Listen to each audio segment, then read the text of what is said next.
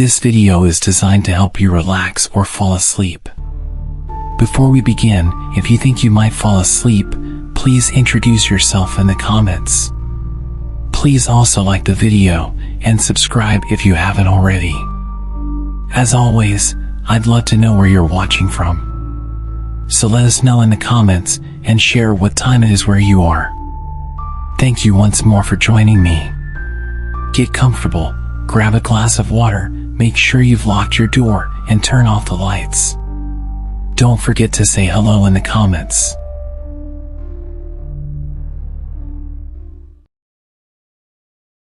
It's time to close your eyes.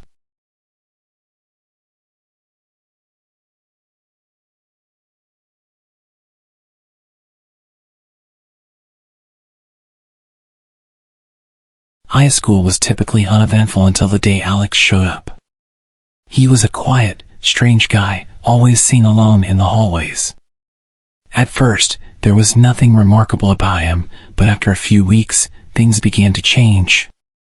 One day, I noticed he was doodling in his notebook during class. It started innocently enough, just random scribbles. But over time, his drawings became disturbing. I started to notice oddly dark tones to his doodles. Twisted faces, distorted creatures, and strange symbols filled the pages. There was one lesson with Alex that changed everything. Tyrone was a typical bully and problem child. He would torment almost everyone equally. Today, Alex was his victim. He grabbed Alex's notebook and started looking through his drawings and loudly mocking him. I don't know what came over me, but I half-jokingly shouted Tyrone's name and said, "Leave him alone." I awkwardly laughed as to not become Tyrone's next target. Suddenly, someone at the front of the class tripped over a box, and Tyrone's attention was completely pulled away from us. You should have seen the look on Alex's face. I don't think I'd ever seen him smile until now. He was sat there with his notebook in hand, staring at me with the creepiest grin. He thanked me and muttered something to himself about not having to kill anyone today. It reminded me of Gollum from Lord of the Rings. After that day he was practically my shadow. He'd follow me everywhere, always standing a few steps away from me.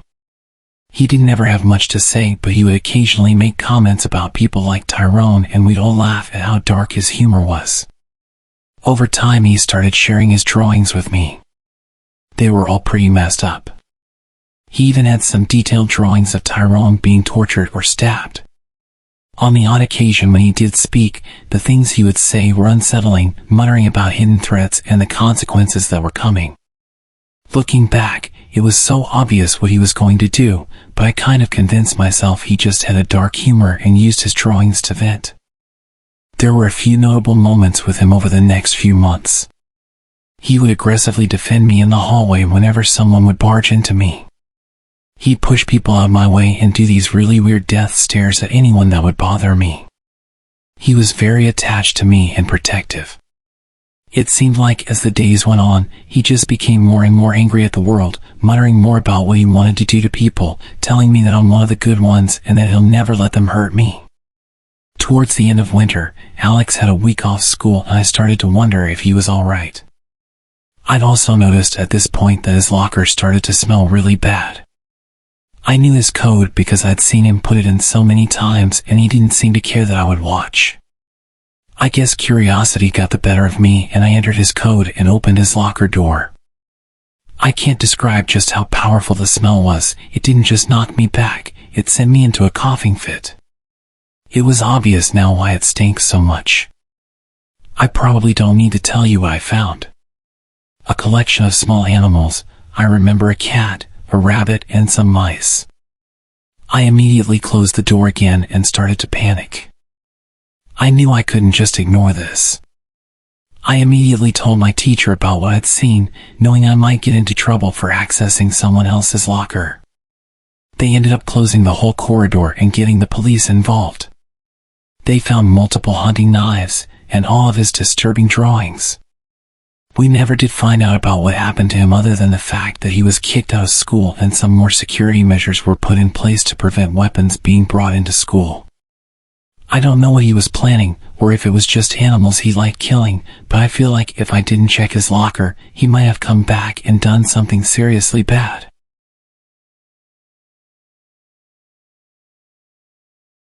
I remember the first day when we had this substitute teacher, Mr. Roberts.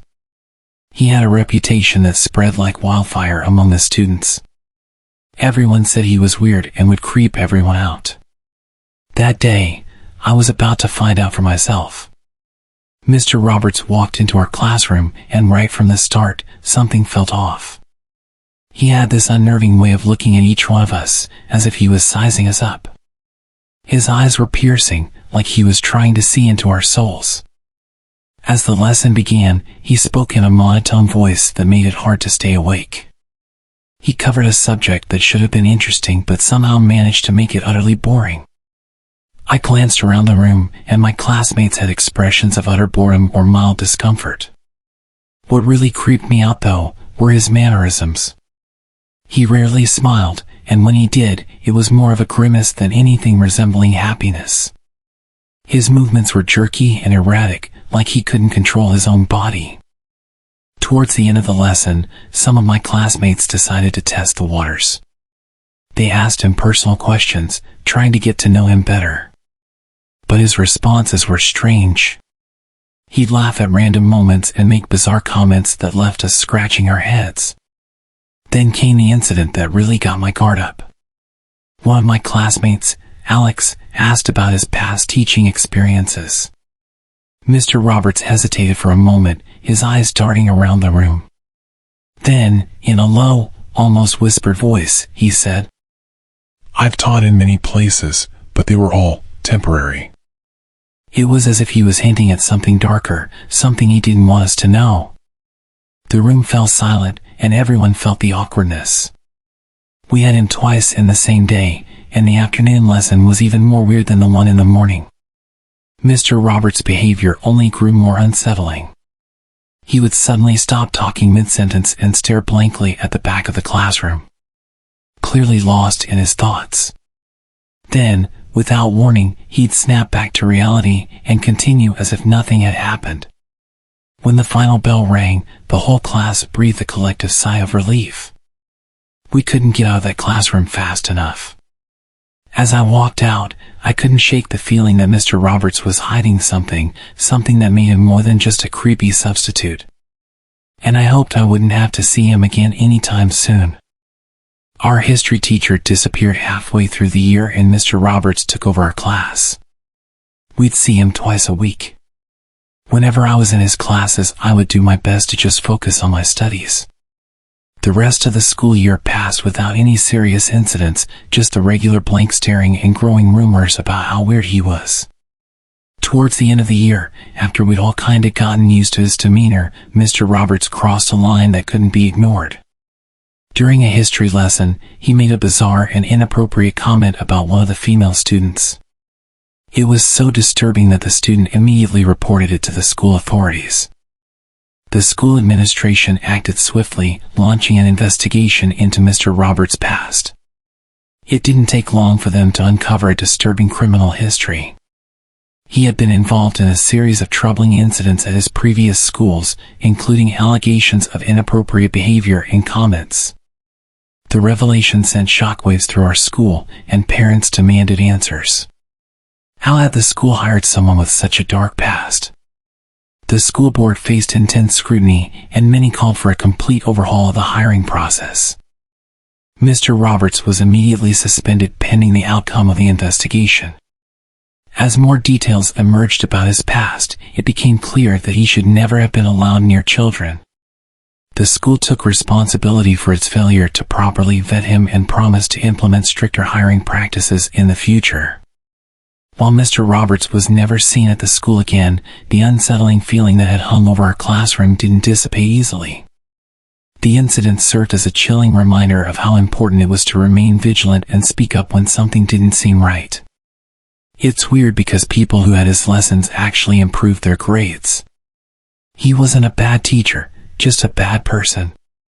After he disappeared, there were multiple rumors about him working at another school a few miles away. I always wonder what happened with him.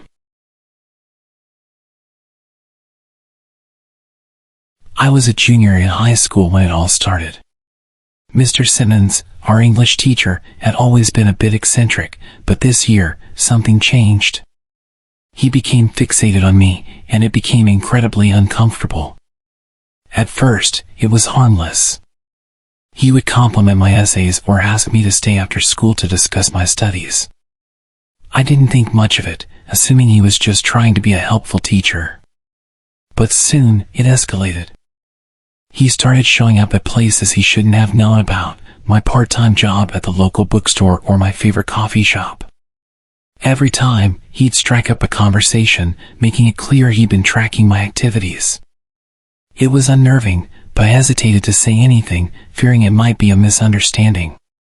Then came the gifts, flowers left on my doorstep, anonymous notes in my locker, and even a mixtape of romantic songs. It became impossible to deny that something was terribly wrong. The final straw was when he cornered me after school, professing his love and suggesting we go away together. I knew I couldn't handle this on my own. I confided in my closest friends, who immediately took action. They encouraged me to report Mr. Simmons to the principal. We compiled evidence, texts, notes, and witness accounts of his strange behavior. When we confronted the principal, she was shocked but supportive. She assured us she would investigate the matter thoroughly. What we didn't expect was the revelation that Mr. Simmons had a history of similar obsessions with students at his previous schools. The investigation unveiled a disturbing pattern of predatory behavior. Parents were outraged, and the local news caught wind of the scandal. Eventually, the police got involved, and Mr. Simmons was arrested. Most people were furious about the fact that he'd already been caught doing this in the past. Why was he allowed to teach again? Did the school know about his past, or did they not even check? You'd think we'd have better systems to protect children from predators like this.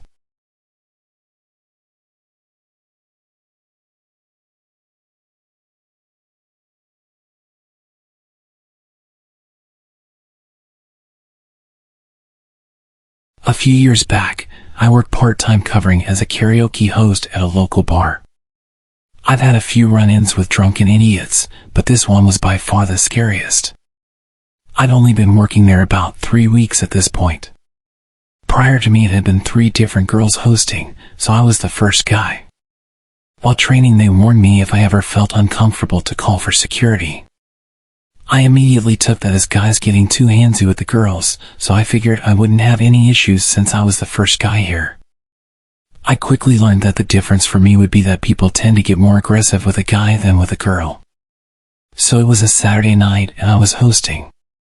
It was about 1 a.m. and almost everyone in the bar was drunk, and karaoke had been going pretty smoothly. So I call someone up, and he says he wants to sing Zombie by the Cranberries. Problem is, someone sang it like 40 minutes earlier, and one of the few rules we have is no repeat songs. He immediately starts ignoring me telling him this and just keeps repeating that he wants to sing that song. Finally, I get his attention and explain to him that he can't, it just isn't happening. He immediately steps to within about 6 inches of me and says, "You're gonna let me sing that effing song." He then turns away and starts talking into the mic. I tell him one more time, either you sing something else or you don't sing. He then tells me to kill myself and starts ranting about it into the microphone. He was a weird guy, he looked like he'd been crying and he was quite drunk. So now I'm actually mad. I turn his mic all the way down, turn mine all the way up, and call for security. One of the bartenders immediately starts coming towards the stage and the guy turns to get in my face again. Now, this is where it gets kind of silly. I'm like 5 feet 11 inches and 160 pounds, not a huge guy by any stretch of the imagination. The guy giving me shit is a good 3 inches taller than me and about the same build. The bartender, on the other hand, is about 6 feet 2 inches and 230 pounds with a massive beard and does kickboxing for fun. He's jacked and scary. He gets in the guy's face and the guy immediately steps back and starts talking about how he's so self-conscious about his singing and it's the only song he loves, but he understands the rules and just misunderstood me. It was kind of funny how quickly he backed down. He asked me one more time to let him sing that song and told me it was his girlfriend's favorite. I told him we just can't do it, but I'd let him choose another song. He took some time before finally choosing Rage Against the Machine. The one that explicitly says, "I won't do what you tell me." As the bartender is walking away, the drunk guy says into the microphone, "This song is about fighting against tyrants." My coworker immediately does a 180 and gets about 5 feet away from him and says, "If the next words out of your mouth are words to that song, I'm going to throw you out." Something in him snapped at this point. He picked up the microphone, looked me right in the eyes and said, "I'm going to sing that song tonight." The bartender immediately grabbed him and threw him out of the club. He came back over to me and apologized, but I wasn't bothered at all. I honestly thought the guy would just sing along to the second song choice. The lyrics are literally, "F you, I won't do what you tell me." It would have been more entertaining. We never really had too many issues at this club, so security wasn't exactly tight. The night went on, a few more groups came up to sing different songs, and I'd completely forgotten about the emotional drunk. It must have been about an hour later when suddenly I see a bit of commotion at the entrance. The bartender is blocking someone's path and clearly gesturing for them to leave. I obviously couldn't hear what was being said, but I could see that he was getting physical with someone. That's when things took a turn. The sound was unmistakable. I saw the bartender fall down onto the floor almost immediately and people around him started panicking. As he fell, I saw the man he was arguing with. It was the emotional drunk guy from earlier. I was positioned in a cramped little hut with a DJ deck and the only way out was the doorway directly facing him, so I just crouched down and tried peeking through a gap. I watched in terror as he walked straight towards me. He aimed the gun directly at my face and with tears in his eyes, he demanded I play Zombie by the Cranberries. I started to talk, about to beg for my life, when he interrupted and said, "I don't care about the stupid rule." Like he thought I was going to mention the repeated song rule with a gun pointed at me. "Please. Just do it. I have nothing against you." I agreed to his request and told him I was finding the song. He grabbed the microphone and got into position in the middle of the dance floor.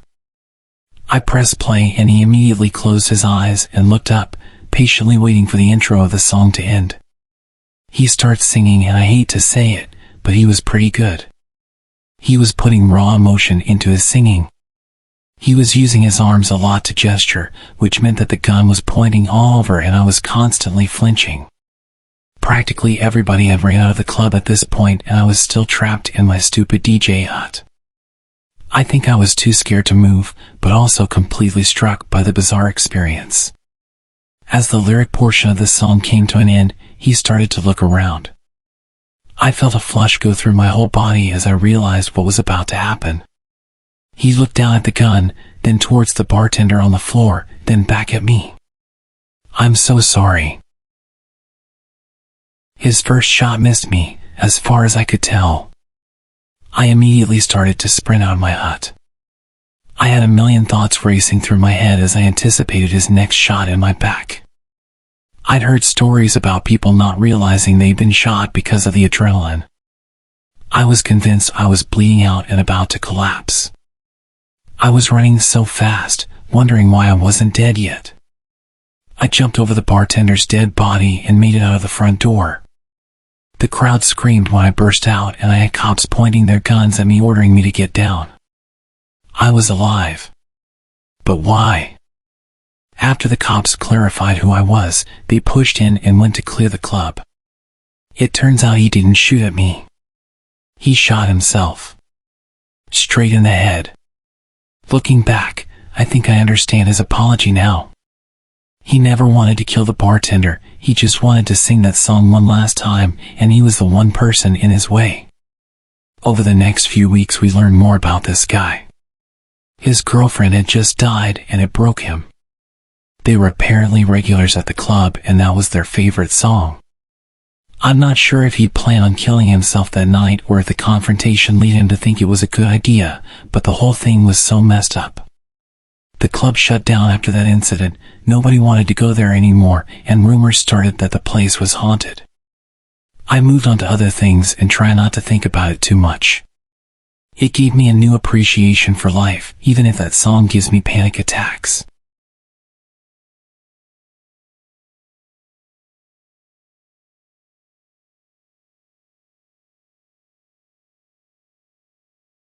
I'll start by saying I'm a 21-year-old female university student who lives in a small town in Greece. It's a safe town full of young adults, and I live in a safe area. I've never felt in danger before until that Saturday. 2 weeks ago, I was at a birthday get-together at a restaurant with lots of friends and uni classmates. We were mostly drinking wine, and it was enough to get me tipsy, as I hadn't eaten anything before I came out. After we had dinner and drank, everyone started to leave, and a smaller group of us decided to continue the birthday party and go bar hopping. There were a few of us, the guy who was a designated driver, who was a 21-year-old male, and 3 more girls aged 20 to 21 years old. We went to some bars to dance and ended up in a typical nightclub, all of us tipsy at this point, including the designated driver. But I was the worst of them, getting really dizzy after having more and stronger drinks. After dancing for a couple of hours, the drunken feeling only got worse, so I decided to go home. I told the group that I was leaving, and they suggested walking with me. But my house is half an hour away from where the club was, and I didn't want to make anyone walk all the way there and back. Anyway, the designated driver didn't seem well enough to drive. I could feel that I wasn't exactly walking straight, but I had a sense of my surroundings and knew this road like the back of my hand. It was about 3 in the morning, so there were still people outside returning from bars themselves. I was around 15 minutes away from my house, walking past the takeaway place that was open 24/7 when I heard a guy yell, "Hey, sweetheart, don't go. I just want to talk." Since I was the only female walking on this road at this hour, I realized he must have been talking to me. I tried to take a quick look behind me and saw a tall guy in an Adidas tracksuit with a hood over his head. He was walking quickly towards me. I felt an adrenaline rush and began to walk fast. I tried to get past my drunken state and think clearly. My house was in a dark area, and I had to walk through a dark corner behind a grocery store to get there. I'm a sucker for true crime and horror movies, and this felt like a real horror story coming to life. I heard him yelling at me one more time. He was saying that he only wanted to talk, but I had no intentions of stopping. I took my cell phone out of my jacket and pretended to be on the phone, hoping this would sway him off. 5 to 10 minutes later, I stopped hearing footsteps, so I put my phone back in my pocket and let down my guard. I assumed he probably got bored and left. As I was walking, I suddenly heard his voice again, and this time he wasn't far behind me. He was walking right next to me. I felt cold sweat all over my body. "Why are you running away?" he asked. "You're so beautiful. I just wanted to talk to you." He had a thick African accent. We'd been warned by the university about people that had recently illegally come across the border. I said nothing and started to walk faster. He seemed around my age and had a cigarette hanging from his mouth. "Do you have a boyfriend?" he asked. "Yes, sorry." I thought that if I lied and said I was dating someone, he would stop harassing me and go away. "That sucks," he said. "He must be a lucky guy. Can I have your number? I'd love to be with you." "No thanks," I replied. "This is creeping me out, honestly." He started laughing. "I won't hurt you. I am very friendly." He stretched his hand out to me to shake my hand. I reluctantly shook it and immediately knew I'd made a mistake. He pulled me in and started to hug me. He was telling me I smell so good and I am so beautiful. I tried to pull away, but he was really strong and I was still pretty drunk. He announced to me that he will make a very good boyfriend and he will come home with me. I was in complete panic, but I knew I had to say something to get him off me. He was holding me tight for minutes, his hands were exploring my body, and I was regretting every decision that led me here. I told him I was cold and we should go to my house. He let go of me and excitedly agreed. I was only 5 minutes away from where my roommate was sleeping. I had completely sobered up at this point and was thinking about every option in vivid detail. I decided to run. I was so lucky to be wearing my flat shoes and not my heels, which I usually wore every night. I ran so fast, not even looking back. I heard him shouting, but I couldn't understand him. I turned a corner and he'd lost me. I kept running the whole 5 minutes back. I wasn't taking any risks. I got home and immediately locked the door behind me and just collapsed, completely exhausted. I started crying and just wept against the front door for a good few minutes. My friend came downstairs and found me, and I explained what had happened. Nothing came of it afterwards, and I stupidly didn't call the police, but we did make sure that our designated driver in the future wasn't allowed to drink.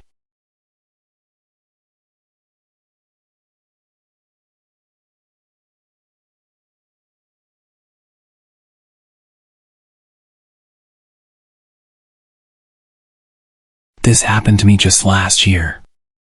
I'd recently turned 18 and could finally go to a club legally.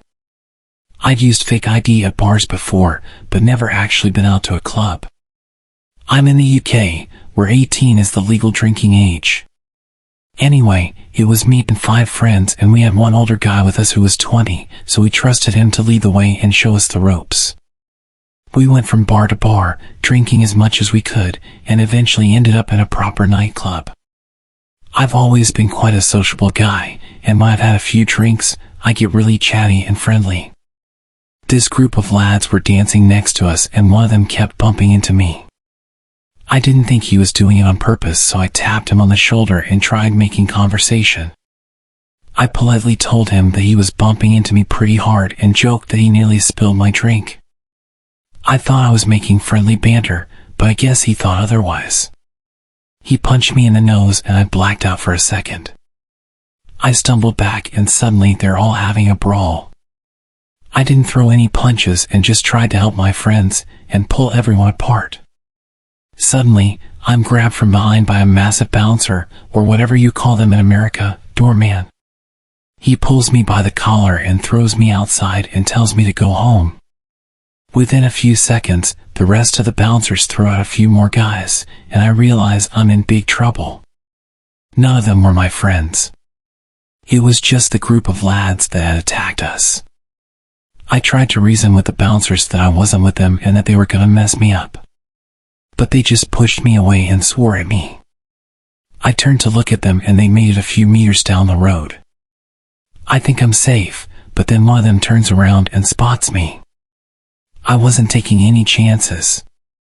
I just started sprinting. I ran like an absolute mad lad. My heart was bulging through my chest and my pulse was echoing through my skull. They were chasing me, and I could hear them shouting, but I've always been pretty athletic, so I outran them without a problem. My nose had been bleeding this whole time and my new shirt was drenched in blood. I made my way into another club and messaged my mates about what had happened. They didn't reply for about 40 minutes and told me they didn't even realize I'd been kicked out. Didn't hang out with them much after that.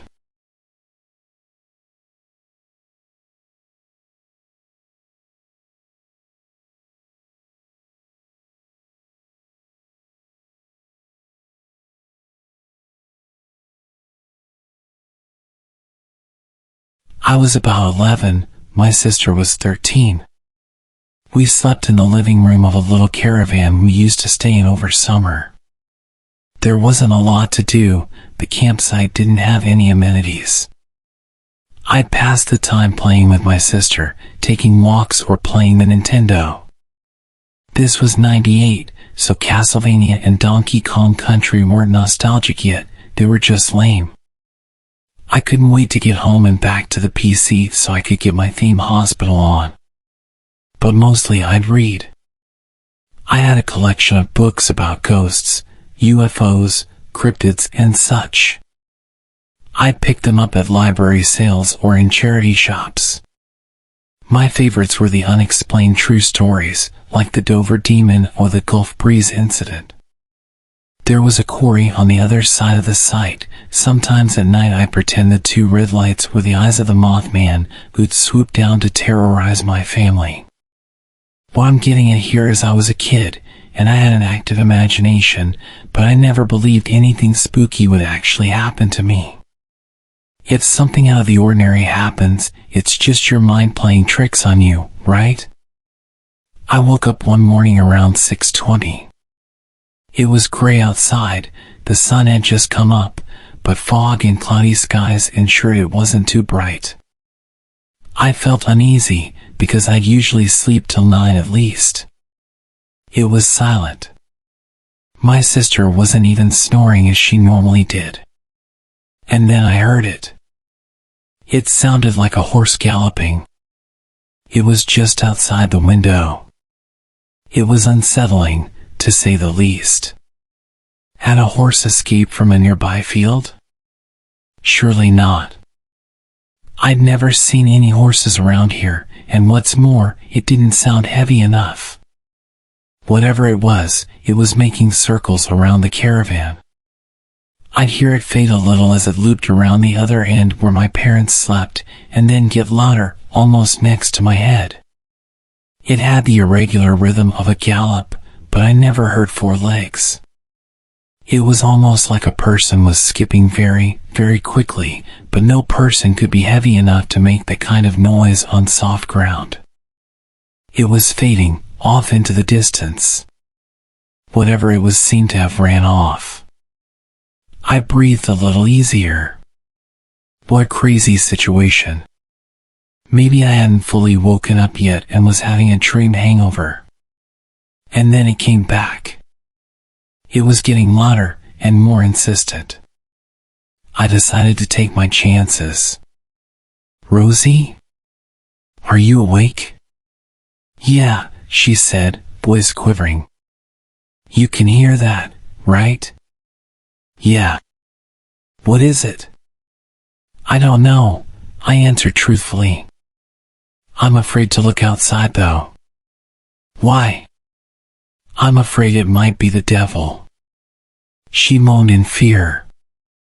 There was a thump from the other end of the caravan, like whatever was outside had grazed it. I pulled my blanket tighter around me. After about a minute, it faded again. I told myself if it came back, I'd look outside, and the devil be damned. It didn't come back.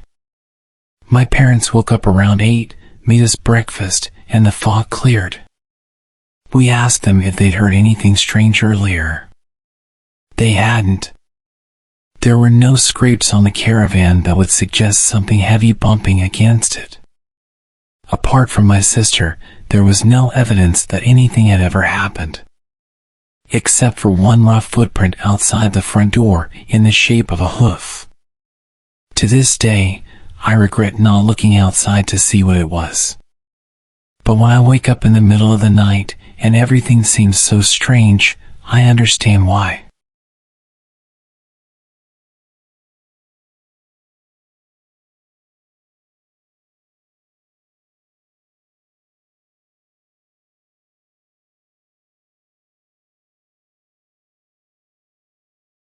I love to go camping. Been doing it my whole life. Never had a scary experience until this past summer. My boyfriend and I decided to go out to the gorge for some quality time camping. We had always gone with several other people, but this was the first time it was just the two of us. When we got out of the car to prepare our gear for the hike back to the camping spot, 2 sketchy-looking dudes came out of the trailhead, looked us up and down, and got into their old-school VW camper van. I had a weird feeling but shrugged it off and proceeded back to our camping spot. I had previously camped in the same area a handful of times and knew it pretty well. Once we got back there, I knew of a handful of different camping spots and proceeded to check them all out for the one that would be ideal. I noticed what looked like someone camping further up the hill, so I picked a spot a little further down where we'd be mostly out of sight. Not out of earshot though, as I heard yelling over on the trail. It was starting to get dark by the time we got everything set up, so I figured I'd start looking for firewood. Suddenly this guy appears out of nowhere and asks us if we'd like any help and offered to sell us a bundle of firewood for $10. I laughed because we were in the woods, thus surrounded by wood which I could pick up off the ground for free. He then said I wouldn't find much wood because they'd already cleared it out over the past few weeks. Few weeks? I asked him how long he'd been camping up there, and he said almost a month. The longest anyone can camp in this area, a national forest, is 2 weeks. I already had the creeps about him, and he claimed he was up there by himself. I asked him why I heard him yelling with someone then, and why he had referred to more people when talking about the wood. He stammered and was like, "Oh well, yeah, there's some dudes I know camping over there up on the other side of the river." Then he proceeds to tell us that he's been lonely since he arrived. He was from Pennsylvania, took a bus to Lexington, Kentucky, and had been living in the woods back behind where I currently work. I knew exactly where he was talking about because I see homeless, immigrants, and drug addicts coming in and out of those woods every day. So basically he was a homeless man who somehow got a ride out to the gorge and decided he would just live there instead. He had been living on snakes, bugs, and selling firewood for food and beer. But he said we were the first people he'd seen in a few weeks.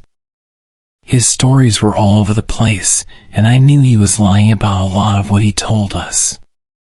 He wasn't alone even though he claimed to be. He even took us to his camp where there was tons of stuff for several guys, not just one. He said he liked camping up top where he could see everything and everyone. By now it was dark and he helped us get a fire going. I was trying to politely get him on his way back up the hill so I could have a minute to process all of this.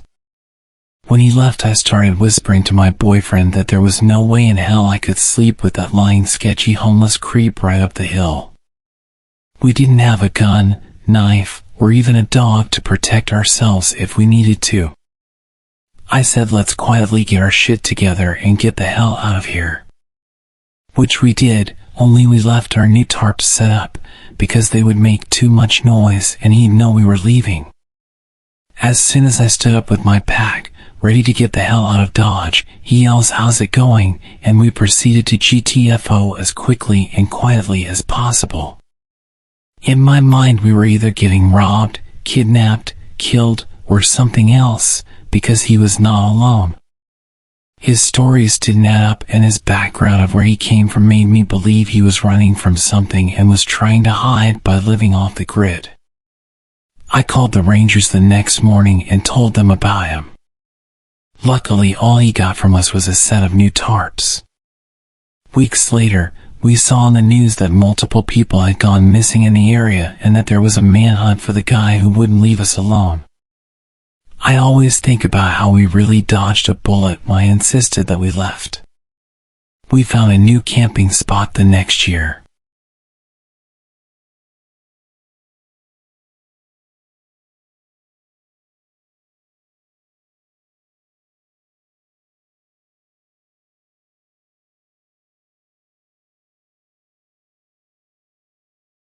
I remember that summer vividly.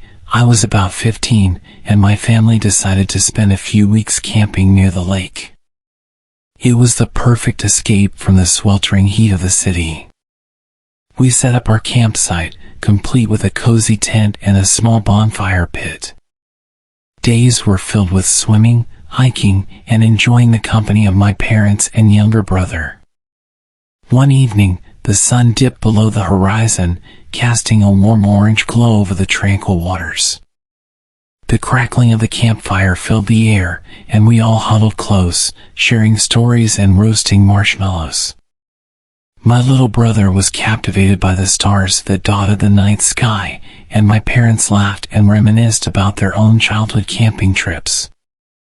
As the fire dwindled and everyone retreated to their tents, I lay in my sleeping bag, feeling the cool breeze against my skin.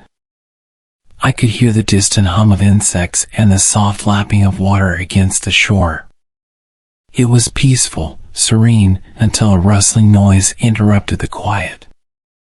I lay still, my heart quickening as I strained my ears to listen. The rustling grew louder, closer. A chill ran down my spine as I realized that the sound was coming from just outside my tent. It was too rhythmic to be the wind, it sounded deliberate. Fear clenched my chest, and I held my breath, hoping that whatever was out there would just move along. But then, I heard it, a low, guttural growl. My pulse raced, and I felt a surge of adrenaline. I knew I needed to see what was causing the noise, even though every fiber of my being was screaming for me to stay hidden. With shaky hands, I unzipped the tent just enough to peer out. Moonlight filtered through the trees, casting eerie shadows that danced on the ground. And there, just a few feet away, I saw it. It was a large, hulking figure, partially obscured by the darkness. My breath caught in my throat as my eyes locked onto it, two glowing orbs that seemed to pierce through the night. The growl grew louder, more menacing, and the figure took a step closer. Fear paralyzed me, my mind racing to make sense of what I was seeing.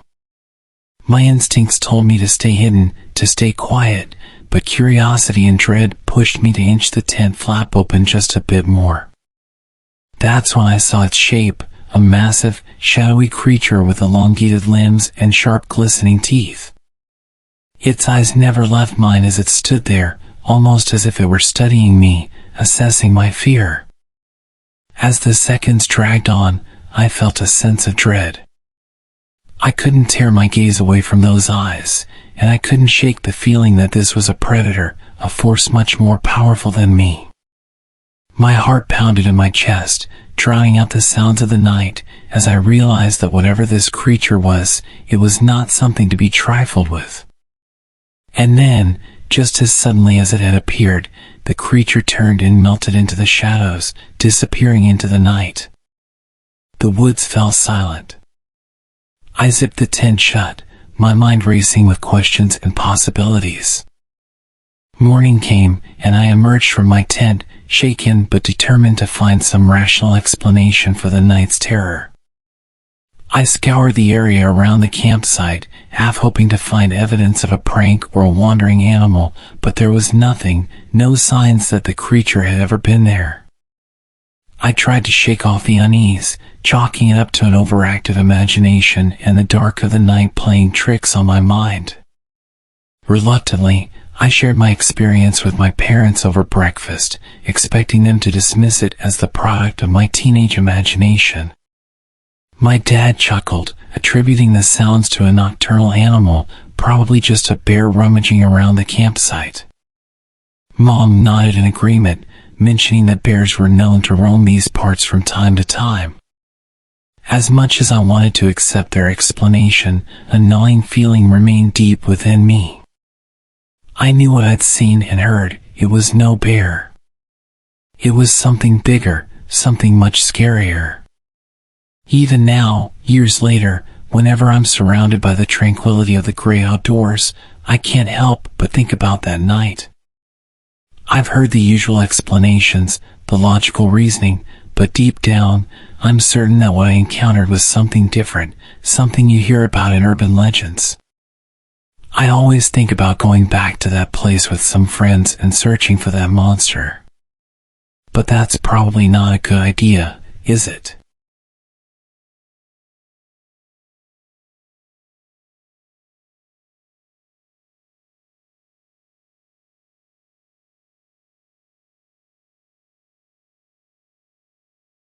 About 13 years ago when I was 18 and had just gotten my first computer, I spent a lot of time exploring some pretty disturbing websites. It was different back then. There wasn't much stopping you from ending up on gore websites. It was quite common to be scrolling through forums and suddenly see a video of someone being beheaded or accidentally watching an execution. Admittedly, I sometimes went out of my way to watch this kind of stuff too. Morbid curiosity, I guess. So, as I ventured down the rabbit hole of the dark web one night, I came across a website that claimed to be an interactive adventure. I loved interactive adventure storybooks and thought a digital version could be even better. Upon entering the site, I was immediately struck by its unusual format. Instead of traditional storytelling choices, it presented a series of hyper-realistic photos showcasing various choices. The story started outside what looked like an abandoned factory. You always had two choices. The first one was pretty simple. You had to choose which door to go into. One door had a no entry sign on it, and the other had a big stop sign. I chose the second one because I figured that'd lead to the more interesting story. Each choice led to a set of photos that portrayed the consequences of your choice. For the first few clicks, it was just navigating the factory. There were all sorts of tools and creepy props all over the place. It looked like a slaughterhouse with what looked like body parts of pigs or some other animal hanging on hooks. The level of realism was shocking, especially back then when the public or some cheap website wouldn't have the funding to make such realistic scenes. The next image had a picture of the woman with her hands clearly chopped off, with only bleeding stumps remaining on her arms. I couldn't believe this game was free. It was so convincing. The two choices now were just save or end. I was not about to end my little journey here, so I clicked save. Again, the website took a few minutes to load and I sat patiently waiting for the next part of the story. I was so numb to gore and this kind of thing after spending enough time on the internet, so I wasn't particularly shocked at the bloody details, just in love with the creativity of this game. The page refreshed and it was an image of the woman again, but this time her hands were bandaged and she's staring right at the camera, absolute terror in her eyes. I thought it was weird that I didn't get to make a choice, but I assumed when you save the game it kind of does a soft reset so that people who made other choices would all lead to that part anyway. I've played similar games before, so I knew that often, no matter which choices you make, the game will force you down the path it had planned anyway. Another choice appeared. Man or child. I was a sick little teenager, but I didn't want to see a child getting tortured, even if it was just a game, so I chose the man. A few minutes passed again and then a man appeared in the chair. This time I had the choice between a rope and a baseball bat. I chose the rope, wondering how creative they could get with something so simple. Once again, a short delay between the next image loading, and I maybe started to get a bit bored at this point, but I waited. The next page loaded. The man had the rope around his neck. He was stood on the chair and the rope was attached to a metal beam above. It was crazy how brutal this website was, but part of me loved the intensity. I'd hit another checkpoint asking to save or end. It was at that moment my mom knocked on my bedroom door and I panicked and quickly pressed end. The page went blank just as she walked in. This is where it got seriously creepy. I immediately felt my stomach turn and my heart drop. The picture had loaded. The man who'd been holding the camera the whole time was now looking into a mirror, dressed in some butcher overalls, covered in blood. Leaning against the mirror was the man with the broken neck. His face had some disturbingly realistic details, like his eyes bulging and his face seriously discolored. Two female hands, standing upright on their stubs, were also sitting next to the mirror, both with their thumbs up. It was incredibly morbid, but that wasn't the worst part at all. The worst part was written on the mirror. My name. My address. My mind was racing. I was completely freaking out. I even turned my screen off as if that would do anything. Was this real? Did I just determine the fates of these people? What the hell was going on? How did they have my details? I felt sick. I turned the screen back on and saw the two choices. It said, continue, with yes or no as the options. I immediately clicked no. I was done. I was genuinely so scared. The page started loading again, this time quite a lot faster than usual.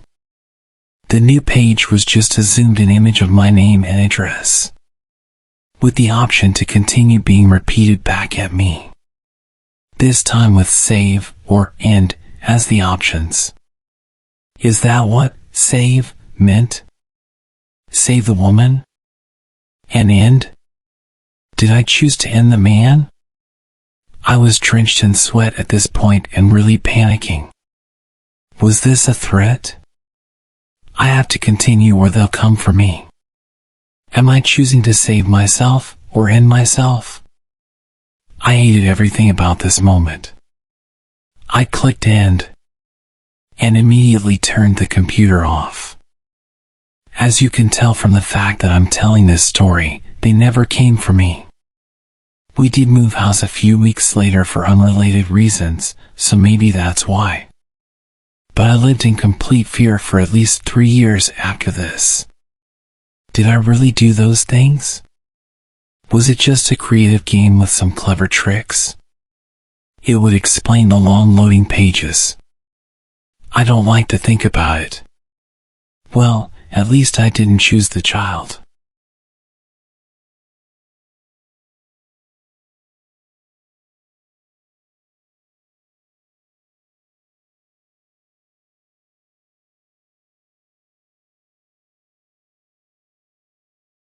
Have you ever Googled yourself? A few months ago I was feeling curious and decided to do it out of sheer boredom. With a fairly rare name, I wasn't expecting much in the search results. Yet to my surprise, I stumbled upon a website that had my full name as its domain. Upon clicking the link, I found myself on a message board.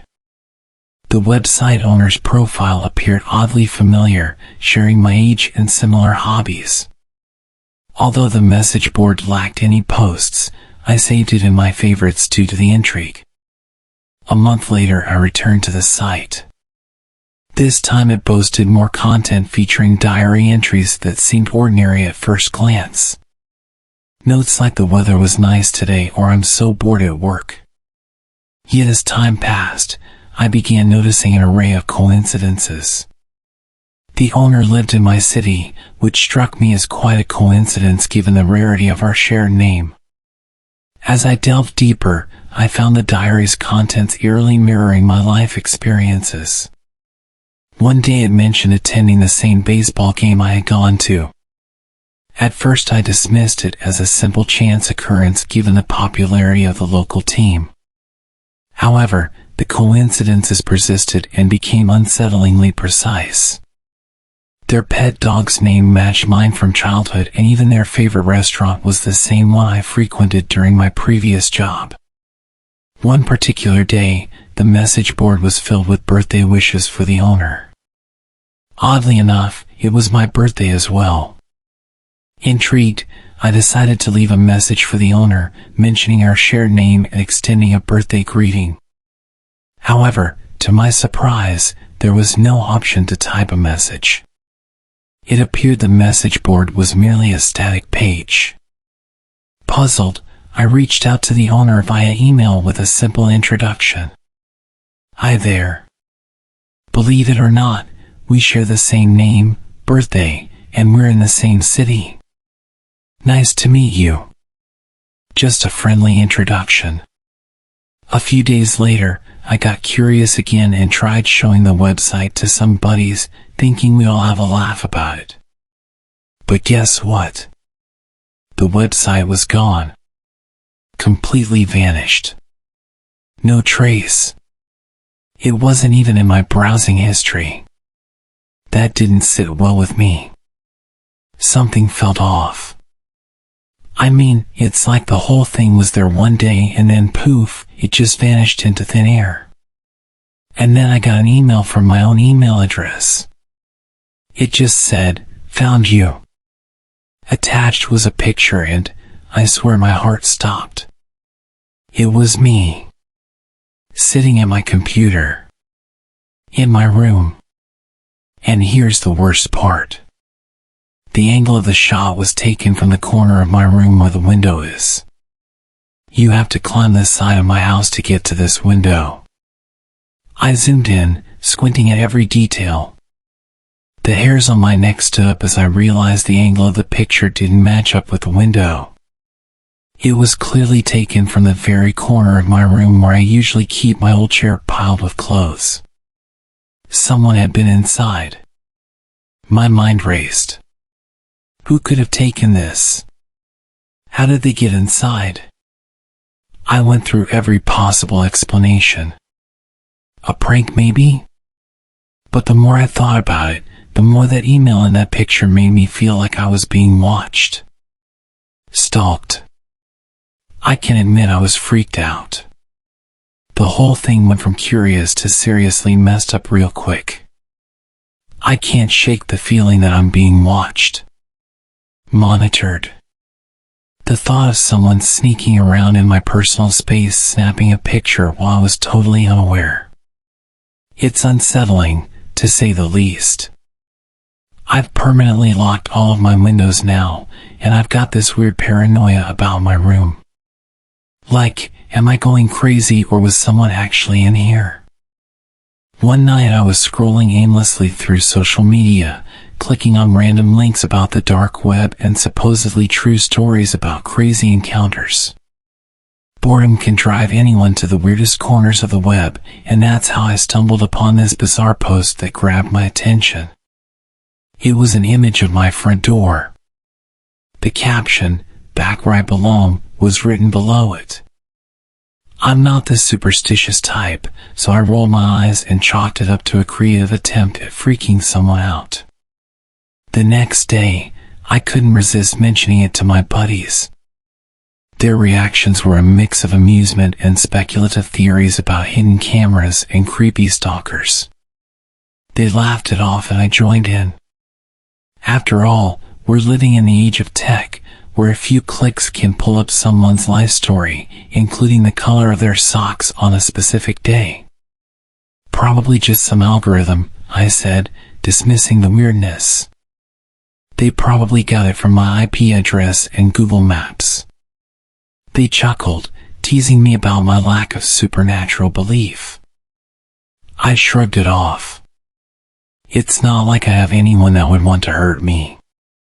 But as the night progressed, the sense of being watched started gnawing at me. The shadows from the windows seemed to stretch a bit too far, and every creak of the floorboard sounded like a whisper. Ridiculous, right? A couple of days passed and I thought the unease had finally left me. Until an email from an unknown sender popped up in my inbox. The subject line was empty and the email had a single link. No text, just an ominous hyperlink. Curiosity and a little defiance propelled my finger to click the link. It opened a web page I'd never seen before with a weird combination of numbers and letters as its title. The screen displayed a live feed from my living room where I was sitting with my laptop. I blinked and rubbed my eyes. Completely stunned, as I saw myself from behind. Clearly there was a camera in my room, but where? Okay, now that's just messed up, I muttered, assuming it was a prank or someone playing with sophisticated tech tricks. But the camera panned around the room and my unease twisted tighter. My eyes darted around the familiar surroundings, trying to figure out where the camera was. That's when I noticed it. The angle was directly in line with the mirror that was mounted on the wall. My heart raced. I approached the mirror and tried looking at the laptop to see if my face was appearing on the live stream, but the website had turned into an error page. I spent some time trying to refresh the website and follow the link from the mail, but it was like it never existed. I checked the mirror again and there was no obvious signs of there being a camera. I was exhausted after a long day and I had quite a few drinks with my friends, so I told myself I was just being paranoid and went to bed. Days went by and I tried to forget the whole thing. Until one night, as I got up to grab some water in the middle of my sleep, I glanced at the mirror again. My reflection was normal, but something in the background wasn't. The edge of a shadowy figure peeked out from the corner of the mirror, a hint of a presence that shouldn't be there. I quickly turned around, heart racing, but there was nothing. The unease tightened its grip again. I need to chill out, I muttered to myself. It's all in my head. I blamed stress, lack of sleep, and the power of suggestion. But when I found my favorite mug smashed to pieces on the floor of my kitchen the next morning, I couldn't stop thinking that someone had been in my house. I was a believer in facts and logic, so when I heard the kitchen door creak open the next night, I didn't jump to supernatural conclusions. I thought it was an intruder. I tried the light switch, but it didn't work. It was practically pitch black. I grabbed my baseball bat and my phone and used its flashlight to investigate. I made my way towards the living room and looked around, aiming the flashlight all over, and suddenly I spot something. The mirror was leaning against the wall and there were obvious wires hanging out of it. I felt a strange mixture of anger and fear. Someone really was messing with me and they were here right now? I shouted, "Who the hell is in my house?" and turned towards the kitchen. But as I did, the lights suddenly came on and blinded me. The world seemed to blur around me. My vision blurred, and then I woke up. I was back in my bed. I sat up, heart pounding. My bedroom was exactly the same as normal. Had it all been a dream? A really weird, vivid dream? I reached for my phone to check the time, and that's why I noticed the notification. An email had come in from an unknown sender. With trembling fingers, I opened it. It was a photograph. Almost the exact same photograph as the one that started this whole thing. It was my front door, but this time it was taken at night. The caption below the image sent shivers down my spine. "Sleep well. Goodbye for now." My eyes darted around the room, as if expecting someone to jump out at me. But I was alone. My logical mind tried to find a rational explanation. Maybe it was a prank, an elaborate scheme by someone with too much time on their hands. I rushed to my laptop and checked the sender's email address, but it was a jumble of letters and numbers, impossible to trace. I started to panic as I realized that this wasn't a joke. Someone was watching me, invading my privacy, and I had no idea who or why. I ran back into the living room to check the mirror. It was back on the wall in its usual place. I frantically clawed at it and ended up smashing it on the ground in an attempt to prove to myself that I wasn't crazy.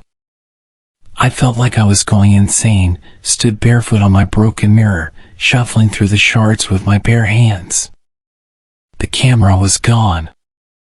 Or it was never there. What was I doing? I locked the front door, drew the curtains, and sat in the dimly lit room, my heart racing. I thought about going to the police, but what could he tell them? That I was receiving strange emails and photographs that seemed impossible to explain.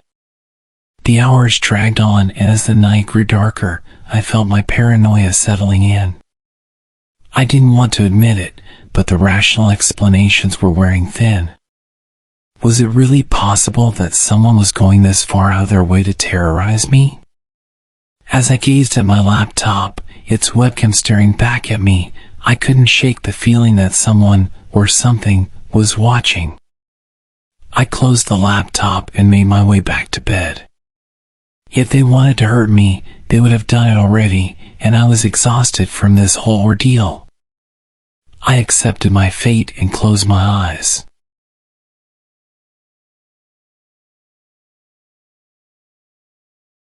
I was just 14 years old, and it seemed like an ordinary night. It was roughly around 9 p.m., I was at my younger cousin's house and I was babysitting for the night. Both of our parents had gone out for drinks and weren't going to be back until late. We were just lounging around, sitting in the living room, watching random shows on television. So we're sitting there and I was feeling really unsettled. Something was wrong, but I couldn't put my finger on it. I tried to ignore it and kept watching TV with my cousin, who was happily enjoying my company. The feeling wasn't going away. So I got up and walked to the back door to lock it. When I came back through the kitchen, I realized what was causing my weird feeling. In the window, there was a very decrepit and homeless-looking man, just staring into the window, looking at my young cousin. Protective mode turned on. I pretended like I didn't see the guy and I told my little cousin that we needed to go upstairs because our parents would be home soon and they wouldn't want him to be staying up late. I went upstairs and put him to bed, knowing damn well that there was a man outside that wanted to get in. At the time, I was about 125 pounds and 5'8", and I played football for my school. If I remember correctly, I went downstairs and straight into the kitchen and grabbed one of those meat tenderizing hammers. I turned back to the window where I saw him before. He wasn't there. So I ran back to the front door and checked that it was locked. Both the deadbolt and the knob were locked. I ran back upstairs with my meat tenderizer and went into my cousin's room and sat down in front of the door. He asked me what I was doing and I said that he didn't need to worry about it and that he should keep his head low. I called the cops and then my dad and uncle. Cops said they would take half an hour and my dad and uncle were 45 minutes away. All of a sudden I hear a window shatter and the sound of heavy boots walking around on the tiles. I told my cousin to stay calm and hide under the covers. I whispered to him that he needed to stay silent. I could hear the guy walking around downstairs. It was horrifying. I gripped that damn meat tenderizer and waited. About 5 minutes pass and then I hear the boots walking upstairs. At this point I was having a freaking heart attack. My cousin's door is no more than 10 feet from the stairs. I heard him opening the doors to my uncle's room. Then the bathroom. My cousin's door was next along the hallway. I was shaking with adrenaline at this point. Suddenly, he decided to walk back downstairs and I heard him open the door to the basement. 15 minutes later the police showed up and burst into the house. They came up to our room and I told them that I heard him go into the basement. They rushed down there and caught the guy without much fuss.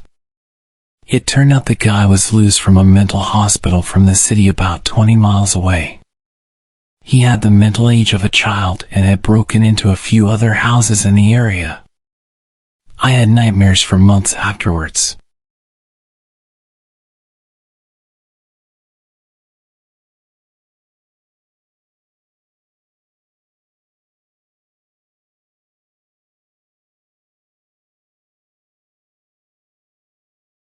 About 10 years ago, I lived on my own and didn't have much company.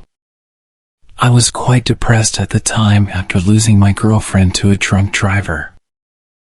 I was enjoying a beer and watching the sunset on the back porch when I saw a large, scruffy man emerging from the tree line. My heart skipped a beat as he stumbled towards my house in a menacing way. Living alone, I often used my backyard for target practice. And at that moment, I was immensely grateful for it. Instinctively, I rushed to bolt all the doors while frantically dialing the police. What I didn't know was that this intruder had broken in the day before through a basement window and had spent the night squatting there. He had left the basement door unlocked, and at this point, he'd made his way inside the house and was making his way up the stairs towards me. I gripped my rifle, aiming it at the approaching man as he descended the hallway. I shouted at him, ordering him to stop and get on the ground, but he just kept walking towards me. I fired the first round, loaded with rock salt, but he showed no reaction, undeterred. I quickly followed with a rubber bullet to the chest.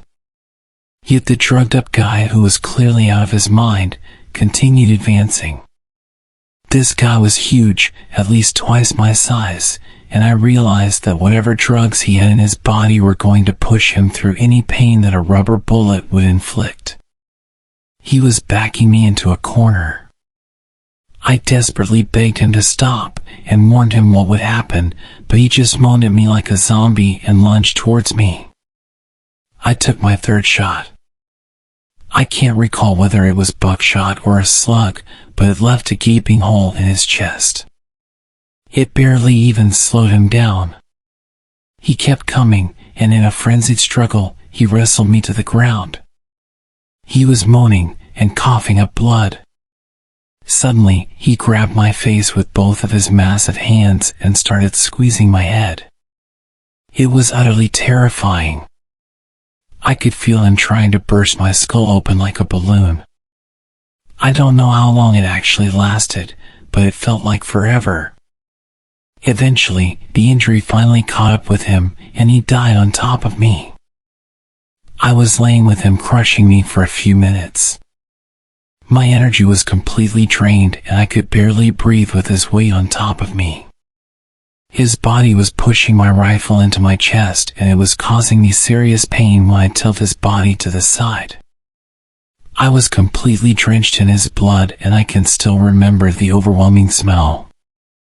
I'd completely forgotten that I was still on the phone with the operator, who had heard our entire exchange, which more or less amounted to me pleading, "Stop, or I'll shoot," and the man menacingly taunting. The police arrived soon after, and the incident made it to the local papers.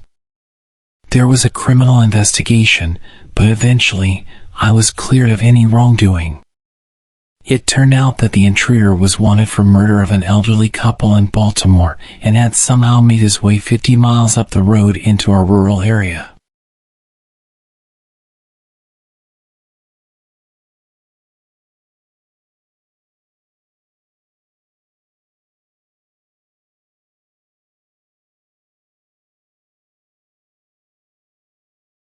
I was 18 and chilling in my friend's apartment alone. We lived in a duplex. He was on the top floor and I was on the bottom.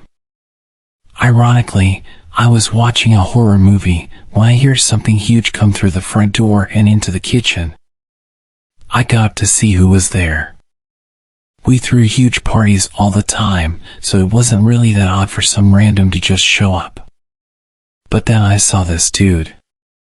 He was a huge country boy wearing overalls and holding a huge butcher's knife, just looking at me while standing in the kitchen. I might have said something, I don't remember. But I promptly rushed out of a side door, ran into my apartment and locked all the doors. I don't remember who I called or exactly what happened, but I know I waited until I couldn't hear anyone moving around upstairs anymore and crept back in. Big guy was passed out on the couch. Turns out he was on parole for domestic abuse charges, had gotten super sauce downtown, and made it to the apartment where he used to live. He was arrested and we never heard from him again, so I assume his parole didn't go too well. I also have another story from that apartment, possibly related. Again, I was home alone and waiting for my friend to get back so we could play some Xbox. It's like 1 a.m. and suddenly there's aggressive banging on the door. As I mentioned, it wasn't unusual to have unexpected guests, but banging like this? Not normal. I get closer to the door and this guy is screaming about money, and he kept referring to someone called Big Man. Open the door, Big Man. Big Man apparently owed him $10,000 and he was here to collect. He had something metal. I assumed it was a gun or a metal baseball bat. I could hear the clang noise when he'd smack the door. I was pretty high at the time and didn't know what to do, so I just stood on the other side of the door for about 20 minutes whilst he shouted abuse and tried to kick the door down. Pretty dumb, but I was young and stupid. He did eventually leave, and I don't know if he came back one night during a party or what, but I never heard about him again. One final thing that happened in that apartment. It was the day after a party. My flatmate was once again out, and it was just me at home. There was a knock at the door, and I looked through and could see a delivery guy. I opened the door, and he says he's got a delivery for me, already paid for. He's just carrying a delivery bag that seems suspiciously light. He asks where's Jason, and I ask who that is. He tells me Jason ordered it and says he can only deliver to Jason because he paid for it. I didn't know anyone with that name, and the guy didn't look like your typical delivery guy. I told him he must have the wrong address, and this guy shoves his hand in the door and pushes it open whilst I'm trying to close it. We have this intense standoff where I'm trying to tell him that Jason doesn't live here, and he insists that I let him in to check. He gives me this serious stare and tells me it's just Jason he needs to see. He decided to drop the delivery man act, and it was clear that he and Jason had business. I was about to let him in to prove that Jason didn't live here when my flatmate came home and celebrated the fact that I'd ordered pizza. The guy dropped his bag and left. It took me a while to put all of the strange encounters together. The guy on parole who'd broken in originally was probably the guy that owed people money and had people showing up to get him to pay. We both moved out a few weeks later. That place was too much trouble.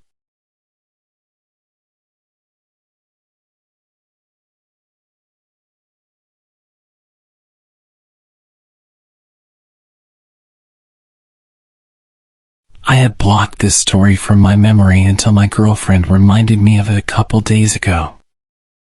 I started dating my girlfriend at the end of my senior year, and I used multiple dating apps before we started dating.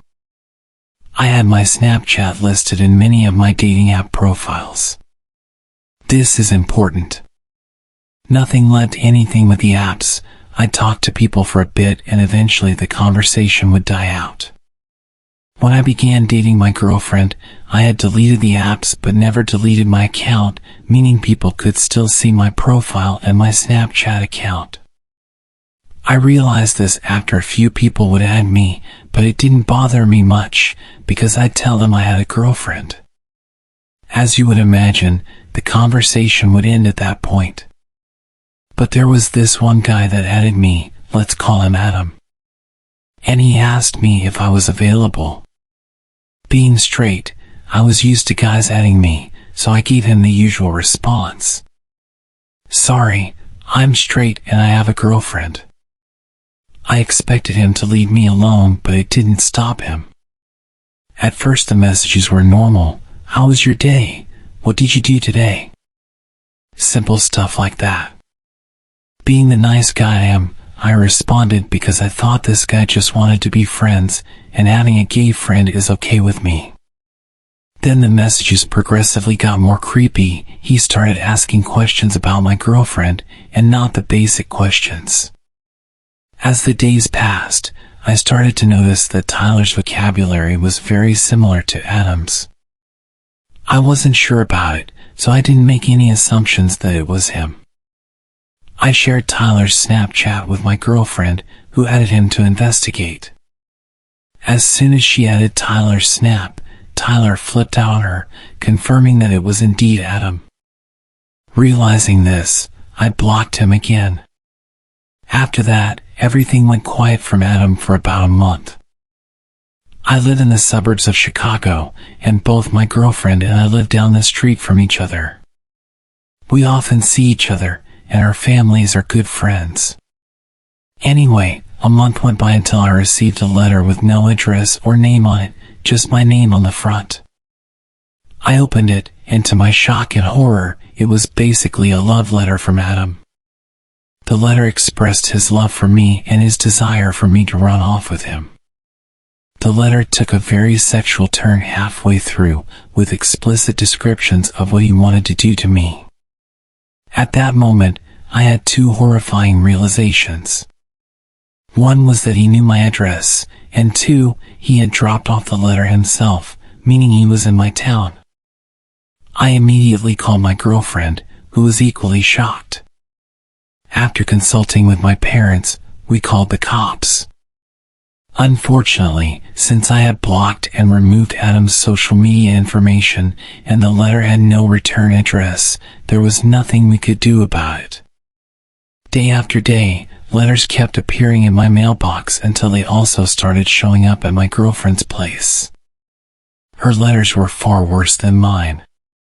Adam wrote about how much he hated her and how he wanted to hurt her. He described in detail the ways he would inflict pain on her until she broke up with me. Like me, she reported this to the police, but they could do nothing about it.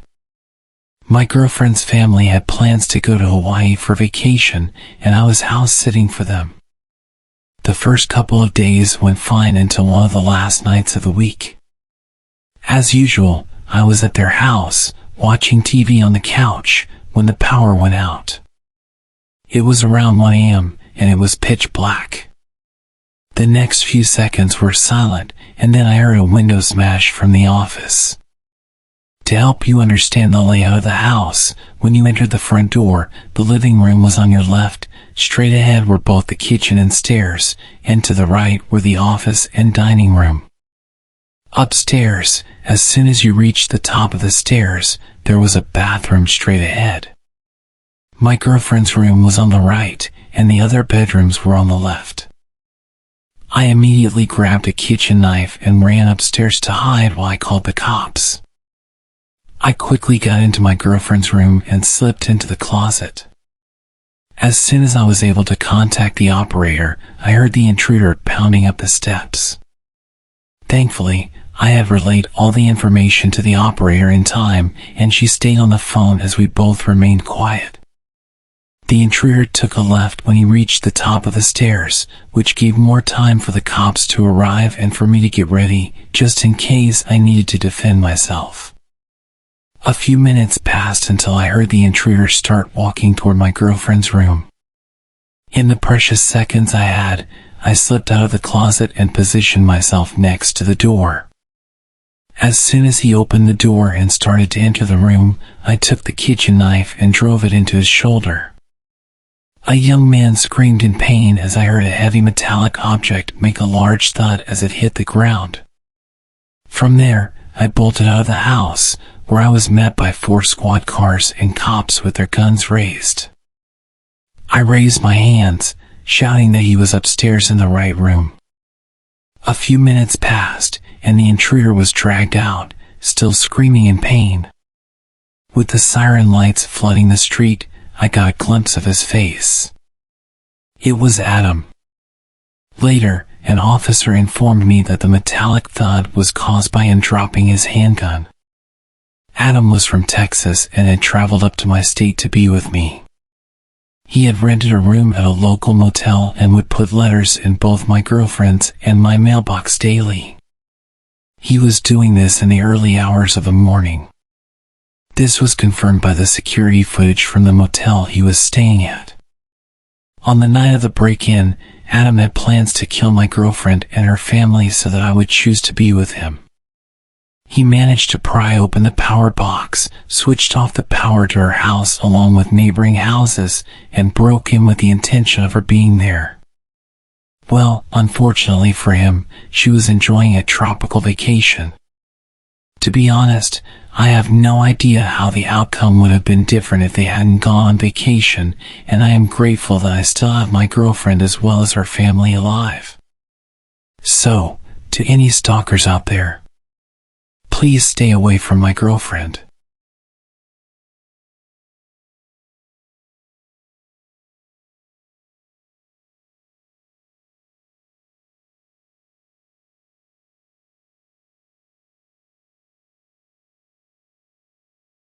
This happened to me over a decade ago, but I will never forget the feeling deep in my chest. Both that night and the next morning when the true nature of the situation became apparent. It was late December in a small Texas town. We just received 5 inches of snow earlier in the morning. I can't remember what time it was.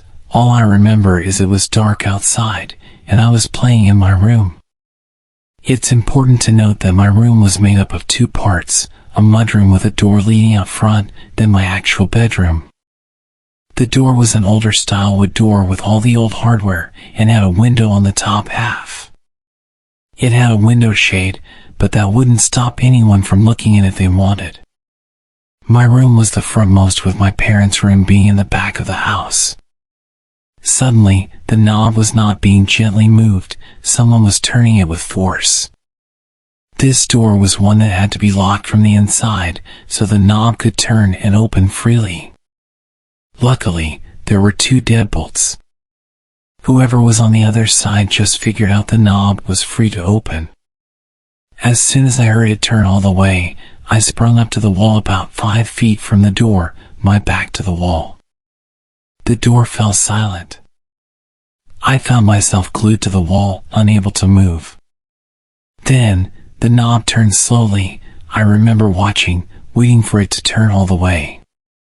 When it did, whoever was on the other side started trying to budge the door and pry. At first, it was easy going, but then they started pounding into the door with their foot. They got only 2 kicks in, when I unfroze and screamed for my life. I sprinted to the back of the house to get my parents. They asked what was wrong, and I said someone tried to break in. They ran over and checked, not bothering to look outside, which I pleaded them to. They just said my imagination was running wild and it was an animal or the old age of the house. They took one final look in my mudroom, not bothering to investigate any further. I was told to go to bed. It took me hours. I don't even remember falling asleep. All I remember is staring at the door from my bed, never taking my eyes off the doorknob.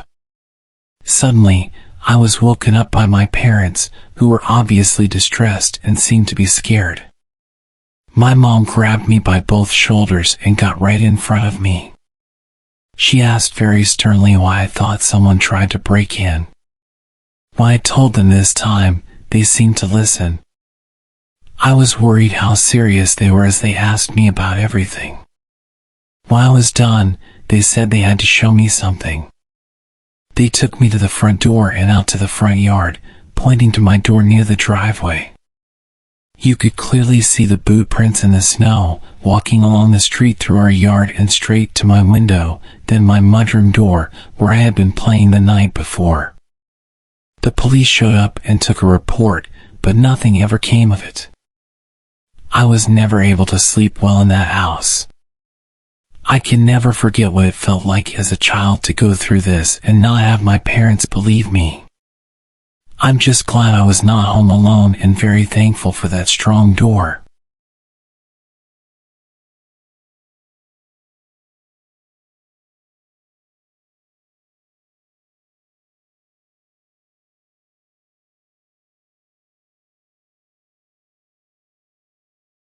Hello. I'm a 20-year-old French girl. To set the context, I live in a suburb in a small residence with 6 houses.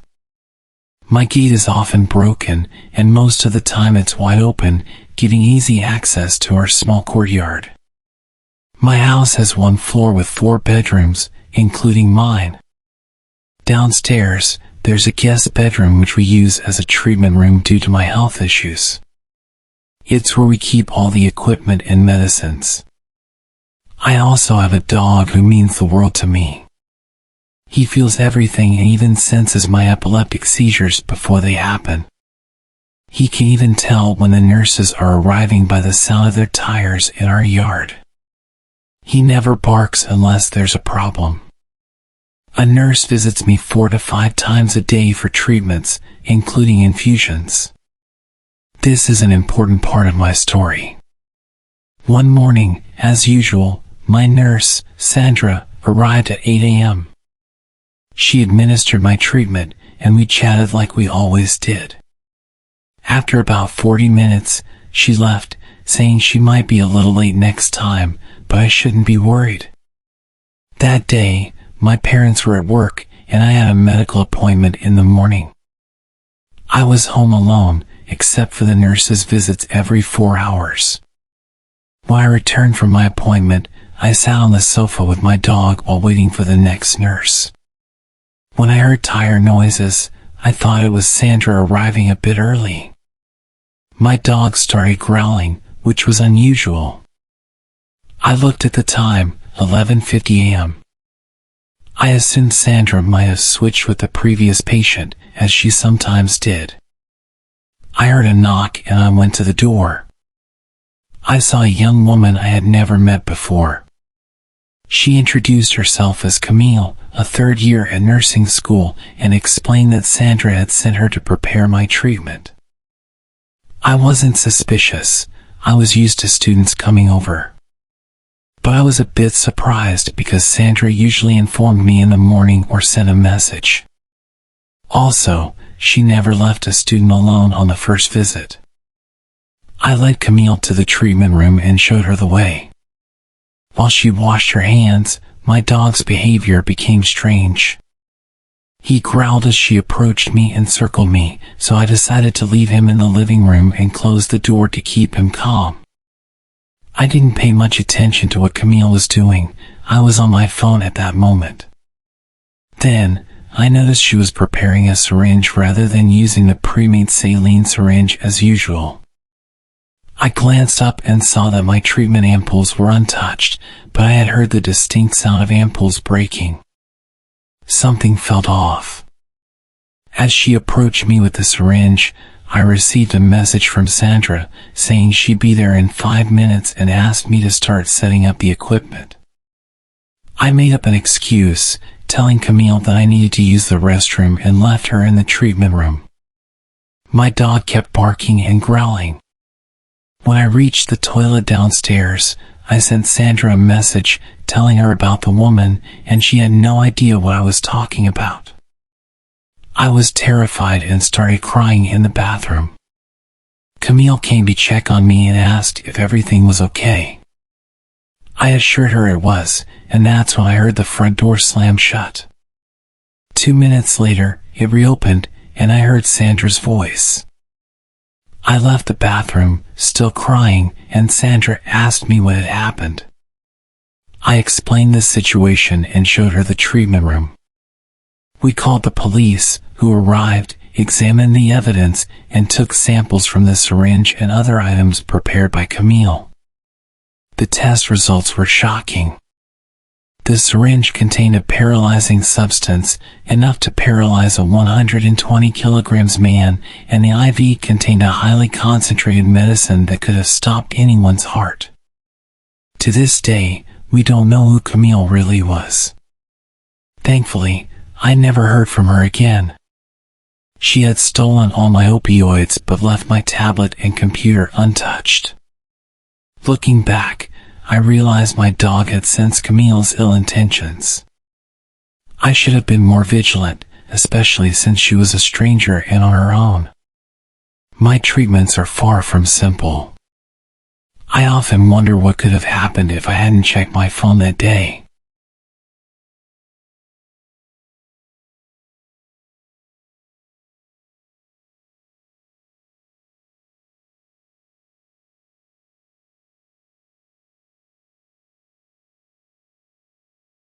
Okay, before I get into the story, there's a few things I need to explain about my country, South Africa, for you to fully understand the story. In South Africa, it's normal to have high brick walls with electric gates, electric fences, and alarms. The crime here is hectic. It's also pretty normal to have big gardens. My family and I are big animal lovers, so at the time we had 6 dogs. 2 Shar-Peis, 2 German short-haired pointers, and 2 dachshunds. With that being said, our dogs roam freely around the garden, as it's obviously enclosed. We usually leave the veranda door open during the day for them to do their thing. Another thing about South Africa, it's normal to have a live-in maid and a gardener. Like, the average family usually employs them. It's not only for wealthy people, which seems to be a thing in other countries. For the story, our maid is Ellie and our gardener is Vince. So this happened in 2007 when I was 9 years old. My older brother was 10 and we had just gotten our first cell phones that day. My dad surprised us after work. You may think we were quite young to have phones, but it was used for emergencies or to communicate with our parents. Anyways, it's an important piece of info for the story. We don't usually leave our veranda door open at night due to security reasons, but I remember it being a hot summer night that night. So of course, this night of all nights, the veranda door was wide open and the dogs were doing their thing in the garden. My brother and I were in my parents' room setting up our new cell phones, all excited. Ellie's daughter, who was 18, was like an older sister to us, and she was helping my brother and I. My dad was somewhere in the house and my mom was in the bath. I specifically remember the maid's daughter making a comment about how the dogs would not shut up and how annoying it was. That's why I noticed it as well. Sure, they bark, but it was usually the dachshunds that yapped when the bigger dogs just chilled. Plus, it would only happen for a few minutes, then they'd get over it. Something was different that night, as even the bigger dogs were barking non-stop. My dad appeared in our room and mentioned to us that he also noticed the dog's incessant barking and he was going to check if everything was okay. No alarm bells went off in my head, and I don't believe my dad thought anything was amiss either, because my brother asked to investigate with him and my dad agreed. I was obviously too engrossed in my new Sony Ericsson. My dad said he had a terrible feeling because of this, and because of how out of character the dogs were acting. He called after them. They usually come running, but tonight they all seemed to just look at him.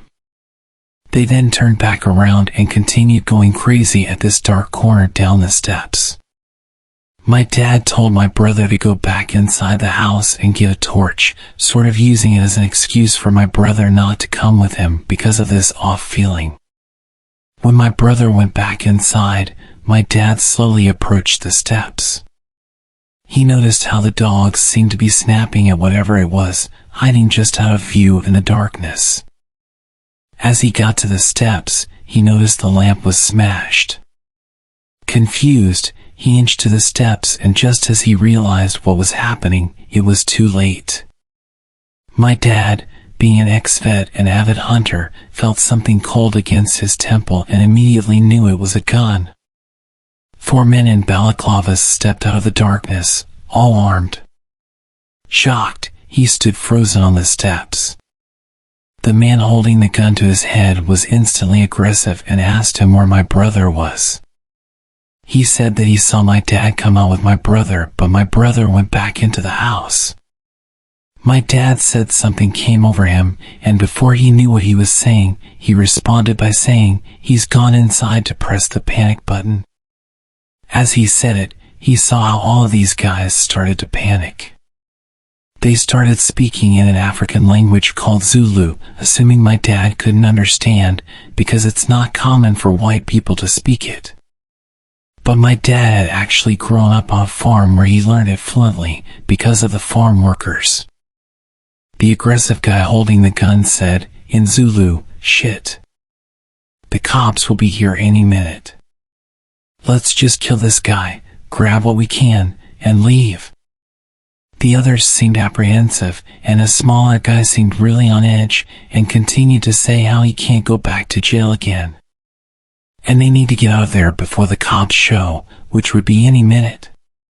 He was panicking.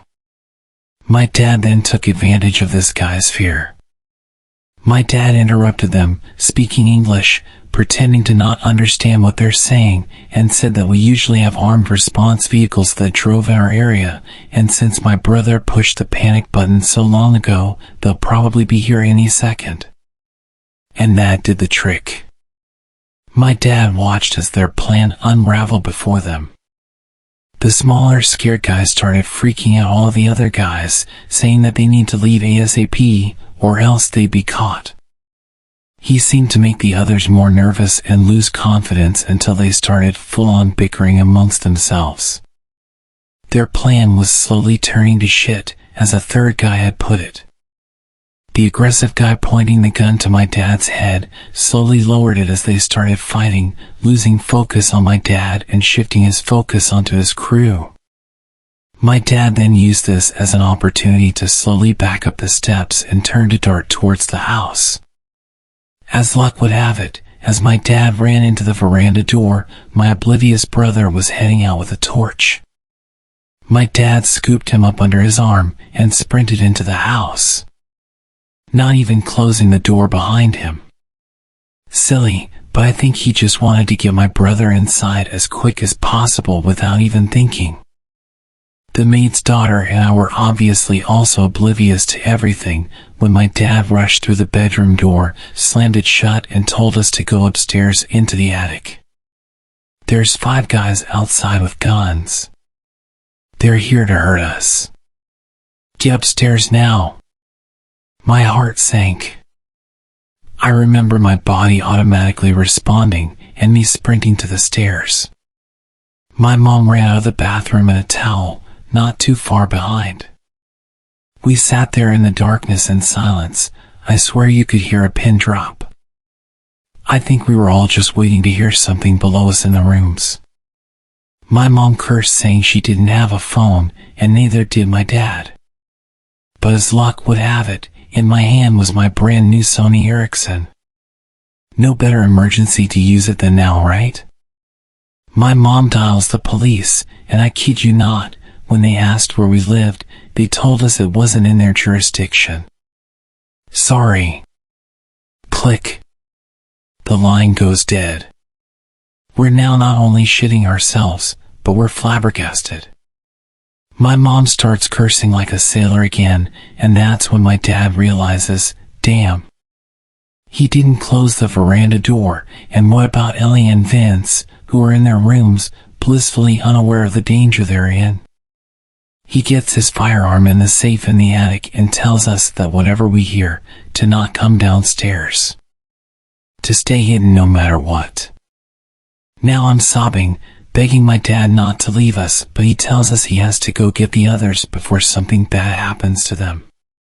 Now there's even more tears, as reality hits that there's 2 other people still in danger.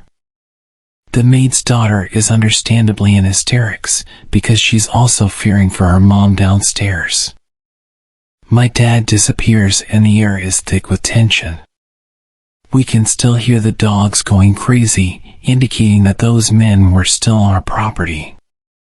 My mom then calls another number, the armed security that drives around the area, and they say they'll be over in about 10 to 15 minutes.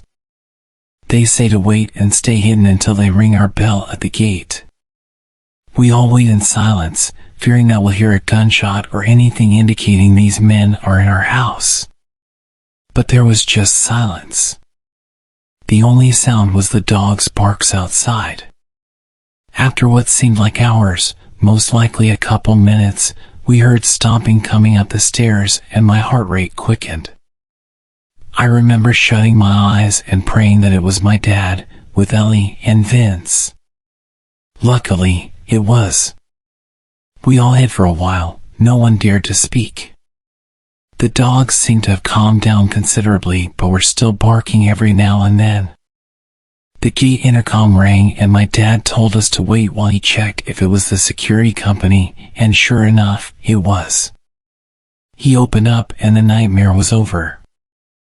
I remember standing up and my knees buckling from the adrenaline my body endured. The armed security somehow notified the right police for our jurisdiction, and everyone investigated the garden. They found that there were actually 7 pairs of footprints and that these guys had bent the spikes on our wall and just climbed over. We got an electric fence shortly after. So there must have been 2 other guys hiding in the shadows that my dad hadn't seen. Which is actually creepy in its own right. South Africa's violent crime is quite bad, and it's sickeningly common for torture and other terrible things to happen during home invasions. I was obviously so young at the time, I didn't know the horrors of the world and was just scared of my family getting hurt. Now that I'm older, just the thought of 4 women being in the house, and my mom being in nothing but a bath towel, gives me the chills to this day. The cops said the fact that there were so many guys, instead of like 1 to 3, indicates that these guys possibly had sinister intentions. Thank goodness nothing happened to my family, and I'm forever thankful for my dad's quick thinking regarding the panic button. Also, I'm so glad my dad understands Zulu and could manipulate the situation to benefit us. Lastly, my family will forever be in debt to our good boys and girls that warned us that night. A terrifying and life-changing outcome would have 100% happened had it not been for our incredible dogs. From that day onwards, my dad always gave them leftover rice or meat with their dinner. I'm sure there was a special place in heaven reserved for you angels.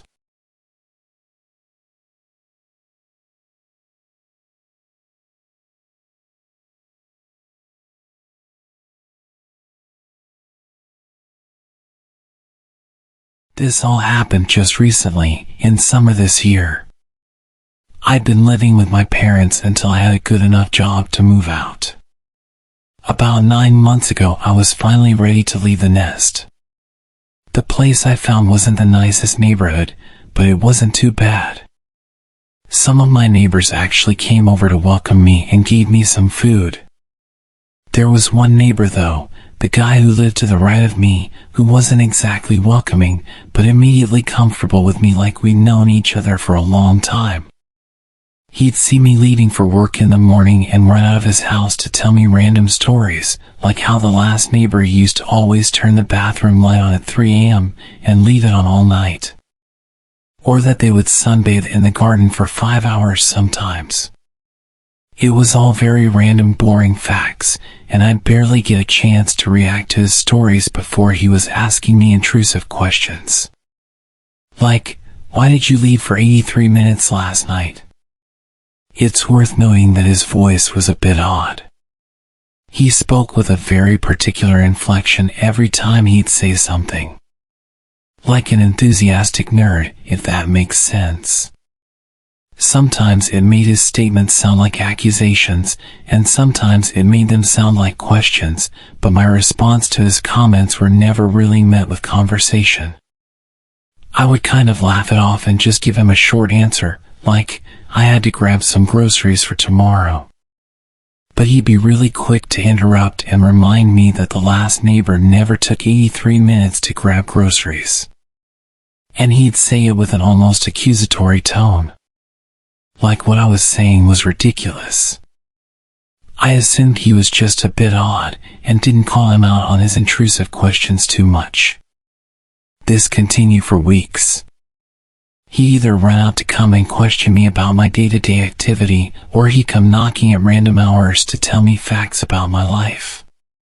He would tell me that he noticed that I left at 8:33 this morning instead of the usual 8:26.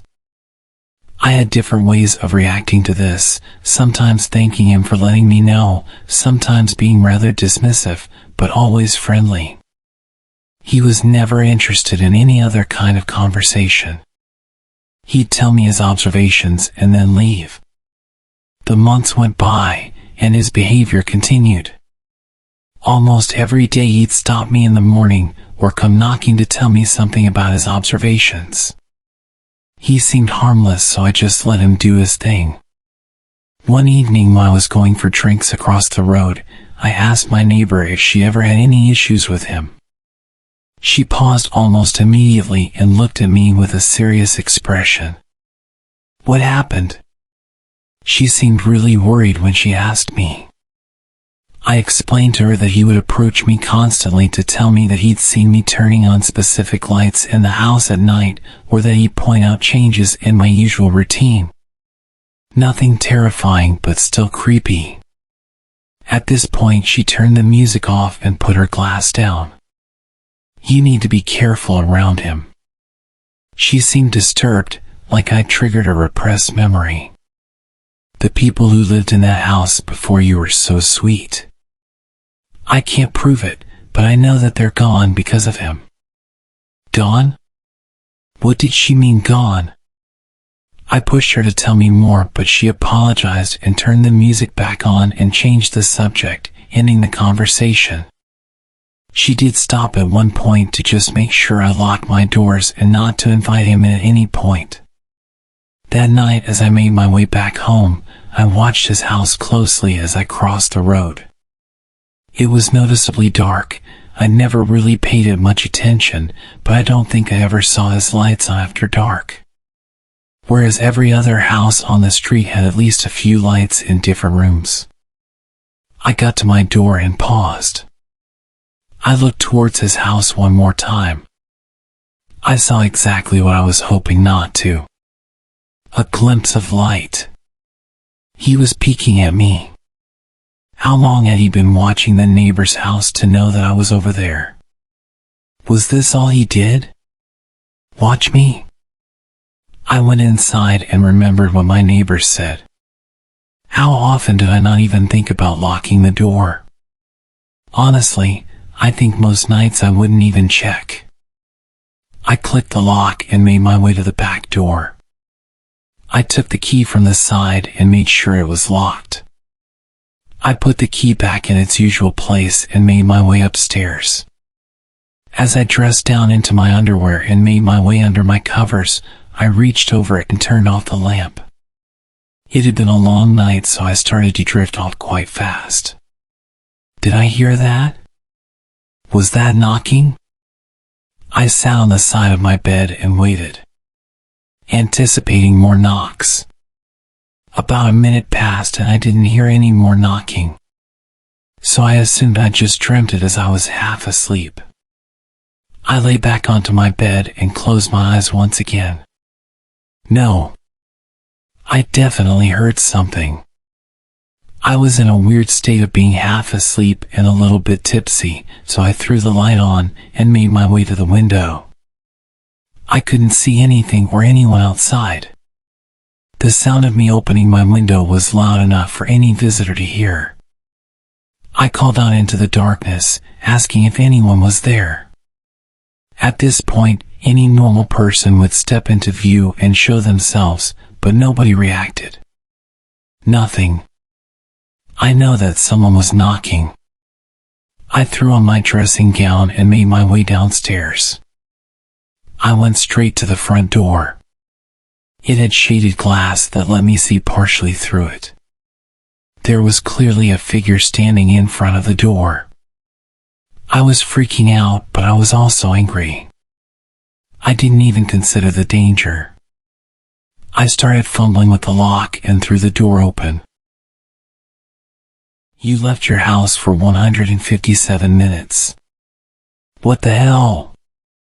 I snapped. This was the latest he ever visited. Everything about his behavior had really annoyed me. The fact that I called out of the window and he didn't respond, and instead stood with his nose practically touching my front door. Why did you feel the need to tell me that? At this late in the night. I was falling asleep. You've been out very late. I know that. I'm an adult. I'm allowed to go out late. I realized I was reacting to his accusatory tone. Is that all? You wanted to tell me I'd been out late? He started to just walk away, back to his house. I yelled to him that I didn't want him to knock on my door again. He didn't react, just kept walking towards his house and went inside. I'd tolerated his weirdness for long enough. I convinced myself I wouldn't let him commentate my life schedule anymore, and that next time he talks to me I was going to tell him I don't care and just keep walking.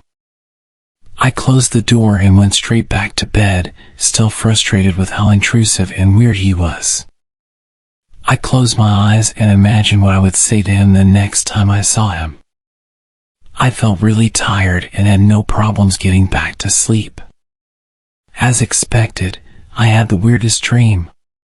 Whenever I'd had a few drinks, I'd always have such vivid dreams. I could hear that damn gentle knocking. I didn't jolt awake this time. I almost convinced my subconscious dream state to ignore the imaginary knocking. But I was fully aware of every creepy little thing that was happening. I started wondering if I'd locked the door. I knew I'd locked it earlier, but did I lock it after I opened it again to confront him? I couldn't remember. I hated how realistic my dreams were. Of all the scenarios I could think about, did I really have to imagine him breaking into my house and walking up my stairs? I feel like I'd never been so consciously aware during any of my dreams. I was dreaming that I was locked in place, sleeping on my side, with my back to the door. His breathing sounded so real. If it wasn't for the alcohol in my system, I would have definitely woken up. This was by far the creepiest dream I ever had. I dreamt that he was climbing into bed with me, wrapping his arm around my waist and playing with my hair. I felt absolutely disgusted, but the soft touches also felt relaxing and pushed me deeper into the dream. I was urging myself to wake up at this point. My mind kept racing back to the thought that I actually hadn't locked the door. I needed to get up. His breathing was so intense. It felt so real. His touch felt real. This was unlike any dream I'd ever had. I was urging myself to wake up. I felt paralyzed. Wake up. Wake the hell up. My eyes finally opened and I could still feel his touch. Why didn't you lock the door? I jumped up. His voice immediately jolted me awake. He was in my bed. I screamed and ran straight down the stairs and out into the night. I was still screaming as I ran across the road and started banging on my neighbor's door. I was freezing, only wearing my underwear and completely barefoot. I banged aggressively on her door and shouted her name until she came down. She opened the door in a daze and I pushed my way in.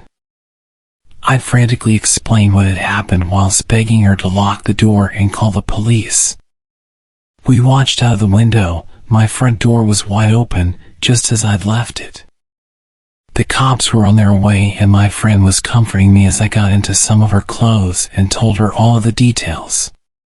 Minutes passed as we stared out of that window. My friend asked if I was sure he was there and it wasn't just a bad dream. I started to doubt myself when we didn't see him leaving. I wasn't the sensitive type. I wouldn't make up that whole scenario out of fear. I had a vivid memory of him lying in bed with me and touching me and talking to me. It was real. I know it was. The cops showed up after about 15 minutes and started to enter the house, guns drawn. We watched intently, waiting for them to bring him out in cuffs. They were in there for quite a while and I started to think that he'd locked himself in my room or something. After what felt like forever, the cops started to leave my house. They were alone. He wasn't with them. I couldn't believe it. I was not crazy. He was in my house. I know he was. I made my way outside to speak to the cops and ask where he was, but they confirmed that they found nothing and searched everywhere. I frantically told them that I was not going back into that house with him still in there.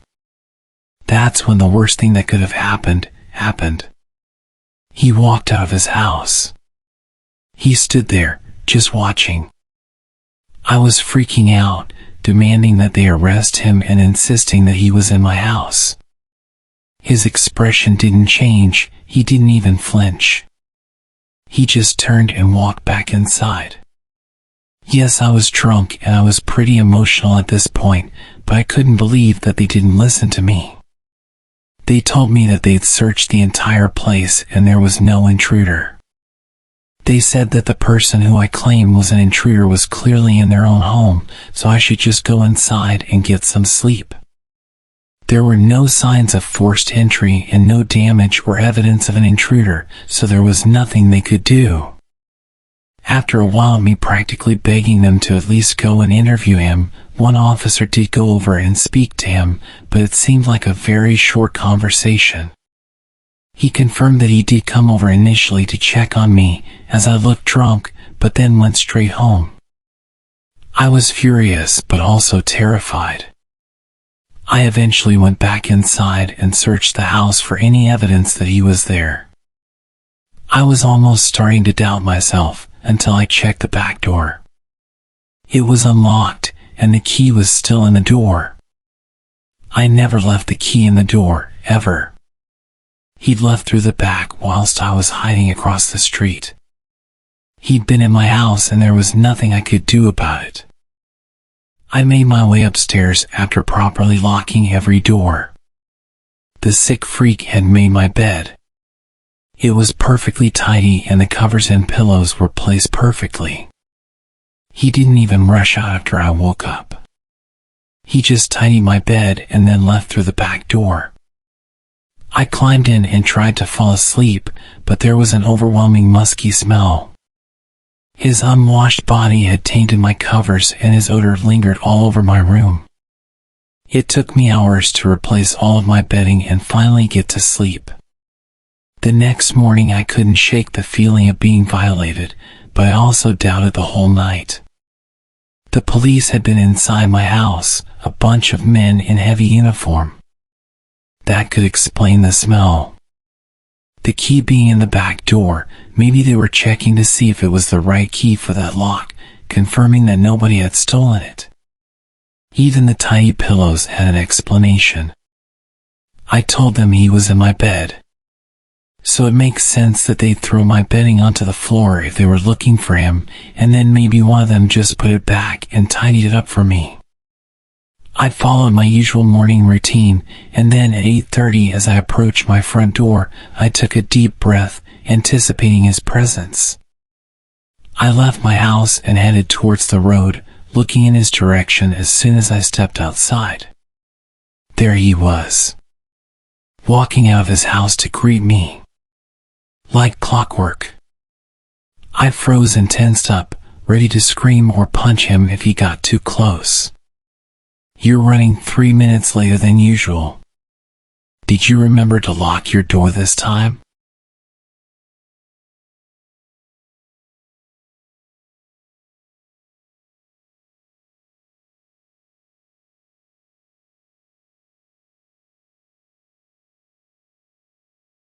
When I was 12, we had this neighbor. She was an elderly woman, but she was surprisingly active.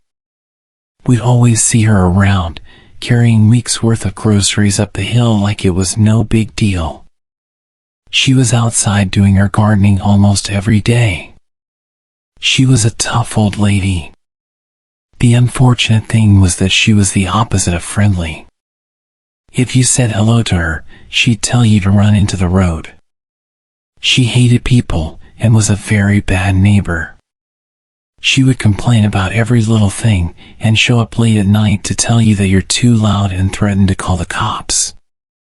Our family got into quite a few arguments with her. Whenever she would come over to complain, she would aggressively insult all of us.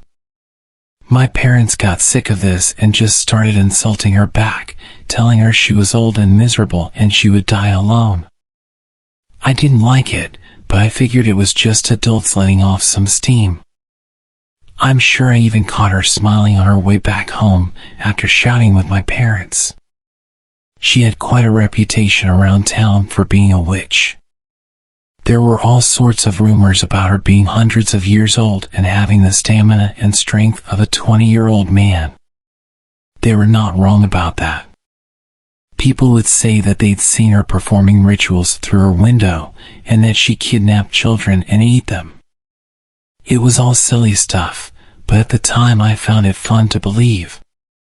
Anyway, the real scary part happened when I was home alone playing on my Nintendo.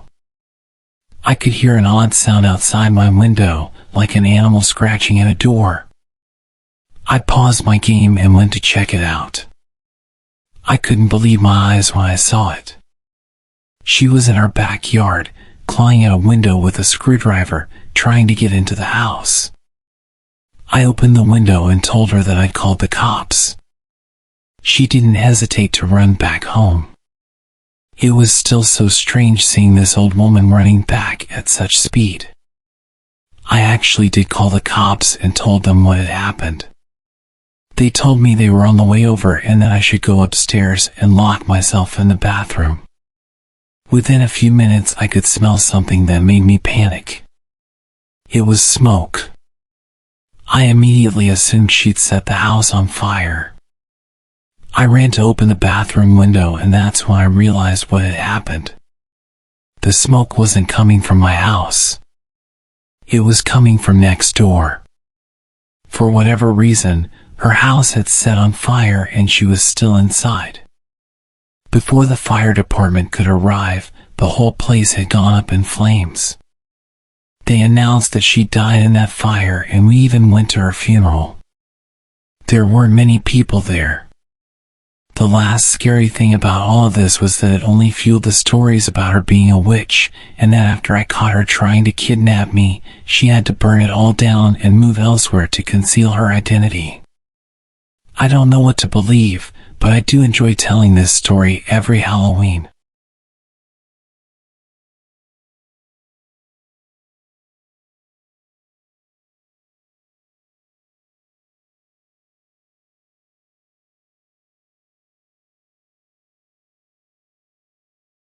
My neighbor is very weird. He never waves and has a permanent sneer on his face. When we moved in, we were told that he was on a certain bad list and that we should call the cops if we see him with kids. One day, he randomly knocked on our door. I'd never spoken to him before, and without even introducing himself properly, he proceeds to launch into his explanation of the reason that he's on the registry.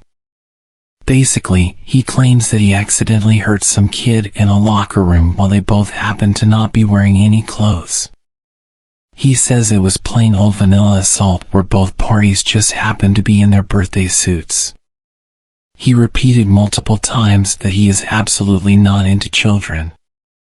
Then he left without even letting me talk. That was literally my first introduction to him. Other than the notification about him when we first arrived. And that wasn't even the creepiest thing about him. At some point, he started building a sign in front of his house. Not like a little poster. It's professionally printed on metal and mounted on two huge posts, like the ones you see outside a store or along the highway. The sign is a picture of a puppy and a long rambling story about how someone ran over his dog on this road 10 years ago.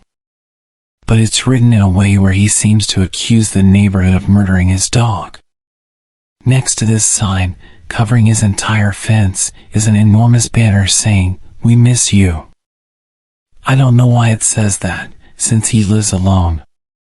And finally, an even larger picture of the puppy, which isn't necessary, because directly in front of the banner, sitting on a folding card table, is the actual puppy. He must have had the dog stuffed when it was ran over. I could see from my window that he would hide behind his fence for literally hours, peeking at the puppy on the table, as if he were waiting for someone to mess with it. He did this for days, until finally bringing the stuffed animal inside. The puppy and the banner disappeared, but the metal sign was permanent. It stayed up for years, until a storm ripped it down. I always wondered what he does with the dog. Did it stay in a closet, or does he keep it out in his house? Well, one day I got my answer. I have a friend who does construction, and funnily enough, he was hired by the creepy neighbor to build a shed. Without even asking, he tells me that the guy keeps an ugly stuffed puppy in the living room like a piece of furniture, and then he talks to it constantly. There were plenty of other creepy things, but the big puppy shrine was the most notable.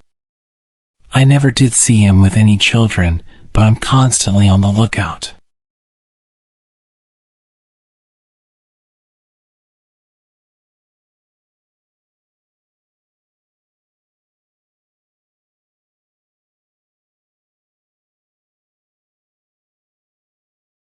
A few years back, I'd just gotten my first bike.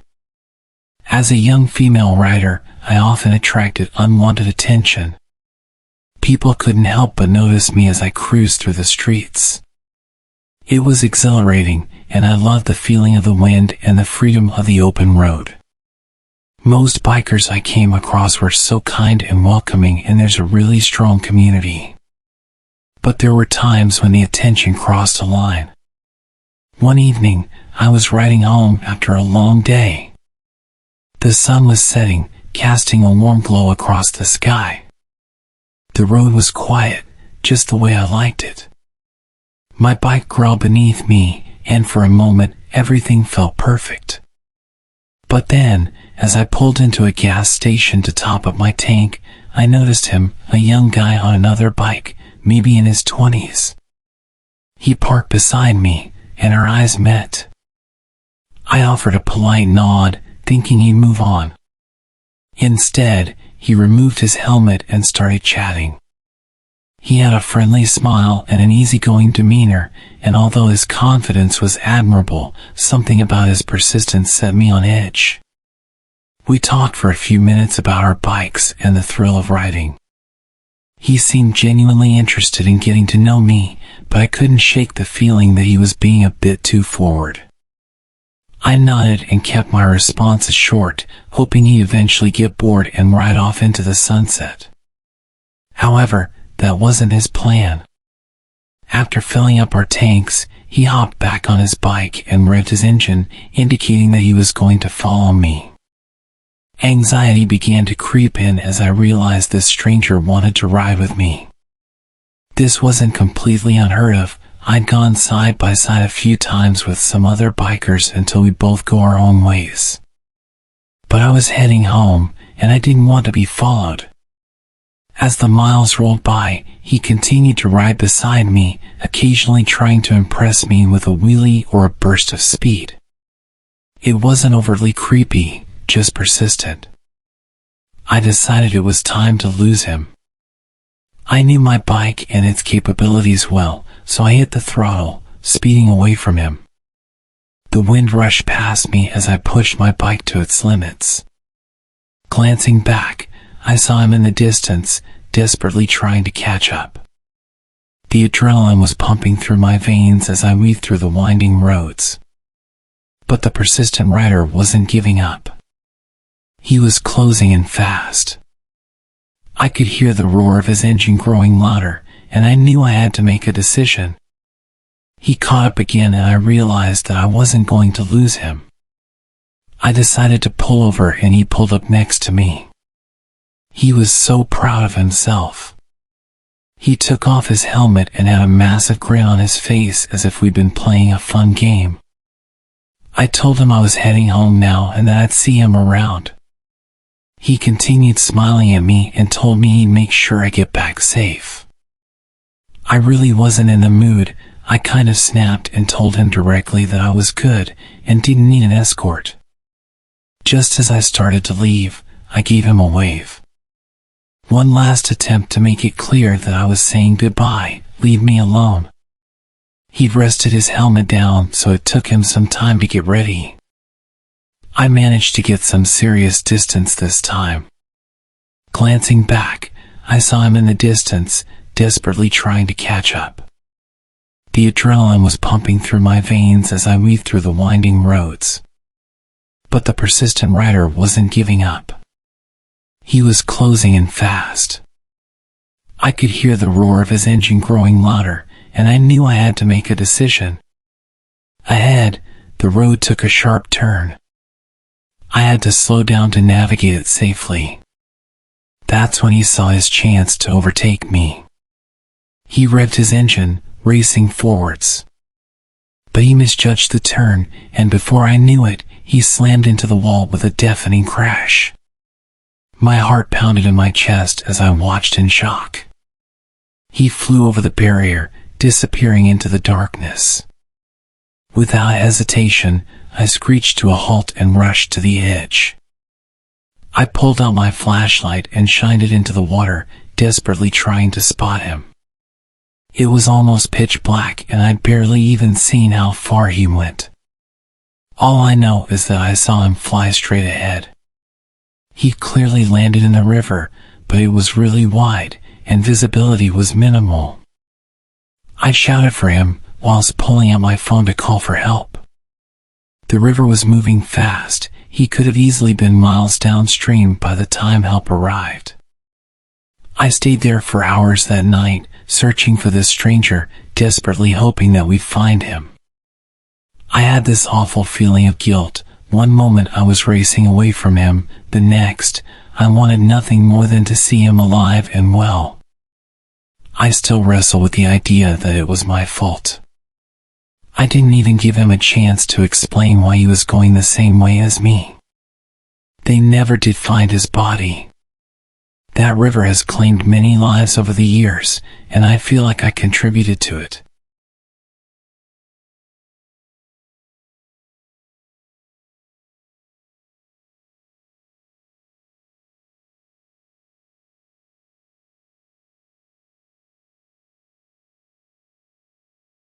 I had been chatting with this girl online for weeks, and she seemed like the perfect match for me.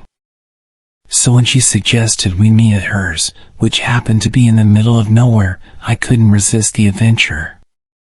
My GPS had guided me through the labyrinth of back roads, with the promise that I was nearing her location. But as I rounded yet another bend, I found myself in the middle of a seemingly abandoned junkyard. Rusty old cars and worn-down buildings loomed in the darkness. The place was only lit by my car and the moonlight. Confusion turned to fear as I realized this was the wrong place. Panic set in when the harsh glare of headlights suddenly appeared behind me. A group of burly men, their faces obscured by the shadows, blocked my way and surrounded my truck.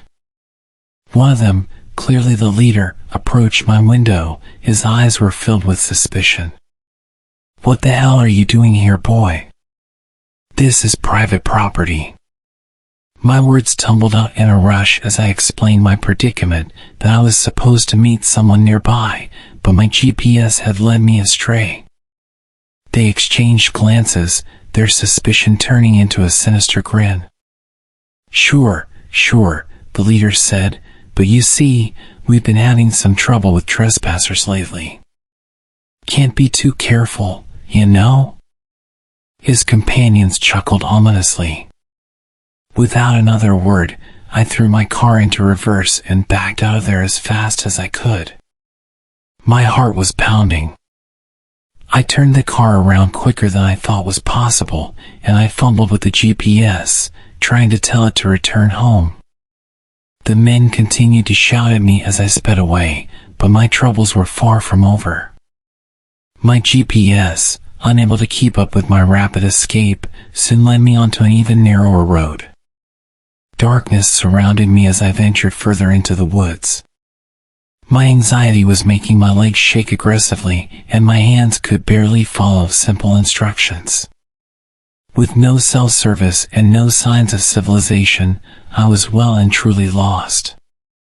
Suddenly, as if mocking my desperation, a deer bounded out from the shadows and onto the road. Panic surged through me as I slammed on the brakes, screeching almost to a complete stop. The deer barely reacted and just continued to slowly prance down the road.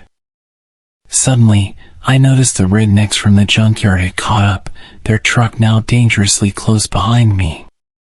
They were leaning on the horn, yelling obscenities, and I really started to feel like I wasn't getting out of this alive. Desperation pushed me to follow the deer. I drove at a crawl, praying the animal would move aside. But it just dominated the road in front of me for a painful amount of time. It continued to run ahead of me. The longer it was there, the more it started to look like some type of demon. It looked like something you'd see in Norse mythology. Its horns looked like human arms reaching into the sky. My heart raced as I watched the creature's every move. The rednecks were relentless, inching closer, their voices growing louder, getting even angrier. The suspense was unbearable. I was trapped behind the deer, with nowhere to go, and a group of hostile men closing in behind me. The narrow road seemed to stretch on forever, and with every passing second I couldn't help imagine all the different ways that I was going to be killed. The men in the truck behind me were starting to push into the back of my car, and I could hear the revving of their engine, eager to push me off the road. I really started to panic and started honking at the deer. I even contemplated abandoning my car and fleeing into the darkness, but I knew that would be futile. They would catch me within moments. As we continued our awful drive on that terrible road, the deer suddenly leaped to the side, disappearing into the dense underbrush. I seized the opportunity and accelerated. When I looked back in my mirror, I saw the deer jump out again right in front of their truck. They slammed on the brakes and were frantically shouting at it to get out of the way. I'm sure they had no issue with killing a deer, but ramming it with their truck at that slow speed would likely just make it angry, and it wouldn't be worth the damage. I didn't hesitate for a second as I went full speed down the rest of the road, hitting every bump with no regard for the condition of my car. I drove for what felt like hours, my heart still pounding, until I finally stumbled upon a small town. There, I found my bearings and eventually made it to the nearest motel. It was only when I locked the door behind me that I felt safe enough to breathe. As I lay in bed, trying to process what had happened, I couldn't help wondering about that deer. Was it merely a coincidence, a strange twist of fate? Or did it know what it was doing, sensing my fear, deciding to lead me away from danger and preventing them from chasing me? I'd almost completely forgotten about my date, and when I checked the app to tell her what had happened, she'd unmatched. I have mixed thoughts about the whole thing. Was she a catfish the whole time, luring me into danger? Did she think that I had ghosted her, so she unmatched out of embarrassment? I kind of believe that she set me up, either as a prank or as part of the junkyard group. What their plan was, I'm not sure. But I've given up with dating apps.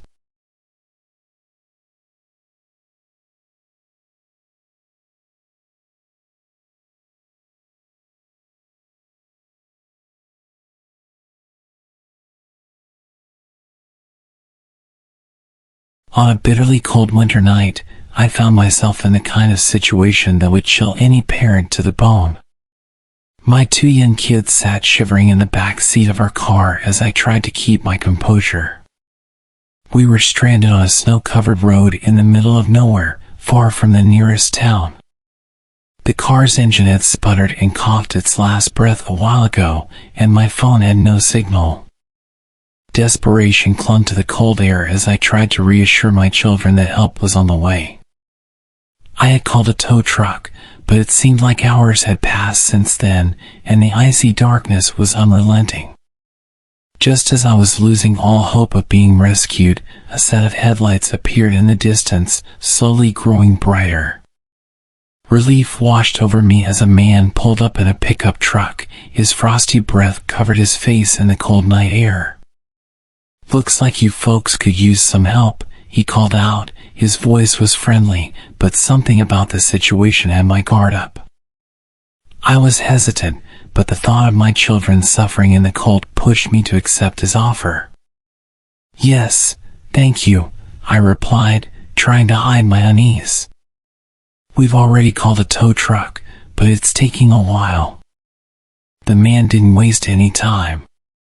He opened the hood of my car and started tinkering with the engine. His hands moved deftly, almost too quickly, and I couldn't shake the feeling that something was off. As the minutes turned into what felt like an eternity, the man turned his attention to my children. "You know, it's pretty darn cold out here," he said, looking towards them with a warm smile. "Why don't you let them sit in my truck?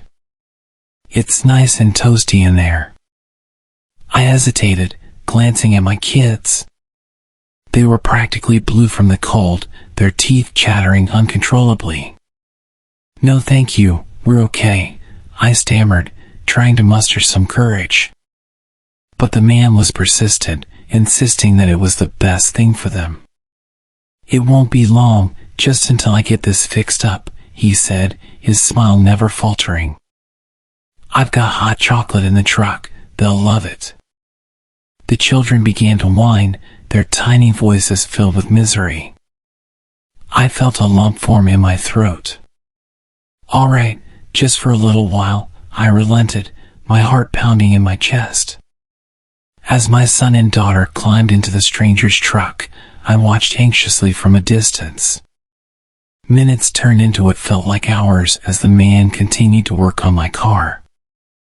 I couldn't shake the feeling that something was terribly wrong, and my mind raced with dark scenarios. The kids wrapped in the stranger's blankets seemed oblivious to the unsettling atmosphere that had settled around us. They giggled and chatted about how cozy and warm the truck was. My daughter even mentioned how nice it would be to spend the night in a comfy bed instead of the cold car. The stranger, who had been fiddling with my car engine, suddenly looked up and said, "You know, the nearest town is only about a half-hour's drive from here. I'd be more than happy to take your kids there, get them a warm meal and a place to sleep for the night. It's not safe for them to stay out here." My heart raced as my children's faces lit up with excitement. They began pleading with me to let them go, their voices filled with innocence and trust. "Mom, please, it'll be fun," my son exclaimed. Despite the freezing cold that still gripped me, a chill of a different kind ran down my spine. I absolutely hated everything about this situation. I needed to protect my children, but letting them drive away with a stranger obviously wasn't an option. But neither was freezing to death. They weren't helping the situation at all. I hated how naive they were, and I hated how they would ignore my attempts to give them a serious stare when I was trying to communicate to them that we were in a bad situation. The stranger's insistence, coupled with my children's growing enthusiasm, created an agonizing dilemma. I mustered all the politeness I could, and replied, "Thank you so much for your offer, but the tow truck should be here soon, and we'll be on our way. We wouldn't want to trouble you any further." The man's expression changed. His eyes narrowed as he glanced at me with a hint of frustration. "Ma'am, I'm just trying to help. It's not safe for your kids out here in the cold. I promise, I'm a good guy." The standoff continued, my heart pounding in my chest as the tension thickened. The stranger's insistence clashed with my maternal instincts, and I felt a growing urgency to protect my children from whatever threat might be lurking behind his seemingly kind offer. As the minutes passed, the kids continued to shiver despite the warmth of the stranger's truck. I couldn't ignore their discomfort any longer. Trying to sound as composed as possible, I said to them, "It's time to get back into our car. The tow truck should be here soon." The children reluctantly agreed, and we climbed out of the stranger's truck, thanking him for his help. As we made our way back to our car, the man's eyes followed us. He seemed disappointed but didn't insist any further. I hurriedly bundled the kids back into the car, and we locked the doors. Just as we settled in, the distant sound of a tow truck's engine reached our ears. The tow truck arrived, its lights cutting through the darkness like a beacon of hope. The driver, a burly man with a kind face, jumped out and got to work on my car. As he worked, he glanced at me and the stranger. "You're lucky I got here as fast as I did," he said, his tone was serious. "You know, this road isn't safe at night. It's best to stay in your car." The stranger's demeanor changed instantly. His friendly smile vanished, replaced by a look of cold determination.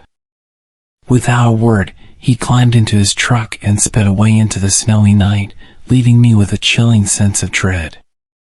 With my kids safely beside me and our car on the road to recovery, the sense of dread that had hung over me earlier began to fade. The late-night drive home, though still chilly, felt considerably less ominous than the creepy encounter we had just experienced.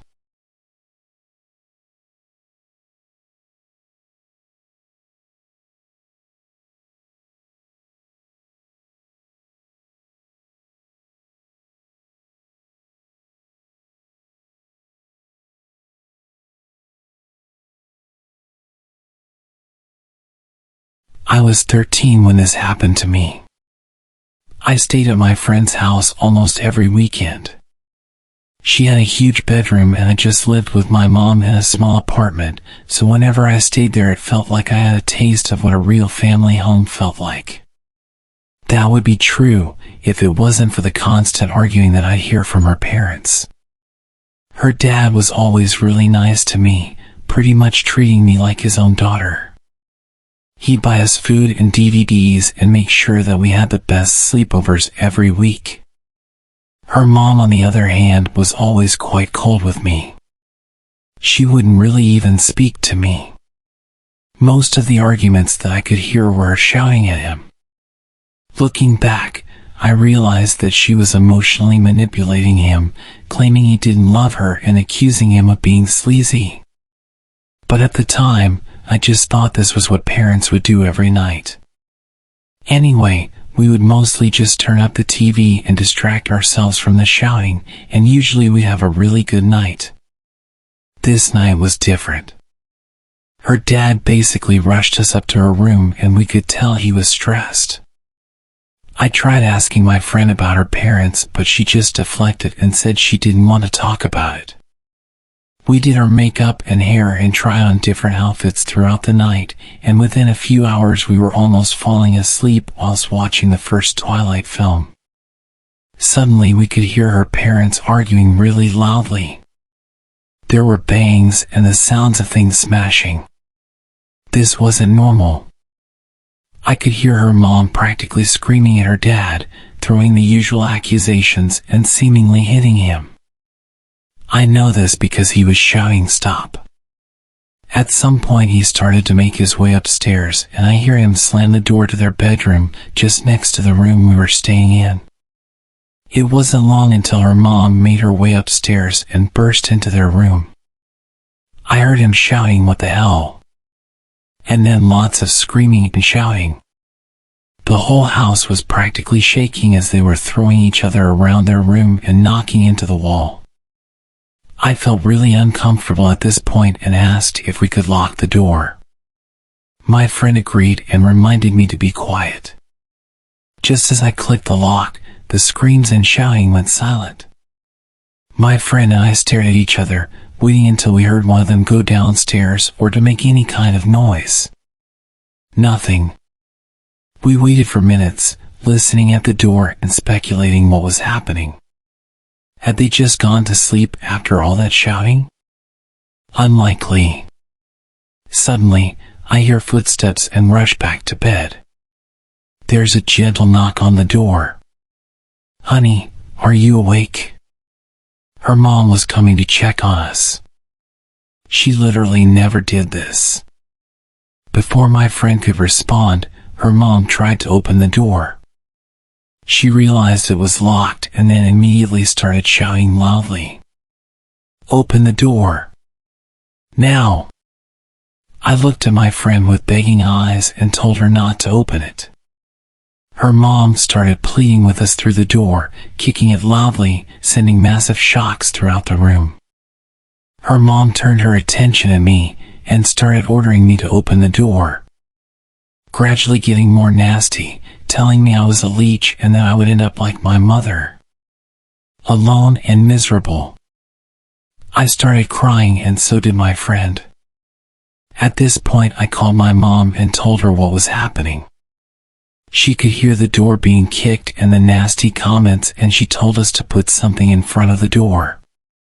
She told me she had to hang up for a moment whilst she called the police, and we were both left there waiting for this terrifying moment to be over. The banging stopped and I could hear her mom's footsteps going down the hallway. The footsteps came back towards us and then things got seriously disturbing. The end of a knife burst through the door. It was shiny and long, and she repeatedly stabbed the door, gradually chipping away at the cheap wood. We were obviously screaming uncontrollably at this point, and I have a vivid memory of exactly when I noticed something terrible. As the knife came through the door, I noticed that the white paint around the hole started to turn red. It looked like the door was bleeding. My first thought was that she'd hurt herself whilst on her rampage, but my friend's screams suddenly made me realize exactly what had happened. She started screaming for her dad. It hadn't even crossed my mind. She'd only walked a few steps to go and collect this knife. Why would she have a knife in her bedroom, and why would it be covered in blood? Up until this point, I thought we were just going to be in trouble with her psychotic mom. Maybe she would take away our snacks and make us go to bed, or send me home. I was pretty naive, but it just didn't cross my mind that she was going to kill us. The door was slowly coming apart, and she was just grunting loudly every time she'd stab the door. She was evidently getting tired, but she wasn't giving up. My friend was still screaming for her dad, and I was a complete mess, crying and pleading for her mom to stop. She started trying to reach her hand through one of the cracks she'd made, but she couldn't reach the lock.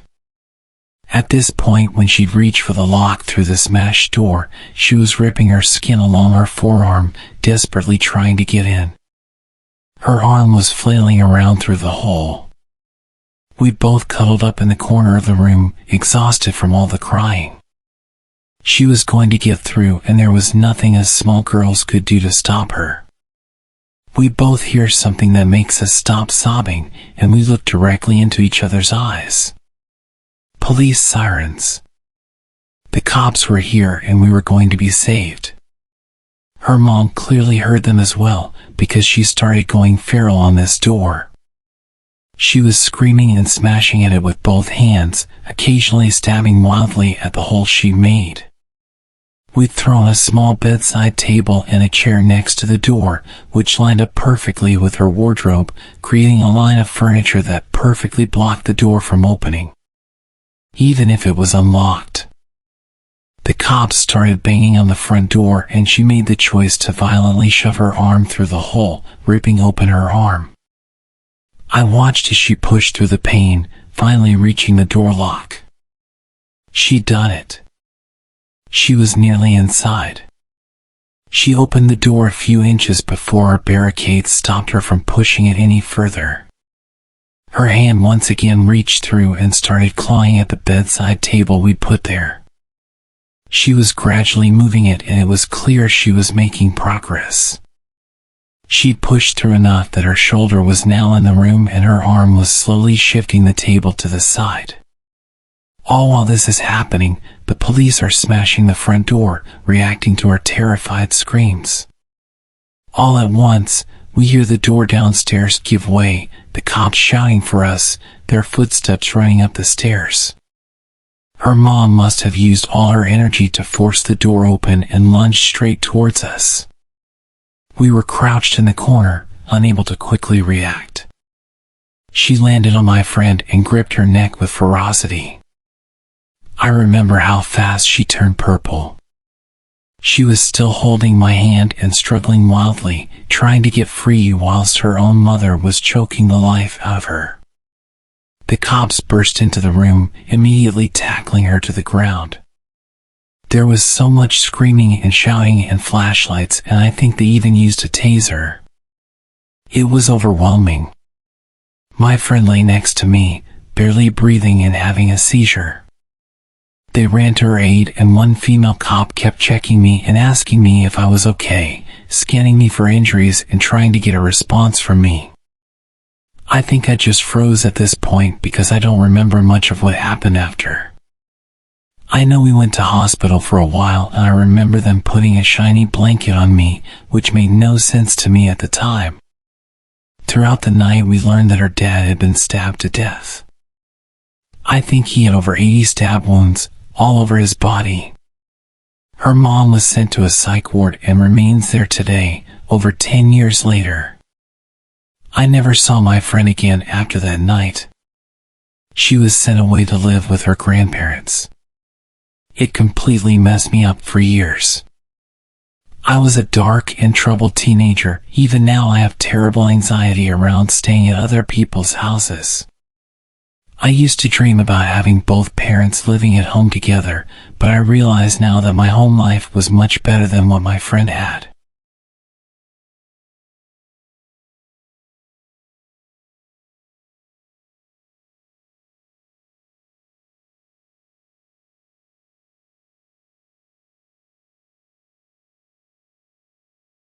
Even though this happened 12 years ago, I still remember it very vividly. When I was 14, I was visiting a friend I hadn't seen in a few years, and we were pretty excited to hang out again. His parents always treated me like I was their own son, so I was pretty stoked. He lived on a 20-acre ranch with 2 dogs and a cat. We were watching horror movies with all the lights off in his family's camper out on their driveway, while the family was inside. We went inside to get pizza, popcorn, and other junk food at around 12. My friend fell asleep pretty early, going to bed at 2 a.m. I was playing GTA when I heard the dogs barking very loudly. I brushed it off, thinking one of the ducks or chickens was messing with the dogs, or maybe even a deer or a coyote. Fast forward about 20 to 30 minutes, I needed to take a piss, so I went out, and I will never forget the face that looked back at me. The person ran off into the dark toward the entrance to the ranch. Sure, I was alarmed, but I still had to take a piss. I finished my business and went back inside, making sure to lock the camper door before returning to what I was doing. About another 20 to 30 minutes later, I heard the dogs barking again. This time, I woke up my friend and told him everything. He was skeptical at first, but then he looked out the blinds of the camper, and I will never forget the look on his face when he looked back at me. We called his parents, and his dad answered. He told him everything, but he thought we were trying to pull a prank. He laughed, saying, "Y'all boys aren't gonna get me." Nice try though.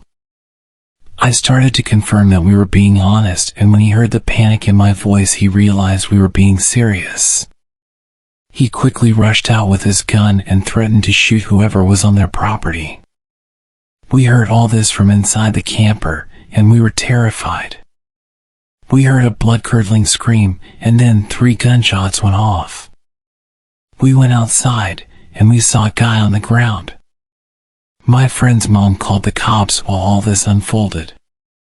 They lived out in the country, so it took about 25 to 30 minutes for the cops to show up.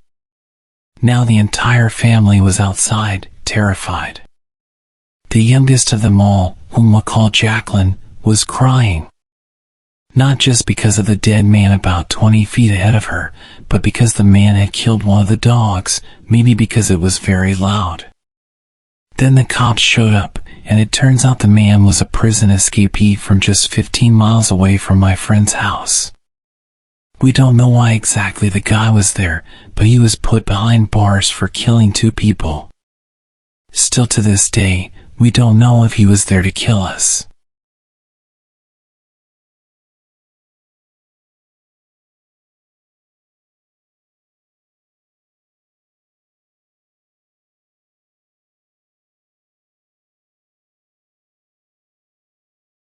My best friend was sleeping over when we were about 11 or 12 and we were hanging out in my room.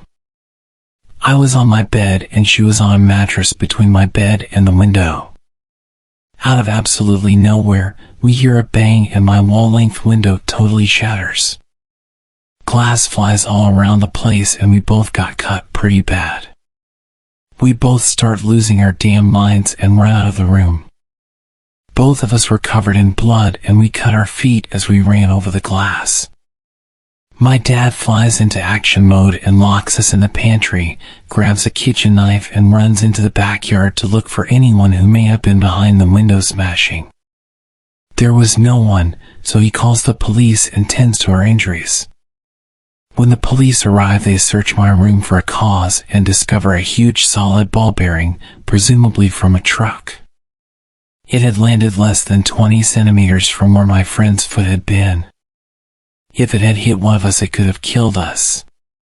There is no roads or anything near us, and my room faced into the back fence, so to this day we still have no clue where it came from or how it was traveling at such a speed. It cleared multiple fences and smashed a window, easily traveling at least half a mile to the nearest road, if that's where it came from. My mom had been out getting us McDonald's while this whole ordeal went on, so she was more than a little shocked when she arrived home.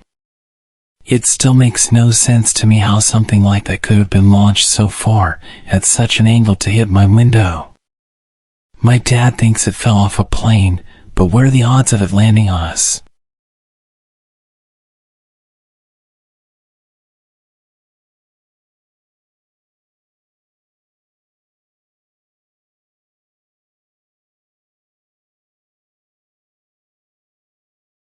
Okay, so I wasn't conventionally, nor classically pretty. I was the duff in any friend group I found myself in. I never worried about being hit on, disrespected, or kidnapped. Safety concerns were never an issue for me when going out because I was never the one anyone wanted to get to know or be around. I was just too plain. It was always me who had to look out for my friends, male and female alike. I used to go to a local bar almost daily. I didn't drink alcohol there, I just ordered a regular Coke and waited for my ride home. It was my usual hangout spot after work, so I sat, chilled, and minded my own business. A few weeks ago, I had just finished work and was sitting at my regular spot, sipping my drink while working on a new pendant I was making. I had started wire wrapping crystals into jewelry. I didn't expect anyone to strike up a conversation with me, knowing I basically blended into the walls, despite the staff knowing me and paying me slight attention and being nice to me. But this weird guy I'd never seen before came over and sat at my table across from me.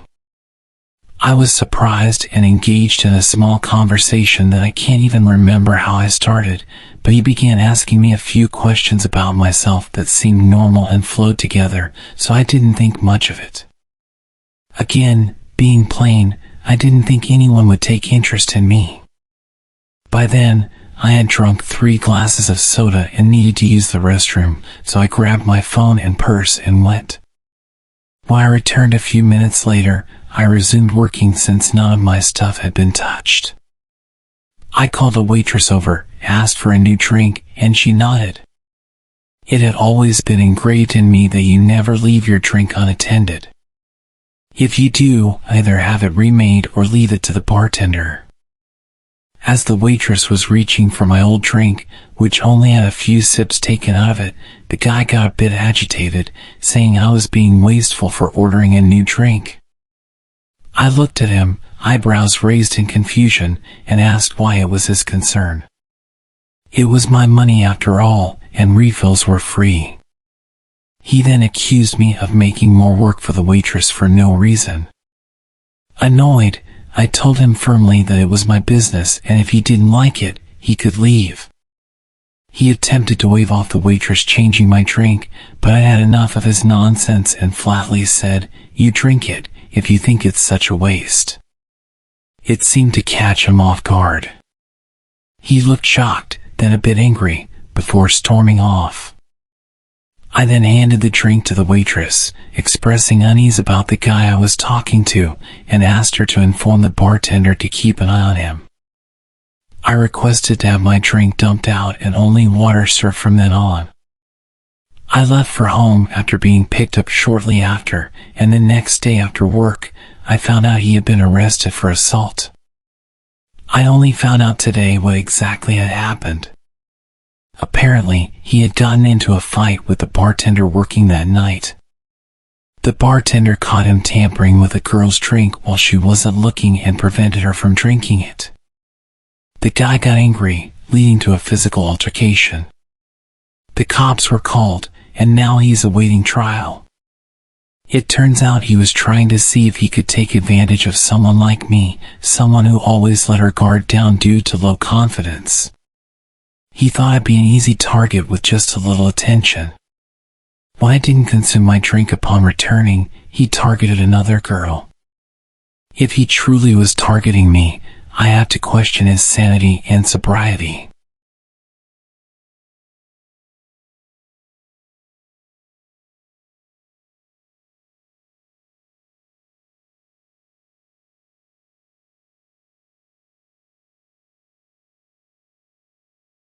I used to work in a residential care facility, and for a number of years, I worked with a woman named Kajiri. She was generally okay to work with, but she could be intense. The sort of joking flirtation that often found its way into high-pressure environments was common throughout the whole team, but when she directed it at me, it didn't seem so jokey. It took me forever to realize, because I usually didn't notice someone flirting with me until someone else pointed it out 6 months later. But when she started trying to give me jewelry and chocolate bouquets, I finally started to pick up on it. In between things being normal and actually maybe not really normal, there was a long escalation of text messages, comments that made me uncomfortable, personal space violations, dropping by my house uninvited, hanging around on my shift hours after hers had finished, unwanted touching, etc. As mentioned, I can be slow to catch on. Once I realized what was happening, I put as much distance between us as possible. I stopped answering calls and texts, locked down social media, spoke to other colleagues and had them running interference.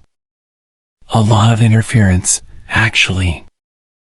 At the time, it kind of became a joke, but looking back, it was all kinds of messed up. She even parked outside my house sometimes, and I'd sit in the back room with the light off so she'd think I wasn't home. After a couple of months of my disappearing woman act, she seemed to get the hint and backed right off. I was pleased. We all got on with our lives and lived happily ever after. Yeah, not quite. A few months after it died down, I heard through the grapevine that Kajiri seemed to have focused her attentions on another coworker, Linda. Linda and I had a close mutual friend, but didn't know each other well. I didn't think much other than good luck, you poor sucker. A few months later again, and I got a call out of the blue from a mutual friend. Without preamble, he asked, "Were you dating Kajiri?" No, I don't swing that way. I was shocked. He had been privy to all the awkward details of my experience with Kajiri and had helped run interference. He explained that he had been talking to Linda, and she'd asked about my relationship with Kajiri. The story that followed still sounds too fantastical to have actually happened in an actual sensible grown-up workplace. Kajiri had been catfishing her own best friend Amanda, posing as Linda.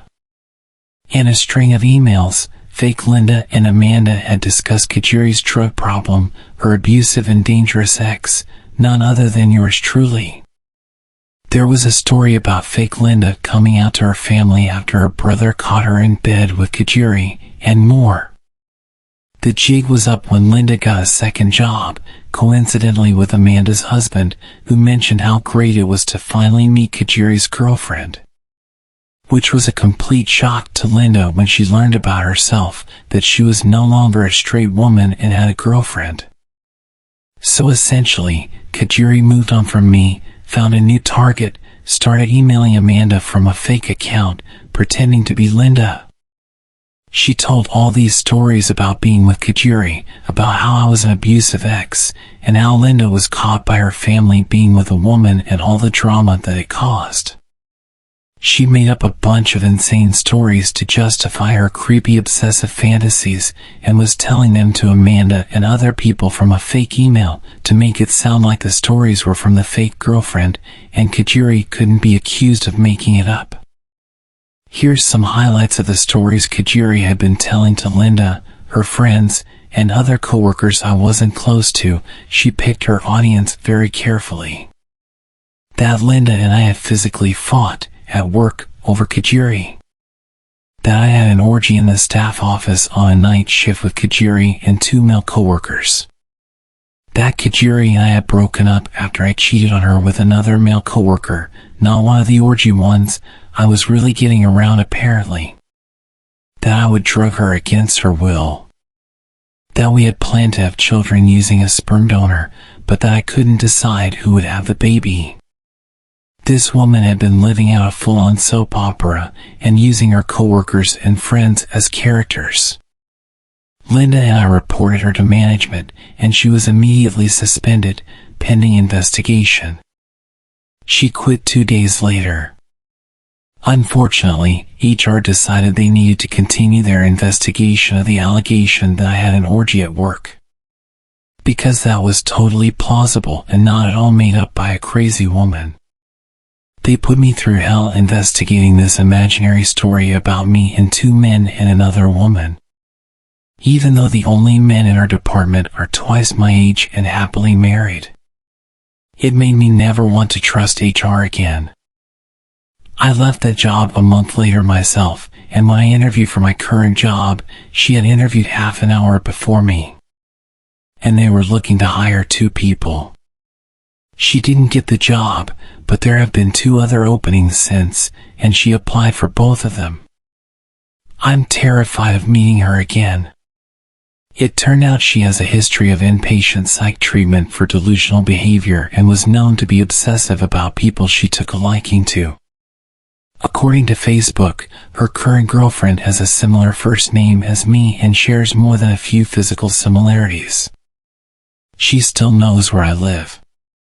So I'm pretty sure that the current situation is that she's still telling people that I'm her girlfriend, all while she's desperately applying for any job she can get at my new workplace.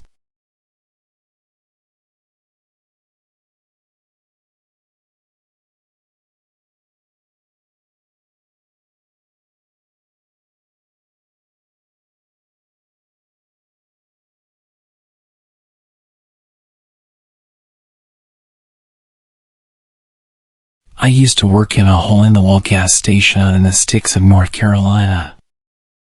I was freshly 18, had a new car, a rundown Chevy, but it got me from point A to point B, and was newly promoted to assistant manager, so I was working many late nights by myself.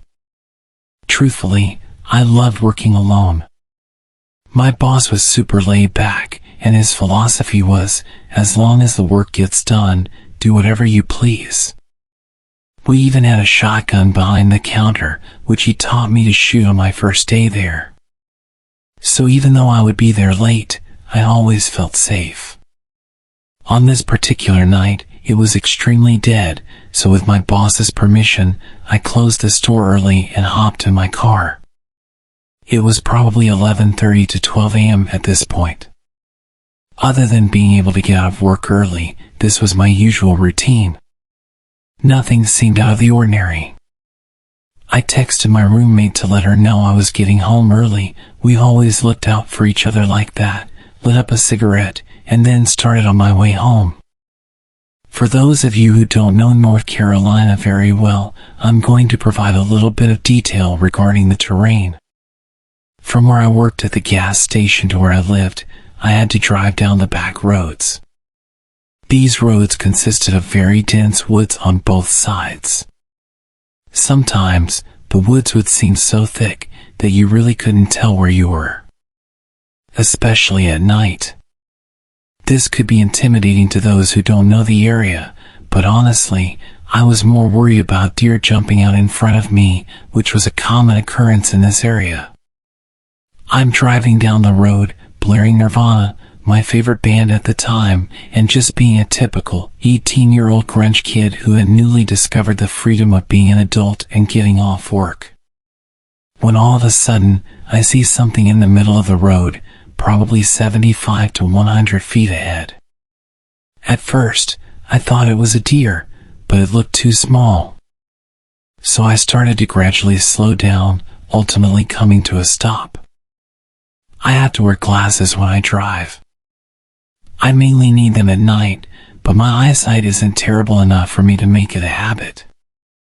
I grabbed my glasses and put them on. Now being able to see much more clearly, I almost shat myself at what I saw. It was a woman. An older woman wearing what looked like a nightgown of some kind. Her hair was in disarray, she had her hands behind her back, and she was just standing there in the middle of the road, just staring at me in my car. Let me remind you, we are practically in the middle of nowhere. There are trees as far as my headlights can shine, and it's midnight. I'm naturally paranoid, so all sorts of questions were running through my head. Who is this woman? Where did she come from? It's midnight. Are my doors locked? Why is she out here at midnight? Should I honk my horn at her? Should I call the police? What if she has Alzheimer's and doesn't know where she is?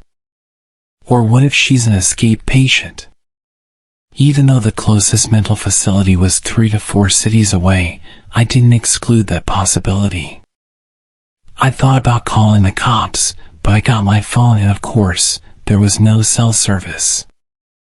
This encounter went on for a while, just sitting in the middle of the road, mentally questioning what was happening. It's now way past midnight. She's still standing there, just staring at me with this zoned-out look, hands behind her back as if she's observing me. I'm starting to get tired of this, considering that I had to be up early for work the next morning. So I honked my horn at her. I didn't expect what happened next. This woman's face turns from being spaced out to complete rage. And she raised her arms up. It looked like she was holding something in her hand.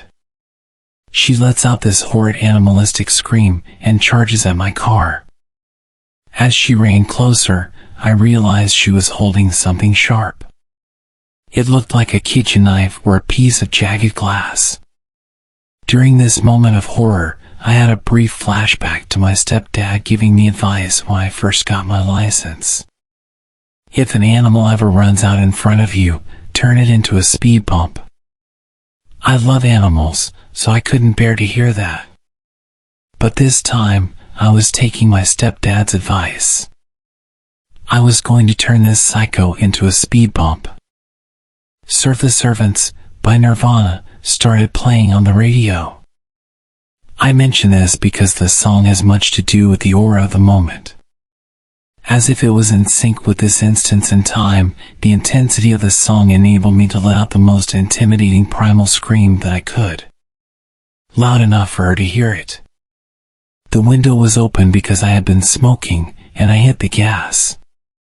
She was running towards my car like she was going to jump on my hood. I guess she realized I had the utmost intent to hit her, in which at this point, the woman zigzags away from my car and runs off into the woods. Still in fight mode, I didn't question where this woman went. I was just glad that she was gone, so I accelerated on the gas and sped the entire way home. I got home at almost 1:30 a.m. My roommate was still awake, waiting up for me the entire time. She was extremely worried because it was way past the time I said I was going to be home. She had been texting and calling me. When I pulled up to her house, I got all of her texts and missed calls at once, so I started to explain to her what happened. My body went from fight mode to panic as I was recounting everything that happened. My roommate's mother was a 911 operator who also happened to be working that night. So she decided to text her mom to see if there were any silver alerts in the area. Immediately, her mom texted back and said there wasn't. That alone gave me goosebumps to the core of my being. There was no explanation as to where this lady came from.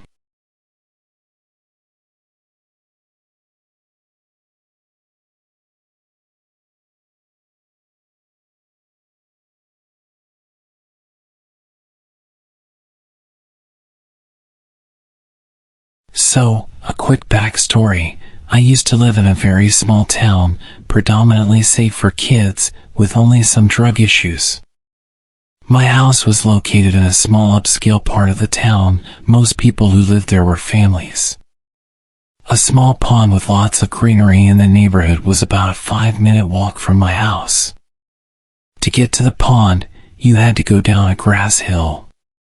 Neighborhood kids, including myself, would always go down to the pond for hours to catch frogs, skip rocks, and enjoy nature. Now, on to the story. On this particular day, it was raining and pretty cold, so there were no other kids at the pond. My best friend, her brother, who was 1 year older than us, and myself, decided to head down to the pond for a bit. After about half an hour, we saw a minivan pull up at the top of the hill. We thought nothing of it, assuming it was probably someone stopping at the neighborhood mailbox. A man, probably in his 60s, got out. In our small town, everyone knew everyone, or at least recognized each other. I found it strange that I had never seen this man before in town or the neighborhood. He just stared at the three of us for what seemed like forever. Suddenly, he yelled at us, saying, "It's not safe down there, you kids better come up here." My best friend and her brother looked terrified, and I had this gut feeling that something wasn't right. We didn't respond, but he kept repeating that phrase. "It's not safe down there. You kids better come up here." Our fight or flight reaction kicked in, and we all sprinted up the other side of the hill, just a few meters away from him and the minivan. As soon as he saw us running, he got into his minivan and started driving slowly behind us, literally following us until we reached my house. Fortunately, my garage door was open, and my parents' cars were parked inside. We hid behind one of my parents' cars and watched as he pulled to the side of my house and parked. My parents were inside, unaware of what was happening. He stayed parked in front of my house for a couple of minutes until my dad came outside to take out the trash and saw the three of us hiding. I guess the man saw my dad and drove away, but as soon as he left, we told my parents everything. Even now, 12 years later, my parents still think we were being overdramatic and that the man was genuinely concerned for our safety because of the weather. Nonetheless, we weren't allowed to go back to the pond anymore. I understand why they think this. The three of us tended to exaggerate things and be dramatic. However, I knew from the strange feeling I had when I first saw him at the top of the hill that something was off. To this day, I still believe he was planning something, but maybe it was just my childish imagination.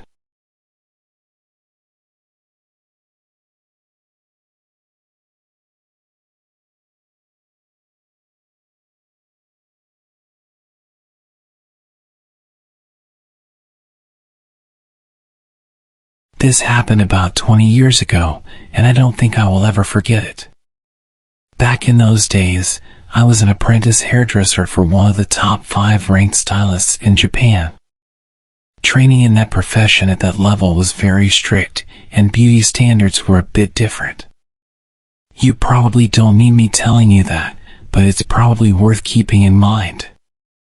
Back to training, it was long, and the time off between sessions was pretty much non-existent. We were expected to be at training even during national holidays. I'm not sure if that was strictly by the books, but as impressionable young stylists, we couldn't be seen refusing training. I think I had about 3 or 4 days off for summer. I took them all at once, and a lot of my friends and coworkers used the time to head back to their hometowns and see families. Since I lived really close to where I was studying, I didn't want to use my time off just hanging around at home. I could do that any time. So, I accepted an offer from one of my seniors to visit his hometown. It was really late by the time I finished work, and we managed to get to my senior's hometown at around 2 a.m. The satellite navigation system told me that we were about 15 minutes away from arrival. The roads were dark and empty. We were the only ones on the road that late. He lived in the middle of nowhere, so that could have been a reason. I remember seeing empty fields on either side of the road. I kind of regretted coming already.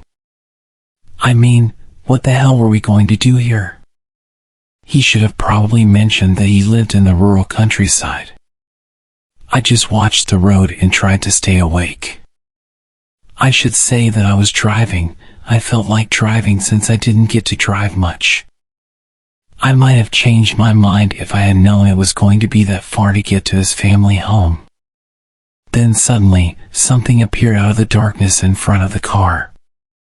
A woman with no clothes came running down the opposite lane of the road towards us. I slammed on the brakes because I thought that I just witnessed the paranormal. She ran past us. I looked in the rearview mirror to see a woman between the ages of about 18 to 20 years old. She kept running, then she turned around and ran towards our car. I looked at my friend, and he had a look of disbelief on his face, and I guessed that I didn't have that much of a different look. I think the reality of the situation was we both didn't know what to do. I said to him, "Is that a ghost?" "I don't know. Shall we just keep going?" he replied. We slowly pulled away. I was very skeptical because I thought she looked so real. I made sure I kept to a low speed, and I kept checking the mirrors. The woman got closer, and I stopped the car and said to him, "That's not a ghost. Come on, we have to stop and see if she's okay." He agreed and said he would call out to her. It was so creepy to see someone running around in the middle of nowhere, even creepier if you haven't been to that place before. She kept on running past our car, so I tried to match her speed as my friend rolled down the window and tried to speak to her. "Hey, you shouldn't be running around on the roads like that, this late at night. Maybe you should head home," he said something like that. It wasn't very well put together or that sympathetic, I remember that much. She didn't even turn to face the car, she just said, "Hey, don't worry, I'm fine." It feels so good. I could see her a little closer now and guessed her age to be around 18 or 19 years old. "Why are you like this? Have you been kidnapped? Has someone done something to you? It's really dangerous to be out here with no clothes and alone. We have to get you home," I said to her. She stopped running and looked down at the floor as if in thought, and then replied, "I ran away from home. I don't even know where home is." I noticed at that point that she was actually wearing socks and shoes, so at least her feet weren't too bad. She stood there with her hands behind her back, looking completely lost and confused. It was very odd. I couldn't leave her out here. I told my friend in a hushed voice that we had to help her, and he sighed but then nodded. We decided to take her to the nearest police station. I had a dress that belonged to one of my female colleagues at work in the back of my car. Long story short, I told the woman to throw it on, and she reluctantly agreed.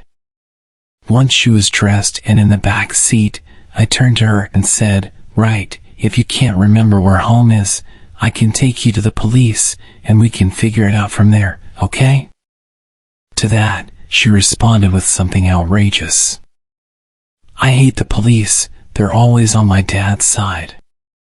Please, can you just take me to a hotel? Hotels are safer than police for sure. You can stay there with me.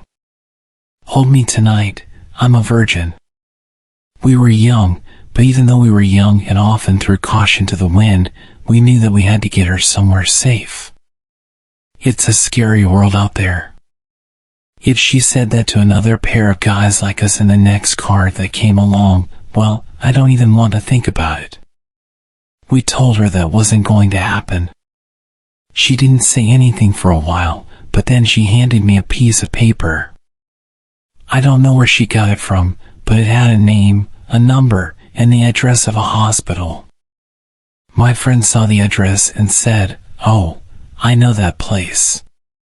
It was a psychiatric hospital. We called the number, and a voice that said it was the security department answered. I explained to the security guard what happened, and after we hung up, we got a call from the woman's mother. We found out where her mom lived and took her there.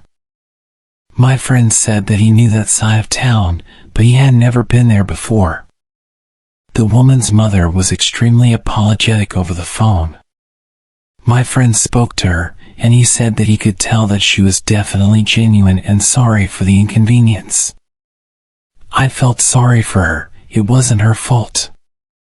When we got to the house, we heard more about this situation from her mother. The woman we found out in the middle of nowhere had only just turned 18. She had been assaulted by her biological father when she was 16. A few days after he did what he did, she stabbed him in the neck with a box cutter knife. She was admitted to a mental asylum because of this attack. No one seems to know how she keeps getting out, but the mother said to us that this was the third time she'd successfully broken free. What a sensational story, I remember thinking. We drove the mother and daughter to the hospital at the mother's request. I could see how mentally tired she was by all of what had been going on. She was so polite and grateful, she really impressed me. I mean, with all that happened, she seemed to be incredibly in control of her own emotions. The girl didn't seem to say much. She seemed to like the dress we gave her. The mother apologized for not washing it before returning it, and we both agreed that no apology was necessary. Obviously, she got dressed into clothes of her own. She disappeared upstairs to change, and then she came back, and we took off. She didn't say much when we were driving. She was taking being returned to the asylum a lot better than expected. I thought that she would be going kicking and screaming. Her mother spoke with her in the back as we drove. She said, "You didn't get injured or anything when you were out, did you?" "No, I'm fine," the daughter responded. "Oh, that's great. I'm relieved," the mother told her. We left them at the hospital and told them that we couldn't stay because we were already really late getting to my friend's parents' home. My friend's parents were really worried by the time we got there. I think that we both wanted to tell them everything about the situation, but we were too tired to go through it all again. At that point, I just wanted to go to sleep. I stayed with him and his family for 3 days. It was actually a really great time and just what I needed, a break from studies in the city. It was certainly going to be a trip I would never forget. We said our goodbyes to the family, and his little sister asked us for a ride to the station. I said that it wouldn't be a problem. Just before we dropped her off at the station, she said something that scared the hell out of me. "Hey big bro, why does your friend have a box cutter stabbed in the back seat?"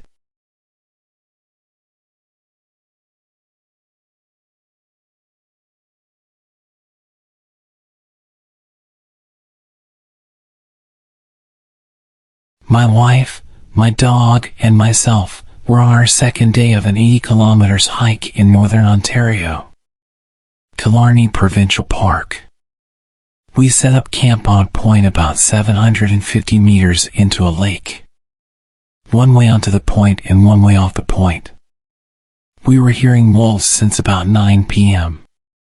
We went to bed by about 10 and the howls were getting closer and closer. Then, one owl from right behind us on the trail down to the point. I got out of the tent and started making lots of noise trying to scare it off. This usually works for bears whom we have had lots of encounters with. I didn't see anything there and didn't hear anything either. I went back to bed and lay down, trying to act confident as to not upset my wife.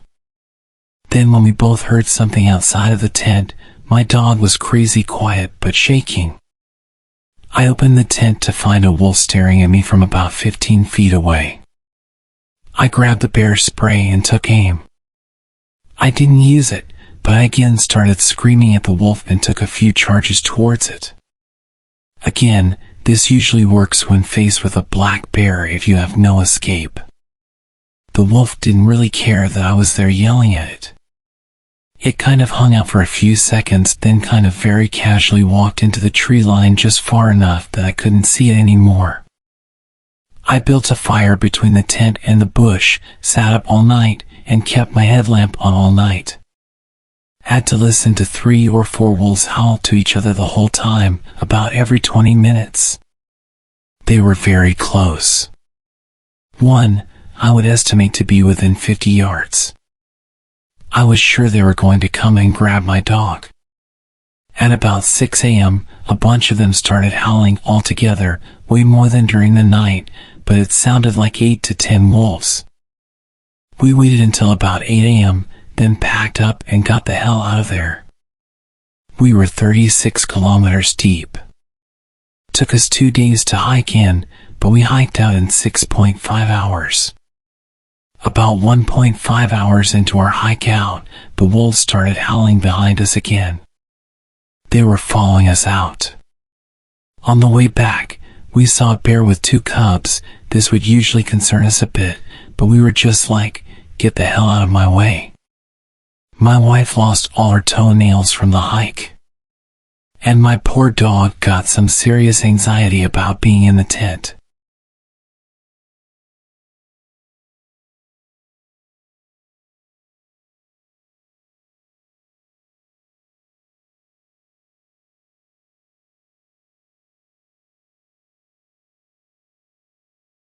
In the 90s, before everyone had cell phones, my Girl Scout troop was camping in a state park when a terrible storm came through the area with major flood warnings. The rangers at the park frantically came through every campsite and evacuated everyone to higher ground.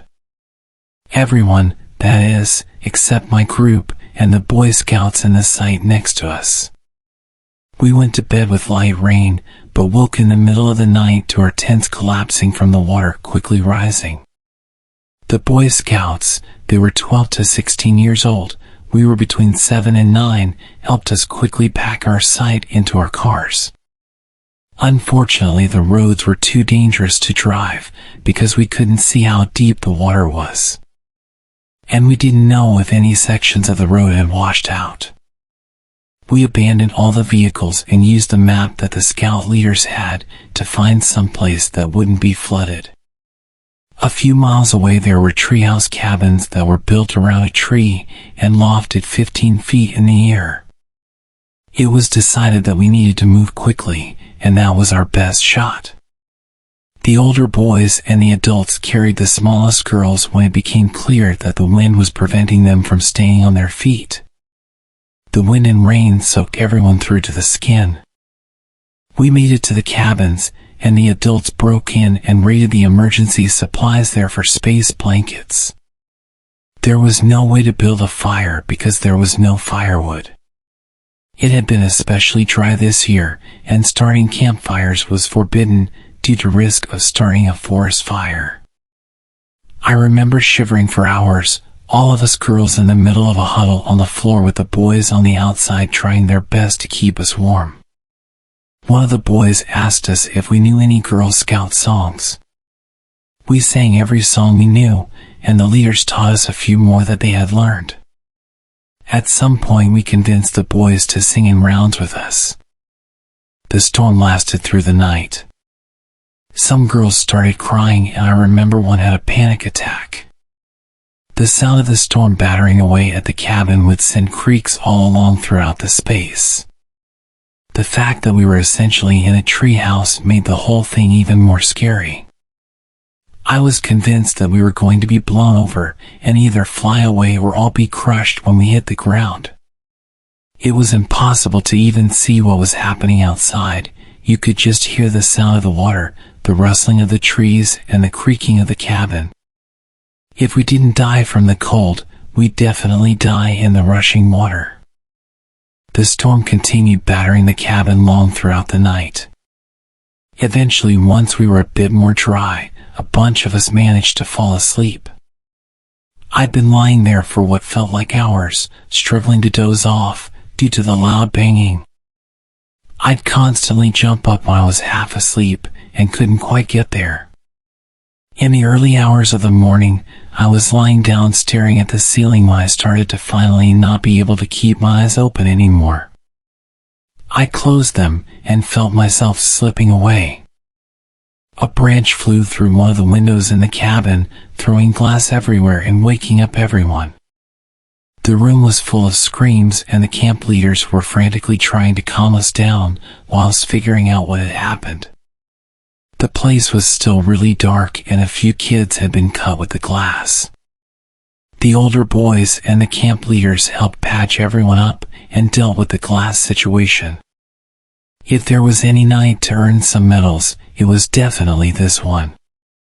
We all really came together, and I felt safe with those people, even though the situation was so dangerous. Morning came, the rain slowed down to a light drizzle, and a ranger showed up assessing damage to the park. He discovered us, and immediately drove to get help. They returned with a bunch of trucks and all-terrain vehicles, and drove us to a location where doctors were on site to evaluate us. It was sheer luck that none of us had anything worse than the chills and a few cuts from the glass. It could have gone worse than it did, and we were unbelievably lucky to have survived at all. We could have easily died in our sleep if the flood had come through all at once instead of slowly rising. If the Boy Scouts hadn't been there, then us small girls could not have made the hike to safety. If we had tried to drive, we would have been washed away.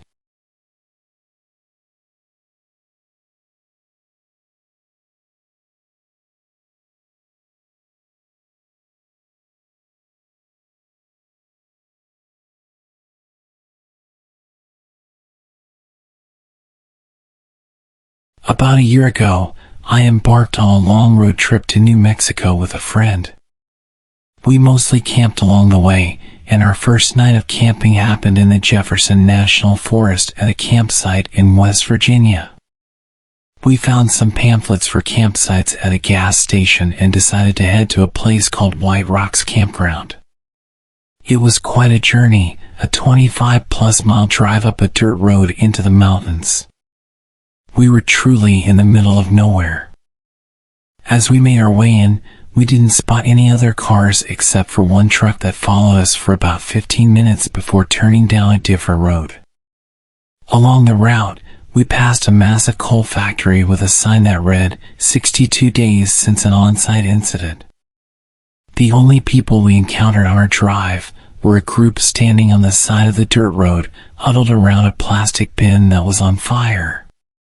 It was all quite unusual, but our excitement about camping and the road trip had us laughing off the weirdness rather than worrying, despite having no cell phone reception and being deep in the mountains. Upon arriving at the campground, we found it completely deserted. Not a single car or person in sight, and this campground had about 30 sites.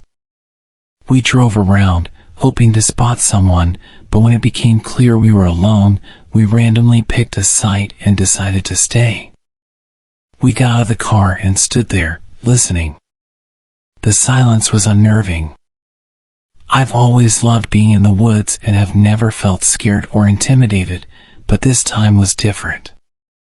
There were no bird sounds, just thick, eerie silence. It was like something out of a Blair Witch movie. The daylight was fading fast, and we decided to start a fire and set up our tent to get comfortable. My friend was in charge of setting up the tent, while I worked on the fire. As we went about our tasks, we'd occasionally stop and listen. My friend even commented that if anyone were to approach us, at least the crunchy leaves everywhere would make them easy to hear. You can probably see where this is going. I thought we were just getting spooked by our imaginations, but it genuinely felt like someone was watching us. It was the first time in my life I'd ever experienced that feeling. I had goosebumps, and I wanted to leave, but I kept my composure for my friend, who, as it turned out, was also internally freaking out but trying to keep it together. Once we got the fire going, the tent was set up, and our sleeping bags were ready. The sun had completely set. Sitting around the fire together, the darkness seemed to encroach upon us, making us feel suffocated. My friend tried to alleviate the tension by pulling out a book to read aloud and make us feel more at ease. While she was reading, I used my headlamp to occasionally scan the area around us. Since we arrived at the campsite, I had this nagging feeling that someone was out there in the woods. It was pitch black, and our fire acted like a beacon. My friend and I decided, screw it, let's go to bed. We thought we'd go to sleep quickly and pack up in the morning to get the heck out of there. We extinguished the fire, and I decided to grab the one knife we had, which was still in the car, keeping it beside me in the tent. After settling into our sleeping bags, my friend pulled out her cell phone to see if she had any cell reception. But, as expected, there was no signal. She tried dialing her boyfriend just in case, and I remember saying out loud, "We have no reception out here, it won't work." We lay in silence, watching our phone trying to dial out, but it eventually disconnected. Just when we thought things couldn't get any worse, suddenly, about 20 feet off to the left of our tent, we heard footsteps. These weren't quiet, gradual steps. They sounded like someone had been standing behind the tree near our tent and started walking toward us. Those crunchy leaves certainly did their job. We froze, staring at each other with wide eyes. The footsteps continued, coming closer to the tent, then veering behind it for a couple of yards before stopping. The silence that followed was chilling. These were heavy, booted footsteps, with the distinct rhythm of a person walking, not an animal. My friend grabbed the knife that was next to my bag, and with her headlamp on, unzipped the tent and stepped out. She stood in front of the tent with her knife drawn, scanning the area with her light. She was nothing short of a warrior. We both listened for more footsteps or voices during what felt like an eternity of silence. I could see the light from my friend's headlamp darting around the trees, but there was nothing there. She leaned back into the tent and whispered, "We're getting the hell out of here." We packed up everything within maybe 10 minutes, moving quickly, and then we bolted from the campsite. Looking back on it, it's amazing how we didn't lose our heads. We stayed calm while packing, even though we were internally screaming with terror. We only had our headlamps on, and the whole time we were packing up, I couldn't shake the feeling that the hill people were watching us and waiting to grab us and pull us into the darkness. We felt entirely helpless. But it didn't seem real, like we were just psyching ourselves out. Still, I couldn't shake the feeling of being watched as we sped away. Then came the confirmation that someone or something had been tracking us. As we pulled out of the campsite, we spotted two dirty black trucks pulled off to the side of the road, concealed in the trees but still visible. They had definitely not been there when we arrived earlier. The nearest residential homes were about 15 miles away. We didn't see anyone around the trucks, but we didn't stop to look. We reached a motel and stayed there for the night. We shared our story with the motel owner, who was incredibly kind and comforting. He even gave us some cash for another motel if we needed it. I made a promise to that man that I would give him a stellar review. I'll remember every detail of that night for the rest of my life.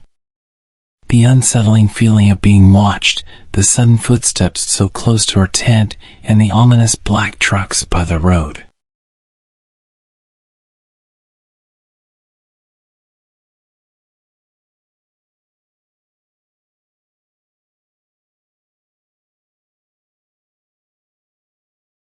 It all started on a sunny day in college.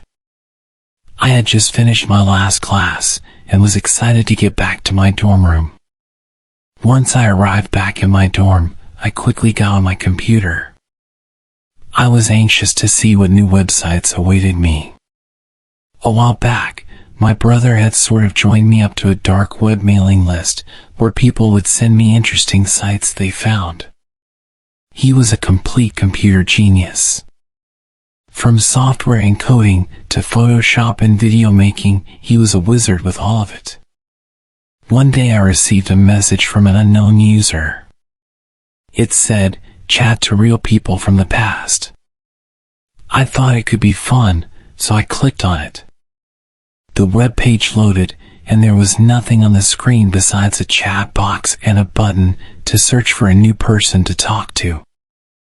I clicked on the button to find a new person to chat with, and it took some time, but eventually I connected with somebody.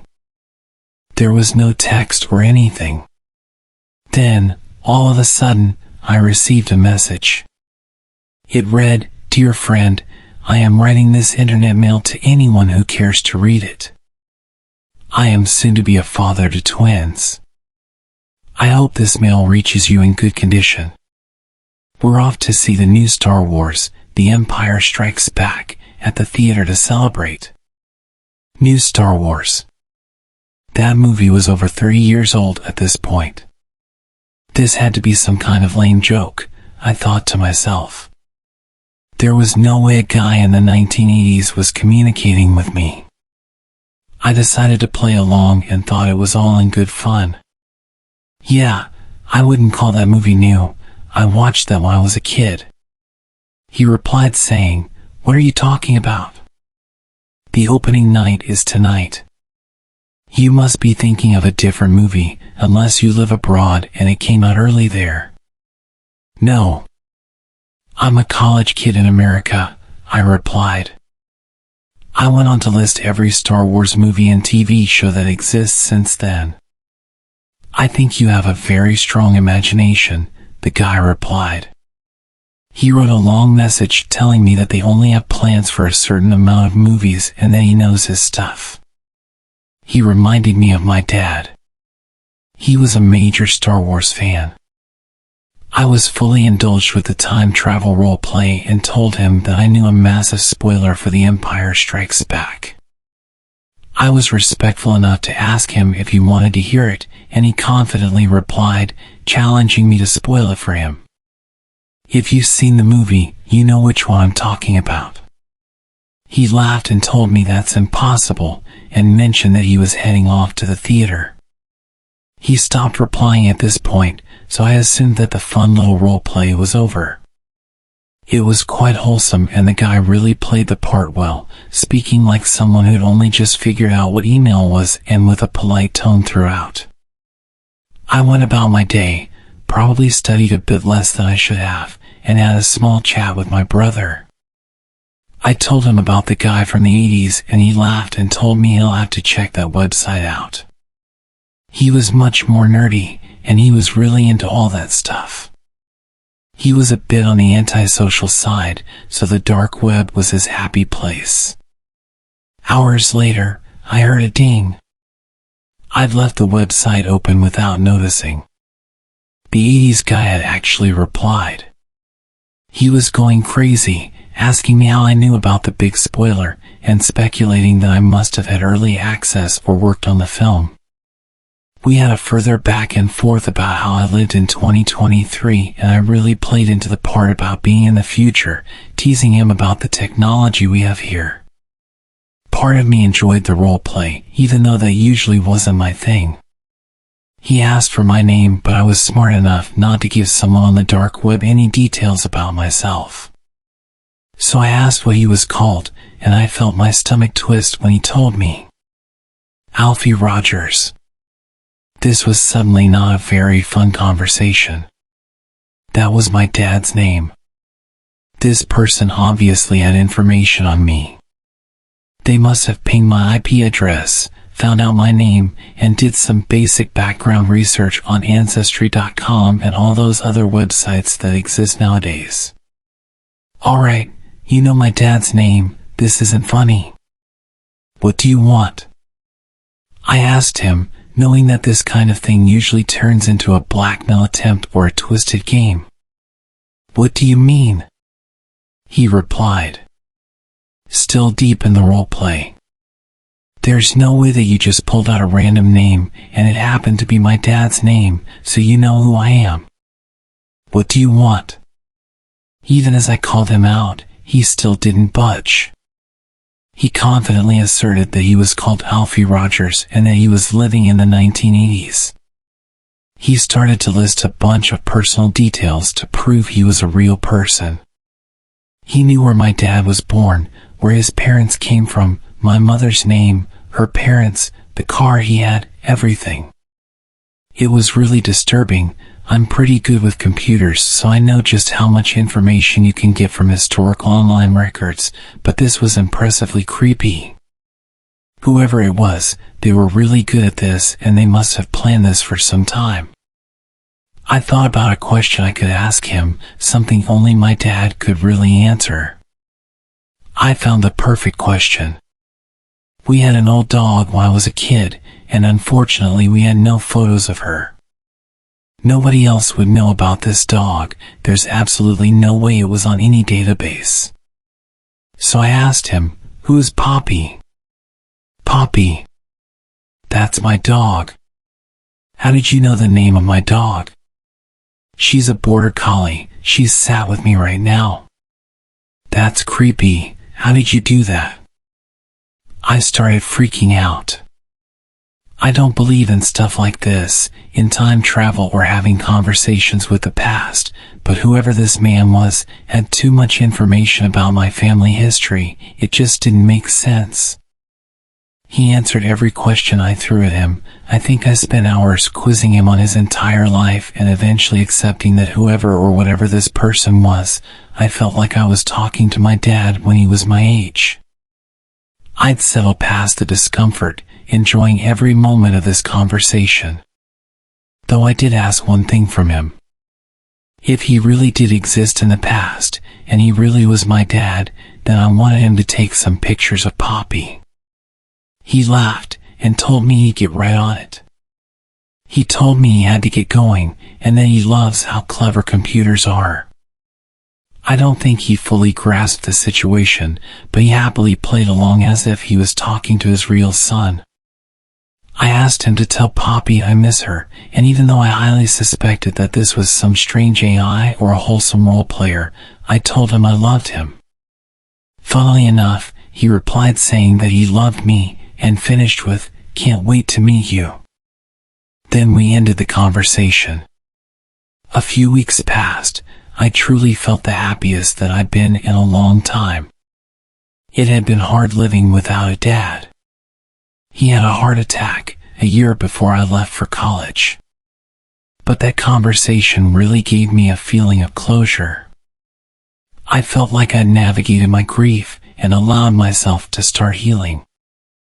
I'd occasionally check back on that website but never saw anything from him. I suppose it was a one-off thing. Over the next few months I started to think about that conversation less and really started to live my life again. It was Christmas time and I went back home to visit family. It was the second Christmas without him and the lack of his presence was still heavily evident, but we enjoyed the holiday and I enjoyed seeing my mom and my brother. On the last night before I returned to college, my mom remembered that she had something for me. She brought me an old VHS. It was Star Wars, Empire Strikes Back. I knew what a VHS was, but they'd been extinct for about 20 years, so I wasn't sure why she was giving it to me. "Open it," she said. I pried open the clunky case and looked inside. Well, shit. There was a whole collection of photos of Poppy, dozens of them. Posing with the whole family, including me and my brother when we were just babies. There were some photos of my dad posing with the dog too. It was surreal, and I was too emotional to think about how these had come to be. There was a note attached. "For my brilliant children, may the force be with you." He was always a bit of a dork. My mom said to me, "I thought we didn't have any photos of Poppy. I don't even remember your dad taking these." A glimpse of happiness and nostalgia was noticeable in her voice. "But your brother found them a few weeks ago." I gave her a big hug and went to find my brother. I told him how great it was that he found them and started to look through them. I told him all about the website and the man from the past who claimed to be my dad, and that we even had a conversation about him taking photos of the dog.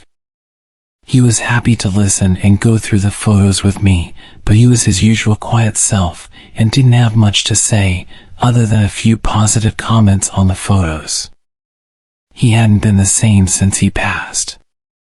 But it was nice to see him with a smile for the first time in a while. So that's my story about my time-traveling conversation with my dad. Sometimes it completely freaks me out, and I stay up all night thinking about it. Other times, I just feel comfortable knowing that something beyond my comprehension happened to me. Whether it was an incredibly talented hacker or a crazy AI, I don't know. But I tend to avoid the dark web now. I think I got lucky with this encounter. It was only a matter of time before I met someone who would use that information for the wrong reasons.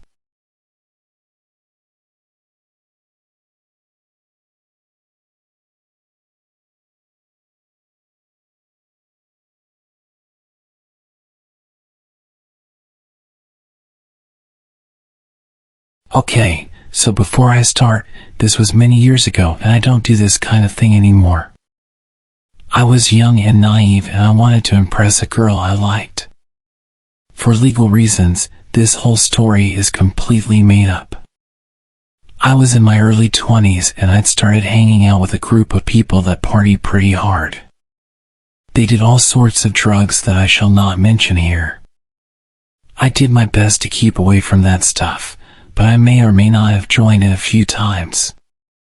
My life was a bit of a mess at the time. I won't make too many excuses about why I was hanging out with these people, but one of the reasons I stuck around for so long was this girl.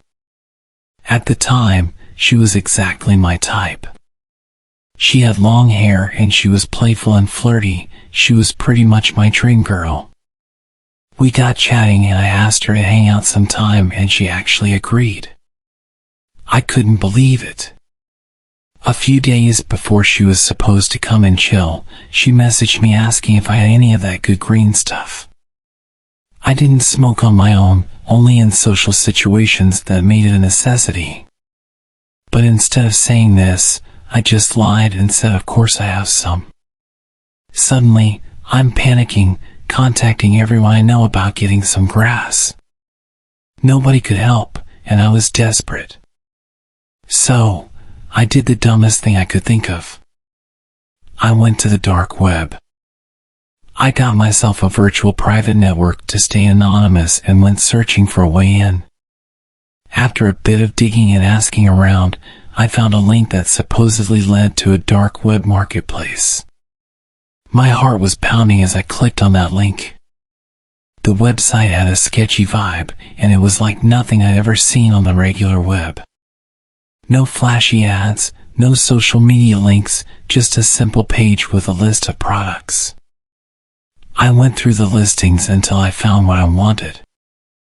I messaged the seller and worked out the details. Paying for it wasn't as easy as clicking one button, like you can on Amazon. They wanted cryptocurrency, so I had to figure out how to get my hands on some. It was a bit of a headache and cost me $50 for something that should have cost about $20, but I managed to get it sorted. A few days later, a small package arrived. My heart was racing as I opened it. But instead of what I ordered, it was just some random junk. I had been scammed. Panic set in as I realized I was in way over my head. Soon after, I started getting threatening emails from an anonymous sender. They knew what I'd been up to and were demanding more money, or they'd expose my activities to the authorities. I was trapped in a twisted game of blackmail. Every knock on my door made me jump. I desperately tried to figure a way out of this mess. I was stuck in a dark web nightmare of my own making, and I couldn't see a way to escape it. Call me an idiot, because I really am, but I sent the anonymous blackmailers around $600 in total, about $100 every week. They just keep coming back and blackmailing me, and I kept paying until eventually I just said screw it and stopped sending them anything. I lived in complete fear for months afterwards, thinking that the FBI were going to break down my door and arrest me. Looking back, it was pretty ridiculous.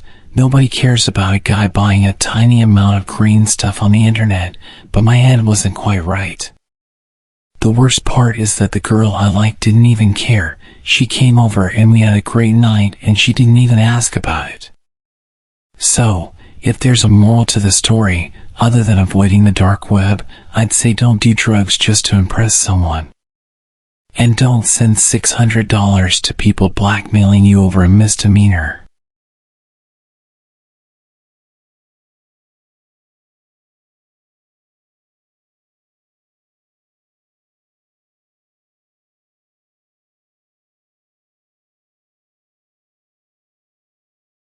This is a pretty short story, but it's true, so I'll tell it exactly as it happened. At the time I was a 23-year-old man. I had a history of using the dark web, browsing random sites, ordering some stuff, never really had any issues. I will mention though, that I used literally no programs or filters to protect me. I just went in deep and assumed that my antivirus would protect me from any harm. Ladies, cover your ears for this next part. Unlike other young men, I would watch adult content, and one night while I was feeling particularly lonely, I found some videos that I wouldn't watch with my parents. I sat in front of my laptop and did my business. 2 nights later, I get an email. Weirdly, it said that it was sent by my own email address. I hadn't seen anything like that before. I click on it straight away and I can't describe the feeling that hit me. There was a video attached, and it was me, in my birthday suit, furiously playing rock, paper, scissors in my lap. You could see everything, including my face at some point in the video when I adjust my seat. So there was no denying who it was. The email listed a bunch of demands: go online and buy some Bitcoin or gift cards and send them to him. Or the video of me sending would be sent to my family. The blackmailer had the decency to list the names of my family members, just in case I thought he was bluffing. He gave me a time limit of 48 hours, and pointed out that he could see that I opened the email because he was in my computer, and threatened that if I contact the authorities or start searching about how to deal with this situation, that he would release it all. Call me crazy, but I thought about it for a few hours and decided my dignity was too expensive.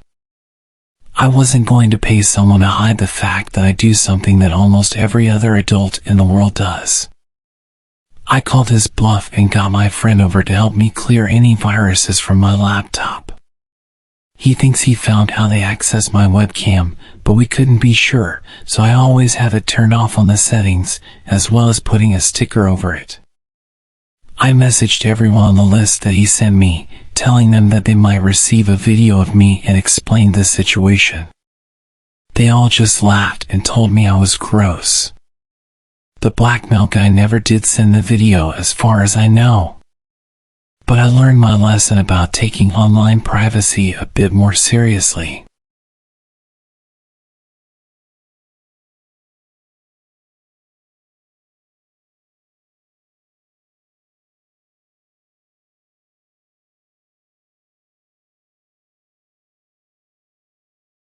This all happened roughly around 4 years ago, but the experience has haunted me almost every single day since it happened. I'll start off by saying that at the time I was pretty young. I was single and very keen to have my first experience with someone. I spent a while looking through dating apps, talking to a few people, until I finally came across a guy who seemed interesting. We had a lot of things in common, so I thought it would be a good idea to meet up with him, since we had been talking for almost a month. Now, even though I was only young, I wasn't naive or stupid. I was, and still am, a very cautious and paranoid person.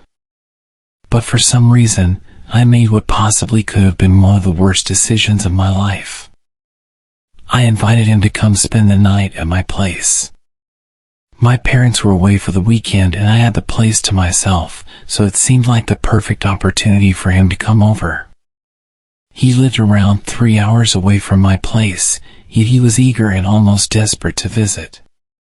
So he set off as soon as he finished work, which was around 11 a.m. The whole time he was driving to my place, I had the sickening sense of impending doom. Almost as if something was going to go very, very wrong. I almost texted him multiple times to tell him that I wasn't interested anymore, but I hesitated as he was only 10 minutes away by this point. I jumped up as I heard his car pull up, and I expected to be greeted by a smile once I opened the door. But he pushed his way through, and continued to stare at me blankly, all whilst my 2 French bulldogs snarled and growled at him, which they never do to anyone. Things instantly seemed extremely odd. He followed me quickly to my bedroom and didn't waste any time in aggressively undressing me. I hesitantly went along with it, as this was my first experience with someone. He was almost 6 years older than me, so I was pretty tense. Fast forward to a couple of hours later, he suddenly asked me if he could sleep in my room, which confused me as it was only 5 p.m. But I told him it was fine, and I would continue to watch movies by myself downstairs. After about an hour, I heard what sounded like furniture being moved around, and the sound of him talking. So I made my way upstairs and opened my door, only to find him crouching in the middle of my room and breathing extremely heavily. When I asked if he was okay, he motioned for me to get on the bed. He sat me on his lap and proceeded to place a blindfold over my eyes, putting his hands around my neck lightly. I was already feeling extremely uncomfortable, and it worsened as he tightened his grip around my throat. He asked, "Does anyone know I'm here? Do your friends know who I am and what I look like?"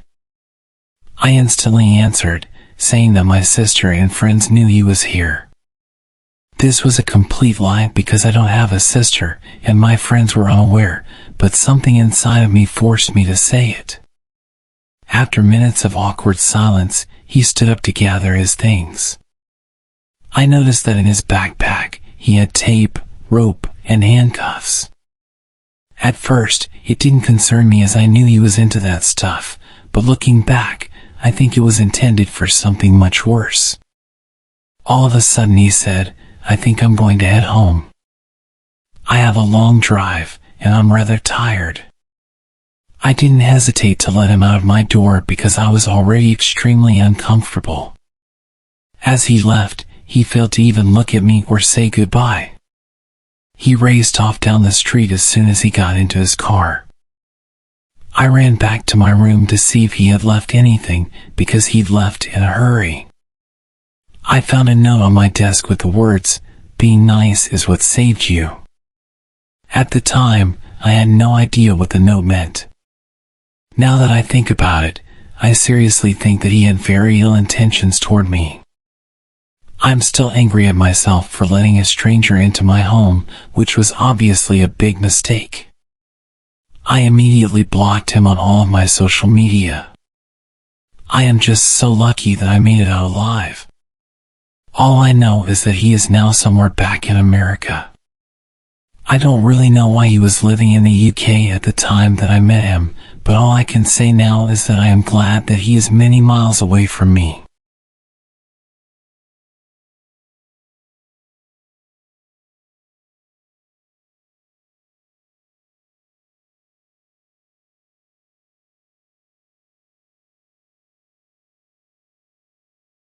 I lived with my older brother for about 4 years after I finished school. We shared rent on an apartment together since neither of us could afford anything on our own. But during the 4th year, my brother started making better money, and he planned to move out once the lease came to an end. I wasn't making a lot, so I knew I couldn't afford to pay for the apartment alone. I looked around online for a roommate for a few months but decided to move out as well and find a cheaper place.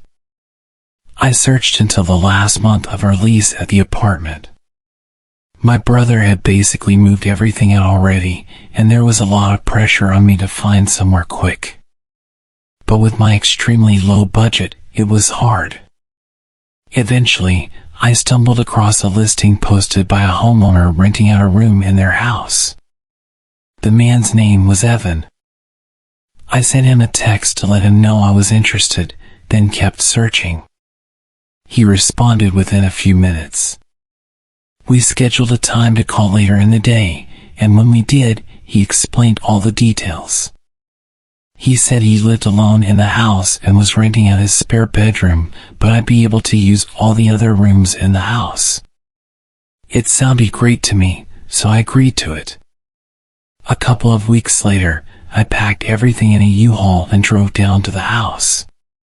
Between this time, we'd been texting and calling, and he sent me a bunch of pictures, but I hadn't had the chance to view it in person yet. I got there around noon, parking in the driveway. The house was definitely small, but it looked nice from the outside. Evan was standing in the garage, waving me over.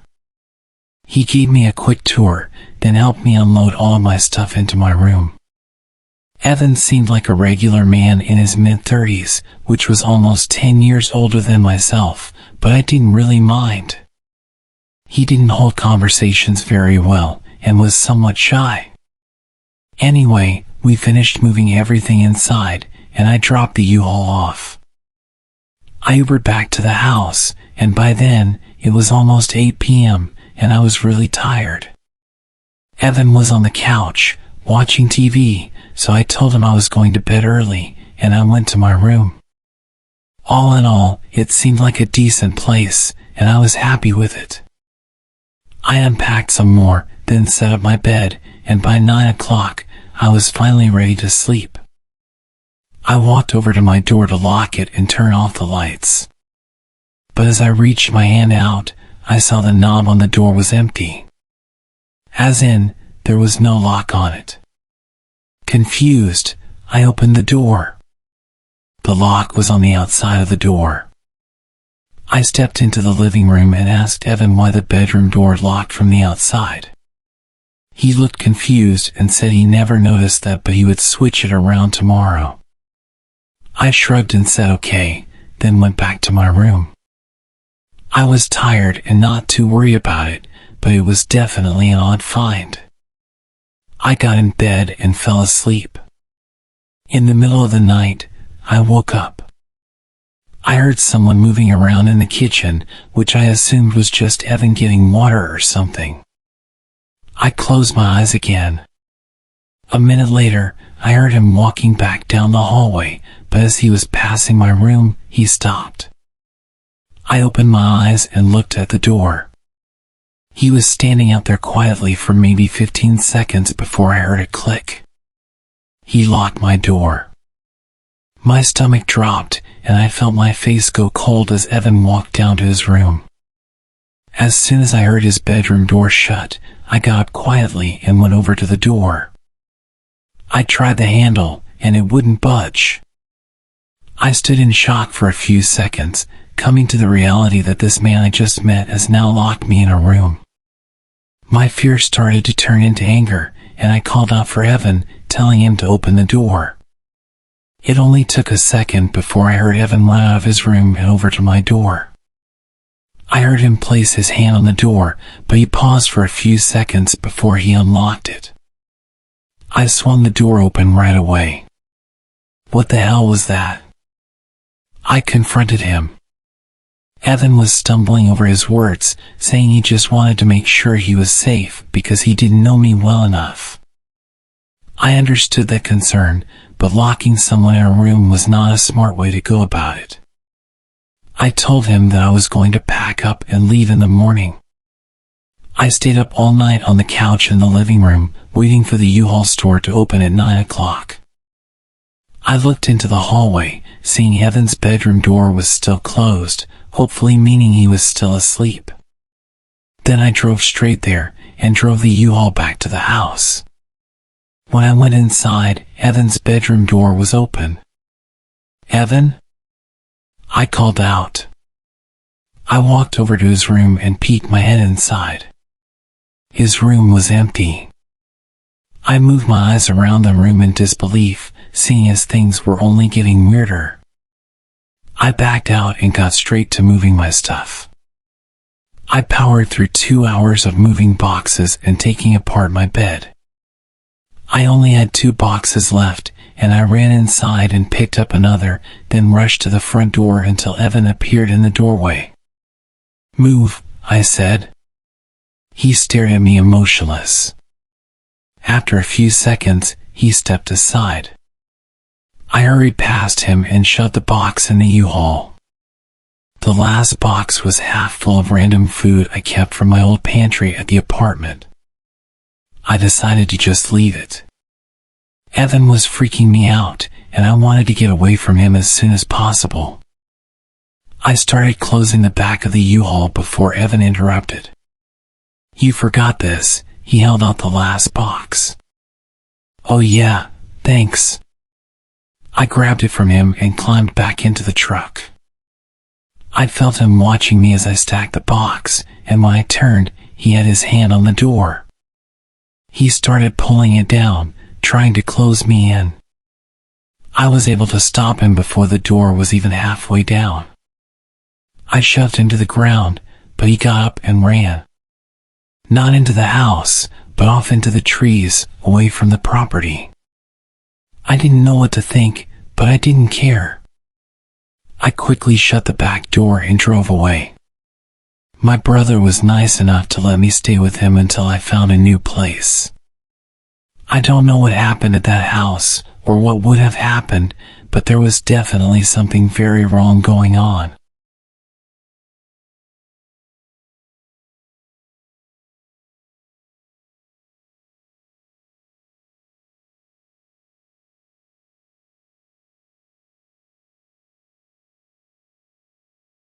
My roommate was out of the house for the week, so I had the place to myself.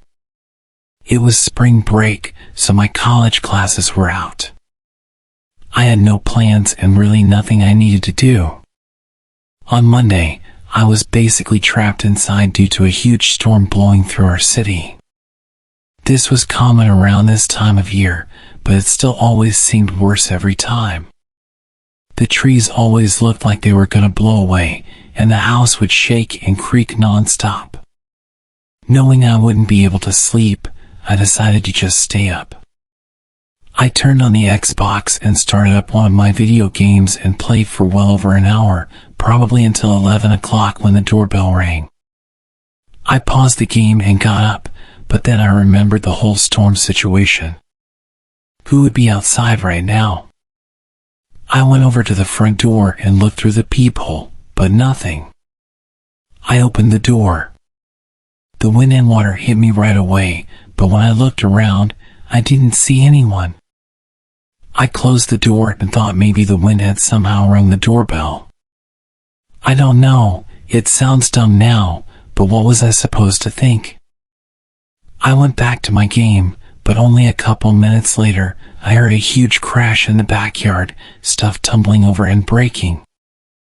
I immediately knew it was our patio furniture and ran over to the back door. Everything was scattered around the yard, blowing around in the wind. I quickly put on my shoes and went outside, pushing each piece of furniture up against the back of the house. The wind was so heavy it would even hurt sometimes when the water would hit my face. I was rushing, going as fast as I could until I saw someone. They were standing at the edge of the backyard, watching me.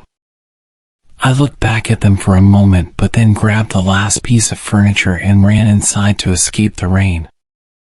I looked at the back door as I dried off, but the person was gone. Between that and the doorbell ringing, I was a little bit nervous. I sat in the living room this time, just scrolling on my phone because I was tired of being interrupted. After a while, I struggled to keep my eyes open. I got a blanket and laid down on the couch. I didn't feel like going upstairs, and the storm was much louder up there. It took a while, but eventually, I drifted off and fell asleep. A few hours later, still well into the night, I woke up from a sudden burst of heavy wind outside, shaking the house. I pulled the blanket to the side and sat up, moving my feet to the floor as I prepared to go check if the furniture outside was still there. But just when my feet touched the floor, they were soaked. It woke me up immediately. I looked down and saw a puddle on the ground right next to the couch. Then I saw another, leading in a line across the floor. Inside the puddles were faint muddy shoe prints. I stood up and ran to the corner of the room, heart beating rapidly in my chest. After a minute of hearing nothing but the wind outside, I slowly followed the shoe prints. They led all throughout the house, upstairs and down, but I could clearly tell that they entered through the back door, which I had stupidly forgotten to lock in the rush of getting out of the rain. I locked it and pulled my phone out to call 911, but then the thought crept into my mind, what if they're still inside? I stayed quiet and moved into the corner of the house where I felt the most hidden. I waited in silence for them to arrive. When they did, they took a look around, seeing everything I saw, but nothing more. They told me it seems like a personal attack because nothing was missing, and they were clearly focused on my house in particular. However, they walked right up to me while I was sleeping and seemingly did nothing but watch me, which is super creepy but doesn't make much sense. If they wanted to do something to me, they would have done it at that moment. After some thought, this had led me to believe that whoever it was had actually come from my roommates. They saw me, then looked around the whole house, and then left, doing absolutely nothing. So if this was a personal attack and my roommate was there, I think things may have gone a lot worse than they had.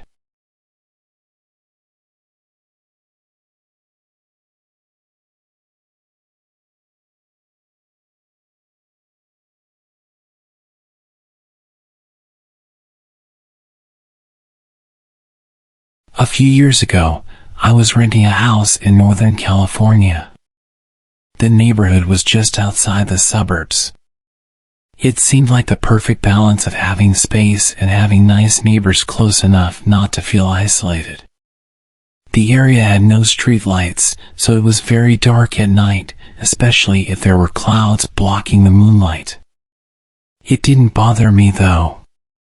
It made my little house feel even more quaint on dark nights. I got home from work one day in midwinter. It was a cloudy night, so pulling up to my house, I saw only what my headlights and front porch light illuminated. When I got out of my car, I caught a whiff of cigarette smoke. That was odd, as I had never smelled that before around that house. I didn't see anyone nearby, so I ignored it and went inside. I had just got off a shift with a few hours of overtime, so I felt pretty tired. Even though it wasn't even 7 yet, I decided to take a shower and call it a night. I woke up sometime later, sure that I had heard a noise inside my house. I wasn't worried right away because my friend would sometimes stop by to use my shower after work on his way to his night classes. I even gave him a spare key so he could stop by even if I wasn't home. He would always text me to let me know beforehand though, and I hadn't heard my phone go off. I reached over to my bedside table and picked up my cell phone to see if my friend had sent me a text. The bright light from my phone's screen blinded me. These were the days before phones had a light sensor that would dim the screen in the dark, and this particular phone was so bright, I could use it as a flashlight. Through squinted eyes, I could make out that it was 9-something, but I couldn't tell if I had an unread text or not. I set my phone aside and called out my friend's name. There were a couple of seconds of silence before I heard loud footsteps as someone started running through the bottom floor of my house. I leapt out of bed and ran to the closet. They were already up the stairs by the time I had opened the door and stepped inside.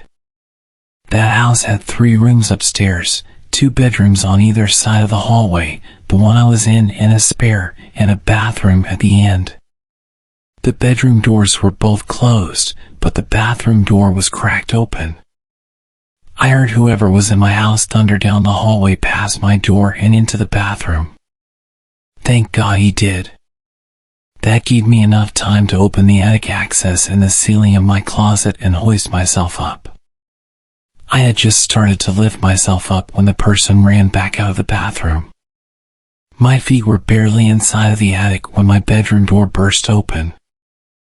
I heard footsteps run into my room and stop. When they didn't see me in that room, they ran back to the hallway and into the other room, which just had boxes stacked in a corner, some weights, and a table where I painted my miniature models. I guess they decided that if someone were hiding, it would be in the bedroom, because they charged back into my room and turned on the light. A moment later, the closet door was ripped open. I was crouched in my attic just a foot or so away from the access, so I could try to stop them if they started to climb up. From my vantage point, all I could see was from about their knee down. They were wearing dirty blue jeans with frayed cuffs and work boots.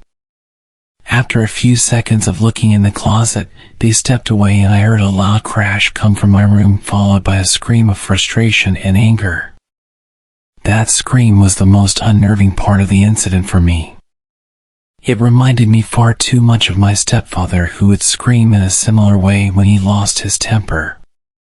He would eventually be placed in a mental hospital for several mental disorders that resulted in erratic and violent tendencies. The man in my house ran back down the stairs. I heard crashes and clatters as things were thrown around and furniture was knocked over. I stayed crouched in the attic. I had left my cell phone when I ran for the closet, and I wasn't certain I could climb down without him hearing. After some time, the noises stopped. I started counting slowly. When I reached 1,000, I decided it was safe enough to climb down and call the police. The first thing I noticed when I exited the closet was the intruder had flipped my bed over. I assumed in an attempt to find me. That was the loud noise I had heard after he stepped away from the closet. I couldn't find my cell phone, so I went to the landline by the bed and called the police. I waited in my room until I heard them call out from downstairs. The first floor was a mess, but I had expected that. Chairs had been knocked over, the sofa had been flipped. All the books, pictures, and knickknacks I had on my shelves were strewn across the floor. The cupboards in the kitchen had been opened and all the boxed and canned foods had been thrown to the ground. As far as I could tell, though, the only thing missing was a single knife out of the wooden block in my kitchen. The police checked the house from top to bottom. They found that the side door had been forced open by something like a crowbar. They also found a few cigarette butts along my fence line, along with some foil and an empty pen, which the police said people often use to smoke meth, so they think he had been watching my house for a while. I realized that he must have been out there smoking a cigarette when I got home. They collected up the evidence and told me I should stay with family or friends that night and get that door fixed as soon as possible. I opted to just not sleep. I moved a shelf over to block the broken door and spent the next couple hours cleaning things up. I would often go to the window with a flashlight and shine it along the fence line where the police found the cigarette butts and foil, but I didn't see anything. The next day I called to have the door fixed and get motion lights installed at the back and sides of my house. I ran a phone cable up into the attic and added a landline. I never wanted to be stuck up there without a phone again. Nothing else happened at that house, though. I lived there another 3 years without incident. One more precaution I took was practicing getting out of my bed, going to my closet and climbing into the attic as quickly and quietly as possible.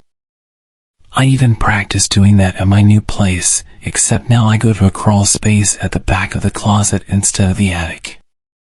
I try not to think about what would have happened if I had been a bit slower getting to the attic, or if he hadn't gone into the bathroom at the end of the hall first.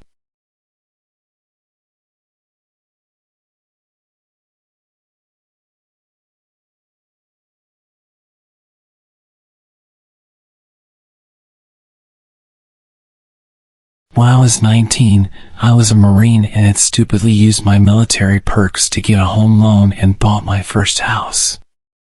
I moved a barracks room worth of stuff into this place that seemed to me like a palace. Of course, I went out and bought some bar stools, a futon to sleep on until I got to bed, and some used coffee tables for my TV. I also had my dog with me. As I unpacked my meager belongings in the living room, I noticed a car had pulled into my drive and blocked me in. I walked out, and there stood a man offering to sell me a home security system.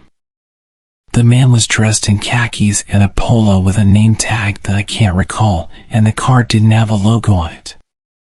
It should have been a red flag for me, but I figured that some people on the job didn't drive company vehicles. He gave me his card, but I don't even remember the name of the company he told me he was representing. Cue the friendly salesman, giving me his pitch about needing a system and all the perks that would come with being able to watch the exterior of my house at any time. As a low-ranking military member, I knew I couldn't afford yet another thing, so my mind was working to try to get this man to go away. I even considered ninja chopping him or whatever it is that we Marines do in hand-to-hand, just to get him to leave. But I'm a sort of passive person. I'm too nice. Nah, let's call it polite. I won't be rude to someone doing their job. I've been in customer service. I can relate. I tried politely declining his offer after he had tried to show me some stuff on his iPad, but you know how persistent these types are. I'll admit to my own stupidity when answering his questions, like giving out too much information. Do you live alone? No, I live here with my wife and our 3 large dogs. At least I had it in the large part. Her and her dogs hadn't actually moved in yet, and hers were just fat, though they were more vicious than my own good boy. But 2 women living together probably seemed like easier targets. I also mentioned being a Marine when he asked. He seemed a bit shocked, but wouldn't be deterred. What kind of security system do you have? My dogs and me. Not the best answer I could have given. I wasn't exactly intimidating. I mean, I would be terrifying if I had a gun or something. I've been using them all my life, and I've never missed a target, alive or inanimate. If you would invite me in, I can show you the best places to set up cameras, he mentioned more than a few times. Each time made me more and more creeped out, thinking that he was wanting to potentially rob me, not that there was much to take. Despite being a victim of assault in the past, all I could consider was a possible burglary and made sure we stayed away from my house while we talked. We were outside for about 15 minutes total, me spending most of that time trying to politely get away from him and retreat inside. I was losing my mind with the social niceties and just walked away, leaving him standing alone in my front yard. I walked into my house and locked the door. He got into his car and left. I thought nothing more of it. After some unpacking, I couldn't do much. I had nowhere to put most of it. I ate some junk food and put together the futon. I got it all decked out with my fluffiest blankets, made sure the doors and windows were locked, and went to lay down in the living room. Looking back, I'm not sure why I didn't put it in a bedroom. They all have blinds, and the rooms take a bit of getting to. Perhaps I wanted to be near an exit. For some context, my back door is a double glass pane door. At the time, I didn't have curtains on it, but I did have blinds on the kitchen window. My kitchen, living room, and dining room are all connected, but there's a wall in the living room that I strategically situated my futon against so it couldn't be seen by the back doors or the front door window. Call me paranoid. I had been laying down for a few hours, and at about 11, my dog got off the futon and went to the back doors. My dog is large and looks like a Rottweiler, but he's never hurt anything in his life. He'll greet strangers at the door with a tail wag and hardly barks. He stood back there for a bit and whined a few times. I ignored him. It was probably a squirrel. But then he started growling, a sound that I'll never forget. It sent terror straight through me as I sat alone in the dark. I had only ever felt that fear once, when a mountain lion screamed, and I realized I was powerless against nature. The point is, these sounds are designed to scare you. And it petrified me. I was frozen and wanted to wimp out, to hide, to call the cops, but I realized if someone was out there, they'd for sure see my phone light and know where I was. So while my dog stayed stationed at the back door, I talked myself up just enough to move off the couch and investigate, still scared out of my mind. I slunk to the kitchen and grabbed a kitchen knife, one of the only utensils I had, and crept to the kitchen window. I was squatting amongst the cabinets so that I couldn't be seen from any windows, trying to gear up to peel back the blinds. My brain was telling me irrational things, horror stories that I had read come to life. To be real, I was ready to punk out. I'm not a brave person. I was in communications for God's sake. Pretty far from any life-threatening situation, while not one that involves people at my house. In the one space that I should consider safe. My hideout, my protection from anything outside wanting in. I've always been afraid of home invasion. It stems from an incident while I was younger that isn't really worth mentioning further. Point is, if someone dares enter my safe place, it's not safe anymore. I thought I couldn't get more scared in that moment, but then I saw a male figure in my backyard, and my heart jumped out of my chest. He wasn't very far from the window I was looking out of. He was bold enough to not wear anything over his head, and I saw the blonde hair in the moonlight. It only took me a few seconds to recognize the security salesman in the dark. He was on the edge of my porch, watching my back door. Watching my dog. I jumped up quickly, climbed over the bar counter, and turned on the lights as I went towards the back door to let my still growling dog out in hopes that he'd at least get rid of the man, if not injure him. No dice. As soon as the lights came on, he had just enough time to go jump the low part of the fence to safety before my dog even got off the porch. I didn't sleep that night. My dog sat on the futon with me, calm as could be, having done his job. The next morning, I filed a police report, but I couldn't tell them his name or what company he was with, having lost the card he gave me. They sent some patrols through the area, and I found out that all legit salesmen should have an ID upon request. That night, I had 2 friends stay with me, ready for him to come back. We thought he might have set the whole thing up to scare me into buying home security.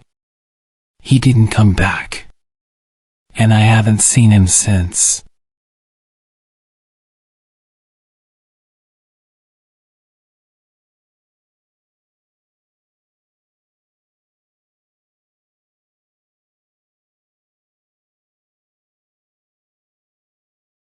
This happened yesterday while both of my parents were at work.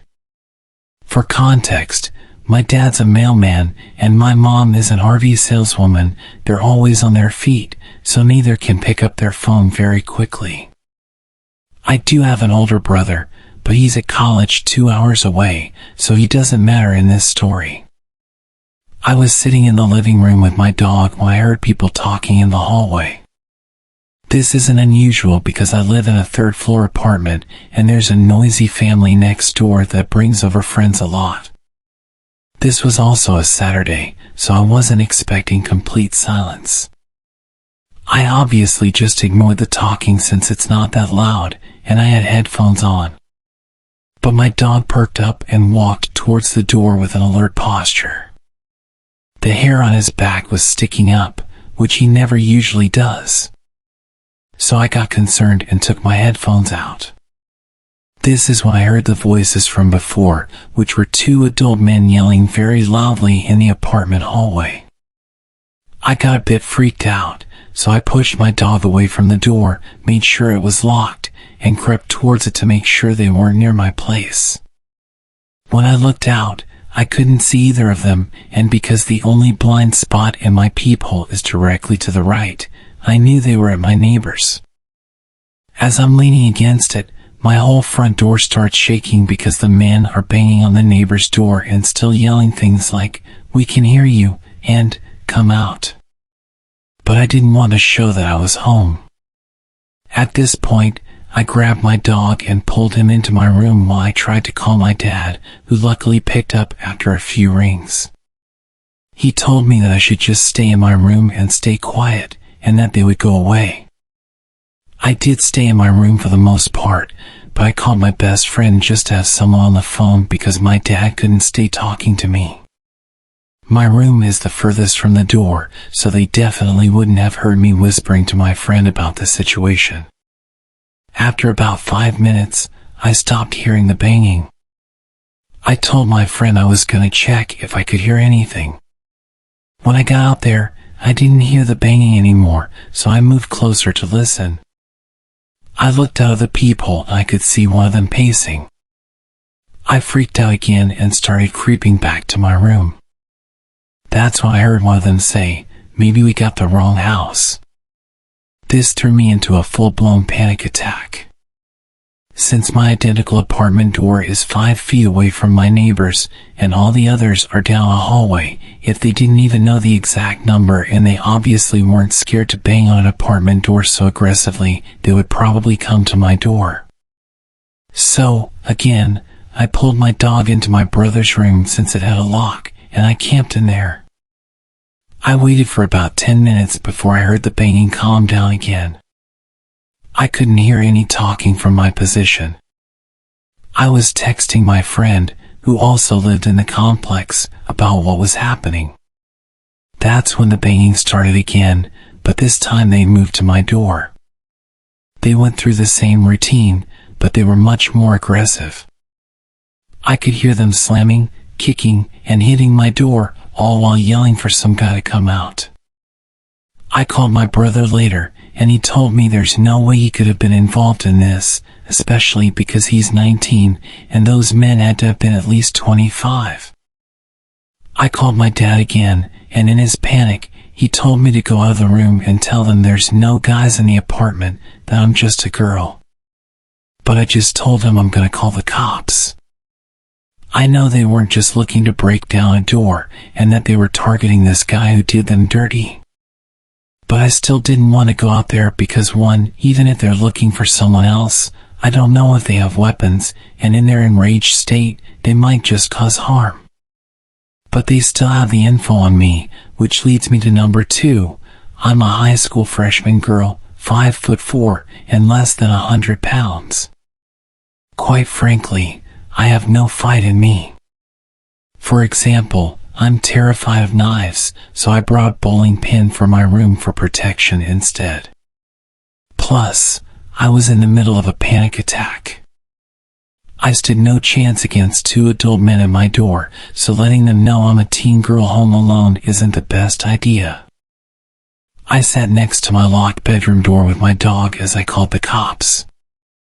I tried to keep him quiet this whole time, but I didn't want to be suspicious during this situation. I made sure not to talk to my friend while I was out of the room to keep quiet and tiptoe everywhere so they didn't know anyone was home besides the dog. I'm pretty sure they didn't know anyone was home, even though they said, "We know you're in there," during their yells. Because earlier, they were unsure if they even had the right place. I was on the phone with the cops for a few minutes before I heard light knocking at my door, making me realize I wasn't so much in shock that I didn't even know the banging had stopped. The operator said it was the cops, so I ended the call and answered the door. The officers told me the guys took off just before they got there, and they asked me a few questions about male family members and if they could have any correlation with this.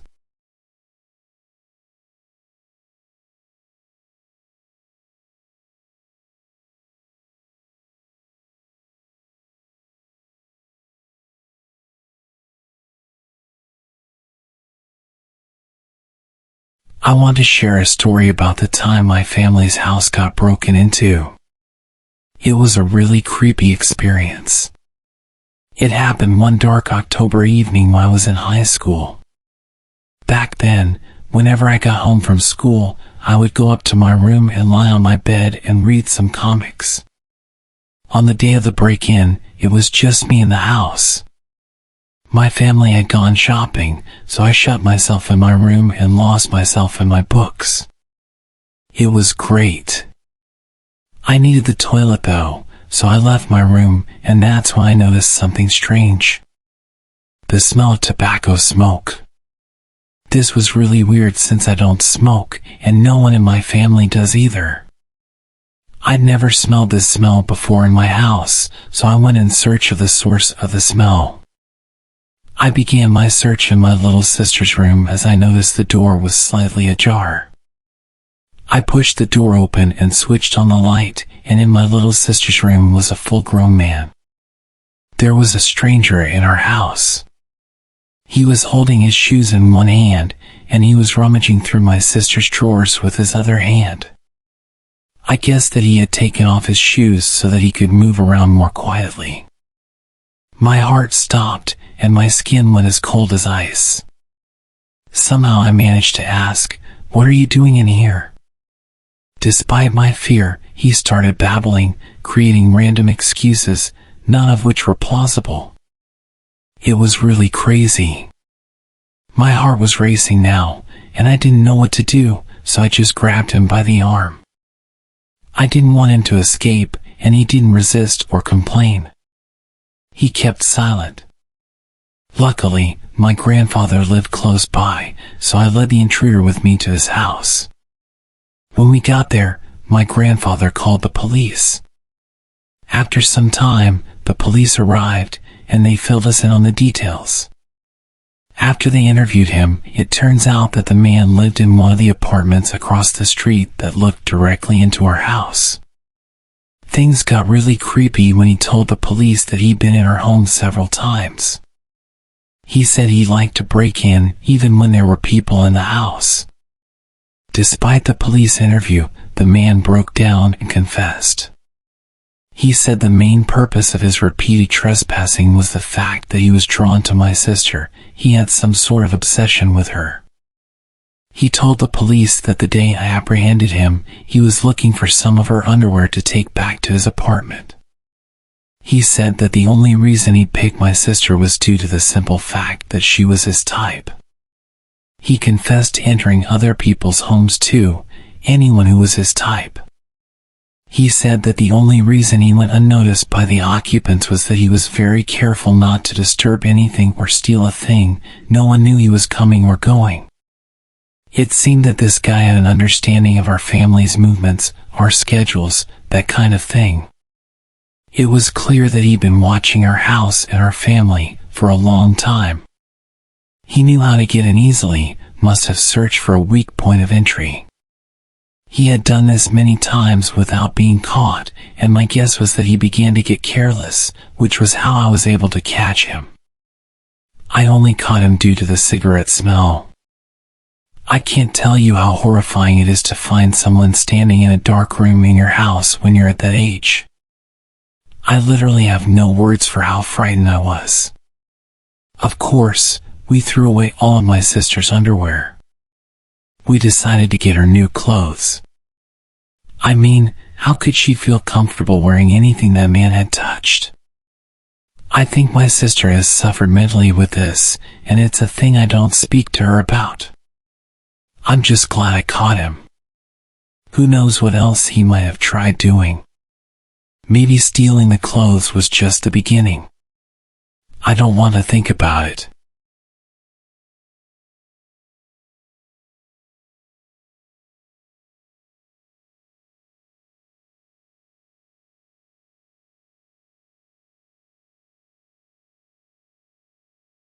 My roommate was out of the house for the week, so I had the place to myself.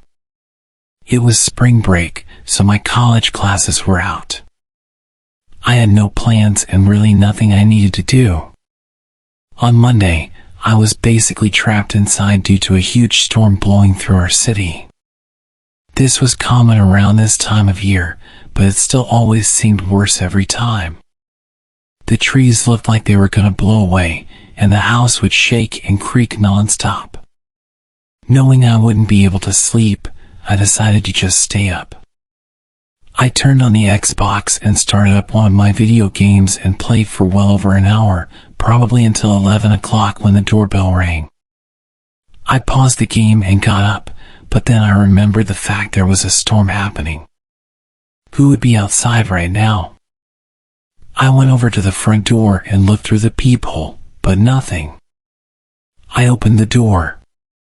The wind and rain hit me right away, but when I looked around, I didn't see anyone. I closed the door and thought maybe the wind had somehow rung the doorbell. I don't know, it sounds dumb now, but what was I supposed to think? I went back to my game, but only a couple minutes later, I heard a huge crash in the backyard. It sounded like stuff tumbling over and breaking. I immediately knew it was our patio furniture and ran over to the back door. Everything was scattered around the yard, blowing around in the wind. I quickly put on my shoes and went outside, pushing each piece of furniture up against the back of the house. The wind was so heavy it would even hurt sometimes when the water would hit my face. I was rushing, going as fast as I could until I saw someone. They were standing at the edge of the backyard, watching me. I looked back at them for a moment but then grabbed the last piece of furniture and ran inside to escape the rain. I looked at the back door as I dried off, but the person was gone. Between that and the doorbell ringing, I was a little bit nervous. I sat in the living room this time, just scrolling on my phone because I was tired of being interrupted. After a while, I struggled to keep my eyes open. I got a blanket and laid down on the couch. I didn't feel like going upstairs, and the storm was much louder up there. It took a while, but eventually, I drifted off to sleep. A few hours later, still well into the night, I woke up from a sudden burst of heavy wind outside shaking the house. I pulled the blanket to the side and sat up, moving my feet to the floor as I prepared to go check if the furniture outside was still there. But just when my feet touched the floor, they were soaked. It woke me up immediately. I looked down and saw a puddle on the ground right next to the couch. Then I saw another and another, leading in a line across the floor. Inside the puddles were faint muddy shoe prints. I stood up and ran to the corner of the room, heart beating rapidly in my chest. After a minute of hearing nothing but the wind outside, I slowly followed the shoe prints. They led all throughout the house, upstairs and downstairs, but I could clearly tell that they entered through the back door, which I had stupidly forgotten to lock in the rush of getting out of the rain. I locked it and pulled my phone out to call 911, but then the thought crept into my mind, what if they're still inside? I stayed quiet and moved into the corner of the house where I felt the most hidden and called. I waited in silence for them to arrive. When they did, they took a look around, seeing everything I saw, but nothing more. They told me it seems like a personal attack because nothing was missing, and they were clearly focused on my house in particular. However, they walked right up to me while I was sleeping and seemingly did nothing but watch me, which is super creepy but doesn't make much sense. If they wanted to do something to me, they would have at that moment. After some thought, this had led me to believe that whoever it was had actually come from my roommates. They saw me, then looked around the whole house, and then left, doing absolutely nothing. So if this was a personal attack and my roommate was there, I think things may have gone a lot worse than they had.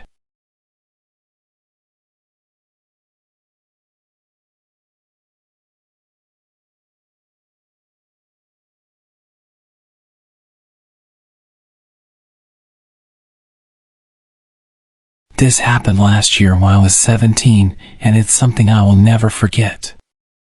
I was home alone one weekend while my parents were at a work convention out of state. I was upstairs in my room playing Rocket League with two of my friends, talking to them on my headset when I heard a thump from downstairs. This wasn't unusual because I have two cats who often make a lot of noise while wrestling with each other. So, I resumed my game while turning down the TV slightly to check if the noise persisted. About 2 minutes later, I heard another thump, followed by what sounded like a grunt. I told my friends about the thumps, and they urged me to check it out, so I did. I began my walk downstairs, thinking my cats were wrestling rougher than usual. But as I got halfway down the stairs, I froze. I could hear what sounded like men whispering to each other coming from the living room. Crouching down to get a small peek into the living room, I saw 3 large men covered in all black, walking around. I can't describe the feeling in my chest when I saw this. Slowly crawling up the stairs from my crouched position, in typical horror movie fashion, the very last step made a very loud creak. The entire house was silent now, and I knew they heard it. Thinking on my feet, I ran quietly to my room, threw on my headset, and told my friends to call the cops and send them to my house. They sounded confused and asked what was going on, but I just urged them to hurry and threw my headset on my bed. As I got to my door to close it, I heard 2 sets of footsteps coming up the stairs. I knew if I locked myself in my room, they would know where I was. So I closed my door and snuck over to my parents' room, purposely leaving the door open so they wouldn't think to check it. About 5 seconds later, I heard a pair of heavy boots hit the wooden upstairs floor, accompanied by another set of footsteps. They got louder as they came down the hall and stopped by my door. I heard pounding on my bedroom door, followed by a deep voice saying, "Open up," before I rammed this door down. I got chills hearing this. I made a break for my parents' bedroom window and slid it open quietly, but I must not have been quiet enough because I heard heavy boots go further down the hallway. As I was halfway through the window, a man came into view from the doorway and yelled as he ran towards me. At this point, I jumped out the window, and the man grabbed my ankles, trying to lift me back up. Luckily, I wiggled my feet enough to slip out of my shoes and onto the small roof above my back door. The man followed me out the window as the other man came to the window. I panicked and jumped off the roof, landing awkwardly on my left ankle. The commotion upstairs caused the third man, still downstairs, to spot me through the porch window and run outside to chase me down. I made it to the backyard gate, limping on one foot, before the man grabbed me and pulled me back into the yard. I tried to yell, but the man covered my mouth as the other 2 men climbed down from the window. All 3 of the men grabbed me and tried pulling me back into the house. As they got me in the house, I heard the relieving sound of police sirens pulling up.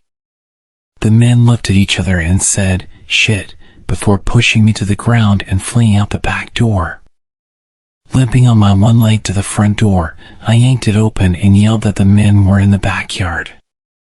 3 officers ran into the backyard while 1 officer helped me over to one of the police cars. They only caught 1 of the men, while the other 2 escaped over the fence. They threw the man into the other car as the officers came to question me. Shortly after, my 2 friends, whom I was playing with, pulled into the driveway on their bikes and rushed over to me to see if I was all right. I told them I was okay and thanked them for calling the police, potentially saving my life. The man that was caught was charged with burglary and attempted kidnapping. It turns out the men broke in through the basement window. I was thankful to escape with my life and only a sprained ankle that night. My lesson to all is to always follow your gut and never ignore any sound you hear while home alone.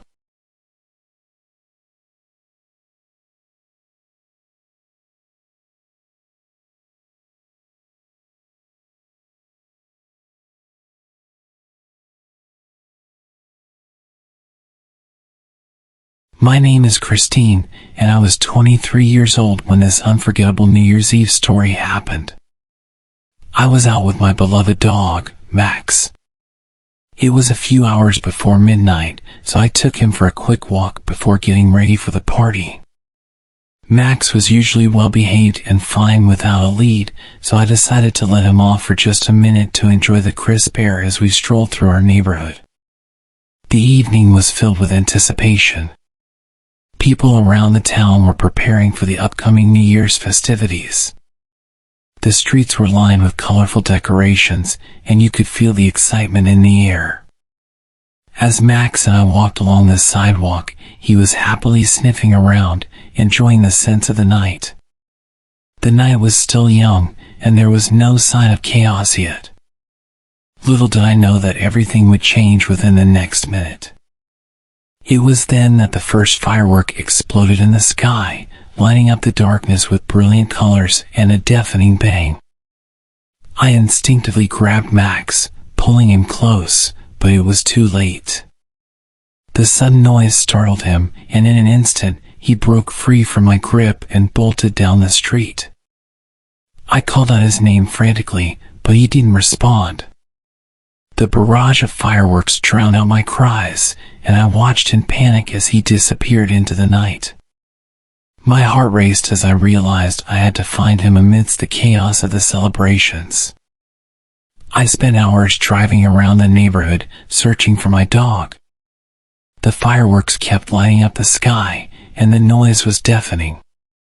It was hard to focus with all the bright lights and explosions, but I had to find him. If I was distracted by the fireworks, then he was probably going through hell.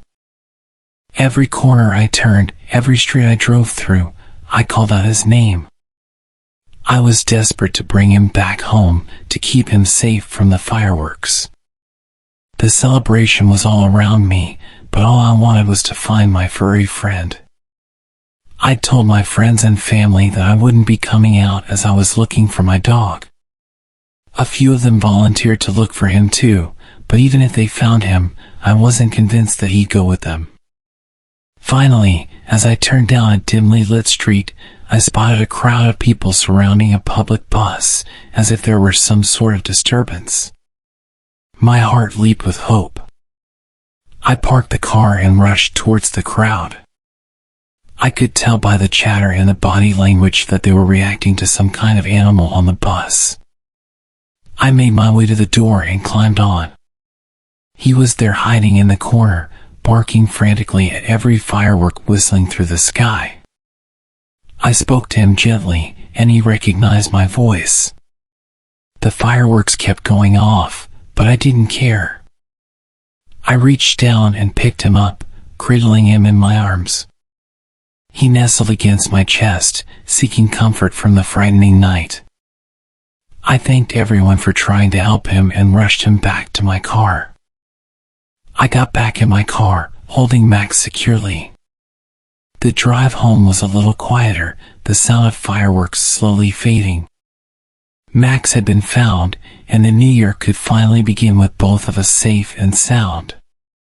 I sat in the car with Max, watching the fireworks through the window.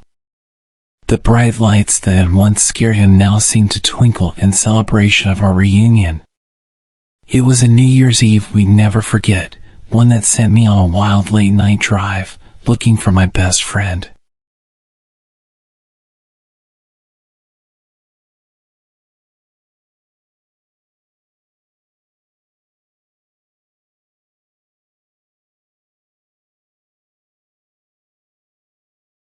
Earlier this year, I borrowed my dad's Tesla to go visit my aunt who lived in the countryside. I'm a 24-year-old guy, and I love driving, especially my dad's car, so I was glad he let me take it. The road trip took me through some pretty remote areas, but it was a pretty smooth drive heading over.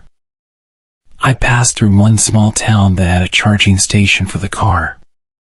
Whilst I was there recharging the Tesla, I got quite a lot of attention. Apparently not many electric cars came through the area, and they had lots of questions for me.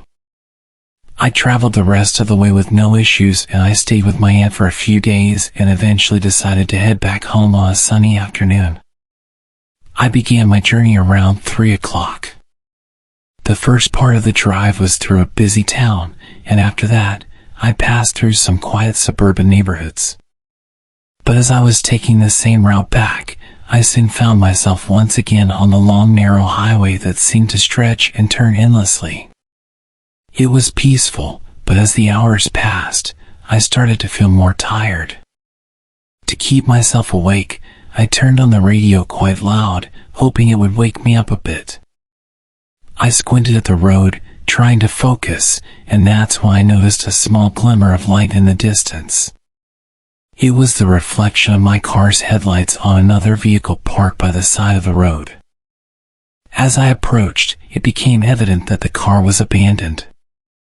It was dark, and the windows were tinted. The area was quite remote, and the thought of getting stranded there was unsettling. The nearest town was an hour's drive back. I continued my journey but kept my eyes open, just in case someone was nearby. A few minutes later, I noticed a blindingly bright light in my rearview mirror.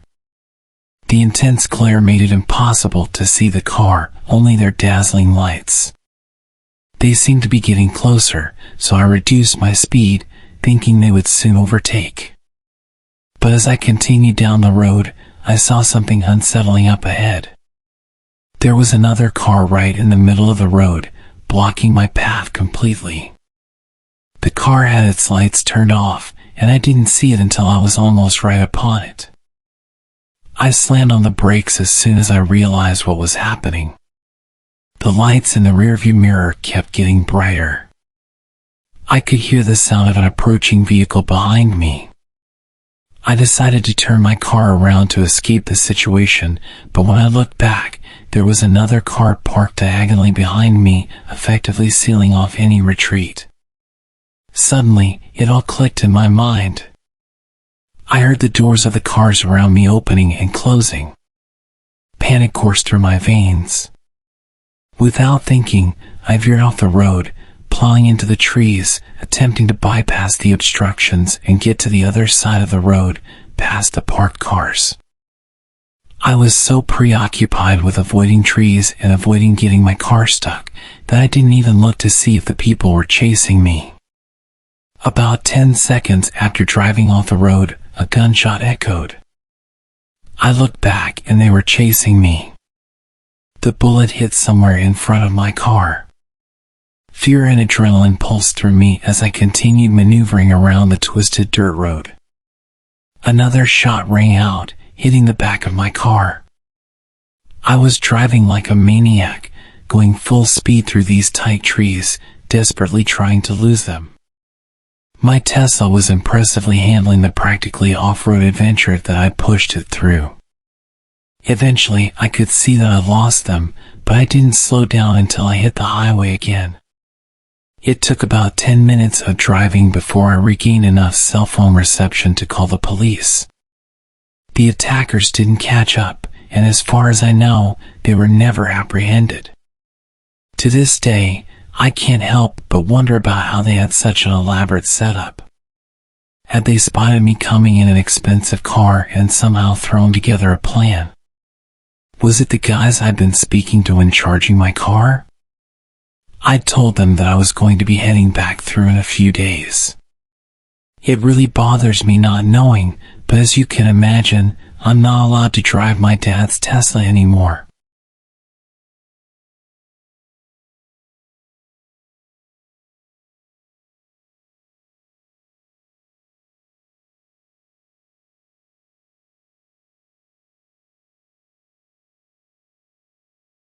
My name is Danny, and I was 19 when this happened. I lived with my parents and wanted to move out, so I bought a car with the money I'd saved and eventually got a job for Uber Eats.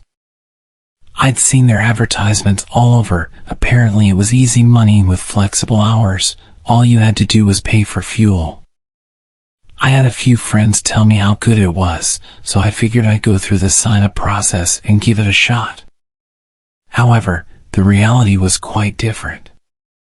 Driving around on a tight schedule made the job pretty stressful, and the payouts were often just a few bucks. If you didn't claim the orders with high tips or payouts, then you'd barely make enough to cover the fuel. Being a teenager, I only had to cover my car payments and insurance, so I didn't need to make a fortune. But it did feel like I was getting shortchanged given the time and effort required. I pushed the idea of finding another job to the back of my mind because I was a bit lazy, but everything changed after a particular incident. I accepted an order from KFC and set off to deliver it to the customer's location. It was a pretty large order, enough for maybe 4 or 5 people, but the pay for this delivery was much higher than usual and the tip was $20, which was unheard of. It tells you on the app when you accept an order how much you'll get paid. While en route to the destination, I received a text through the Uber Eats app. The customer was asking about my whereabouts. The app said delivery time was about 30 minutes and I was on track to be there in about 15. They could literally see my live location on there, so I didn't understand why they were asking. I didn't see the point in pulling over to reply, so I just kept driving, as I'd be there in about 5 minutes. Within pretty much a few seconds, they sent another message, impatiently asking me why it's taking so long. I had only picked up the order a couple of minutes ago, and they could literally see this on the app, so it wasn't as if I was running late. I ignored the weird messages, thinking it was probably a mistake on their part, or that they were drunk or just a typical Karen. I knew the area reasonably well, but I'd never really been to this part of town. It was located in, I guess, what you'd call the hood. It was a pretty rough neighborhood, gang violence and a lack of police presence. Most people knew not to come here. But I'd driven through a few times and knew it wasn't too dangerous. The address was to an apartment building, and as I approached the place, I noticed that a lot of people were staring at me. I parked my car and checked my phone. Another message had come through with some harsh language, telling me that I better hurry up. I usually leave my phone on the stand, where I can see the delivery instructions, but I knew it was a bad idea to keep it out in the open, so I took it with me. The instructions said to come inside and deliver it to the customer's apartment, which was a little unusual, but I figured they just didn't want to come down. I pressed the button for the apartment number and was buzzed in. As I climbed the stairwell, I couldn't shake the feeling that something was off. There were people just scattered around this building. I had to step over some passed out woman on the stairs, and I really wanted to just drop the bag and run. I reached the door to the apartment, and a voice from inside told me to come in. I hesitated for a moment, confused as to why they couldn't just come and grab it. But I was on the clock and wanted to get this delivery done. I walked into the apartment, and as the door closed behind me, I realized my mistake. All the lights were off, and the only source of visibility in the room was the massive TV they had on the wall. I looked around and saw a couple of shady-looking characters. I offered them the bag and they looked at me like I was disgusting. The guy who seemed to be the leader gestured for someone else to take it from me. He started circling me as I stood there, completely frozen. I had no idea what the hell I was doing or how I'd ended up in such a dangerous situation. He didn't hesitate to start poking at me, asking me what I got. I told him I just had the food and that I've gotta go. He laughed and told me to sit. I was completely shitting myself at this point. He starts quizzing me about why I took so long and what can I do to make up for it. I told him I could refund the tip, and this made him freak out. Tip? What tip? I ain't pay you no tip. I stupidly pulled out my phone to show him that he put down a $20 tip. He snatched it out of my hand and told me that he's taking the refund. Everyone else started laughing. I was being completely humiliated in front of these people and I was powerless. I passively asked for my phone back, but I'm not the biggest guy in the world and I was really trying not to die, so when he refused I just accepted my fate. He sat down and started looking through the bag, grabbing the food he wanted. He looked over at me and asked me what the F I was still doing there, jumping up and pulling out a knife as he said it. I apologized and quickly made my way to the door and ran down the stairs. I almost tripped over the unconscious woman on my way out. I got in the car and I've never driven so fast in my life. I drove to somewhere safe and immediately broke down into tears. My whole body was shaking and I was hyperventilating. I was a complete mess. What the hell was I thinking, walking up and going inside someone's apartment, never mind a place like that? I'd literally been told to never go inside anywhere, but all I could think of was that big tip. I drove home and told my parents what had happened. They were really supportive and glad that I was okay, but they were furious that I had not followed their advice about going into dangerous places. We got the phone locked remotely, so you probably can't use it for much, but I know I'm never getting it back. I found out weeks later when I got a new phone that Uber also suspended my account because he said the order wasn't delivered. In their defense, as far as they could see, I just disappeared with the delivery and never showed up again. So he got a full refund, and free food, and my phone. Losing my phone and my job really sucked, but I was grateful that I got away unharmed. I had no interest in working as a delivery driver after that, and got a job at a restaurant instead.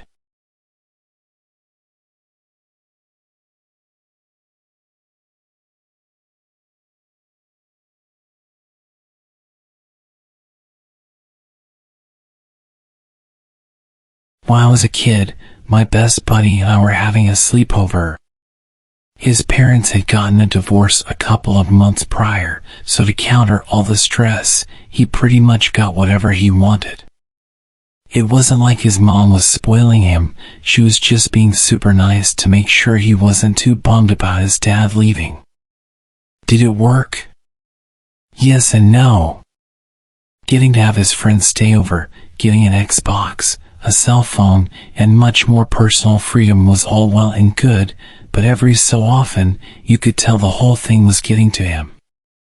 The good thing was I got to spend a whole bunch more time with him to give him the support he needed, which coincidentally meant that I was there for one of the worst moments of his childhood. So we're having a sleepover, and his mom is having a friend over.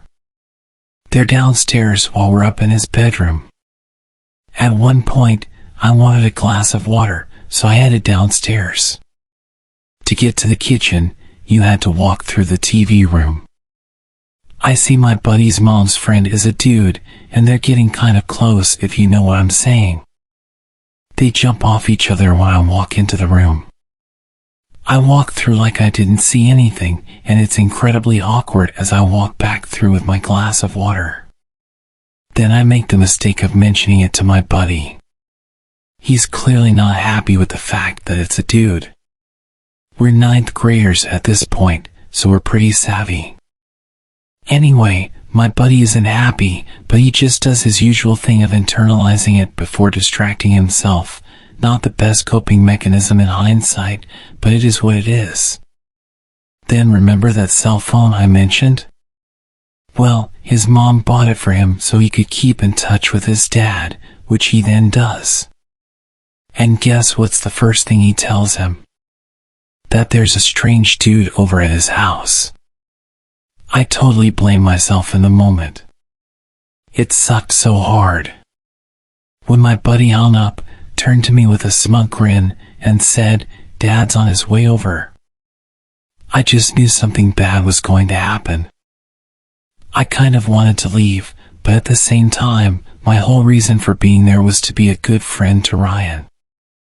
I had a really healthy family life at home. My parents were a loving and dedicated couple right up until the day my dad passed, and I'd like to think they raised good kids. But Ryan, his parents were total morons, and good God, did that make me feel bad for him? So I stuck around. I knew something horrible was going to happen, but I had zero clue how bad it would really get.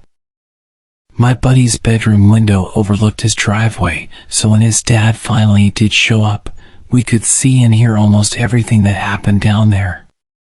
His dad, and I'm not embellishing here, hurtled up the driveway at like 40 miles an hour, screeched to a stop, and didn't even shut his door when he climbed out of his car.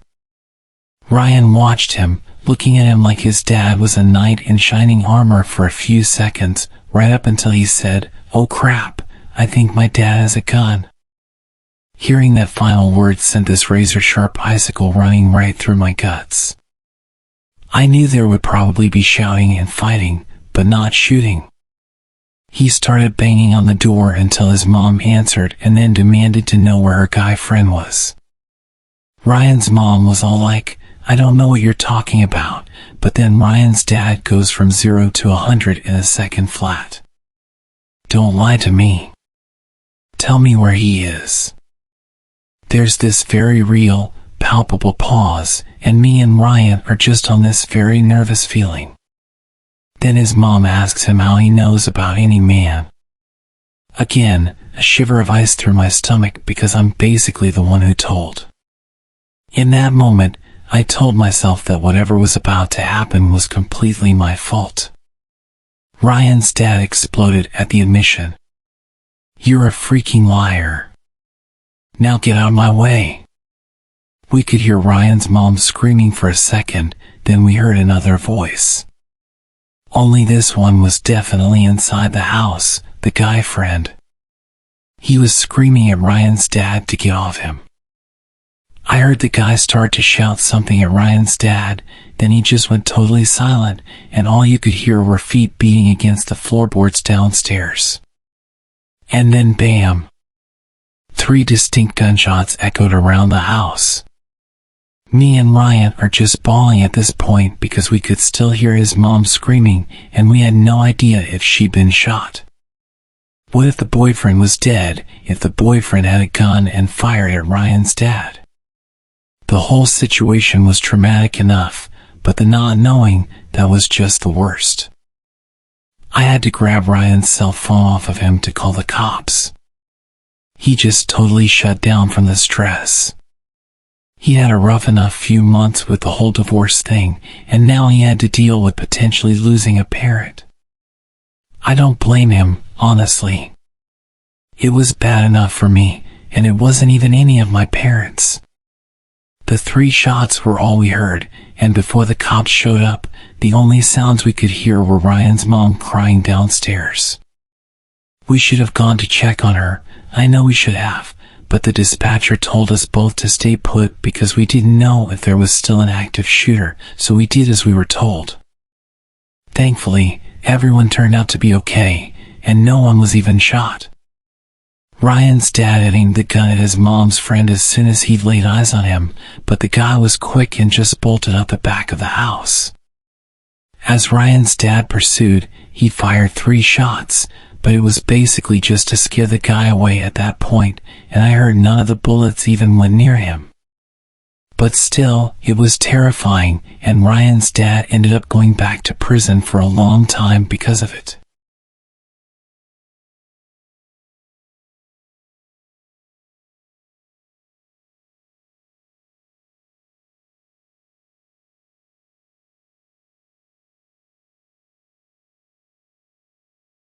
Back when I was a kid, I had this friend in elementary school. We were super close, sat next to each other in class, and hung out every recess and lunch. At one point, we planned a little sleepover.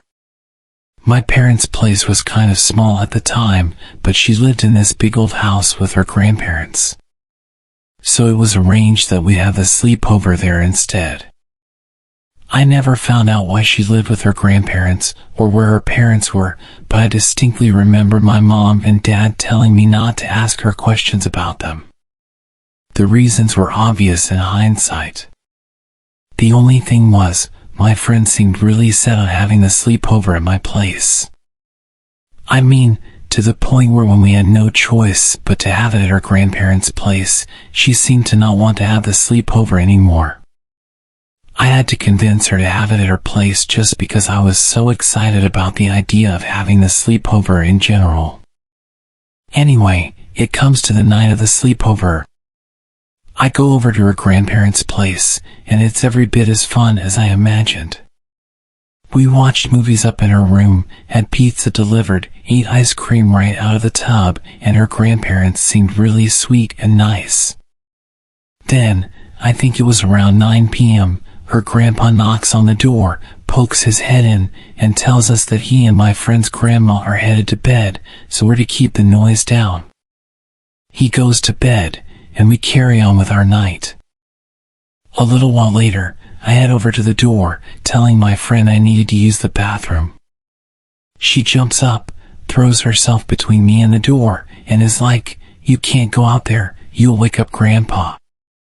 I tell her not to worry, and then I creep down the hall on tiptoes so as not to wake him, but my friend still refuses to let me leave the room. I think she's actually playing around for a second. I try to get past her, but she actually shoves me back away from the door with this angry look on her face.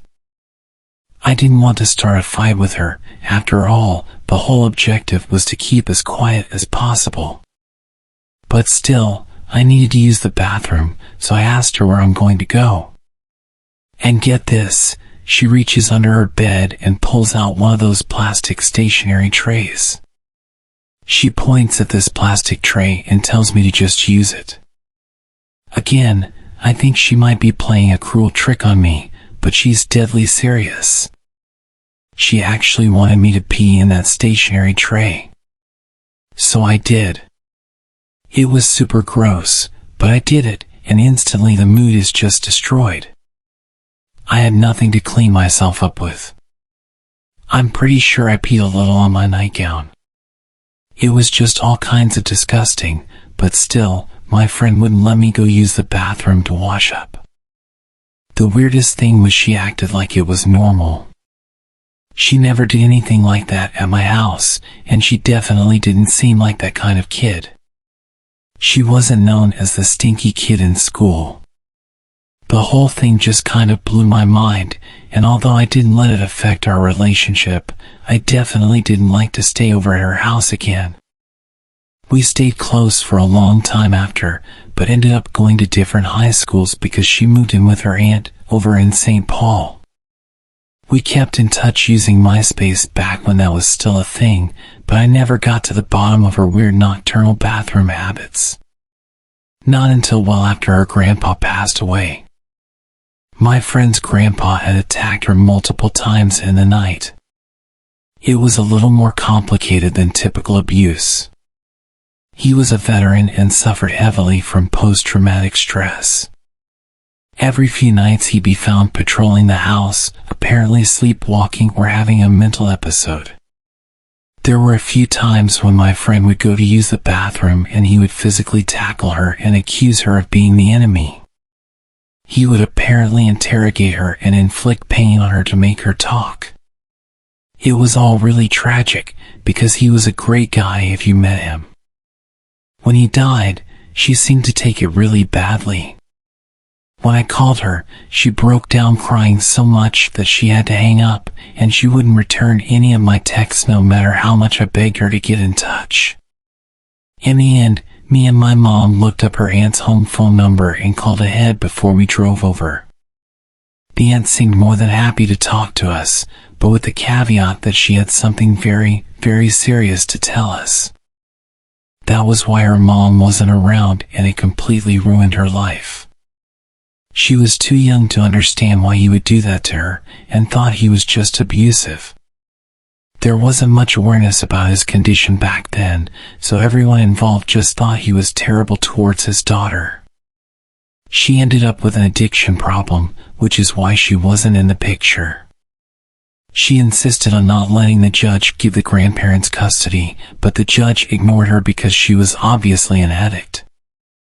I think they were just so terrified of him that they just couldn't talk about it ever, and it was only after he died that it all came spilling out in various forms. The aunt that she was living with was her mom's cousin, so obviously wasn't around for what was happening when they were kids. It was absolutely horrifying hearing about it just as her friend, so I can only imagine how terrible she felt. Knowing she was so close to the abuse, but just not being able to see it. And then it all made sense to me why she didn't want me walking down the hall at night. Why she'd taken to peeing in a stationary tray that she kept hidden under her bed. She wasn't being mean or weird when she made me do it, she was protecting me. No wonder she didn't want me to have the sleepover at her place.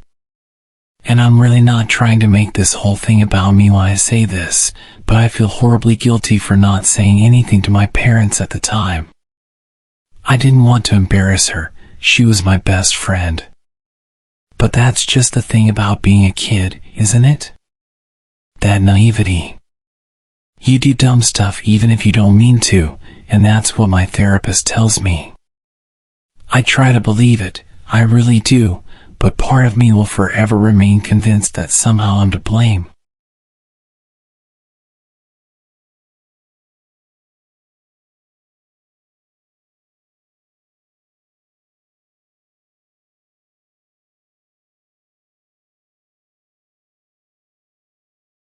This story is genuinely still one of the weirdest experiences I've had with a friend. It's a huge factor in me having trust issues with friends to this day. I'm 18 now, but at the time of the story, I was about 13. I had just become very close friends with this girl from my school. For this story, I'll call her Sasha. Sasha and I had met through mutual friends, and we grew much closer because we hung out in a group with my absolute best childhood friend at the time. After a while, we started spending time by ourselves. She had just moved, and I would spend a lot of time having sleepovers at her new house. We would all hang out at the local playground with another boy in our grade. For the sake of the story, I'll call him Dylan. At the time, I was in a flirty relationship with Dylan. Sasha knew this and kept trying to get us to spend more time together by going to the playground and such. When she proposed we all take a little time away to go to her aunt's mansion, we were all really excited.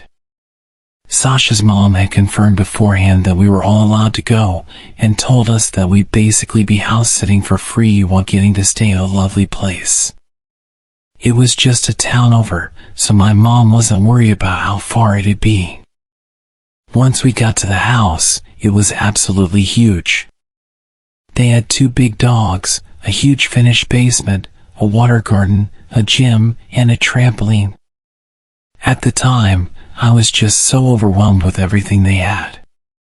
But after a while, Sasha started saying how bored she was.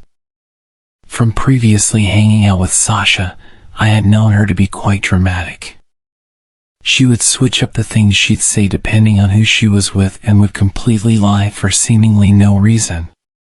But I was young and hadn't completely figured out the extent to which a person could take those red flags.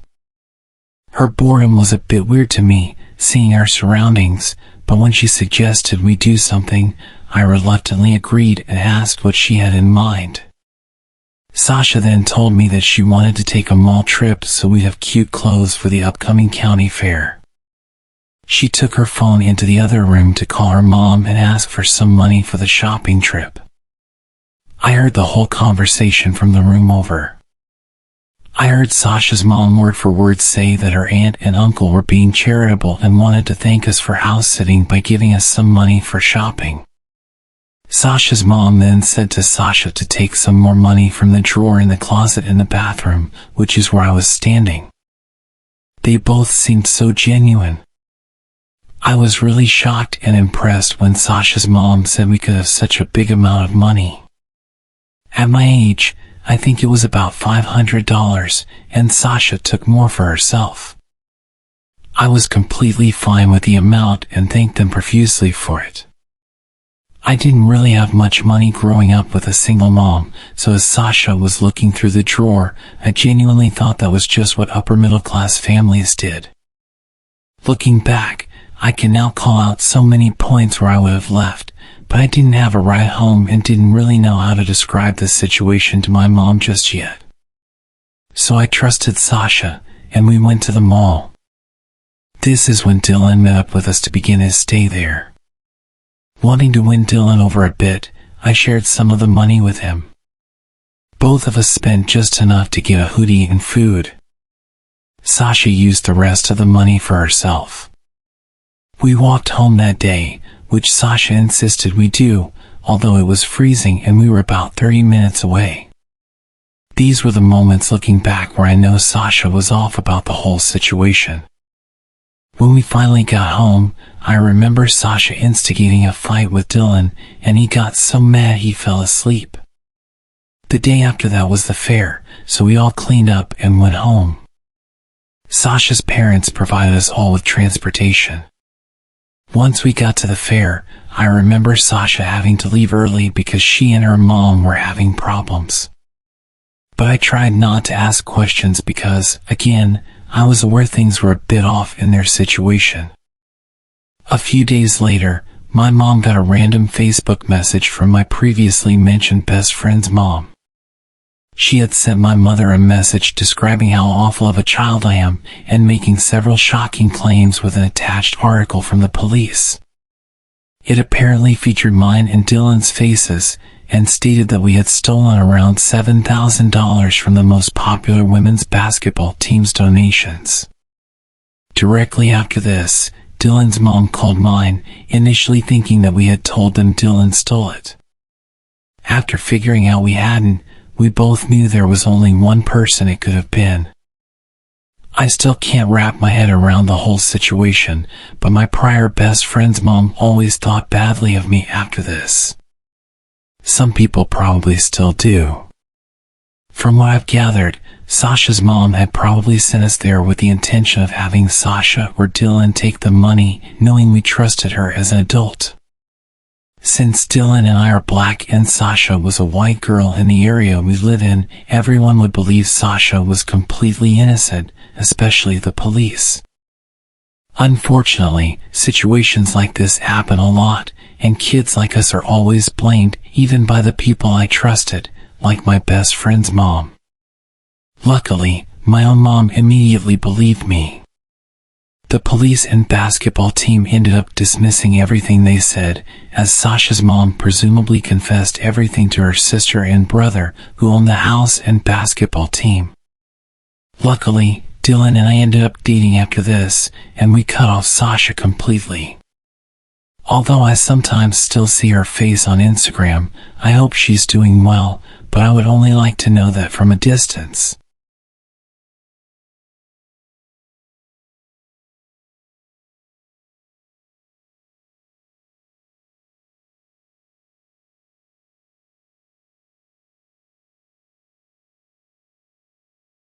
This happened during August this year.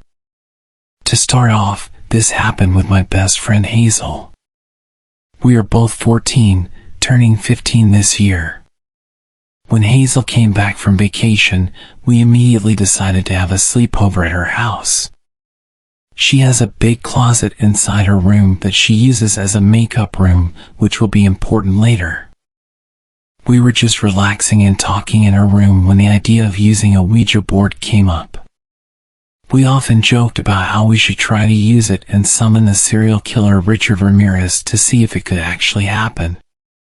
After that idea came up, she brought it out and set it up with the lights off, except for her TV, which we were using to listen to old music while playing. This wasn't her first time playing, and she would say that it doesn't actually work as she's tried multiple times. But this was my first time playing with it. We would always talk about the Ouija board in her house because creepier stuff always seemed to happen there. She also has an old house built in 1935 with creaky floors. For example, something that happened there to me 3 years ago was when I was trying to sleep around 4 a.m. and I felt something touching my foot for a few seconds. I thought it was her cat and said, "Hazel, why is your cat playing with my foot?" She said, "My cat isn't here right now, he's outside the door." That's when it hit me, and my heart dropped. Her door was fully closed, and her cat was still outside the door. Neither one of us wanted to look or even move after that. We also stopped talking and just tried to fall asleep faster, but it was very hard for me. I couldn't move at all and felt stuck, starting to sweat from how scared I was. Anyway, we had our fingers already on the Ouija board, and it wasn't working for the first few minutes. But when we asked, "What's your name?" it finally spelled out Richard Ramirez. I thought Hazel was joking around and moving it herself, until she then promised that it wasn't her. She also took off her finger and let me do it myself to show me that it wasn't her moving it. When she did, it was still moving my finger. We continued asking a few more questions, then we said, "If it's really you, show yourself." Hazel has a few dolls in her room, but the creepiest one by far was her ventriloquist dummy. After we said that, the dummy's eyes started to blink and then look back and forth. I said to her, "Hazel, your dummy's eyes are blinking." When she saw it herself, she completely freaked out, screamed, and jumped onto me, holding me really tight. It stayed like that for a while until she finally got off, but the dummy started blinking again. That's when I looked at her makeup closet from the bed and saw her mirror in there. From the reflection, I could see a figure just sitting there. Once I told her that, she held on to me even tighter this time, and she stayed like that for about an hour. It was about 4 a.m., and we still weren't even in our pajamas yet because we were way too scared to get up, and I didn't want to get up without her. After an hour, we finally said goodbye on the Ouija board, and I was able to convince her to get up with me to at least turn on the lights. When the lights were turned on, she was perfectly fine after that. We got into our pajamas and tried to sleep with her LED lights and a lamp. She was already sleeping, but I was having a hard time falling asleep.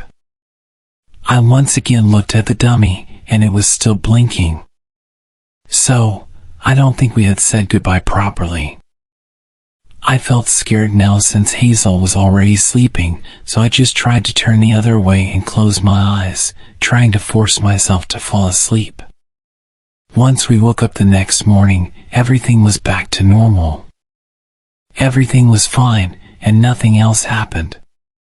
She tells me that she still sees the dummy blinking sometimes and that she's too scared to go to sleep at night. She sleeps with the lights on. She's considering getting rid of both the Ouija board and the dummy. I still don't think we said goodbye properly, and I know she won't be playing with a Ouija board for a while. I never believed Ouija boards worked or were real until this experience.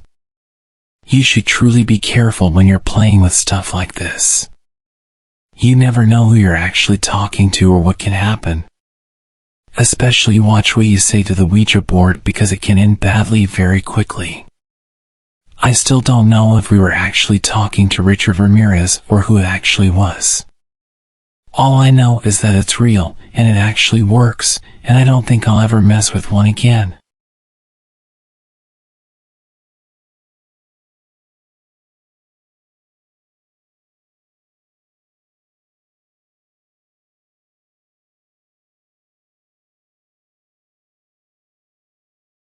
In the summer of 2019, my friends and I were having a sleepover in honor of one of our friends' 17th birthday. Rihanna had invited our friends to come over to swim in her pool and have some drinks and hang out with some boys and sleep in her trailer so we didn't wake up her parents. We would sleep in the trailer on her driveway. There were 4 beds, a bunk bed in the left corner, a single bed directly beside it, and another bed as you walked in. After hours of fun, throwing up, and tons of teenage drama, we decided to head over to the trailer so we didn't wake the neighbors or Rihanna's parents. It was about 3 a.m. when things began to settle down. About 10 minutes later, Reese was still wide awake, and her drunk self decided to look out the window on the top bunk where she and I were sharing. She recalled seeing a teenage boy quickly walking on the sidewalk beside us, repeatedly looking behind himself to watch another guy quickly following him. She decided to stick up for the first boy and yelled random things to get the second guy to stop following him. The second guy, noticeably not sober, instantly heard the screams from Reese and Rihanna, and it caught his attention. Scared, she stayed quiet beside me while I was trying to sleep. About a minute later, Reese decided to check again, and there the guy was, right in front of the trailer, investigating the noise. He was getting really close to the door when Reese then told me, "Hey, don't freak out, but there's a guy right outside the trailer." I sat up quickly to look outside, and he was there, wandering around right beside us. By now, Reese had announced to everyone else as quietly as she could that there was a guy outside the trailer. Rihanna quickly got up, looked outside a window to see for herself, and then told everyone else to get underneath us in the bottom bunk. We were all huddled in the bottom bunk when Mackenzie, our smallest yet fearless friend, decided to stay outside and check the windows. The man, still not sure of where the yelling came from, was gone. We sat for a few minutes in silence, contemplating calling someone, until Mackenzie decided to look out the window of the bottom bunk. This window faced the garage. She quickly announced that he was standing right beside the window. She could only see his legs though. Quickly closing the window, we sat scared once again in silence. Mackenzie kept running back and forth through the windows to see where he was. At one point, he decided to walk to the middle of the street to get a better view of the house. This is when we thought it was over. Everyone was getting back into their sleeping spots, discussing what had just happened when Mackenzie decided to look out the window again. The man was now standing on the front steps of Rihanna's house. We couldn't do anything but just stay quiet and wait until the intoxicated man would leave. We didn't know what he would do if he realized people were in the trailer. He did end up leaving after quite a while, but it definitely took us a while to fall asleep that night. In the morning, Rihanna tried to check her cameras, but they had been disconnected. We have no proof of this happening except for the group of us who experienced it. Rihanna believes the guy came back the next night since she heard a lot of noises from her front door while she was home alone. Moral of the story: don't scream and crack down on men when you're vulnerable in a trailer. You really have to wonder though, what would have happened if he had tried to open the door? I'm sure we could have defended ourselves, but this story could have ended a lot worse.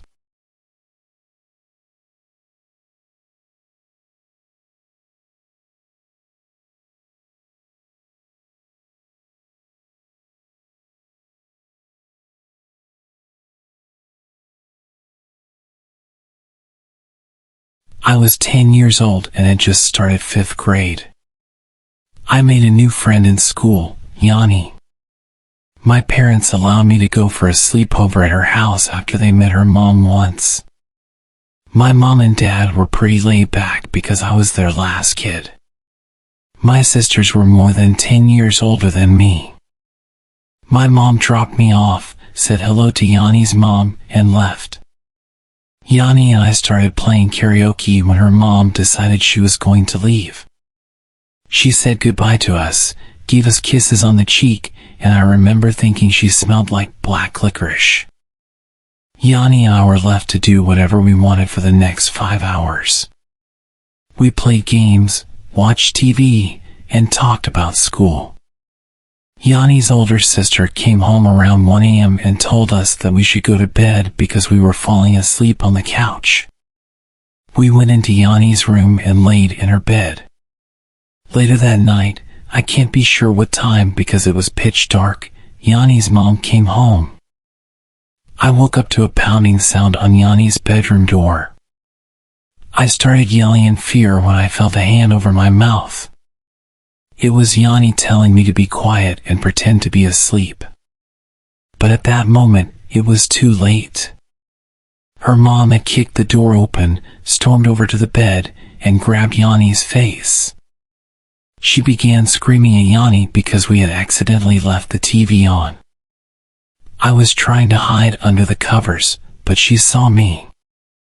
She began slamming her fists on the bed around me, screaming, "You think you are better than me?" over and over. I was sobbing, and all I could think about was going home. I was so scared and begged her mom to let me call my parents because I felt sick. Her mom grabbed my chin, looked me in the eyes, and said, "I know what you're doing, little girl, and you aren't going anywhere until I say you can." She stormed out of the room, slamming the half-broken bedroom door behind her. Yanni said nothing, and neither did I. Needless to say, I did not sleep that night. Every sound in the house made me jump. In the morning, when I went to call my mom, Yanni's mom was on the phone. She wouldn't let me use it, even though I asked multiple times. Finally, she was going to take a shower, and I heard her pass the phone off to Yanni's sister and say, "Don't let that little bitch use this phone. If you even think about it, I ain't buying you cigarettes anymore." I was a sheltered kid at the time, but when I overheard that, I knew I had to get out of there. I approached Yanni's sister, and she basically threw me the phone. She was ready to give it to me before I even asked for it. With a look of fear in her eyes, she said, "My mom is calling her guy, so you need to call your parents quickly." And so I did. She saved my life, and I still believe that to this day. Was her guy someone who was going to get rid of me? I shudder at the thought. The rest of the story isn't very exciting.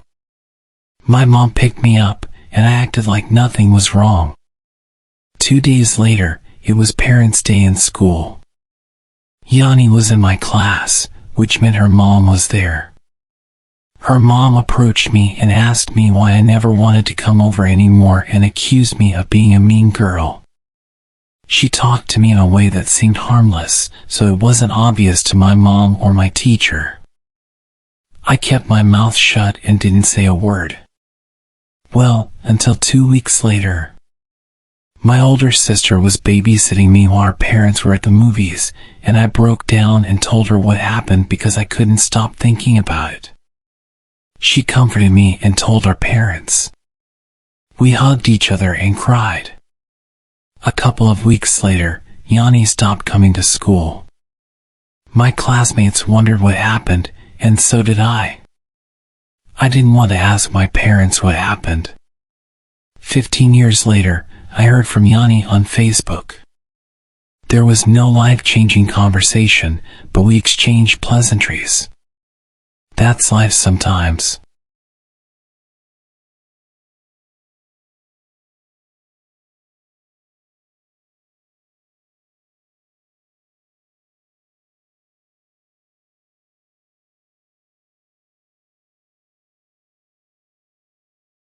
My name is Martin, and I'm a 29-year-old librarian in a quiet suburban town. The tranquility of my daily environment made what happened over the past month all the more shocking and unsettling. I never imagined that my quiet life would be disrupted by a persistent stalker, especially not someone who initially seemed to be just another patron interested in literature. It started subtly enough with a new visitor to the library. Her name was Eliza, and she introduced herself on a busy Tuesday afternoon, asking for recommendations on contemporary fiction, which was my area of expertise. She was polite, enthusiastic about my suggestions, and seemingly just another lover of books. Over the next week, Eliza visited several times, and our interactions remained purely professional, centered around discussions of authors and book genres. However, things gradually started to change. Eliza began showing up at the library every day, timing her visits to when I started my shift. At first, I was flattered by her interest in my recommendations, but it soon became clear that her visits were not just about books. She started bringing me coffee, exactly how I liked it, without me ever having mentioned my preferences. Then, small gifts began appearing on my desk, bookmarks, a scarf, and even a paperback copy of a rare book I'd mentioned once in passing. I tried to set boundaries, explaining that while I appreciated her enthusiasm, the gifts were unnecessary and somewhat inappropriate given our librarian-patron relationship. Eliza seemed to take it well, or so I thought. Her behavior escalated quickly from there. She started waiting for me in the parking lot after my shifts, offering to walk me to my car, which I politely declined. One evening, I noticed her following me as I went to a nearby cafe after work. When I confronted her, she just laughed it off, saying it was a coincidence since she liked the cafe as well. The situation took a darker turn when I started receiving emails from her late at night. The messages were long, detailing how much she thought we had in common and how she felt we were meant to be great friends, if not more. I was firm in my response, asking her to stop emailing me and to maintain a professional distance while at the library.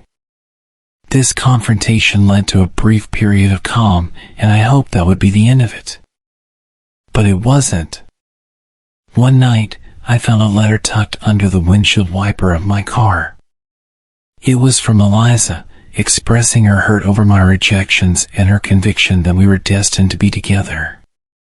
This was followed by more letters, each more intense than the last. She began showing up at places I frequented, a local bar, the gym, even a friend's birthday party I mentioned in passing during one of our early conversations at the library. I've since reported the situation to the local police, who are keeping an eye on my workplace and home. I've also installed security cameras at my house. The stress and constant vigilance are taking a toll on me. I'm more cautious, more suspicious, and I feel like I'm losing the peaceful life I once loved. This ongoing situation has shattered my sense of security and privacy. I never expected that my job, providing people with knowledge and resources, could lead to such a personal invasion.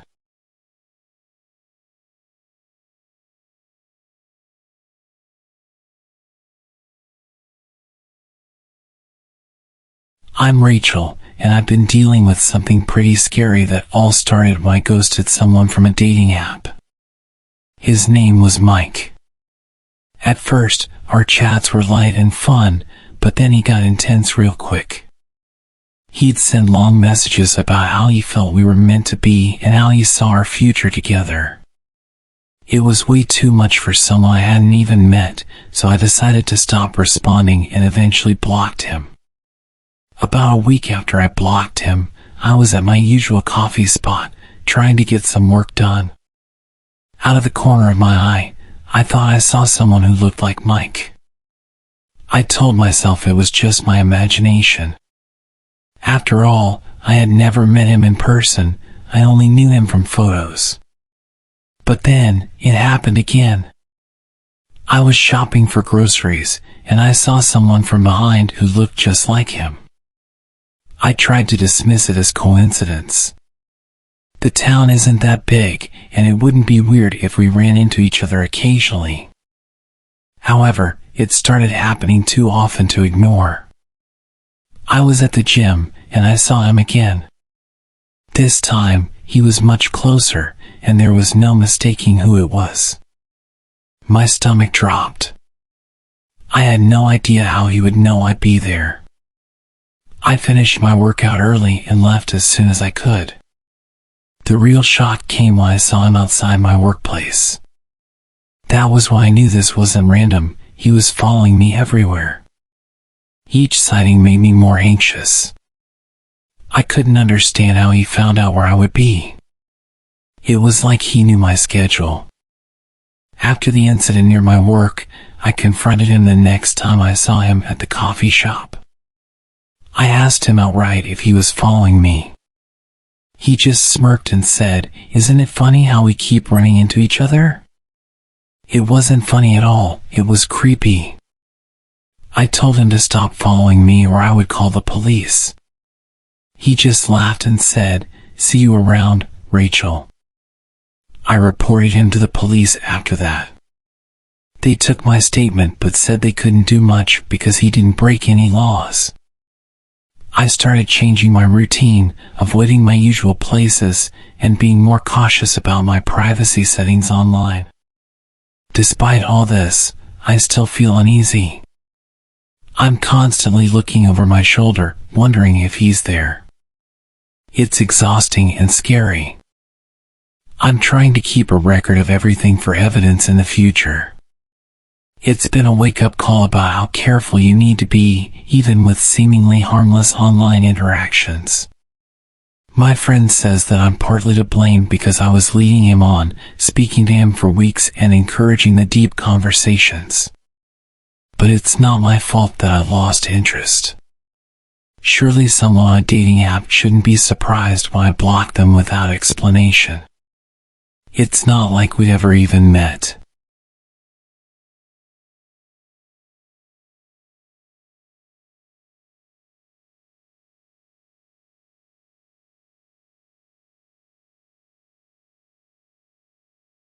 My name is Emily, and I've been dealing with something pretty unsettling for the past few weeks. It started off as small, weird occurrences, but it's escalated, and I'm not sure what to do about it anymore. It's gotten to the point where I felt the need to share my story here, just to see if anyone else has been through something similar or has any advice. It began about a month ago. I'm a freelance graphic designer, so I often work from coffee shops for a change of scenery. One day, I was at my usual spot, a cozy little cafe downtown, when I noticed a man sitting across the room. He was staring at me, not glancing or looking, but staring intensely. It made me uncomfortable, but I tried to brush it off as him just zoning out. People do that sometimes. However, the next day, I saw him again at a different coffee shop. This time, I was sure it wasn't a coincidence. He had that same intense gaze. I left shortly after arriving, feeling a cold prickle down my spine. Over the next few days, I started seeing him everywhere I went. Whether I was at the grocery store, the gym, or out with friends, he was always there, lurking a distance away. He was always wearing dark, nondescript clothing and a baseball cap, trying to blend in, but always watching me.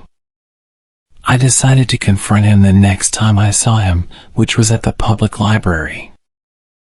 I walked up to him and asked why he was following me. He just smirked and said, "You're very interesting." Then he walked away before I could respond. His reaction sent chills through me. It wasn't just a misunderstanding, he was deliberately following me. I started taking different routes and varying my routine, but he always seemed to find me. One evening, I was walking home from a friend's house and noticed him a block behind me. Panic surged through me, and I quickly ducked into a busy restaurant and called a cab home. When the cab arrived, I saw him standing across the street, just watching. That night, I couldn't sleep well at all. Every noise made me jump, thinking he might have found out where I live. The next morning, I filed a report with the police. They took down the details and told me to call if he approached me directly, but there wasn't much they could do without a direct threat. A few days passed without incident, and I began to hope that maybe he had given up. But then, I started receiving letters, no return address, just hand-delivered to my mailbox. The letters were creepy, talking about how he enjoyed watching me, how he felt we were meant to be together, and how he knew we would be together soon. I installed security cameras at my home and changed all my locks, but the letters kept coming. Each one was more unsettling than the last, detailing what I wore on certain days and what I did. I provided these to the police, who started an official investigation, but they haven't made any progress in identifying him. It's been weeks now, and the anxiety is wearing me down. I'm constantly looking over my shoulder, jumping at shadows. I've stopped going to my regular spots and rarely meet with friends. I feel like I'm becoming a prisoner in my own life. Just yesterday, I saw him again, standing under a streetlight near my house as I came back from a late grocery run. He was just standing there, staring up at my window. I don't know what he wants, but I've never felt so scared. The police are keeping a closer watch now, but it feels like this nightmare is never going to end. I just want my life back, but I don't know how to get rid of him for good. My days are now filled with a pervasive sense of dread, and despite my best efforts and the involvement of the police, the harassment has only intensified. About a week after spotting him standing under the streetlight near my house, things escalated in a way I hadn't anticipated. I started receiving not just letters, but packages. The first package contained a photograph of me walking my dog in the park, a park I hadn't visited in weeks, taken long before I even knew he was following me. On the back of the photograph was written, "Beautiful as always." The realization that he had been watching me for much longer than I thought sent a new wave of terror through me. I installed a more advanced security system, including cameras that covered every possible entry point to my home, and made sure that I was never alone when I went out. I began to rely heavily on delivery services to avoid leaving my house. Despite these precautions, the packages kept coming. One contained a necklace that I had lost months ago at a local gym, another a set of my favorite books with specific passages marked, passages about love and destiny. Each new package felt like a violation, as if he were peering into the very core of my private life.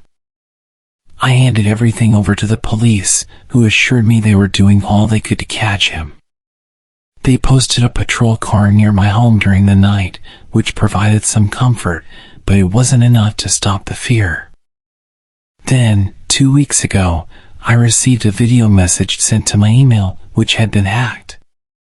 The video showed clips of me at various locations over the past few months, all taken from afar with a shaky, handheld camera. His voice was overlaid on the video, a deep, distorted tone, saying, "I can see you, Emily. I'm always with you." The invasion felt so complete that I broke down, unable to understand how he could have filmed me so often without my noticing. I decided it was no longer safe to stay in my home.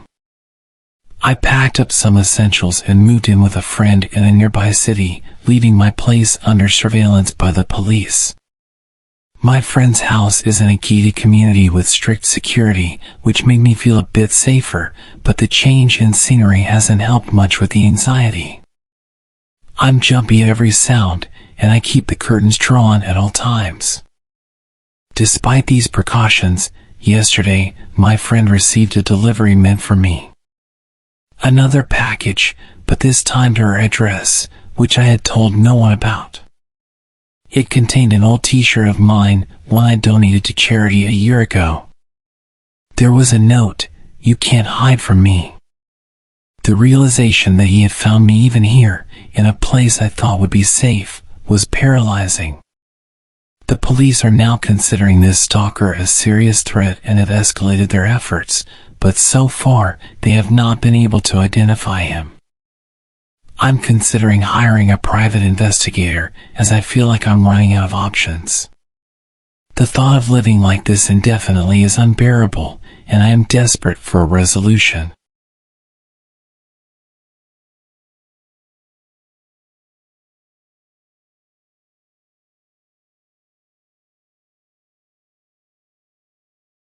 My name's Alex, and I'm a 34-year-old software developer living in rural Virginia, commuting daily to a small office about 30 miles from my home.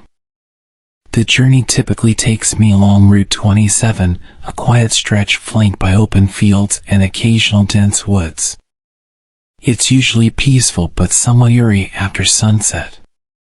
Yesterday evening's drive started like any other, but it took a turn that left me rattled. I've been replaying the events, trying to make sense of them. As I was driving home around 6:30 p.m., the sun had just dipped below the horizon, casting the last of its orange glow. That's when I spotted a woman standing by the side of the road. She was thumbing for a ride, looking remarkably put together with a neat appearance and a small backpack slung over one shoulder. Normally, I adhere to a strict no hitchhiker policy, but something about her prompted me to pull over. Perhaps the way she seemed more like a stranded commuter than a typical hitchhiker. She introduced herself as Sarah as soon as she got in. She said she was headed to the next town over and was meeting friends. She seemed friendly enough at first, making small talk about the weather and local news. However, I noticed she deftly avoided any personal questions about where she was coming from or her reasons for being out here alone. It was strange, but I initially chalked it up to her being private. About 10 minutes into the drive, Sarah pointed to a poorly maintained service road, suggesting it was a shortcut. Knowing the road well enough and its reputation for being less than safe, especially at night, I told her we were better off on the main route. That's when the atmosphere inside the car shifted palpably. Sarah insisted, growing increasingly urgent. Her insistence was alarming. Why was she so desperate to get us onto a darker, more secluded road? I felt a knot tighten in my stomach as her demeanor changed from friendly to frantic. Despite her protests, I kept driving, trying to keep the conversation light, but she wasn't having it. Her agitation escalated quickly from there. She started raising her voice, her words tinged with panic, saying things like, "You don't understand, we need to go back." It didn't make any sense, and it was starting to scare me. I decided I needed to get to a public place where there were other people around, so I headed for a gas station I knew was up ahead. As I pulled into the brightly lit road, Sarah suddenly snapped. She lunged for the steering wheel, trying to force us off the road. I struggled to maintain control of the car, my heart pounding as I managed to stop the vehicle safely in the gas station parking lot. She didn't wait around. As soon as I hit the brakes, she bolted out of the car and disappeared into the night. Shaken, I sat in the car for several minutes, trying to calm down. I eventually went inside to speak with the attendant, who suggested I report the incident to the police. The officers took down my information but seemed doubtful anything would come of it since no one was hurt and nothing was stolen. The drive home after that was tense, and every shadow seemed threatening. When I finally got home, I double-checked all the locks and tried to unwind, but sleep didn't come easily. The whole experience made me question my judgment. It was a harsh reminder of the risks of picking up strangers. I keep going over it, wondering what could have happened if she had managed to steer us off the road and what her motives might have been. I'm still processing everything, feeling a mix of relief and lingering anxiety. I've decided to stick to my initial instincts from now on. No more deviations, no more hitchhikers, no matter the circumstance. It's just too unpredictable, and last night was a little too close for comfort.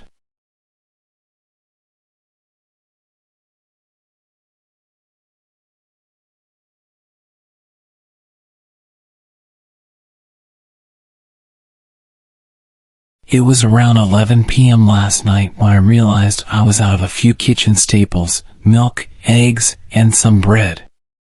So, despite the late hour, I decided to make a quick trip to the supermarket nearby. It's usually pretty empty at that time, which is how I like it. No lines, no waiting, just a quick in and out. When I got to the supermarket, the parking lot was nearly empty, just a few scattered cars that probably belonged to the night staff.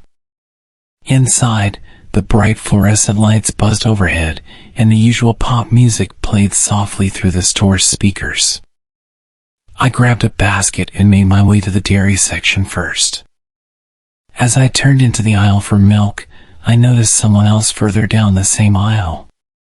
He was a tall man, wearing a bulky jacket, which was odd given the mild weather we've been having. He wasn't looking at products on the shelves. Instead, he seemed to be just standing there, which struck me as odd. I tried not to pay too much attention and focused on finding the milk. After grabbing it, I headed over to the bread aisle. That's when I noticed the man again.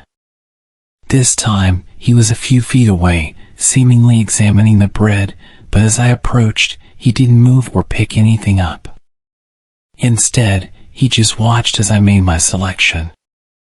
A prickly feeling of unease crawled up my spine, but I brushed it off, telling myself he was probably just deciding on what to buy. I moved on to the eggs, and that's when things started to feel really off. I could see him again, out of the corner of my eye, now on the opposite end of the eggs aisle, just standing there, still not shopping. At this point, I couldn't ignore the sinking feeling in my gut that something was wrong. Was he following me? Or was it just a coincidence that he was in every aisle that I went to? Trying to shake the feeling, I decided to test my growing suspicion by doubling back to the dairy section under the pretense of forgetting something. I peeked around the corner before entering the aisle, and sure enough, he quickly moved into the same aisle from the other end, still keeping his distance but unmistakably following me. Now genuinely worried, I decided to skip the rest of my shopping and head straight to the checkout. I walked quickly, glancing over my shoulder. He was still following, trailing a few aisles behind.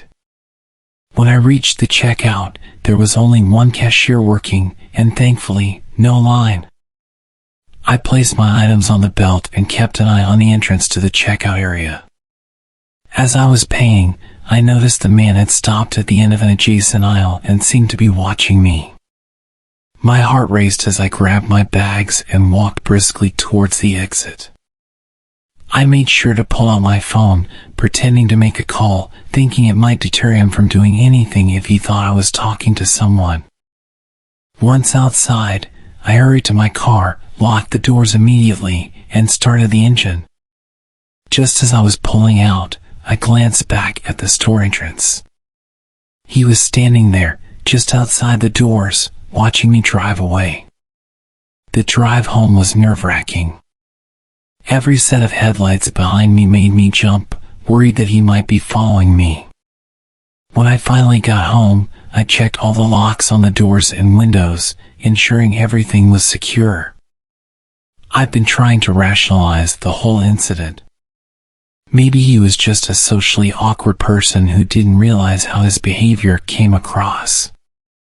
But something about his demeanor and the way he was methodically moving through the store just doesn't sit right with me. I think I'll be avoiding late-night shopping for a while, and maybe even look into getting some groceries delivered instead. The whole experience left me rattled, and I've been on edge since. There's a part of me that hopes I'm just being paranoid, but another part that's deeply unsettled by last night's encounter. If nothing else, it's a stark reminder that you can never be too careful. It was such a weird experience, and even though I wasn't hurt or anything, I'm probably going to shop in the daytime from now on.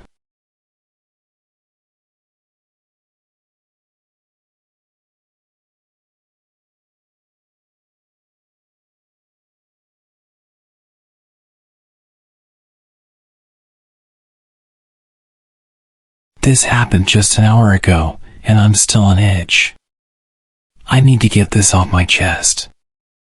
I often hang out late with my buddy Mark, especially on weekends when his parents are away. Tonight, though, felt different from the start. We decided to explore the abandoned house at the edge of town. It's an old, supposedly haunted mansion that all the local kids dare each other to visit. It was around 9 p.m. when we started walking. The air was unusually cold for a summer night, and a thick fog was rolling in, dimming the streetlights to mere halos in the mist. The old path to the house was overgrown, the branches clawing at our clothes as we pushed our way through. We were halfway there when I heard it, a faint whisper. It was so soft I thought I'd imagine it, but when I looked at Mark, his face was pale, and he'd stopped dead in his tracks. "Did you hear that?" he asked, his voice barely a whisper. I nodded, and we listened. There it was again, a whisper, but this time it called my name. Chills ran down my spine. We were alone, but it felt like someone, or something, was watching us. Trying to shake off the fear, we continued, with the mansion now looming ahead, its broken windows like dark eyes watching us. As we stepped onto the property, the air grew colder, and the whispers seemed to surround us. Mark wanted to turn back, but I convinced him to keep going. We were already there, after all. We entered through the back door. The inside of the house was worse than the outside, peeling wallpaper, dust all over the floor, and the air stale with the smell of decay. We used our phones as torches, the beams of light cutting through the darkness. As we explored the ground floor, every creak and echo made us jump.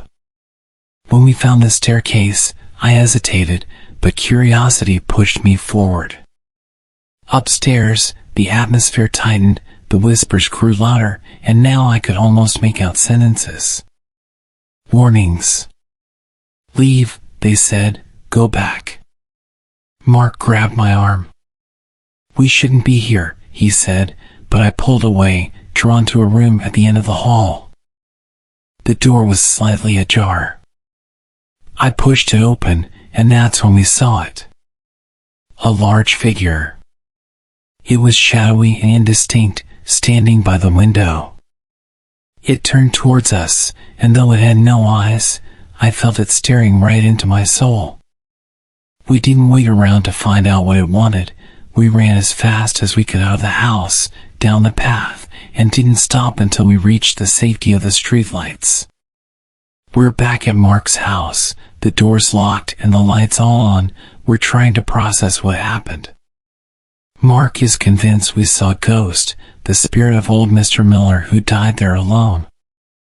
I don't know what it was, but every shadow now makes me jump, and the whispers, I can still hear them if I listen hard enough. What did we see in the Miller house?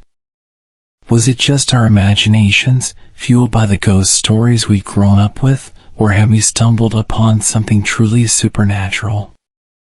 I don't know if I'll ever go back to find out, but one thing is clear, I'll never forget the fear I felt tonight.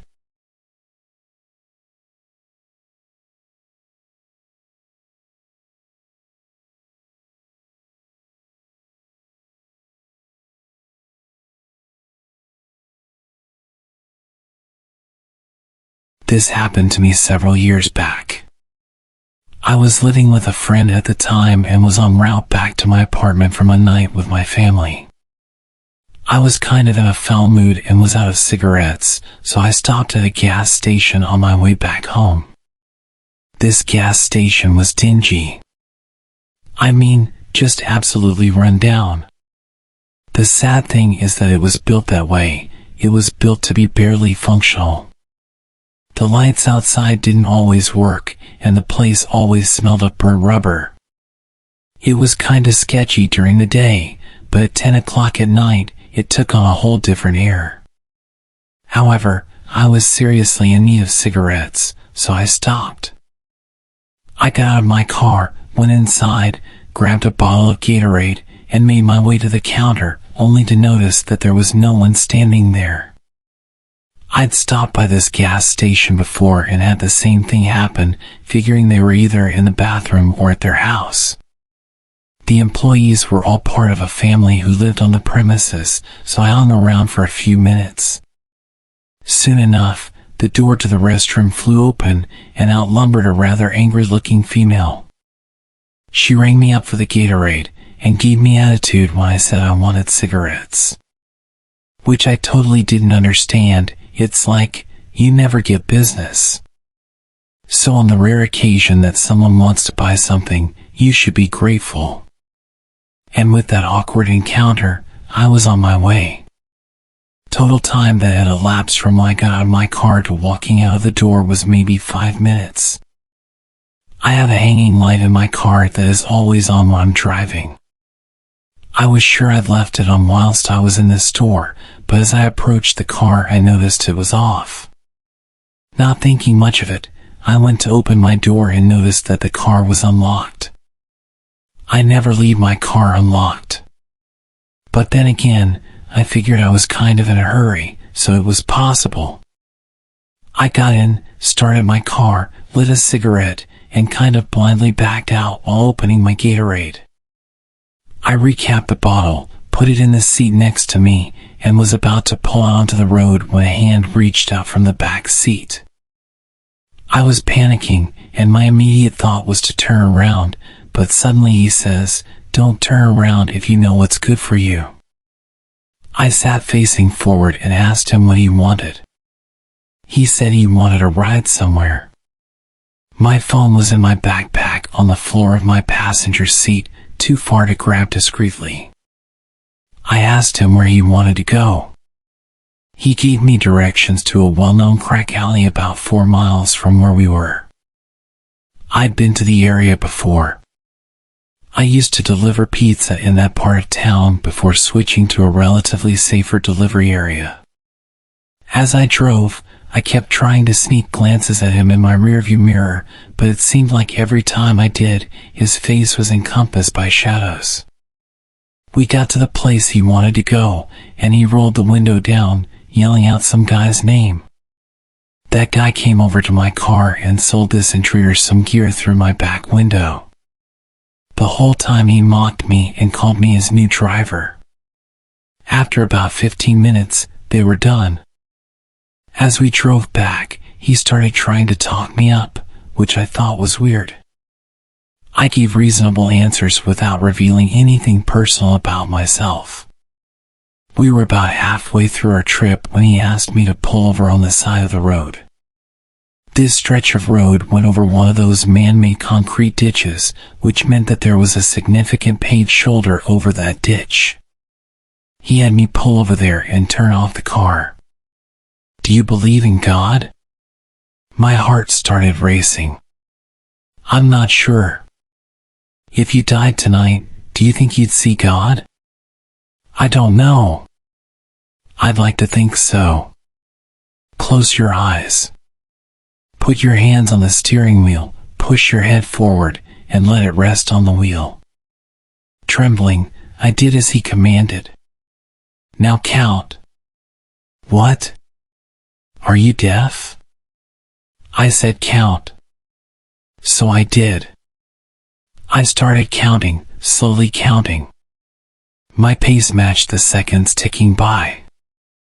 I wondered how many more I'd have. Once the dealer walked away, the man in the back seat told me to bring him back to the gas station where he had gotten into my car. The stretch of road to get back there is not well lit or well traveled after dark. But it's not like I've run into any more danger than I was already in. I just wanted him to get out of my car. I could tell he was shifting in the back seat. I thought I was about to die. Then he simply got out of the car and ran off. I kept counting. I counted to at least 1,000 before I felt it might be okay to look up. I didn't want to look up to him standing in front of my car waiting for me to disobey. When I did finally look up, he wasn't there. I sped off toward my apartment, grabbed my phone, and called the cops. Naturally, they said there was nothing they could do. I didn't have a description of the guy other than that he was a male. I thought he might be black because I think that was the color of the skin I saw when I initially started to turn around, but it was so fleeting that I couldn't be certain. He didn't take anything out of my car or leave anything. I learned a few things that day. 1. I never, ever leave my car unlocked. 2. I always check my car before I get into it. 3. I'm never stopping at that gas station again. I no longer live there, so that helps. 4. If someone still somehow manages to get into my car to try something like that again, I'm running full speed into the nearest light post. I'll be wearing a seat belt, and I doubt that some hijacker would worry about putting their seatbelt on.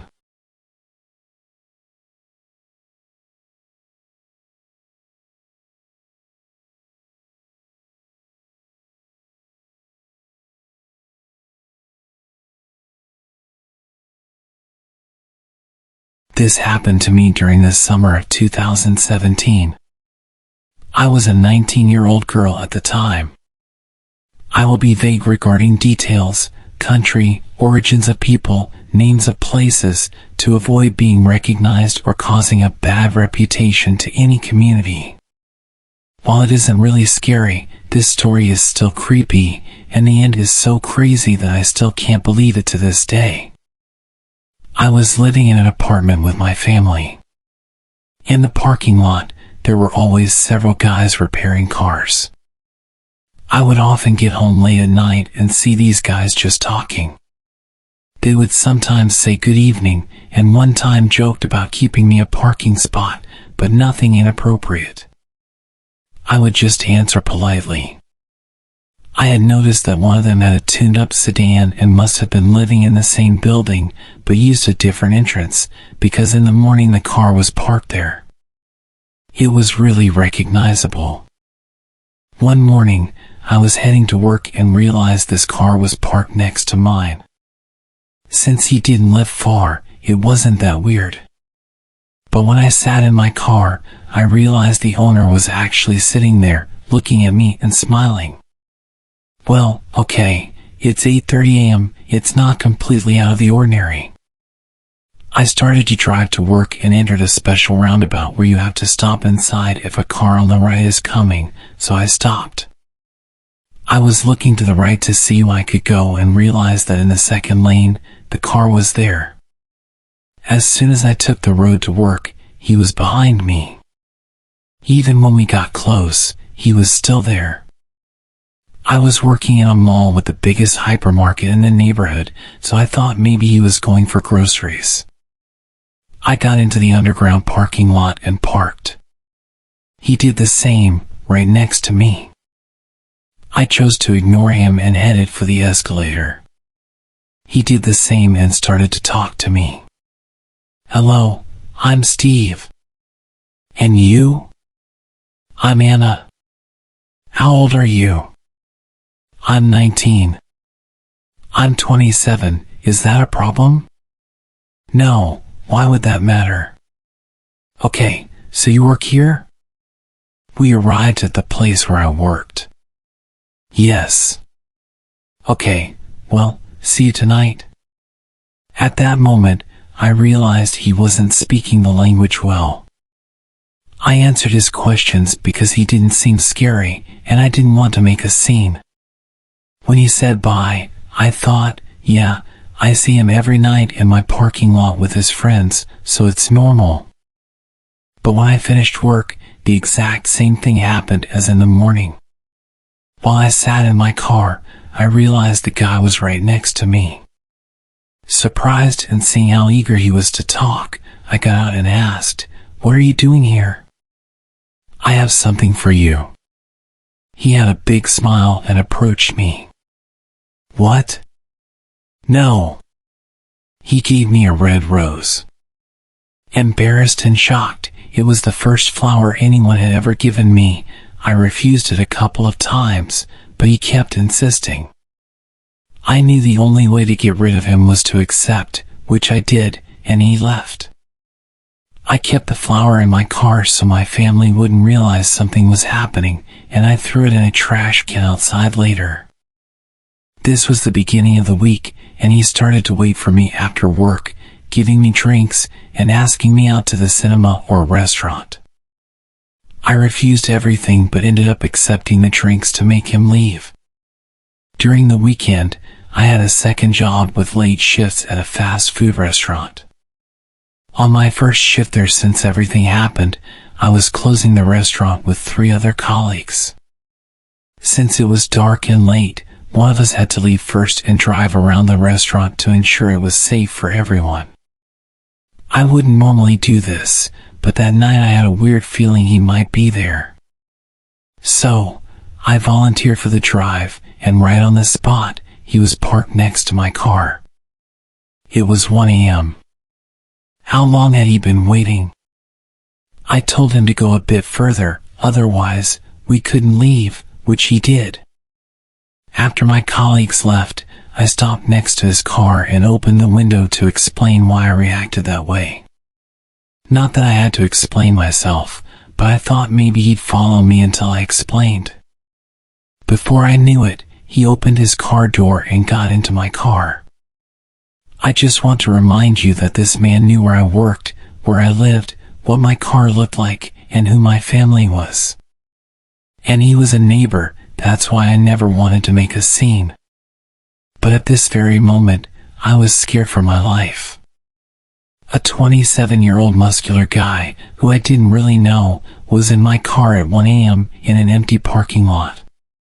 He seemed talkative, and I didn't have any other choice, so I decided to listen to him.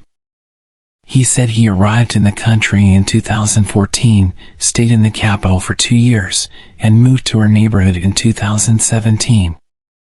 I did the math and realized a year was missing. I asked him about it. He answered, "I was in jail."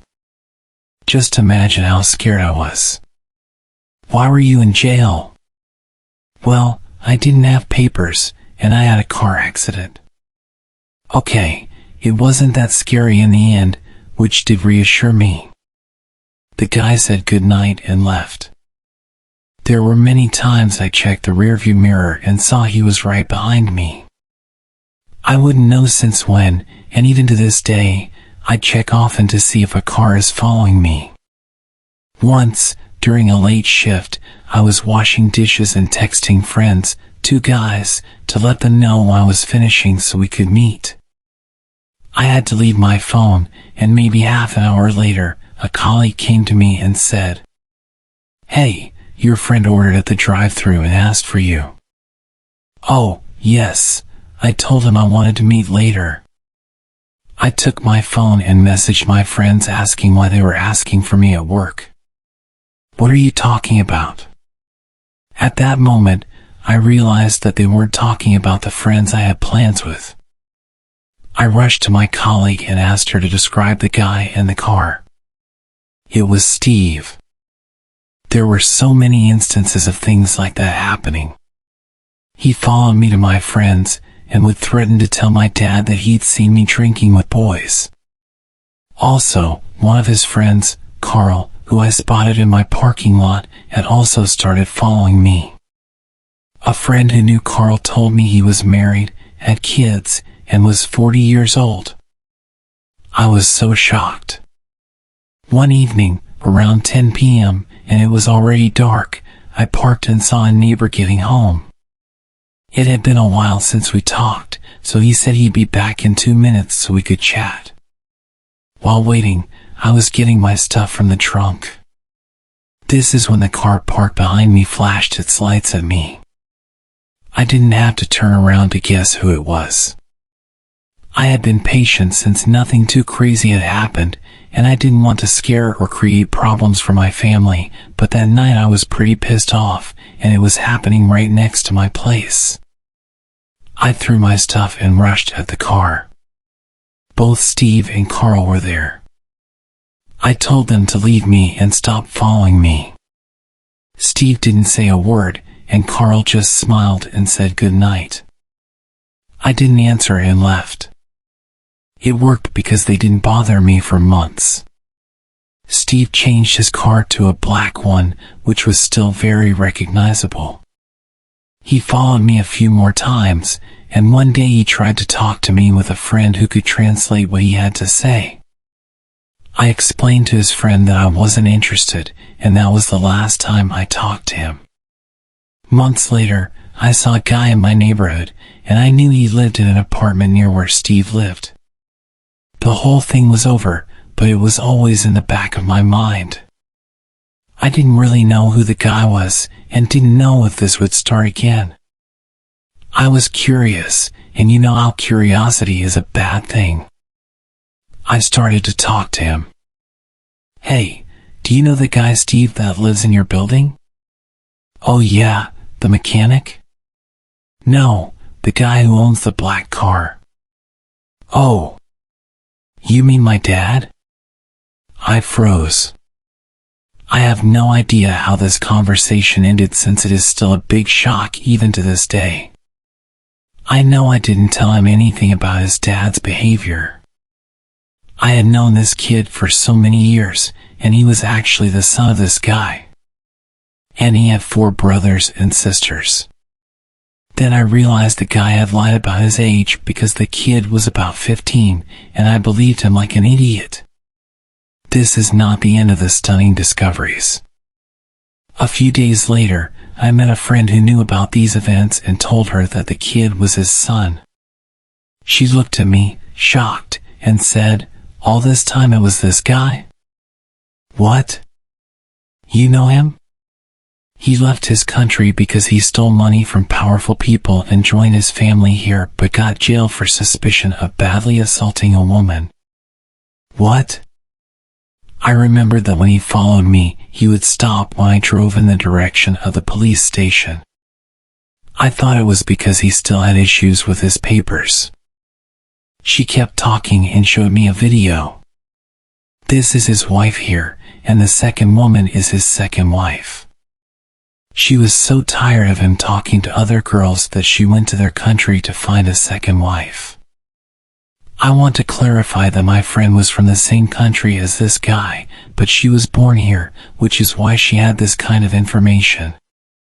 Small community, so they kind of all know each other. I was very lucky that nothing happened to me. I still can't believe it, and I wonder how it could have gone if I had acted differently. I was young and naive back then and didn't want to be offensive to anyone's culture, but in reality I really should have reported it sooner.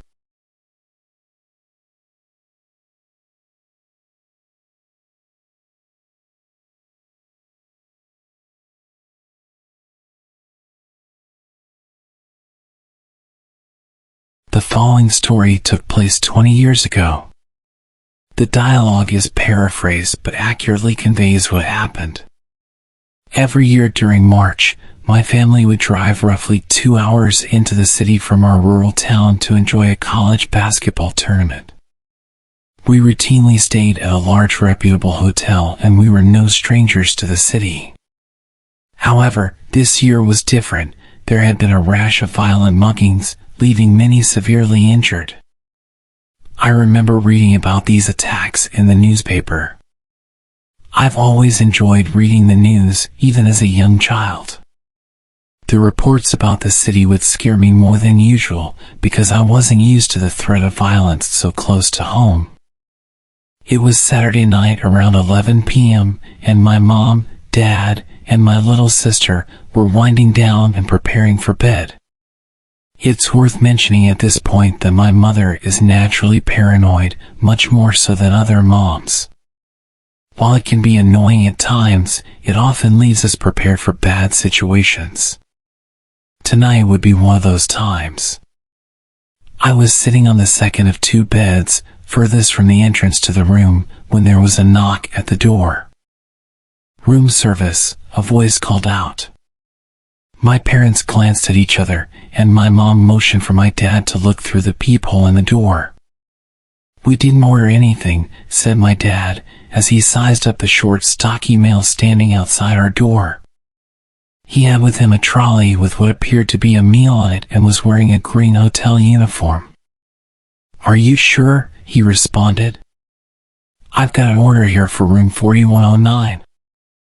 The guy at the door didn't sound pushy or out of place at all. In fact, if it wasn't for the recent violence in the city, we probably wouldn't have had our guard up in the first place. However, that night my parents were certainly cautious, and my father firmly told the man at the door that we didn't order any food. He left politely, without incident. We had little reason to be suspicious, and my dad wanted to chalk it up to a mistake on the hotel's behalf and get to bed. However, my mother eventually persuaded him to call the front desk to check that everything was legit. 15 minutes or so after the man had left our door, my dad got off the phone with the front desk. They have no record of us ordering food, and their room service staff were white, not green, he said grimly. I noticed my mother's face whiten and my sister looked scared. The hotel immediately sent security up to our floor to see if the intruder was still around. They checked on us and then went about searching the floor. Security came back to our room a few minutes later, telling us they had found an empty trolley in the stairwell, but there was no one to be found. With that, they departed, and we triple-checked the locks on the door before eventually sleeping. The next morning I was the first one awake. I didn't want to turn on the TV and wake my family, and there was no newspaper in the room, so I booted up my dad's laptop and checked the local newspaper's website. The first headline immediately made my stomach twist. Man stabbed outside City Hotel. Apparently, at roughly 11:30 the previous night, right after we had turned away the fake hotel employee, a pedestrian had been attacked outside our hotel in the middle of the sidewalk.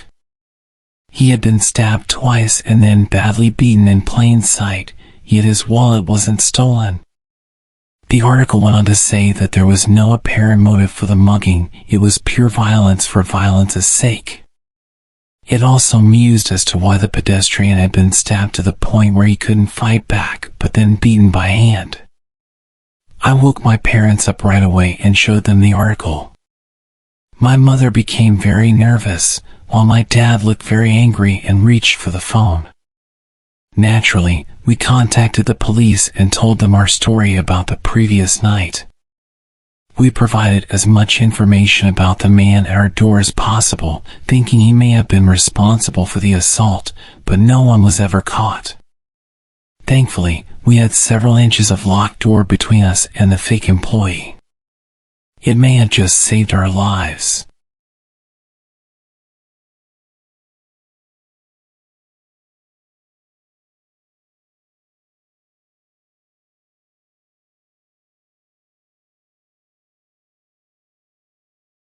I've held this story in for the last 6 years because it sounds crazy, and I got told not to talk about it. I went camping 6 years ago with a now ex-boyfriend. The campsite we picked was beautiful. We were able to drive in through some rough trails.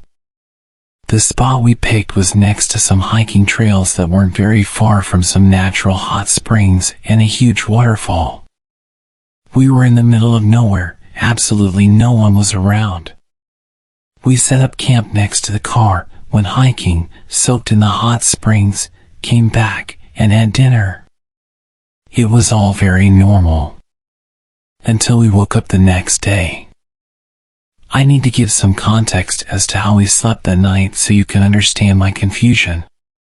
Before we went to sleep, I put our food cooler in a stereo that we brought in the car and locked it. I put the keys in the front pocket of my backpack and placed the backpack next to my sleeping bag on the far side of the tent, away from the door of the tent. My boyfriend at the time slept nearest the door of the tent with a gun next to him. When we woke up the next morning, I felt fine. I had slept hard, and from inside the tent, everything seemed normal. When we got out, our campsite was absolute chaos. The fire pit we had made was ruined. The cooler had been thrown, and food was scattered all over the place. The stereo was smashed to pieces, lying next to a tree. All of the car doors were open, including the trunk. We stood there for a minute in silence, just taking everything in. The woods felt strange, it was quiet and not the beautiful campsite that I saw yesterday. Everything about those woods felt wrong.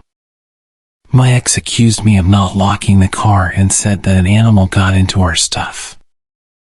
I promised that I had locked it and went into the tent to grab the keys from my backpack, but they weren't there. I found them later on the ground right next to the car. We quickly threw everything in the trunk and left. My boyfriend was quiet and wouldn't talk to me about what had just happened. He finally spoke up when we were almost home and told me that he had a dream about something kneeling over him in the tent, holding his gun, and just staring at him. When I tried to ask him more questions, he got quiet again and said he didn't want to talk about it and that I shouldn't talk about it anymore either. I've tried to forget about it, but I just can't. Something really wrong happened to us in the woods that night.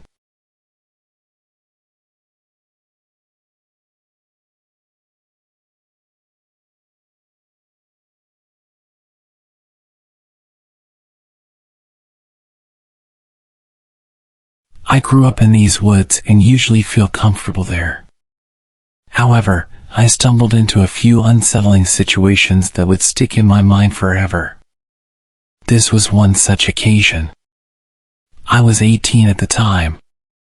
One evening, my two friends, Mike and Paul, and I decided to go camping. Well, camping might not be the right word since we didn't plan to spend the night, just chill and have some fun around the campfire for a while. The plan was simple: head out, build a campfire, drink a few bottles of wine, eat something, and head back home for a good night's sleep. We met at my house while it was still sunny outside, got ready, and headed out. Our destination was an old abandoned quarry in the middle of the woods, about 40 minutes from my house. Even though the quarry had a tragic and frankly creepy history, it was a popular place for such occasions.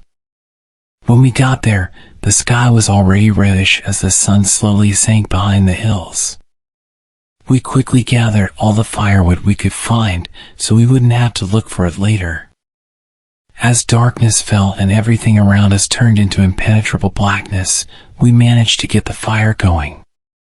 We were in a great mood and were getting ready for our first toast. That's when we realized we made a horrible mistake. We forgot the corkscrew. We attempted to open the wine without it, but quickly gave up. The bottles were quite expensive, and we didn't want to damage them. At this point, it was clear that one of us would have to jog back to retrieve the corkscrew. After some discussion, I volunteered with two conditions. Firstly, they would give me a hatchet in case something went wrong along the way. Secondly, no pranks when I got back. Mike and Paul agreed without hesitation. They handed me a hatchet and a flashlight and sent me on my way. As I jogged through the forest, I heard a noise resembling a boar. Suddenly, I remembered a warning I received from an older hunter a few days ago. He said that at this time of year, boars were getting dangerous, especially at night. I was a bit nervous, but luckily managed to survive unharmed. I arrived safely back home, much to the surprise of my mom, who didn't expect me so early. I explained the situation. She just laughed. I grabbed the corkscrew and headed back. Not wanting to encounter a boar, I chose another slightly longer path, this time through an open field. After a while, I reached our spot.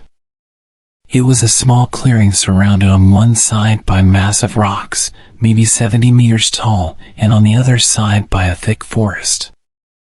Our campfire was in the middle of the clearing. When I approached it, I realized that there wasn't anybody around, although our backpacks were still on the ground and the fire was burning brightly. Great! We specifically agreed that there would be no pranks when I got back. Those guys think they're funny, I thought to myself. I resignedly sat down near the fire facing the woods. That's the only place where they could have hidden, I thought. I was really tired, and all I could think about was the taste of that exquisite Pinot that we brought with us. I wasn't in the mood for their games, and I was getting quite mad. That's when I heard the snapping of twigs and rustling of leaves from the edge of the forest, maybe 30 meters from where I was sitting. The sound was rhythmic and undoubtedly the sound of somebody walking.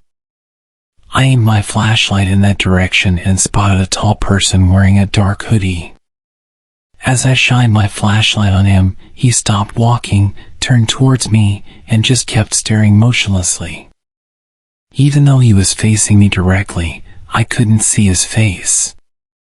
I shouted, "Paul, you fat jerk." I know you're trying to scare me. We agreed on something, so stop messing around and come out. As I finished, the hooded figure turned and walked deeper into the woods. At that moment, my phone started ringing. I hurriedly took it out of my pocket. It was Mike. I took the call and started barking at him. Really funny, you guys. I thought we agreed on something. What are you talking about? I'm talking about you trying to mess with me. I clearly saw you, so you can come out. Mike seemed frozen for a minute. For what felt like an eternity, all I could hear was his heavy breathing and Paul mumbling something in the background. When he finally snapped back to reality, he said, "Dude, we're at your house." We heard some footsteps. At first, we thought it was you messing with us. But then we got scared and decided to look for you. I forgot my phone at your house, so we couldn't even call you. Just get out of there, and we'll come back for our stuff together. Nonsense. That's just another of your stupid pranks, and I'm not buying it. Hold on a second. There was some incoherent mumbling for a while. Hey. What's going on? My mom's voice suddenly came from the phone. My head spun, and my heart skipped a beat as I realized they weren't kidding. Suddenly, a wave of fear ran through my body. However, I managed to convince my mom that everything was fine and that she shouldn't worry. She gave the phone back to Mike. Just leave everything and come back. We're heading over right now. We'll meet you halfway there. I'm not going anywhere alone again. You better get here quick. I'm waiting for you. I hung up. I didn't want to make any more noise than I already did. I quickly turned off my flashlight and backed off from the light of the fire. I moved all the way to the huge wall of rocks, figuring that if I had my back covered, it would eliminate one possible approach for the unwanted visitor. I stood there in complete darkness, trying not to make a sound while tightly clutching my hatchet, which would be my best friend for the next half an hour. I had to convince myself not to curl into a ball in fear.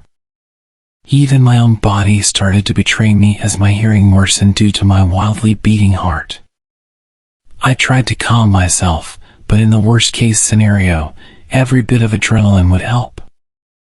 After what seemed like an eternity, I spotted 2 weak light beams coming from the forest. I heard Paul shout my name. I'd never been so relieved.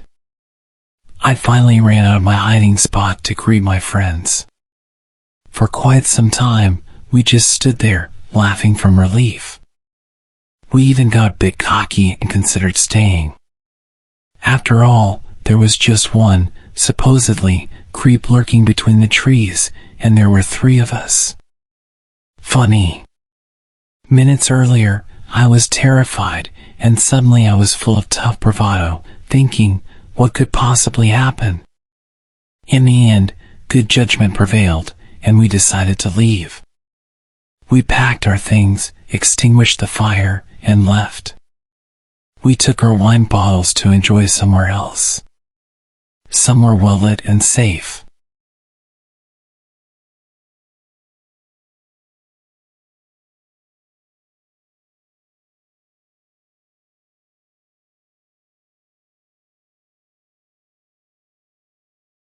This happened about 10 years ago, in August 2013.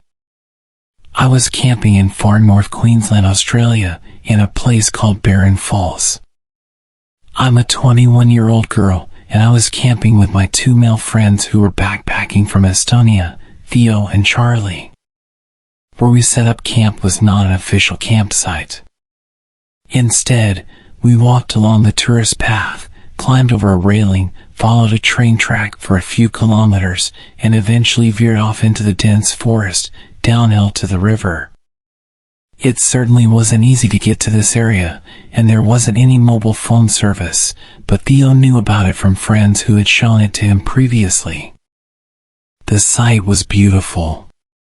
We were surrounded by a tropical forest and were only a short walk upstream from the waterfall. After setting up camp, we walked to the waterfall where both Theo and Charlie plunged from the cliff into the water below. I decided not to follow. I was, and still am, scared of heights and the possibility of hurting myself. I sat and watched them for a while before eventually deciding to return to camp and read my book. I was totally relaxed, enjoying the serenity, taking in the beauty around me.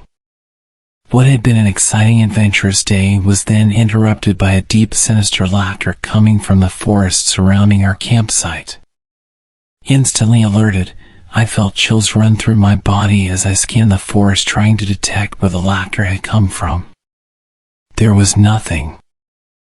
I tried to forget about it, convincing myself that my mind was playing tricks on me. Theo and Charlie returned and told me that they had forgotten fire lighters for the campfire. They said that they need to travel to the nearest store to buy some and that I should wait at camp. I told them that I didn't feel comfortable staying at camp, but didn't mention the laughter I'd heard before. I didn't want them to think I was stupid, and for context, at the time I had quite a large crush on Charlie. Stupidly, I wanted him to think I was cool. They told me it would be fine, that they would be back before dark. Reluctantly, I agreed and they made their way to the store. It was about 4 p.m., and I continued reading my book.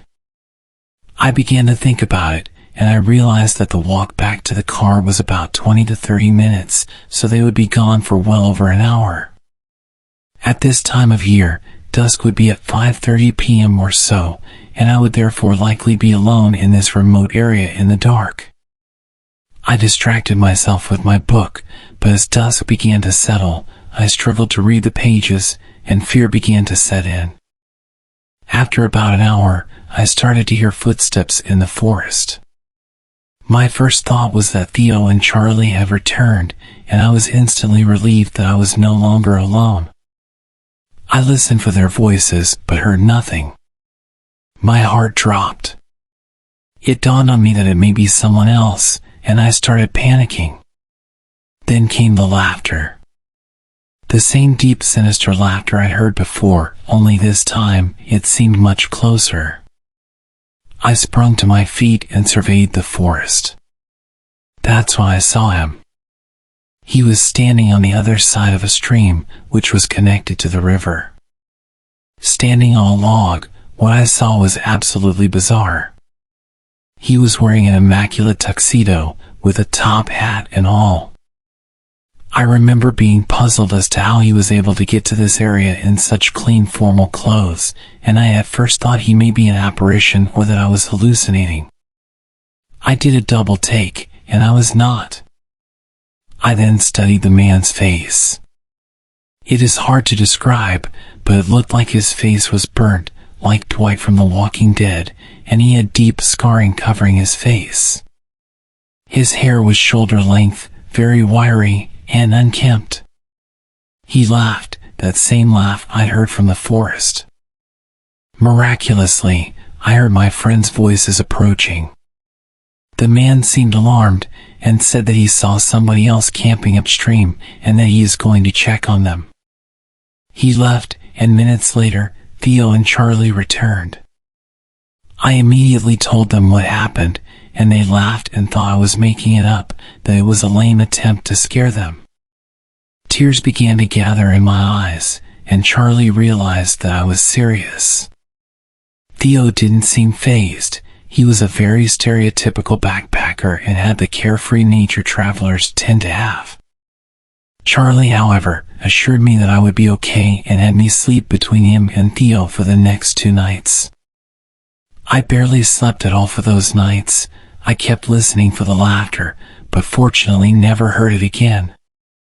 For years after, I searched online for any reports of similar encounters. I never found anything, but I have always contemplated what would have happened if Theo and Charlie hadn't returned at that moment. I shudder at the thought.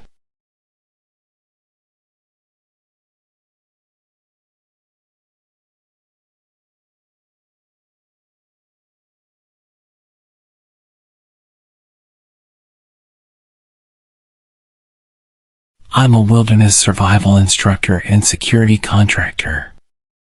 A couple of days ago, a good friend of mine, who is also one of my students, informed me that his dad just acquired 150 acres of land in a secluded and mountainous part of my state. This is someone with whom I've explored the woods before. He's more than competent when it comes to wilderness survival.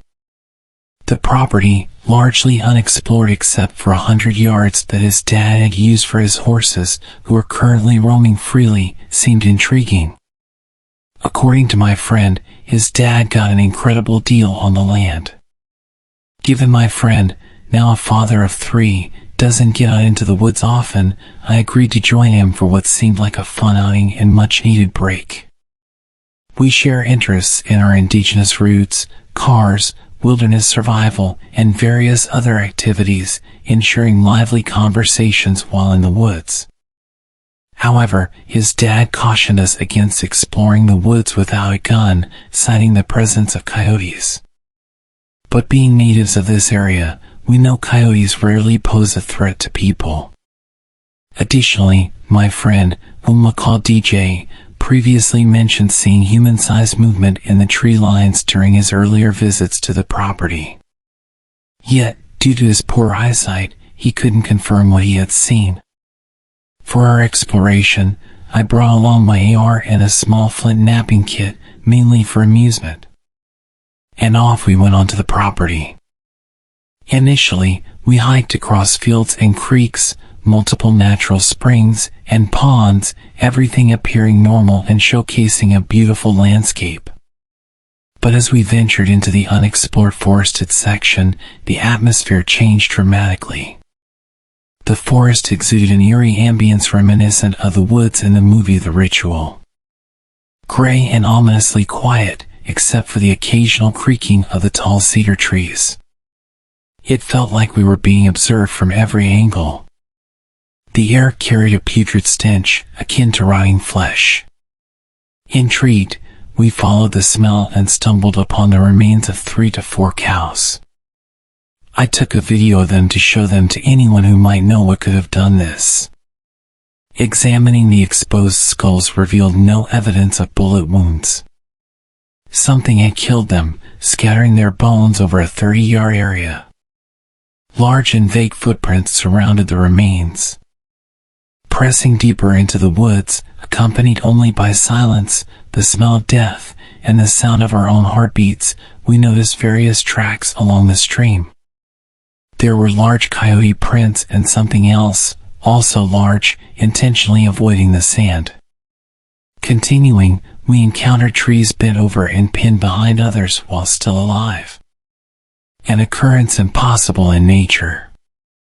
Further along, we discovered what resembled a primitive tool made of bone, possibly a scooping tool or knife.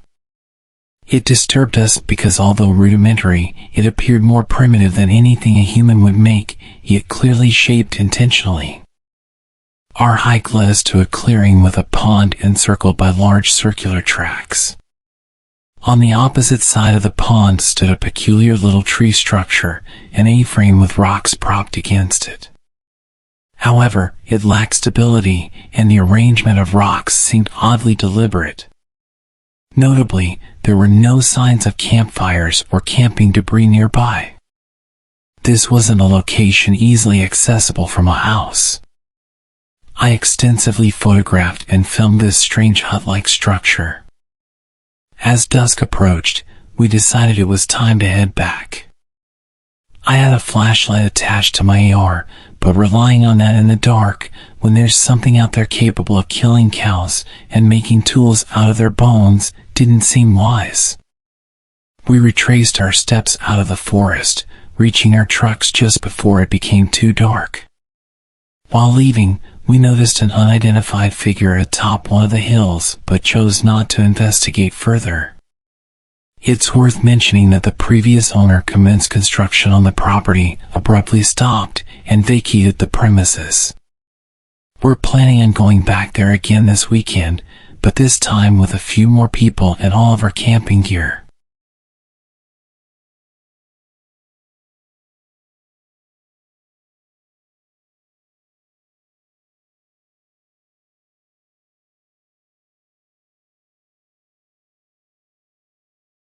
I work for a well-known university as a field biologist and have recently been contracted out to the National Forest Service.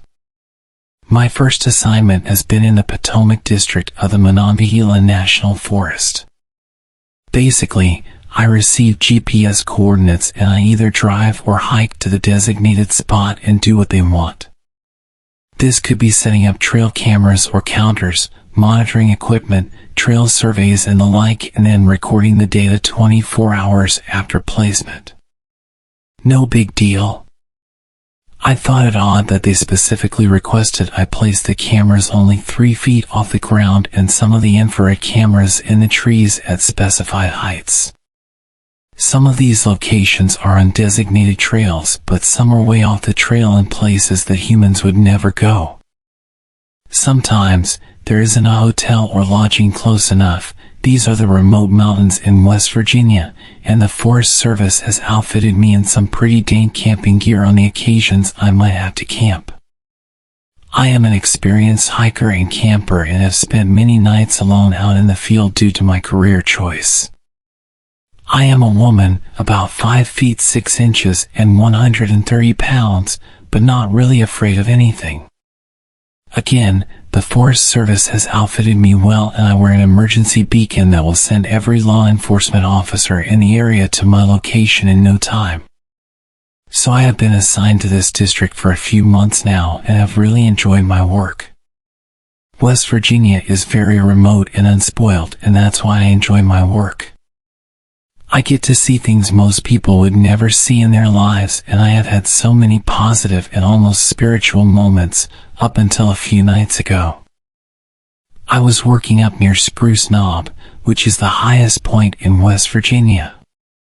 It's essentially a complex system of trails, wilderness areas, camping, that kind of thing. It has also been snowing with howling winds and ice storms.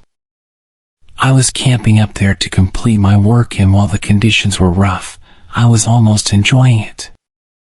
My first night in the woods was pretty peaceful. I made dinner, set up camp and drank some whiskey and smoked some really good bud. I snuggled down in my sleeping bag and slept like a rock. It was very cold, but I wore this turtle fur face mask thing and didn't feel the cold too much. I woke up at dawn and went about building my fire back up, and I was starting some coffee when I noticed all this churned up snow around my campsite. Not tracks, just churned up snow like someone or something had kicked it all around. Weird, but whatever. I had a 15-mile hike to set some cameras and didn't have time to really wonder about it. I set off on my hike, did what I had to do, and started back to camp.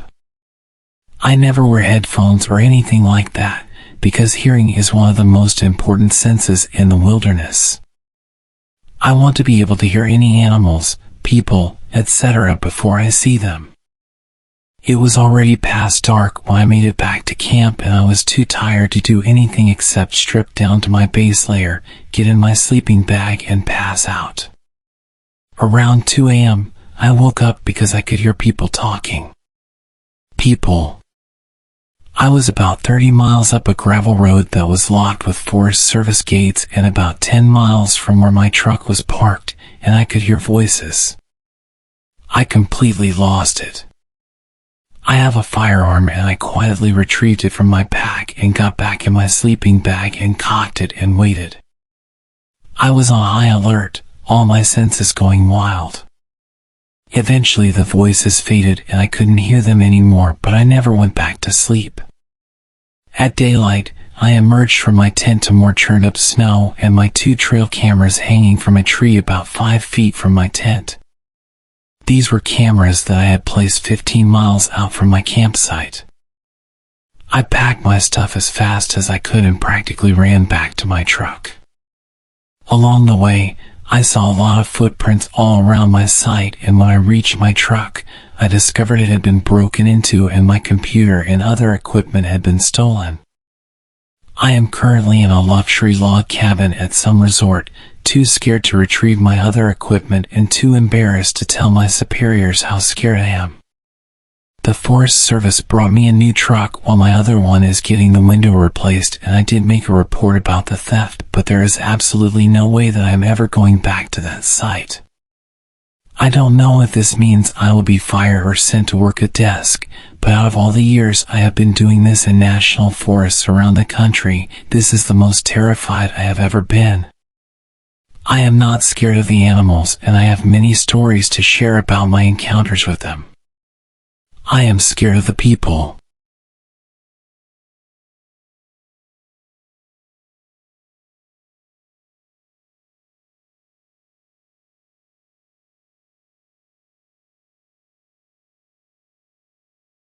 I used to work on the dark web. I won't get into how I came into this line of work. My job simply consisted of tracking down people I was paid to find, kidnapping them, and bringing them to a specific location. I never concerned myself with what would happen to those people afterwards, but from what I understood, they'd usually be put into the slave trade or held for ransom. After years of doing this kind of work, I eventually became desensitized to it. To me, it was just another day at the office. The only difference was that this paid much better. I should also point out that I didn't work alone. I had a partner that helped me. For the sake of this story, I'll call him Sam. Sam and I met through the dark web forums about 3 months after I started my work. He was much more experienced in kidnapping people from the dark web than me, having done it for several years. But as he was getting older, he realized the job was too difficult to do on his own anymore. After talking for a while, we eventually agreed to work together. I would help him perform the tasks that were more difficult for him to do due to his age, and he would guide me along, as well as bring me along on more difficult, higher-paying jobs to reduce the risk of me screwing them up. After meeting, we quickly realized we were a good match. It only took a few weeks to get into a groove. We'd be contacted by our employers via the forums, given a target, as well as any other important information that would be crucial for the task. Sam and I would then drive his van to the location to scope it out. We'd spend whatever time we had getting any information our employer left out, such as schedules and patterns. Then, we would decide on a date, time, and location, then secure our target and bring them to a specified drop point given to us by our employer. We'd be paid, then move on to the next job. We did our job like clockwork. As horrible of a job as it was, we were really good at it. We eventually got to the point where we could secure a target within a matter of days.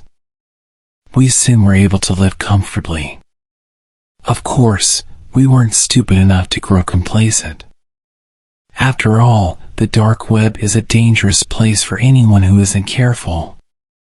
We were living smoothly, not really caring about the people we were hurting to do so.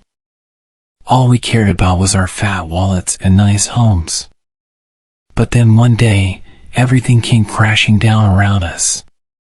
Sam and I had been sent a job by an unnamed employer. They had instructed us to secure a 19-year-old male who lived in a wealthy neighborhood. This wasn't very abnormal for us. Plenty of previous employers sent us to secure wealthy targets, usually to ransom off. What was abnormal was a set of instructions they had given us. They told us that the target had no security system in his home, but we were not to take this for granted. We were to practice extreme caution and vigilance when securing the target, and we were to consider him extremely dangerous. Finally, the strangest instruction they gave us was that we were to administer carfentanil or a similar drug via tranquilizer darts before securing. It wasn't the fact that our employer wanted us to tranquilize our target that was strange. We had done it to plenty of previous targets before. What was strange was that they specifically requested we use carfentanil.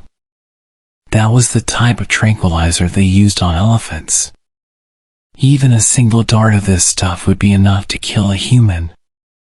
Let me make it clear that we were not hitmen. Sam and I have never killed anyone in our lives, before or after taking on this line of work. We knew there was no way we could use this stuff to take our target alive. We just assumed our employer didn't really know much about tranquilizers and just wanted to sound smart by including a specific kind. I really wish we had just listened to their instructions. We started studying our target the day after we received our instructions. The boy was a recluse, to say the least. From what we could tell, he lived in his parents' house, and they were almost never home. He spent pretty much every day inside, doing whatever he wanted to pass the time. Reading, playing video games, typical teenager stuff. For the life of us, Sam and I couldn't find a single reason to consider this kid intimidating, let alone dangerous. He seemed to live an extremely sheltered life and had more than likely never had a fight before. But we had a job, and we had to follow the rules we were given. On the night we went to extract, we parked our van just outside the kid's home. Nobody else in the neighborhood was awake, so it would be relatively simple to pull him out once we got him. Sam sat up front, while I laid in the back of the van, aiming the tranquilizer rifle through the back doors. The way the van was parked gave me a perfect vantage point to the guy's house. Also, in case you're wondering, I wasn't using carfentanil, opting to use a weaker drug that wouldn't kill a human being. I wasn't concerned about our employer being upset their instructions weren't followed exactly. Unless they were planning on testing the kid's blood when they got him, there wasn't any way they would know. After 30 minutes of waiting, the kid appeared in the kitchen window. We weren't too far away, so the amount of detail I could see through was very high. He had a mop of wavy blonde hair, a splash of freckles on his nose and cheeks, and piercing emerald green eyes. He was pouring himself a glass of water when I tagged him. His reaction was surprisingly tame. He jumped from surprise as the dart entered his neck, but he didn't scream. When he pulled it out, he didn't look scared or confused. If anything, he only looked annoyed, as if he had just swatted a mosquito that had landed on him. Then he turned his head and looked right at me. I had been doing this job for about 4 years at this point, and I had seen some freaky shit.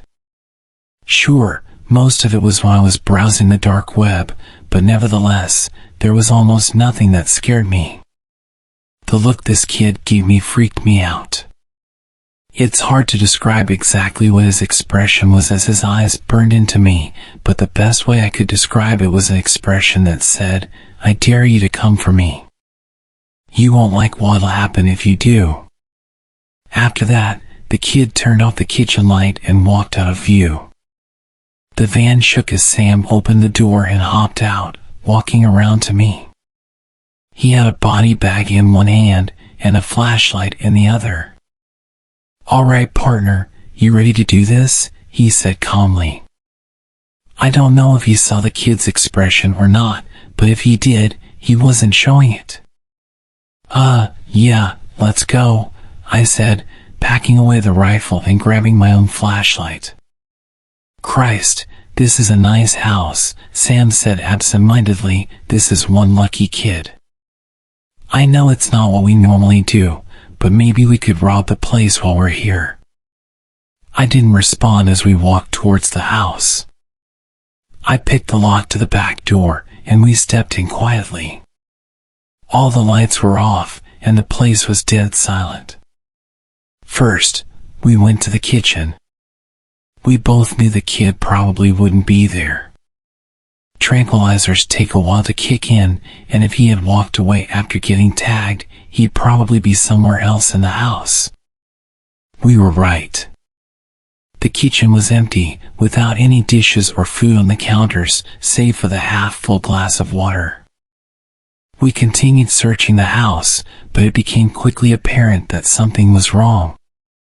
No matter how hard we looked, we couldn't find the kid anywhere. He should have fallen unconscious by now, the tranquilizer having long since taken effect. But he was nowhere to be seen. "Are you sure you hit him?" Sam hissed at me after several minutes of fruitless searching. "I swear if you screw up this job because of crappy aim, I'm gonna kill you." "I know I hit him," I snapped. "I even saw him pull the dart out. He couldn't have gotten far, not with that tranquilizer in him." Our argument was cut short by a noise coming from the other side of the house. It sounded like multiple thuds in quick succession, like someone was loudly stomping around. The noise continued for a minute, moving around the house, before finally stopping. Sam and I quickly split up to investigate. We weren't sure about where the noise was coming from, and we didn't want to risk our target getting away. I walked back through the kitchen to the living room. I was about to move on to the next room when something caught my eye. On the floor was a pile of fabric. When I looked closer, I found that it was a pile of clothes. I recognized it as the clothes the kid was wearing. By the looks of it, he had stripped completely and left his clothes here. I had no idea why he did this. Stripping naked didn't really give you a tactical advantage when trying to escape a kidnapping, at least, not one that I could think of. Taking off your shoes could make your footsteps quieter, but taking off all your clothes wasn't really necessary.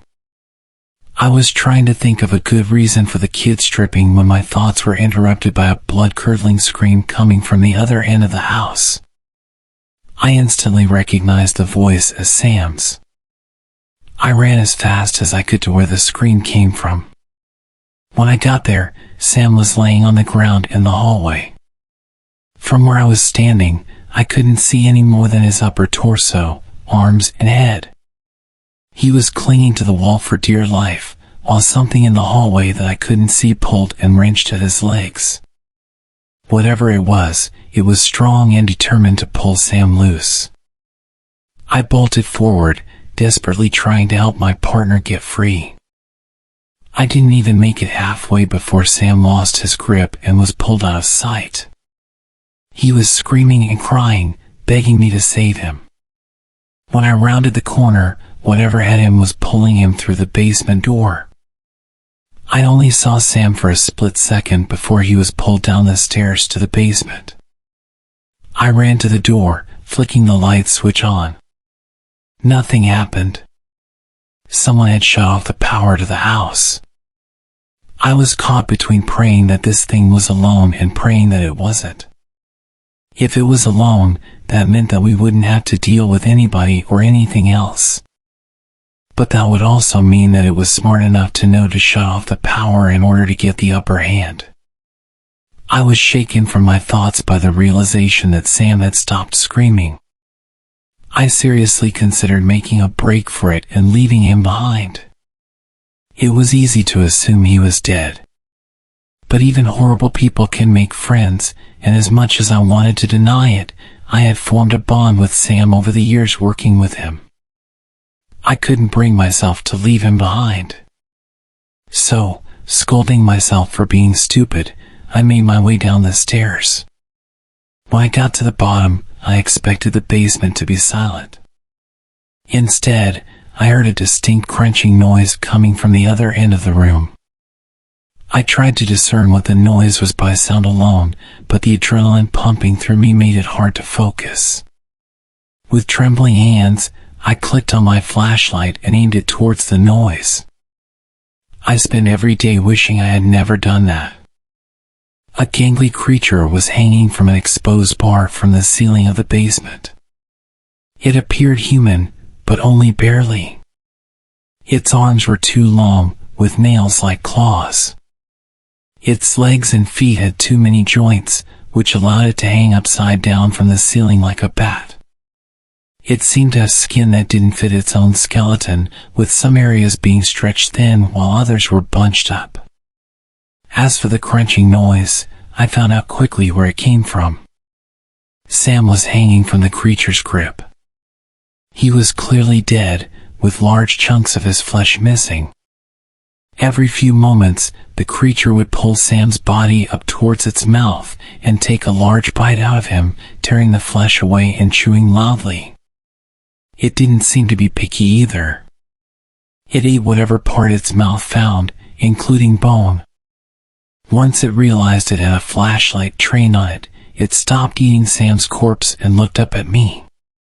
Its face was a bloody mess. The features of its face were twisted horribly. Its jaw was so wide open, I thought it was disconnected from its skull, and its eyes lacked any sense of humanity. This thing was a monster, and I knew it would kill me without hesitation if it got the chance. I was frozen by fear, staring at this thing, when recognition suddenly struck me. The monster had horrifying features, but the blonde hair, freckles, and green eyes made everything fall into place. This thing was our target. It was the kid we had been sent here to capture. His features may have been mangled and warped, but there was no denying that this monstrosity was the kid. I understood why the tranquilizer didn't work, and why our employer instructed us to use the drugs they wanted. Why they would want this thing alive is beyond me. I would sleep much better at night if I knew this thing was in a deep grave. After what seemed like hours of staring at each other, the monster screeched at me. That was enough to send me sprinting up the stairs. I didn't stop running, didn't turn around to see if the thing was chasing me. I kept running until I got to the van, jumped in the driver's seat, and peeled off into the street. I went several miles over the speed limit, but I didn't care. I wouldn't feel safe until I was miles away from that beast. After skipping town, I emptied my savings accounts and liquidized everything I owned. After that, I went through an extensive process to erase any lingering trails. I changed my name, underwent plastic surgery, and whatever little presence I had on the web I thoroughly scrubbed clean. Any evidence of the man I was before was completely gone by the time I finished. As far as anyone was concerned, I never existed until 2 months ago. I had made a promise to myself never to bring up what I saw, to bury the past as deep as it would go. But I have been plagued by nightmares ever since seeing that monster, and I thought that maybe if I warned the world of its existence, my conscience might be alleviated. I can't go into detail about where this beast is located. It's better for everyone if that is kept a secret. As for whoever it was that wanted to capture the beast, I haven't heard from them since. In all honesty, I'm actually glad we didn't succeed in capturing it. I don't want to find out what their plans for the monster were when they got it. So, take this as a warning.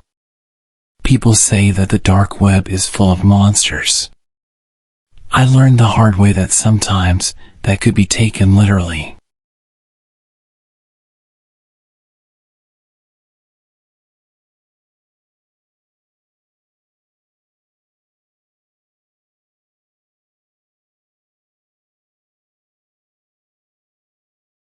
When I was 20 years old, I came back home for summer break from college. My good friend Becky and her boyfriend had just found new jobs. They had a house all to themselves, sitting at the top of a very steep hill. A bit about Becky, she gets really nervous and anxious all the time. I get anxious too, but I've gotten used to living by myself and dealing with my worries. But she wasn't used to it at all. Their house had a back door in the kitchen. If you were sitting on the sofa in the living room, you could see straight into the kitchen. Right outside the kitchen door, about as high as your shoulder, there was a light that turned on when there was any movement. It's important to mention that Becky's backyard was pretty high up. To get into the yard from the low walkway in front of the door, you had to go up a few steps. The yard was made this way so it wrapped around to the front of the house. Becky was by herself because her boyfriend was working his first or second night shift and she couldn't fall asleep. They were trying to save money, so all the lights were off. Then, she saw a light come through the kitchen window. It was the motion-sensing light. This really scared her, but she tried to just ignore it. However, the light kept turning itself on at different times. So, this motion-sensing light would only turn on if something moved on the walkway, not for any animals in the yard. The yard itself was tiny, with thick wood stretching down from the end of it. She called me early at about 3 a.m. until I finally picked up. I talked to her on the phone, trying to calm her down until her boyfriend came back in the morning. He had the next 3 days off, and nothing happened with the light during that time. Her dad warned her to be careful, suggesting it might have been thieves checking out the house, especially since there had been some break-ins recently on a street close to hers. The next time her boyfriend had to work at night, Becky asked if I could stay over. I said yes. The evening started off pretty normally. We watched movies until about 11. Then, we decided to drive out to the nearest shop and grab some food from McDonald's. Where we live, it's pretty much in the middle of nowhere, so getting there and back took us almost an hour and a half. We got home around midnight and set up the air mattress in the living room where we planned to sleep. Around 1 a.m., that motion-sensing light outside turned on while we were sitting on the mattress. I tried to calm her down by saying it was probably just an animal, maybe a bat or something flying by. Becky wasn't so sure. The light went off, but then it came on again. This time it stayed on longer. Becky decided to go upstairs and get her boyfriend's gun. We sat there, really nervous, with the window open so we could hear outside. She joked around, shouting, "I've got a gun, and I'm not afraid to use it." She was trying to make me laugh, but right after she said that, the light turned off. It stayed off for about 3 hours, as if we had scared someone away. We couldn't sleep after that. Around 4 in the morning, I went to the kitchen to get some water. When I turned around to say something to Becky, she suddenly screamed for me to come back.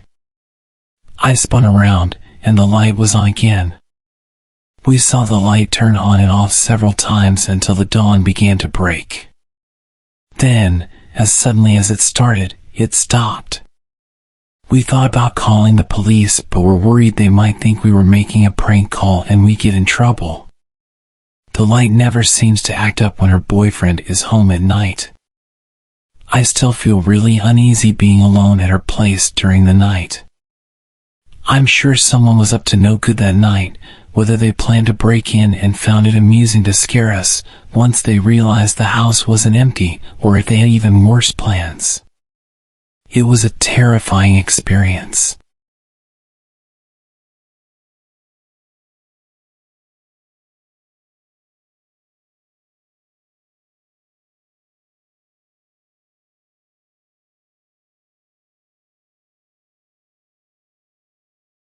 Back in 2012, I sat down with my girlfriend, and after 18 months of dating, I told her my family's deepest, darkest secret. 3 weeks later, I came home from work to find all of her stuff gone and a breakup letter sitting on the kitchen table. I learned not to talk to anyone but my sister about it, but I also feel like if I don't get this stuff off my chest from time to time, it'll just eat me alive from the inside out. I've survived this long by talking to therapists, but at this point, I view therapy like atheists view confessional booths, a nice novelty but inconsequential. The internet, on the other hand, is an altogether different beast. I can remain anonymous, and strangers online can give their opinions. And just like it allows me to say things I'd never tell a person face to face, it allows you to give me your full and unfettered opinions, as brutal as they may be. But I'm okay with that, and that's why I'm writing this. Because I don't want absolution, I want judgment. I was 12 years old at the time of my discovery, and all summer I had this one all-consuming obsession, Pokemon Red. I put hours into catching and training all the original 150 Pokemon. Then, when I beat the Elite Four and completed my Pokédex, I just deleted my save and started all over again. By showing that I loved playing Pokemon so much, I gave my parents a way of punishing me whenever I misbehaved. They were great parents to me for the most part, and my frequent misdeeds were mostly harmless. But whenever I failed to do my chores, or was rude to my sister, their go-to confiscation item was my Game Boy. It'd go like this: they'd hide my Game Boy somewhere, but I'd always find it, then get caught playing it and have it taken away again. This meant that I spent a lot of time snooping around their bedroom and my dad's office. Since it was still summer vacation, I had plenty of time to do it. It was during one of my little searching sessions that I discovered my dad had a secret space hidden away in his office. He normally kept it locked, but during one afternoon snooping, I found the key in his office. My dad had this big old antique cabinet that he kept all kinds of junk in, and I knew he sometimes hid my Game Boy in it. So after having no luck elsewhere, I began to search it.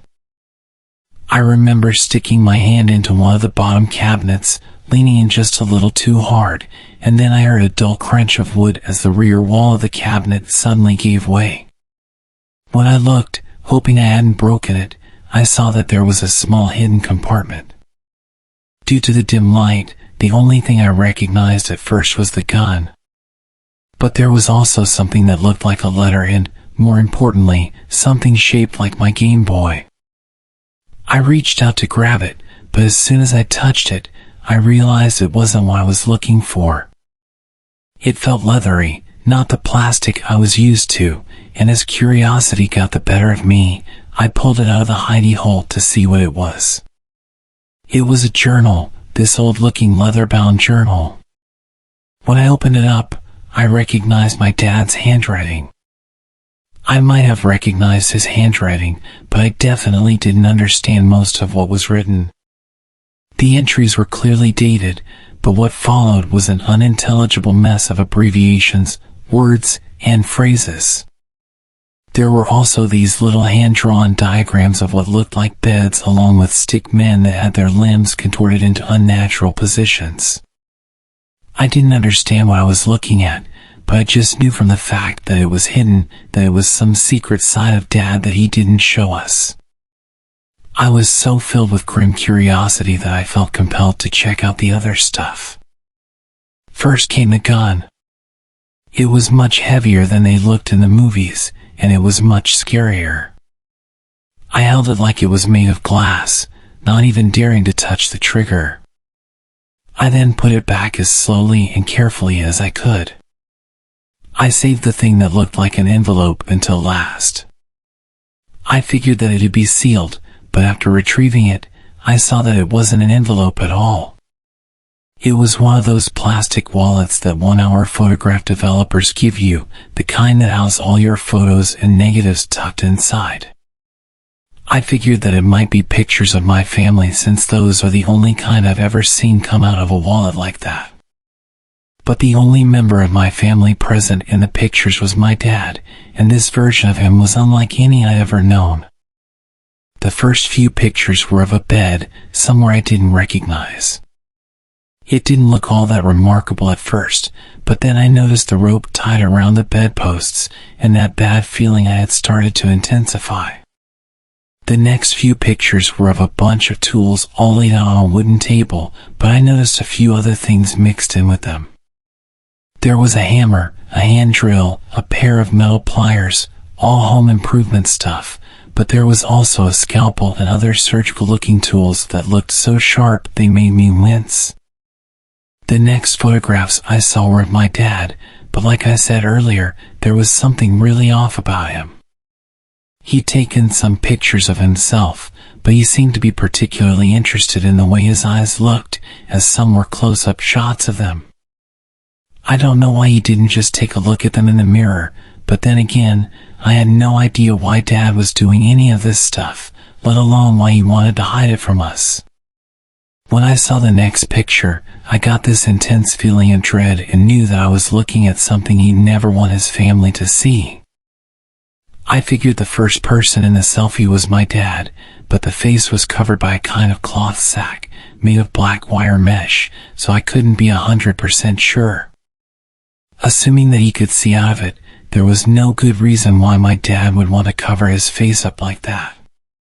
There was also no good reason why he'd want to use it as a blindfold, and the thought of him doing something like that filled me with dread.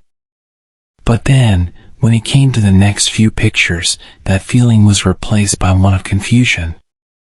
The pictures showed a young Asian man smiling as he posed next to an art installation somewhere downtown. The next picture was of my dad smiling next to the same art piece. I didn't recognize the guy, but I did think it was odd that he looked way younger than my dad. The happy vibe continued for a few other photos. There were pictures of them drinking together at a bar. Pictures of the Asian guy looking like he was dancing. It was all smiles in all the pictures. Suddenly, the vibe of the photos changed dramatically. In the next picture, he was standing awkwardly with his arms by his sides, with a look of slight fear on his face. The next few showed him tied to the bed. He was looking up at the camera, and the terror on his face was even more pronounced. The final picture showed a man in that cloth mask leaning over the guy. I couldn't see what they were doing, but the guy's legs were all tensed up and pulling on the ropes that bound them, almost like he was in an intense amount of pain. I remember having an incredible visceral reaction to that last picture, so after shoving the photos back into the wallet, I tried to put everything back into the little hidey hole exactly as I'd found it.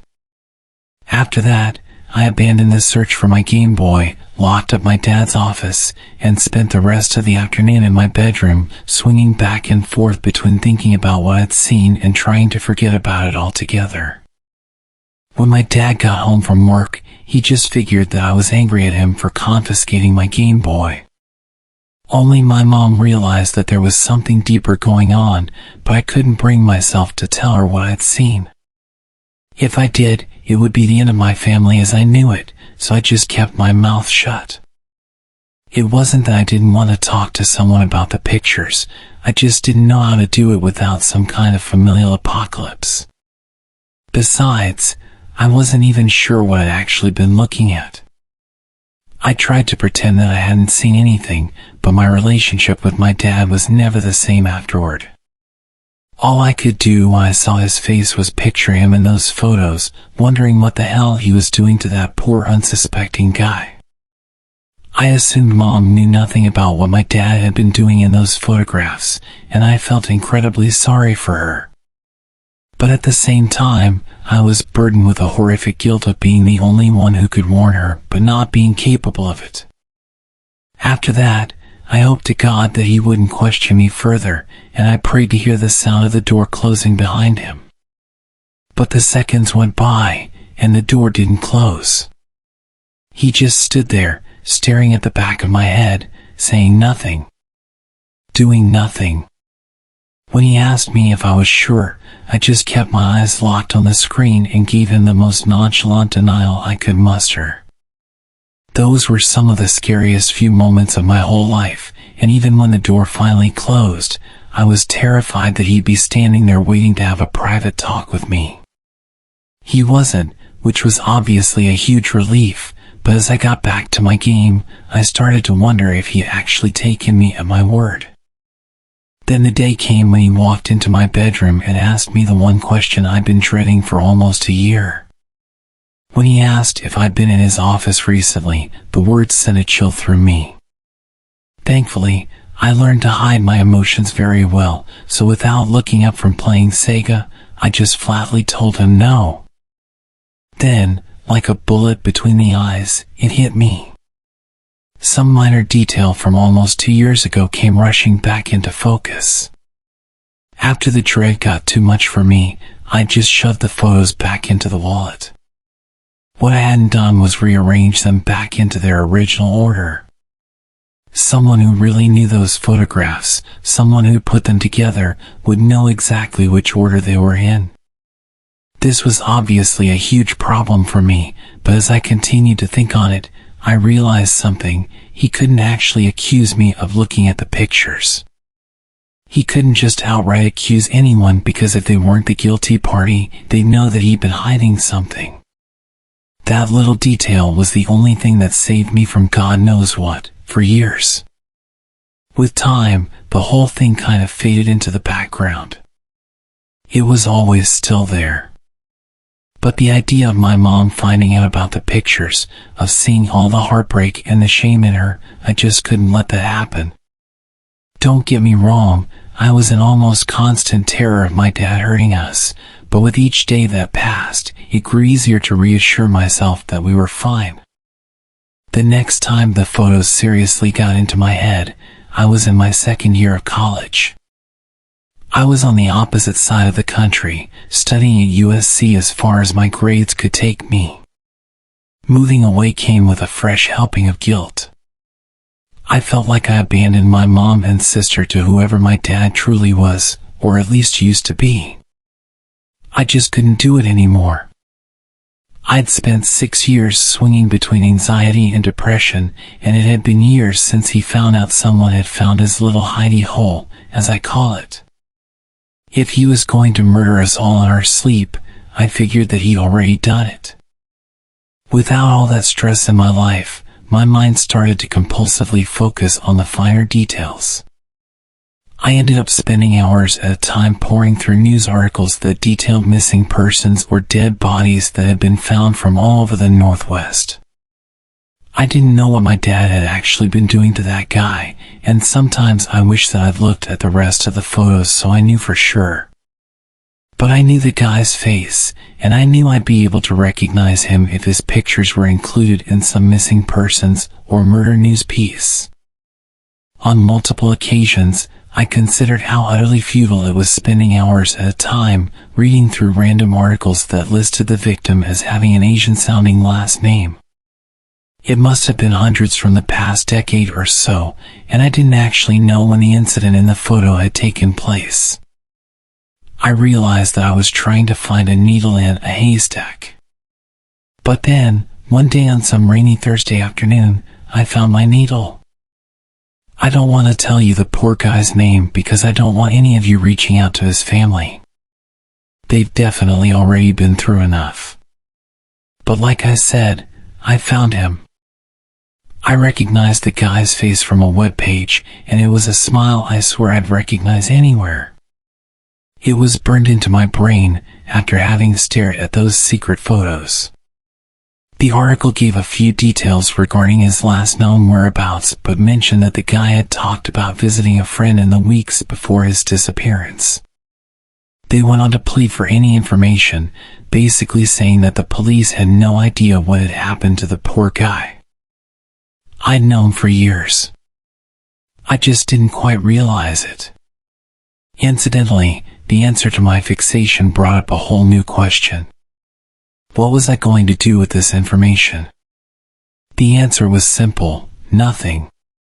There was nothing I could do that wouldn't have a devastating effect on my mom and sister. My sister wasn't very old, definitely not the age to process the fact that her father was at the very minimum involved in the disappearance of another human being. There was nothing I could do right then. Nothing I was okay with. But now that I had my answer, I could at least plan to do something in the future. I didn't quite know when that might be, and I wasn't quite sure how I'd go about it, but I knew I was going to confront him about it at least before he died. Yet, as it turned out, it wasn't my dad's impending death that prompted me to put my plan into action. It was my mom's. 2 years after I graduated college, I was living in Charlotte, North Carolina, when I got a phone call from my little sister. Mom had cancer. It was terminal, and it was aggressive. She had a few months tops. That's what the doctor said anyway. I plan on spending as much time as possible with her during that time. When she finally passed and the truth of what my dad had done could no longer hurt her, I made my move and did something I should have done more than 10 years prior. I called my dad for the first time in what felt like forever, and I gave him an ultimatum. I told him that I knew what he'd done, that it was me who had found the pictures all those years ago. I told him the only thing that stopped me from saying anything was not wanting to destroy our family, and that I wanted Mom to live a life of blissful ignorance before I finally tore apart his legacy. I gave him two choices. He could turn himself into the police and do the right thing, or I'd tell them everything I'd seen and how I could link it to the missing persons case from the late 90s that I'd found. The next day, I got another call from my sister, marking the second time she'd been the bearer of bad news in less than 6 months. My dad had taken his own life. It came as a shock. I considered the possibility that he might take his own life before I put my plan into action, but decided that he just wasn't the type. I figured he'd go on the run, try to move up to Alaska and change his name or something, maybe even leave the country. I guess it showed how little I really knew him, even up until the day he died. The only thing was, the whole thing didn't die with my dad. There was still more work to be done. I went back home to check his office for the pictures, intent on handing them to the police, but they were gone. I turned the house upside down, even checked the trash for ashes or things of that nature, but I found nothing. He must have destroyed them or disposed of them somewhere. But that wasn't good enough.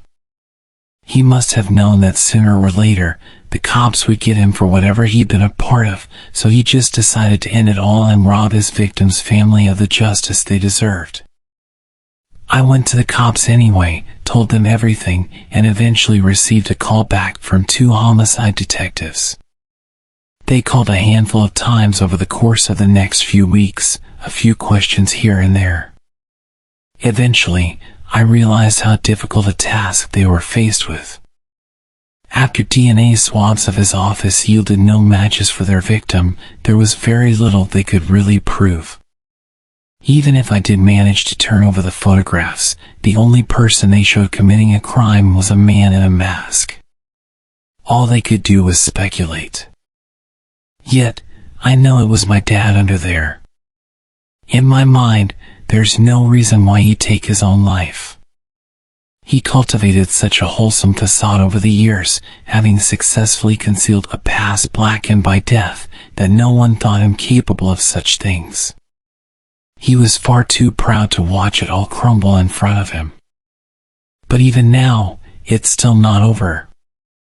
My dad has since been considered a suspect in the disappearances of multiple young men throughout the 90s and early 2000s. I've still yet to hear anything from the police or FBI regarding it, but it's still something that's being actively considered. All these years later, I'm faced with the possibility that my father was an actual serial killer and that my silence following the discovery of the photographs enabled him to continue killing. I could be responsible for an untold number of unsolved murders all over the Northwest. But I tell people that it's not enough to hear platitudes anymore. So judge me. Pour your scorn upon me. I promise you I can take it. As far as I'm concerned, I deserve far worse.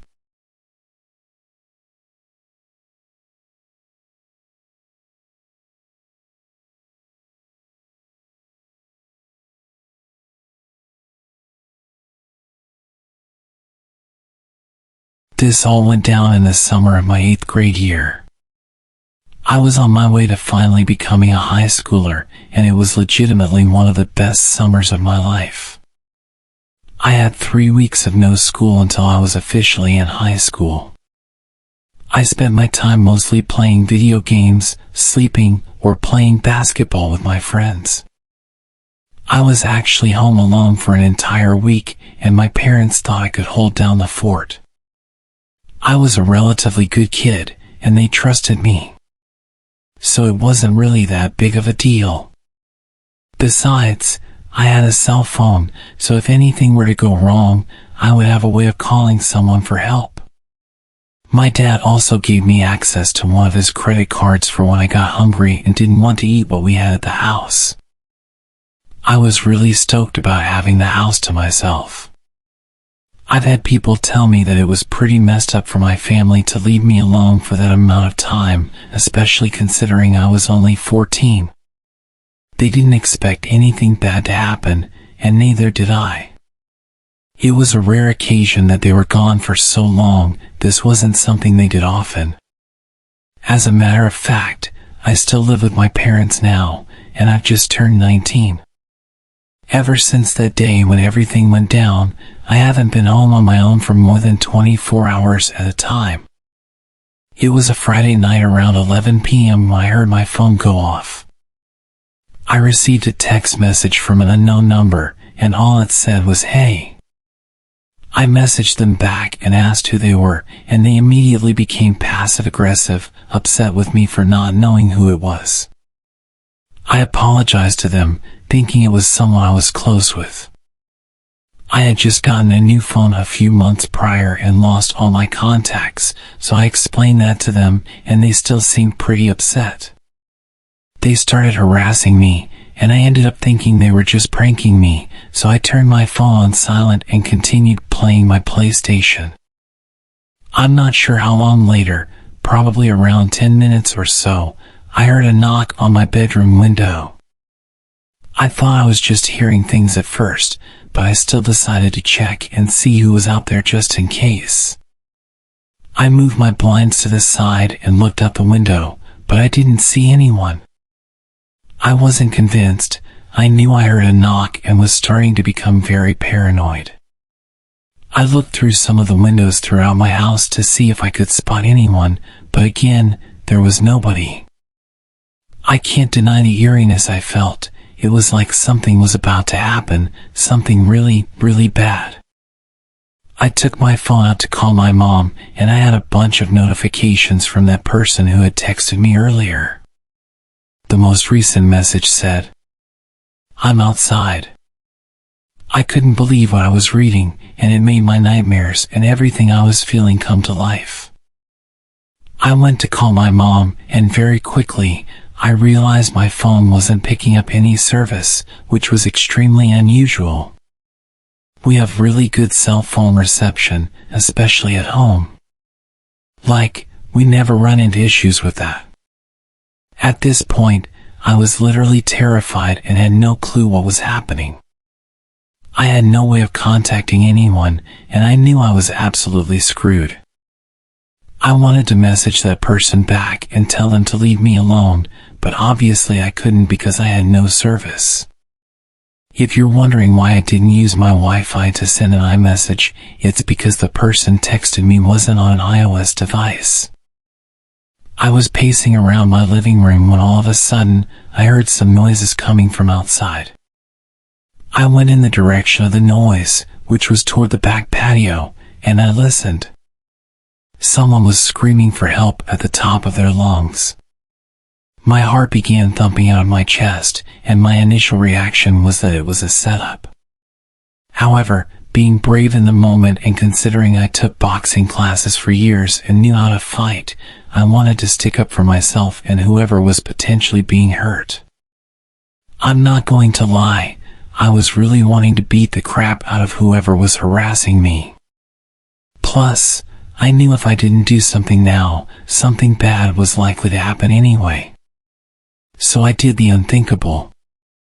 I walked outside to my back patio, and it was silent. The only thing I could hear was the crickets chirping. I waited for a second until I yelled out to whoever was there. I told them I was going to mess them up and acted a lot tougher than I felt. Almost right after that, there was an extremely bright light flashing at me from afar. Our house sits on quite a bit of land, and we have a huge backyard with tons of trees. Whoever it was pointed the light at me, clearly trying to piss me off. The light then began moving all around toward the house for a minute, then it turned off. Within an instant, the screaming picked back up again. It was the same voice pleading for help. I knew it was now or never.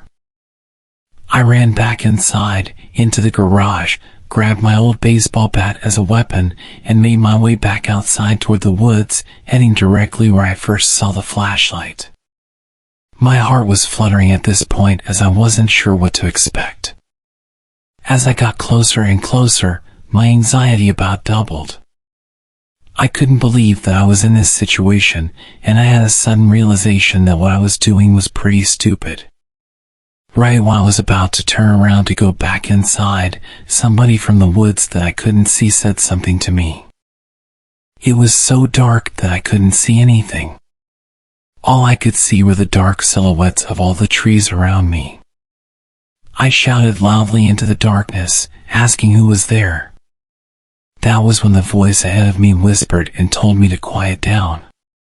He asked me to help him and said he was tied up to a tree and that someone had kidnapped him. Obviously, this alarmed me to the extreme. Despite me thinking it was possibly a setup, I went with my instincts and wanted to help him. It's going to be okay. Just calm down. I'm going to call the police for you. Just hang tight. That's when he started yelling at me. No, help me now. You don't understand. He's going to come back in a few minutes and kill me, he said. I was in a really bad situation as I just wanted to do the right thing. Okay, I'm coming.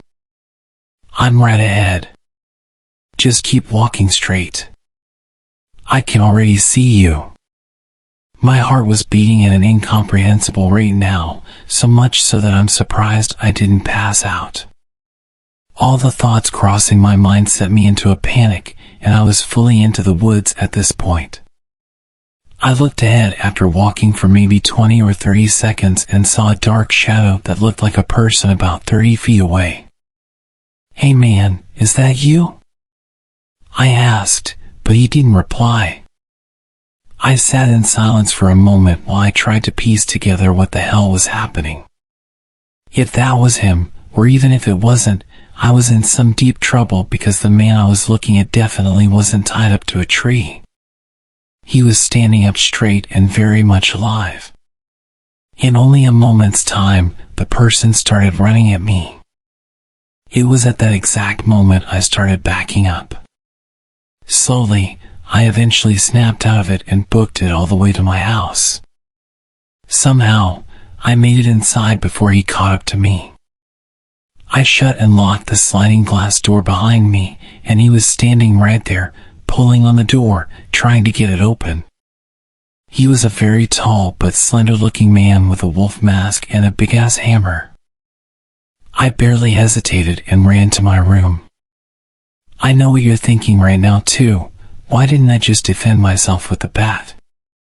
Well, originally, that was my plan, but things happen. I don't know. I was absolutely terrified, and you would be too if you were in that same situation. I was pacing back and forth in my living room, trying my luck with my phone again, but still, I had no service. I started having some sort of manic episode and began screaming and punching my couch. I was extremely angry and sick of being the victim. I almost ran out there and beat him myself, but I chose a different approach. I waited patiently, and sure enough, after only a minute, he was knocking on my front door. I ran over to the door and told him to see what happens if he stepped even a single foot in my house. He wouldn't be walking out if he did, that's for sure. He then started laughing. I just kept quiet and went back to my room. The knocking grew louder and louder, and eventually, he started screaming. I had no idea what he was saying, but I think he was mocking me. A few minutes went by of this, and that's when I heard my living room window shatter. I got myself ready and hid behind my open bedroom door, just waiting for him to walk in. The footsteps got closer and closer as he walked into a few different rooms. Now he was heading to mine. I gripped the bat tighter and said a little prayer. He walked in, and I was able to hit him in the head with the bat. He fell straight to the ground. I hit him a few times while he was down as well, to make sure he wasn't getting back up anytime soon, and I ran. I ran down the road about 5 or 6 miles to my friend's house, and when I finally got them to answer the door, I briefly explained what happened, and they let me use their phone to call the police. A few police officers were sent to my house, and a few officers to my friend's house as well. I then called my parents, and they rushed home. They were over 2 hours away, so it was going to be a while before they made it back. I told the police exactly what happened, and it turned out I had killed the intruder. I didn't know if he was dead until the police officer told me. I was worried I was going to be in trouble, even though I didn't do anything illegal. It was self-defense. The police took me in for questioning, and since I was a minor at the time, they had to bring my parents in as well. Yes, I killed a man as a teenager, and everything about it has completely changed my life. I've been numb, I've been scared, and I've been anxious. I can't tell you how many nightmares I've had about this whole thing. It's all over, and this was years ago. Sometimes it feels like it only happened yesterday, and I relive the whole thing, the blood, the screaming, and more importantly, my lost innocence.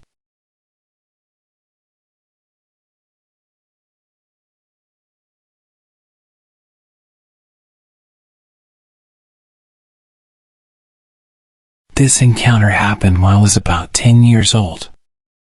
My sister and I were home alone since it was during the summer, but our mom and grandmother were busy so they couldn't stay home with us. We were used to being home alone during the summer, so it wasn't a big deal. The only thing we could not do was go outside or open the door if someone knocked. During this day, I had gotten up and started to play The Sims 2 in our kitchen. My sister was watching TV. A few hours into gaming, I thought I heard the doorbell ring. At first, I thought it was my game, but I had turned off the sound. So, I asked my sister if she heard the doorbell. She replied that she hadn't. She said it was probably just the show she was watching. I brushed it off and went back to playing my game. About 10 minutes later, I saw a reflection on my computer of a man in a suit, his hands cupped around his eyes, looking through the glass doors behind me. I turned around to be face to face with this strange man I'd never seen before. I had no idea how long he had been watching me. He waved at me like he knew me from somewhere. I called my sister's name, who had not noticed the man yet. She quickly grabbed the house phone, calling our grandmother. We had seen salespeople before, but none of them looked like this guy. He was wearing a full-on black suit that did not fit him. If not strange enough that this guy was wearing a suit in 99 degrees, he was also carrying a briefcase. All the salespeople I'd seen only ever had a clipboard or maybe a couple of flyers, but this man had a briefcase. The next flag came when this guy walked around our house to come to the back door, which during his little trip he would have seen there wasn't a car in the driveway, indicating no one was home. As I was getting up to hide, the man reached down and grabbed the doorknob, starting to jiggle it forcefully. Thankfully, the door was locked. He looks at me, smiling, and gestured at me to come and unlock the door for him. All the noise he'd been making had now set off our 75-pound lab mix, making her go berserk.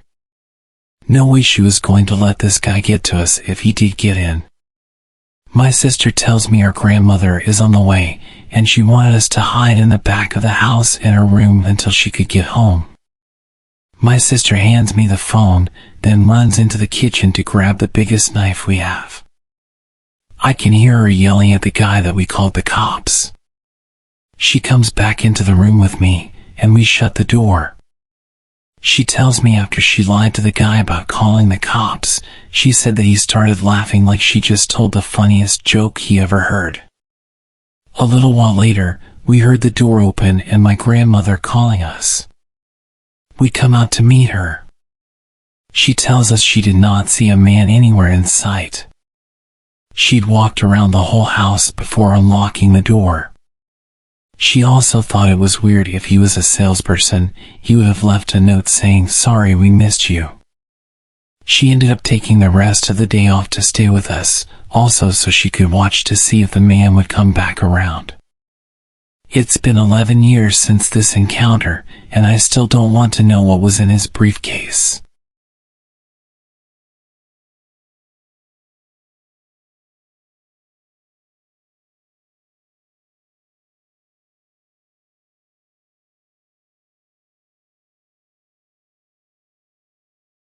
This incident occurred almost 5 years ago, shortly after I moved into my current home with my husband.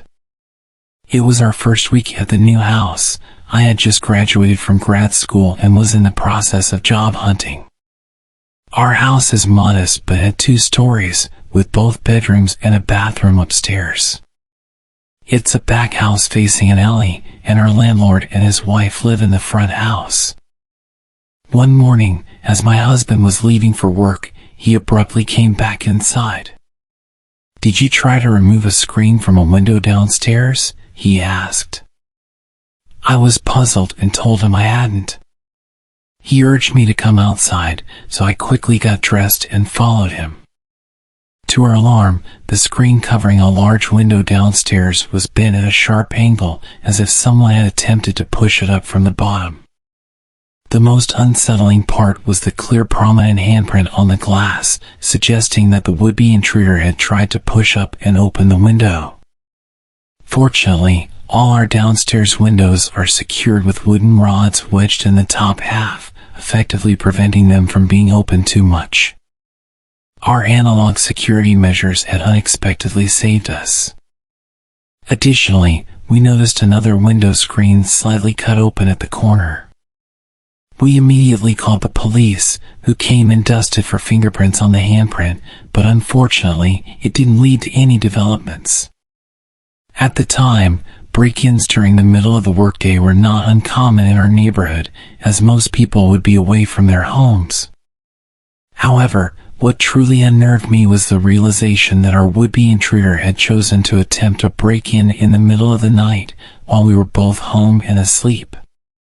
My car was parked right by the tampered window, clearly indicating that someone was home.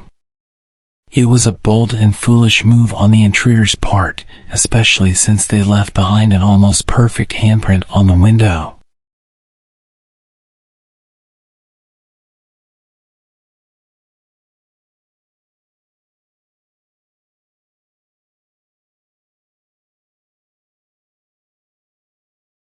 Although it might not seem like it, this incident happened quite a while back, probably over 10 years ago. I was in my later years of high school and was home alone. My parents were at a wedding that required them to stay at a hotel, and my brother worked the night shift at that time. My family lived in a very well-known East Coast city in a blue-collar neighborhood that was starting to take a nosedive. As a teenager, I was a bit of a loner. I wasn't a nerd or anything. I was a big guy who had friends and went on dates, but I'm a natural introvert, so I cherished the rare alone time that I got. This weekend, I was looking forward to engaging in my normal empty house routine, playing PlayStation on the big screen TV, then ordering a late takeout dinner, pizza or Chinese, and pigging out while watching some Dragon Ball Z. Then, around 2 a.m., I would fall asleep on the couch with my old dog, Cecil. Cecil was a beagle who was as old as the hills and had been in our family for about 8 years. He was quiet and peaceful, spending his time begging for food and sleeping. Unlike most beagles, Cecil never howled or barked. He was more than content to rest his head on your lap and spend the night there. Anyway, back to the story. It's approximately 1 a.m. I had just finished the last slice of pizza and was dozing off on the couch when I heard a bang coming from the back alleyway. I didn't think much of it. Anyone who has lived in a city knows noises happen at all moments of the night. Cecil's head pops up off my lap, and the hair on his back stood up. He was always a bit skittish, so I calmed him down and started dozing off again. Not more than 2 minutes later, I heard another bang, and Cecil did something I'd never seen him do before. He leapt off the couch and ran like the wind towards the door leading to the basement, barking and growling like a dog twice his size. The look on his face reminded me of a German Shepherd from a K9 unit. I'd never seen him like that before, which got my adrenaline pumping. Through the dog's barking, I could now make out a persistent banging. There was a seldom-used door in the basement that led out to our back alleyway. It was old and rusted and was hard to open even with a key, and it made a lot of noise. I suddenly realized that someone was trying to break into my house through my basement door. For a quick bit of context for anyone who hasn't lived in a bad neighborhood, if someone tries to get into your house and moves on after they realize the door is locked, they want your stuff. If someone is persistently trying to get into your house despite the door being locked, well, they want you. Knowing this, I rushed upstairs to grab the heavy wooden baseball bat that I kept under my bed for situations like this, then I headed down to my basement. I probably should have run, but I was a macho teenager with a tough guy complex, and I also didn't have anywhere to go. While I was heading down the stairs to my basement, Cecil blew past me with the speed and aggression of a dog half his age. Suddenly, I heard a man's voice saying, "Oh," and the banging stopped. I didn't call the cops or anyone else, which was probably the dumbest thing I've ever done. I just sat up for the rest of the night with a bat in hand. My brother came home that morning, and I told him what had happened. We went to the basement door to take a look, and when we gave it a tug to open it, the whole door fell off. This psycho was one good shove away from getting into my house, but old Cecil scared him off. I'm pretty sure that fat, lazy old dog saved my life. When I tell people this story, they dismiss his actions as a dog doing what a dog does. But when I tell you that Cecil never barked or moved that fast in his life, you can take that to the bank. It was almost like he knew the urgency, like he knew that door was going to give. A few years back, we had to have him put down because he got too old and was in a lot of pain. Before the injection, I got a moment alone with him. I thanked him one last time for his friendship and for what he did that night. At this point, I was a grown man with a wife and kids.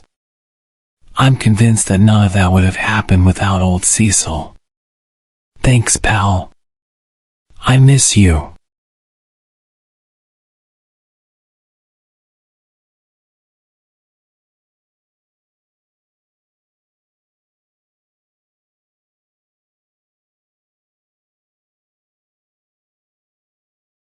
This happened back in the 80s, so it was before we had cell phones.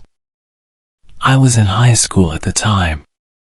One night after dinner, my mom suggested we take a walk around the block.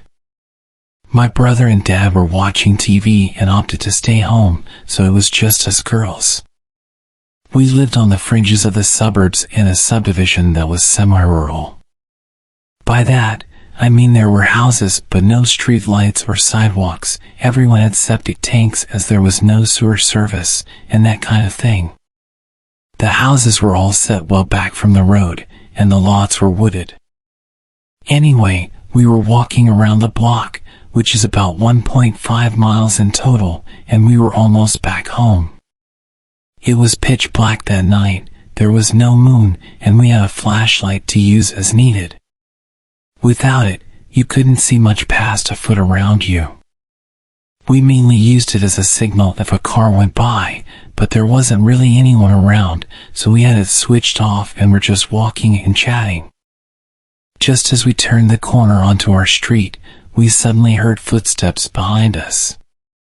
This was a bit weird as we had just come from that way and hadn't seen or heard anyone walking on that street or coming down the driveways we passed. But we just figured it was some neighbor also out for a walk, and we hadn't noticed them in the dark. So I turned around to look and switched the flashlight on to see who it was. They immediately switched a flashlight on too, so I could only see their light and not the people holding it. They said nothing. We kept walking, but the footsteps behind us sped up. Now they sounded heavy, so we thought it was a man. We sped up. He sped up. I turned the flashlight back on, and he turned his on again in silence. We were too scared to call out, and now we were approaching our driveway. As we got there, I pushed my mom in front and told her to get up the driveway, which was steep and long. Once she had a start, I sprinted up after her. As I did, the footsteps veered away to the other side of the road and kept going. Nothing was ever said by this person, and normally people here wave and speak while walking or even driving by. When we got up to the house, my dad said it was probably just a neighbor, so my brother and I got into my car and drove down the road to see who it was. No one was there. We went all around the roads, and no one was walking on them. There wasn't time for him to leave the area either. It turns out it was a nasty neighbor getting off on scaring us and then ducking into a house. He bragged about it to some other neighbors who happened to be friends with my dad. We got revenge on him, but I can't say what we did exactly.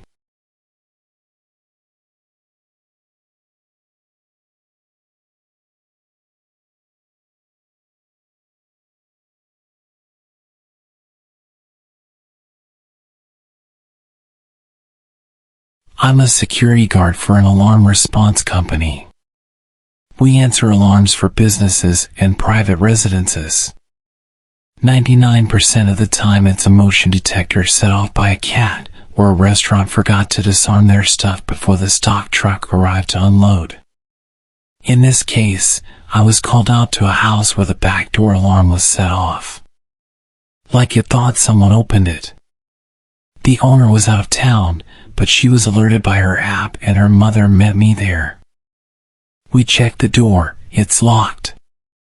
We figured maybe someone tried the door but it didn't budge, setting off the alarm. But there's a light on inside. The mom mentions this to her daughter on the phone. The daughter says she isn't sure if she left the light on or not. It's a good idea to make people think someone's home, but she just isn't sure. That gave me a bad tingle. The mother wanted to go inside to check. However, she didn't have a spare key. The neighbor did, but they were asleep and the mom didn't want to wake them. So, I fill out my papers and go back to my normal patrol routes. An hour later, the same home sends an alert out. I'm the only one in my city zone, so I answer it again. When I pull up, police and CSI are there already and they're talking to the mother and the now awake neighbor. They are reviewing video footage sent to them by the daughter. I look at the footage. There were 4 men that were armed wearing masks and hoodies. They came out of the bathroom a minute after the mother and I left. They proceeded to rob the place. They had broken in and locked the door behind them for appearances. They're the ones who turned on the light. The mother told me 3 guys had robbed her daughter's home a month before. Somehow, they knew when this girl would be out of town.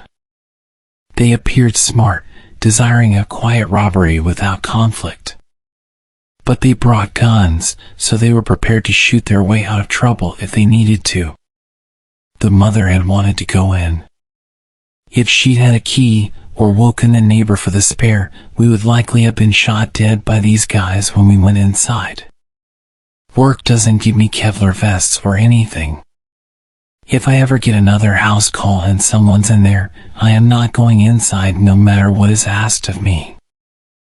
I count myself fortunate the way was blocked this time, because I was prepared to foolishly go in and check if I could. The 1% of the calls where something is actually off, it has never been as bad as this one.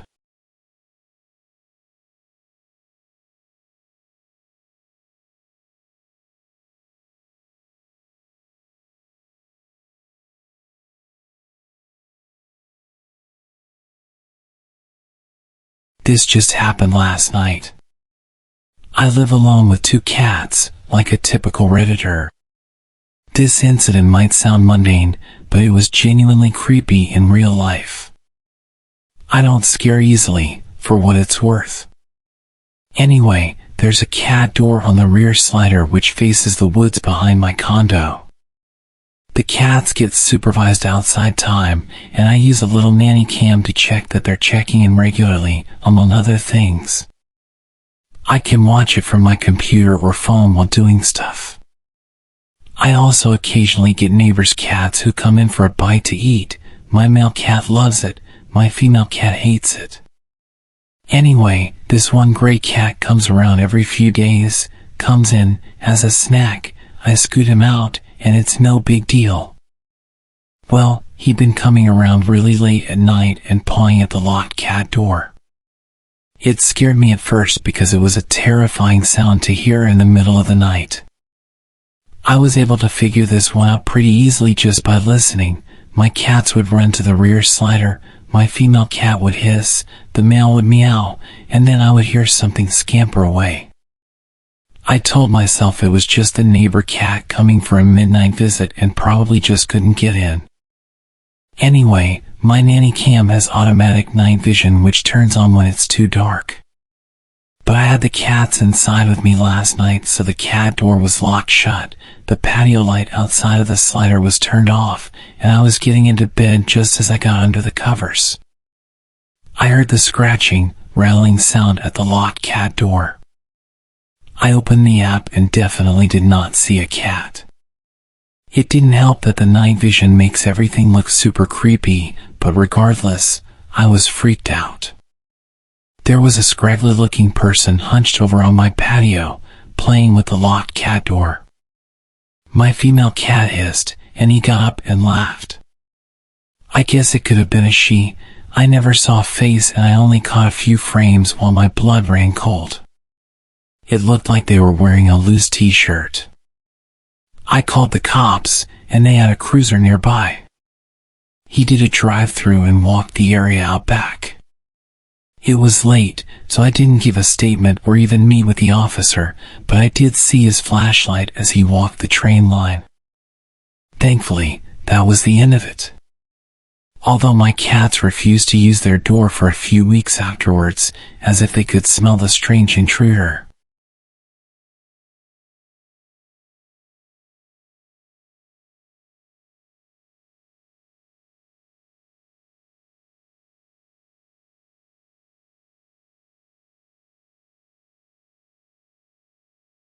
I'm a female, and this incident occurred in 2008 when I was 13 years old. I'm now 27. I remember it as if it were yesterday. I lived in Cincinnati at the time, and it was January. My middle school had been called off due to a snowstorm the night before, and I was home alone because my dad and stepmom had to go to work, which meant my little sister was at daycare and my older brother had a dentist appointment. My dad worked in lawn care and sometimes came home for lunch if he was in the area. So, when I was awoken by noises coming from the basement, I thought it was just him, home for lunch, going through things in the basement. I didn't think much of it. When I got out of bed, I could still hear what I thought was my dad in the basement. But as I approached the stairs, something felt extremely off.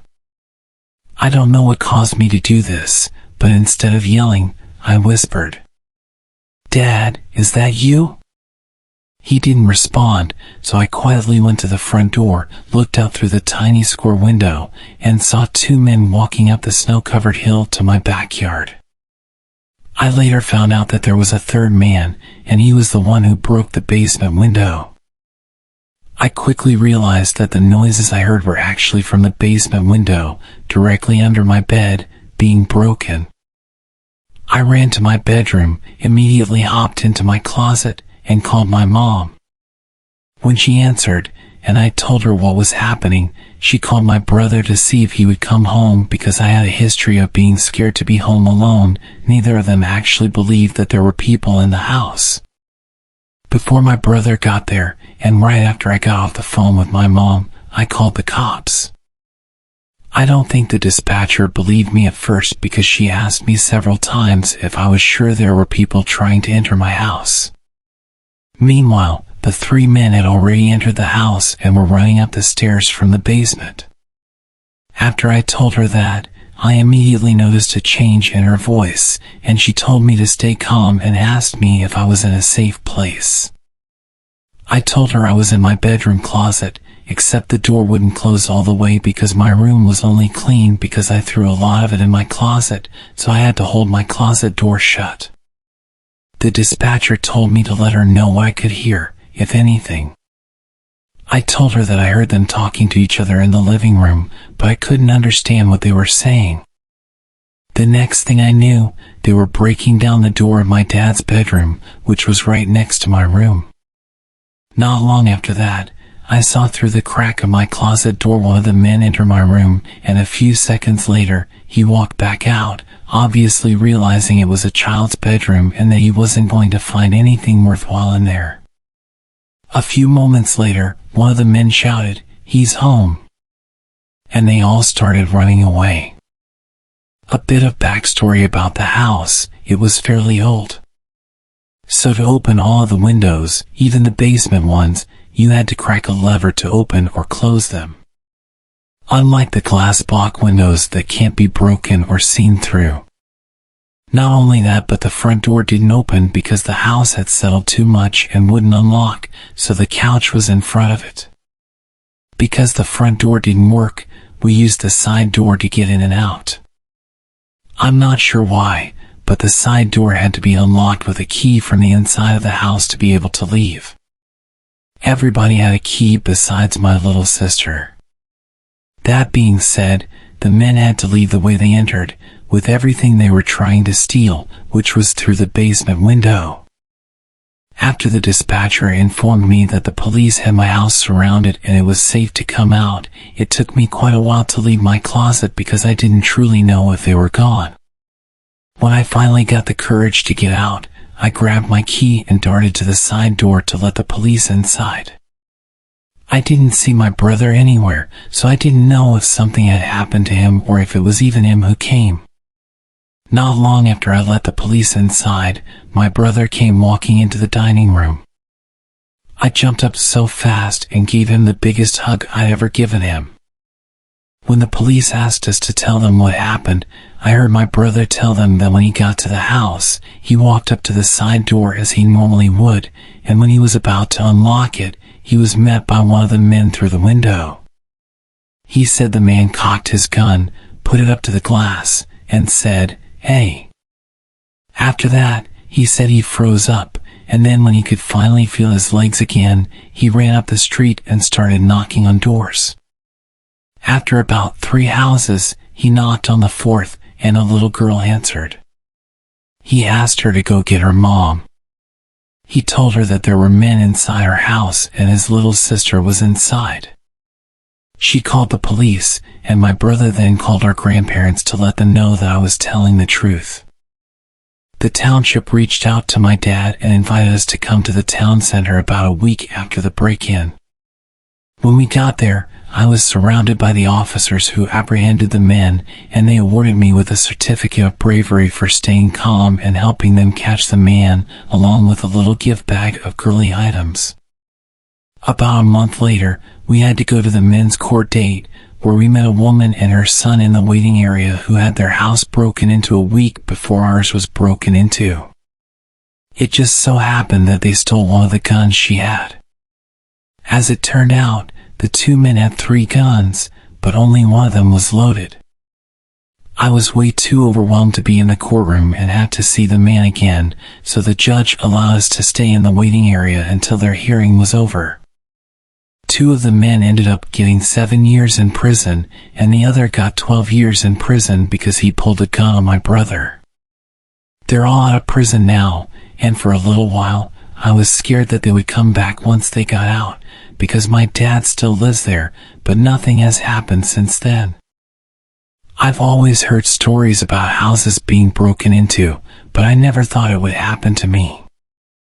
I'm really glad that I was old enough to know what to do in that situation and that the man never knew I was in the house with them until they were in court, because who knows what they would have done if they knew.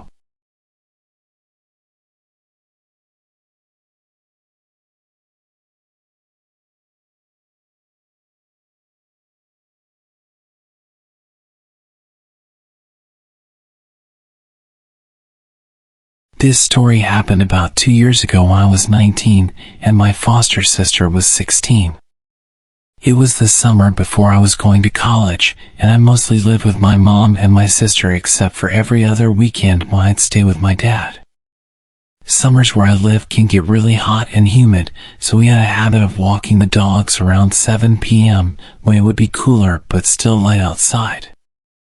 On this particular evening, Mom wasn't going to be home until late. She often participated in choirs, Bible studies, youth group events, and more, so it wasn't uncommon for my sister and I to be left home alone until 8 or 9 p.m. Therefore, it was up to us to walk the dogs by ourselves. Even though we lived in the countryside, we decided to drive 20 minutes to a park for a change of scenery. Let me explain the layout of the park for clarity. The park isn't very big, but it's popular because of its mile-long looping road with attractions like playgrounds, ponds, and a small country hall spaced out on the inner side. The outer side features just grass and trees with one playground at its end. It's common to pass people walking the loop at least twice if you're walking in opposite directions, but not if you're walking the same way. Any cars on this road can only drive in one direction because it's a one-way road. Everything about the walk started normally. We parked the car, leashed our dogs, and began walking the loop. Occasionally, we'd stop so I could take pictures of our dogs and my sister wrangling our larger dog, who pulls like his life depends on it and wants to smell everything. During one of these stops, a man in his 40s passed us walking in the same direction. He smiled at my sister, told us we had cute dogs, and continued walking. We thought nothing of it. After all, it's common to exchange greetings in the park. However, this man passed us again only 10 minutes later. This time directly across from where we'd first seen him. He greeted us again with a smile and a hi. This time, we both looked at each other, acknowledging the strange guy. It seemed odd that he had managed to loop back to us so quickly and that he had cut in front of us so closely, nearly touching my sister. Not even 5 minutes later, the same man passed us again, cutting even closer and greeting us once more. This was the moment I decided we needed to leave. It was abnormal to pass someone 3 times so quickly on this loop without them taking a shortcut or altering their path significantly. We hurried back to our car. As we neared it, we noticed a car creeping along behind us. We stopped to let it pass, but it also stopped. When another car approached, the first car sped away. We quickly packed the dogs into our car and drove home. Once home, we settled in for the evening. Around 9:30, while we were in the living room, we noticed the ceiling light up momentarily as if from car headlights, but we dismissed it, thinking Mom was coming home. A few minutes later, the motion sensor light on the porch turned on. Soon after, we heard the storm door open, but no one came in. Our dogs suddenly started barking aggressively, and the storm door slammed shut. My sister, brave as she is, went outside with a kitchen knife to investigate, but saw a man's outline by our old dog kennel. She quickly came back inside, and we locked the door. I called my mom, who advised us to ensure all doors were locked and the dogs were inside. When she arrived home and we explained what had happened, we called the non-emergency police number. The officers who came did not find anyone and seemed to think we were overreacting. To this day, we still believe someone with malicious intent was at our house, possibly the same man from the park.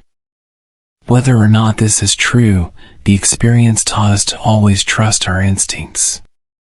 If you feel someone is paying too much attention to you, do not head straight home. Be aware of your surroundings and stay in public spaces if possible. You never know who might be watching.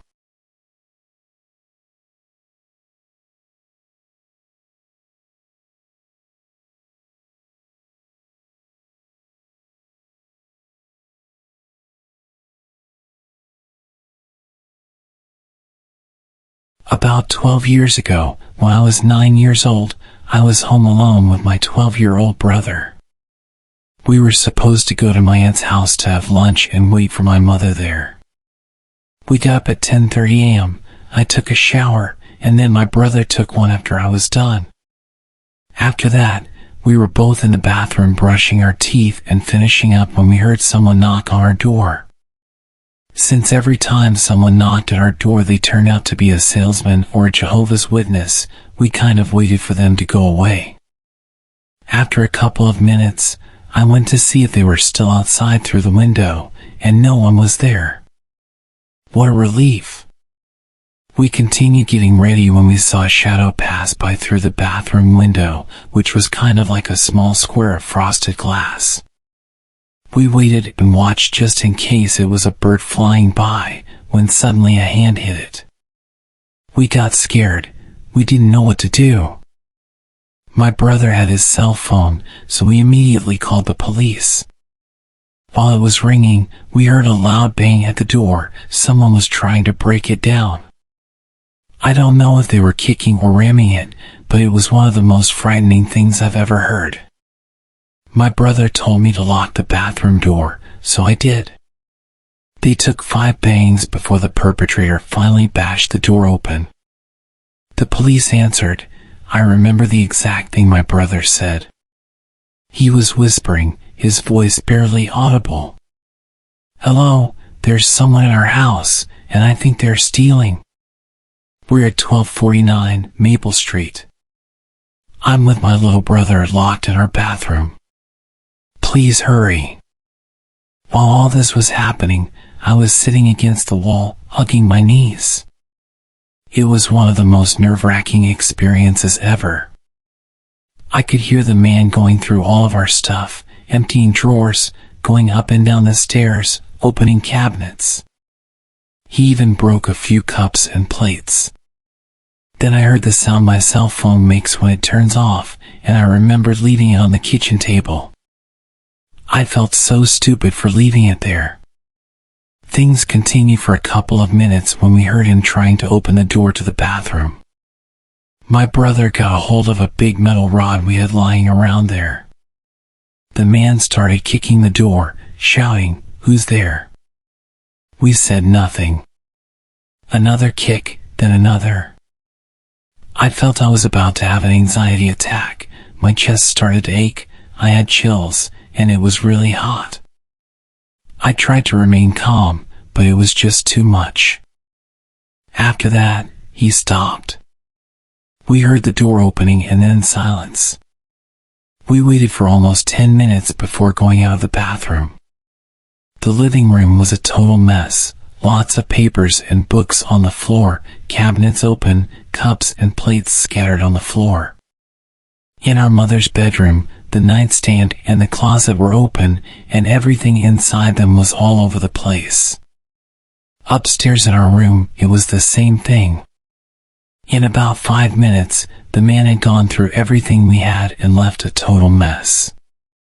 After that, my brother called my mom, and she ordered us to go to my aunt's house as soon as possible, so we did. When we got there, I was a little more relaxed. My aunt was waiting with us with ice cream, probably because my mom had told her everything, and she wanted to calm us down a bit. We got back home at about 5 o'clock. My mom told her boss she had a home emergency, so she left early. She tidied up the house, cleaned up, and left everything the way it was before so we could be relaxed.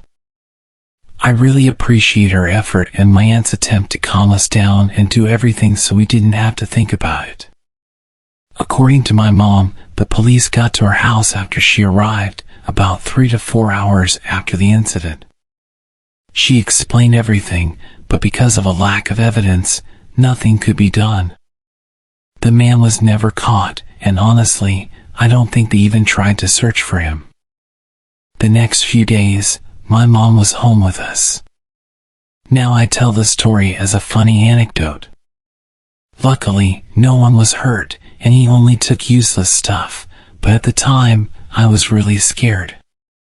To a 9-year-old, an experience like that can have serious repercussions. I'm lucky it never came to that, and I got over it after a couple of weeks.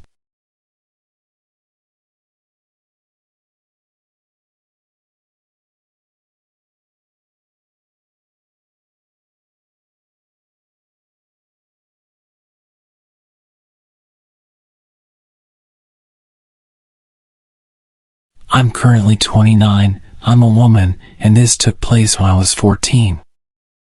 I had just started 8th grade. I grew up in Southeast Texas, and as many of y'all know, fall is still very much a part of hurricane season. It was a Friday night, and it was just me and my mom at home. My dad was out of town for work. I originally had plans to spend the night at a friend's house, but there was a tropical storm coming, and my mom decided last minute that she would rather have me at home that night. I was quite annoyed. Tropical storms weren't normally taken too seriously. I honestly felt like she was overreacting. Of course, this was my mentality of, I'm 14, and therefore so grown up. My mom did feel bad, so we rented a bunch of movies, ordered a pizza, and got a bunch of ice cream for a great night in. My parents' bedroom was on the opposite end of the house from mine. Okay, this is important for later.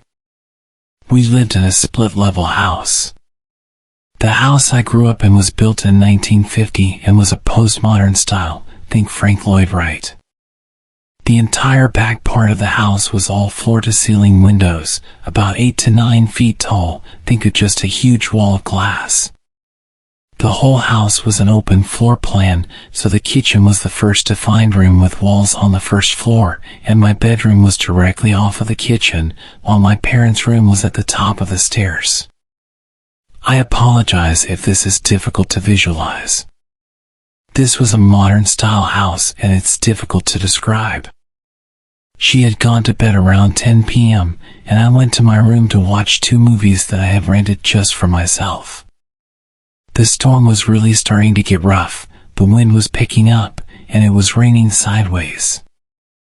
I was in the middle of watching The New Guy, and I still remember looking at my clock and it said 12:53 a.m. I was getting tired and could feel my eyes getting heavy. With the weather so bad, I remember thinking that maybe it wasn't so bad I had to miss the sleepover. I must have dozed off because the next thing I remember is a huge crash. It was one of the big windows in either the dining room or living room. Our neighborhood was in a really wooded area, and I thought that a tree or branch had fallen in the storm and had broken the window. I left my room and went out through the kitchen. Right as I was approaching the doorway from the kitchen to the dining room, I could see my mom coming down the stairs. I saw a man standing in our dining room covered in blood. Due to where he was standing, I couldn't get to my mom. He was young, early 20s, and was soaking wet and didn't have any shoes. He had literally run through our window. He was bleeding all over, had glass sticking out of him, and was standing barefoot in a bunch of broken glass. It took him a second for him to register both me and my mom, but when he did, he immediately launched into an explanation of how he was being chased by someone who wanted to kill him and we needed to call the cops. My still fairly innocent 14-year-old brain didn't doubt this at all, but my mom was eyeing him suspiciously. We moved into the kitchen and my mom grabbed her purse and held my arm to keep me close. I had grabbed a kitchen towel to try and help his bleeding. My mom pulled out her cell phone and started calling our neighborhood patrol. I noticed this, and so I quietly went and called the cops on our landline. We both finished our calls, and now we were just waiting. The guy couldn't sit still and kept getting up and looking through our kitchen windows and pacing back and forth. He didn't seem to notice that he was all cut up and bleeding everywhere. He starts muttering under his breath. What happens next happens really fast and becomes blurry a bit. But the doorbell rings. It was our neighborhood patrol that my mom had called. The doorbell sent the guy into a panic. He jumps up and suddenly grabs a hold of me. He has me in a chokehold, and my mom is now screaming to please let me go. He starts looking around all frantic and is pulling me through the dining room and living room toward our stairs. At some point, the bell rings again. My mom is following, still begging to let me go. He has me at the stairs, and my mom has the choice now to go to the front door to open it or follow him up the stairs. She runs for the door just as he pulls me up the last of the stairs. I hear our alarm start blaring. Normally we arm it at night, so you would need to type in the code before opening a door. He pulls me into my parents' room, but as soon as we get into the room, he drops me and starts to freak out. It was apparently all the lights. He starts smashing lamps trying to get all the lights off, screaming that they were burning him. There's a small garden off my parents' bedroom, and they have garden lights they turn on at night. He takes a chair and throws it at the glass door, trying to smash it so he can get to those lights. At least that's what it looks like. I had crawled to a corner to get away from him at this point. When he completely turns away from me to grab another chair, I make my run for it. I run down the stairs. The cops had made it into the house at this point and were at the bottom of the stairs with their guns drawn. One of them grabs my arm and pulls me out of the way once I reach the bottom and takes me outside to an ambulance and my mom. The adrenaline is coming down and it hits me what's happened, and I start shaking and can suddenly feel pain around my throat from where he'd been holding me in a chokehold. There's a lot of yelling and screaming from inside, and then maybe 10 minutes later, the cops come out with the guy in handcuffs. He sees me and tries to lunge at me, which was terrifying. I had a bruised windpipe, but was otherwise okay. I learned later that the guy was 20 years old and a chemistry major at one of the universities in town. Together with some friends, also chem students, they had made their own PCP. He had never tried PCP before and had a bad reaction. They had been driving to get some food when he first started acting paranoid and upset, and then at the drive-thru, insisted they let him out and took off.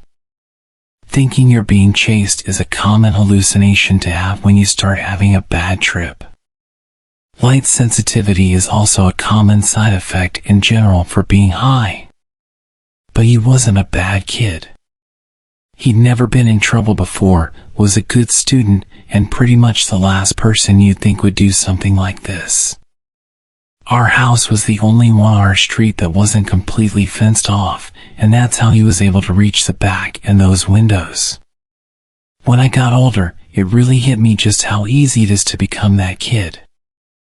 I had friends who ended up being chemistry majors and also tried some of their own creations.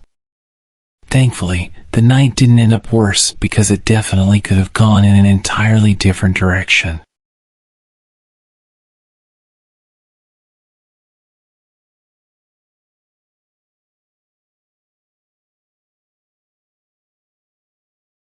To preface this, I love to drive. I'd love to go on drives for hours to nowhere with no destination in mind, just me, my music, and the road ahead of me. Living in Nebraska, I'd often take back roads or lonely highways cutting through the countryside to small towns and eventually cities. And I'd usually take these drives at night since there was less traffic to worry about. I've done it since I've had my license 5 years ago, and I've never once had any sort of issue, nor have I ever run into any trouble. That was, until a few nights ago. For reference, I'm a relatively small 22-year-old female, and as I've stated before, I often take these drives completely and utterly alone. They're a good way to clear my head when I'm stressed, upset, or overwhelmed, or for me to get a plan together to sort personal issues out. I've also done these long and lonely drives to get away from the toxicity of my household when I used to live with my parents as a means of coping with their alcoholism. Though now that I've moved out and I'm in a much better place mentally, I don't really have the urge to get in my car and just drive anymore. However, on the night this event took place, I was feeling pretty overwhelmed, stressed, and anxious with a cluster of personal issues I'd rather not get into. I felt restless and irritable around my boyfriend. I couldn't focus on anything else and decided I would take a drive to clear my head. My boyfriend was understanding and told me to be careful and to not be gone for too long since it was getting pretty late. I agreed, gave him a kiss goodbye, and left. I drove around our city for about 30 minutes, but I was still feeling on edge about everything transpiring in my personal life, so I decided to drive further north down those familiar, dark, winding one-lane highways. I kept the car at a steady 65 miles per hour, taking the turns at a slower pace in case a deer jumped out around the bend. I kept driving and was just admiring the vast empty darkness of the snow-capped fields and barren trees. It was honestly a bit creepy being all alone with no cars in sight in seemingly the middle of nowhere. The few houses miles back from the road were lightless, and the dead cornfields withered away. Snow started to cover them entirely. It was like something out of a horror movie, and I half expected to see a ghost pop up in my rearview mirror or see someone clamber out from the patches of trees dotting the horizon. The only light came from my headlights, and even then I still strained to see through the inky darkness of the night. By now it was just after 11, and I told myself that once I made the familiar roundabout that would either take you to a small town or back up towards the city, I would head back to the city and home. That roundabout was still maybe 15 to 25 minutes away, but other than my imagination picturing the worst, I wasn't really all that concerned. I mean, I was by myself. I didn't have any other motorists to worry about, right? Wrong. As I'm rounding another bend, I notice a vehicle with its hazards flashing maybe a quarter of a mile or something away from me. It was some sort of sedan, dark-colored, and was angled to where only part of it was on the shoulder while the rest was jutted out onto the road, like they had to pull over in a hurry but didn't quite manage to do that. The driver's side door was flung wide open, and as I slowed my vehicle down and angled it towards the opposite side of the road to pass, I could make out what looked like maybe blood on the inside of the open door. I didn't see anyone on the road or in the car, and I was the only motorist in sight. In this part of the country, cell phone reception is pretty bad most of the time. But more often than not, you couldn't get reception no matter how hard you prayed, which was definitely the case when I took a glance at my phone to see if I had any service. So, a lone female on the road, at night, pulling up near a vacant vehicle that looks like someone had been attacked on the inside, with no cell service. Now, I'm no dummy. I've watched countless episodes of Investigation Discovery and Criminal Minds, and read far too many true crime books to know that this had bad and danger written all over it. But there was still a small part of me that worried something terrible had happened to whoever was in that vehicle, and I thought I needed to help. These roads don't get a lot of traffic at night, and temperatures were well below freezing. If someone were hurt or in trouble, there was no one and nothing else to help them. Still, I erred on the side of caution. I was still driving my car, though a bit more slowly, and as I approached the vehicle I rolled down my passenger window a bit, shut off the music, and called out. "Hey! Anyone there? Are you okay?" I didn't hear a response. I worried they were passed out somewhere, but I wasn't about to get out and look for them. I told myself I'd call it one last time, and if I didn't hear anything I would leave, and the moment there was reception I'd call it in. And if I did hear someone, well, I'd figure out my next course of action then. So, again I shout, "Hey! What happened? Are you okay?" There was silence for a while, and then I heard rustling in the shadows of the trees, followed by a rough voice responding to me. I was relieved at first, and was about to say something in response or possibly even stop my car and get out, when I noticed three things nearly simultaneously. As I inched my way past the front of the sedan, I noticed there was no damage to the hood or anywhere else on the vehicle, which I found to be strange considering the blood on the inside of the door. In my rearview mirror, I caught a glance of someone coming out from behind the sedan, and they were making their way towards my car, fast. The person didn't have any blood on them, nor did they appear injured in any way, and they were wearing a mask, not like a face mask for COVID, or a ski mask or anything normal, but one of those masks you would see in the Purge movies. And they were holding something in their hand. I don't know what it was. I couldn't get a good look, but from its length and shape my guess was maybe a tire iron or a crowbar or something. I don't need to tell you that I slammed on the gas as soon as I noticed those things, and drove like a bat straight out of hell. My heart thundering in my chest and my entire body shaking. My window was still rolled down in my haste, and the music was still shut off, so I could very clearly hear someone, definitely a man, shouting at me, though I had no clue what they were saying. I just knew I had to get out of there immediately. I stole one last look in my rearview mirror as I drove away, mostly to see if they were getting in their sedan to follow chase or if they had stopped. The man with the weapon was still standing in the middle of the road watching me, and right before I looked away from the mirror I saw a second man emerge from the trees that had been rustling earlier, also wearing one of those creepy masks and no trace of blood on him.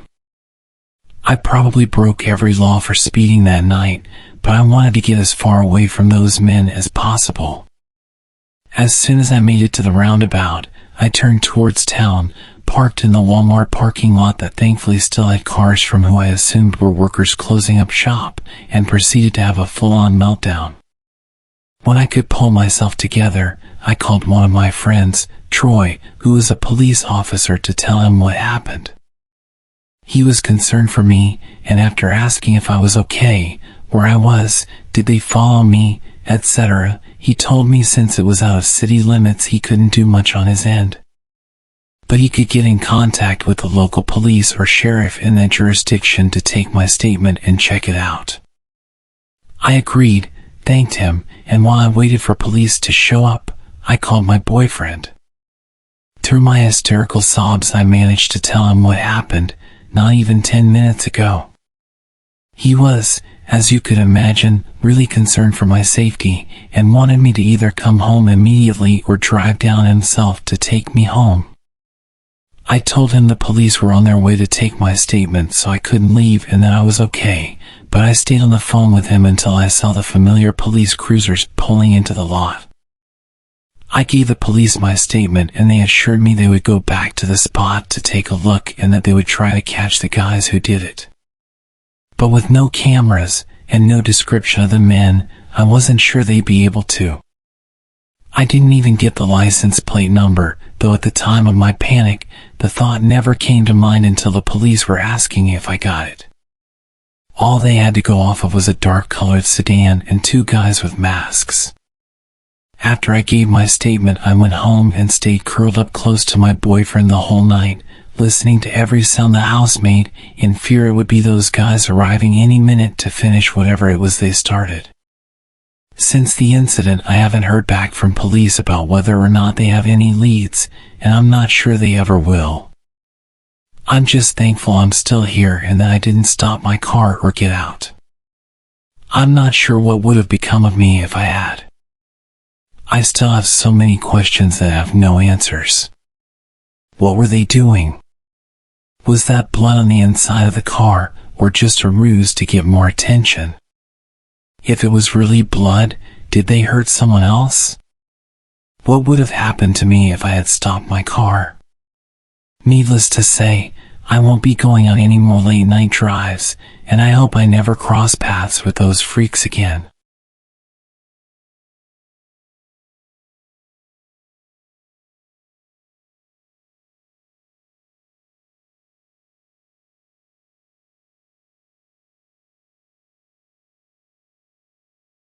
It all started with a normal day at work. I worked at a small grocery store at the time, and my duties consisted of gathering shopping carts in the parking lot and bagging groceries, the usual minimum wage stuff. It was rainy that morning, and of course, I was assigned to carts. About 2 hours into my shift, I saw a man rushing to get his groceries into the car. I ran over to him and started helping him with his bags. Mind if I help you get out of the rain? Yes. Thank you so much. As he was closing his trunk, he looked at me with a very surprised look on his face. He lowered his eyebrows, skinned me from head to toe, and smirked. Are you a new hire? No, I've been here for a couple of months. Oh, you are very pretty, he said in a weirdly sensual tone. Thank you. Have a good day. I shut it down. I was not interested. As I was walking back to the store to hide until he left, I could feel him watching me while I walked away. Nevertheless, I continued to work, not really thinking about it. After my lunch, I was at the register bagging groceries, and I noticed that same man from earlier walk in. I pretended I didn't see him and just kept bagging. He came up to the register and got a single chocolate bar.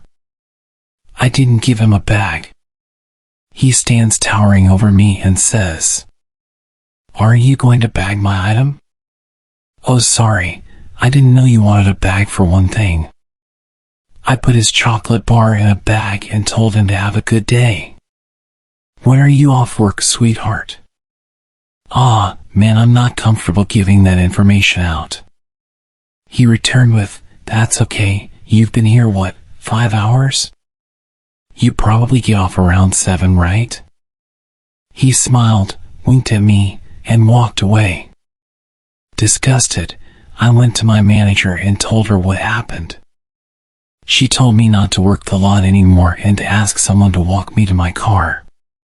So by the end of my shift, I had a male coworker walk me to my truck, and we scanned the parking lot, looking for this man's car.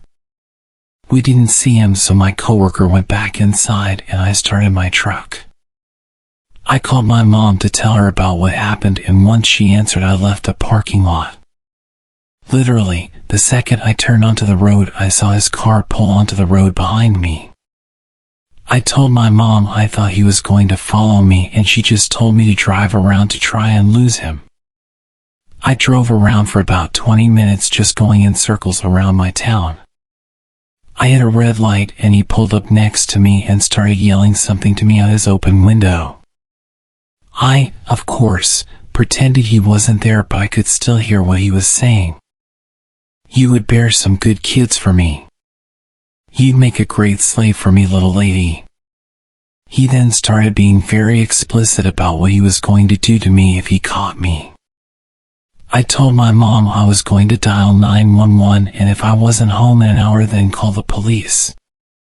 While I was trying to call the cops, the man speeds ahead of my truck and starts brake checking me. Frantic, I wait for the closest intersection and turn up the block. My phone fell under my seat while I was turning, so I decided to go to the nearest open establishment and run in and hide and have someone else call for help. The closest open business I could find was a convenience store at a gas station. I pulled in, parked, and ran for my life into the store.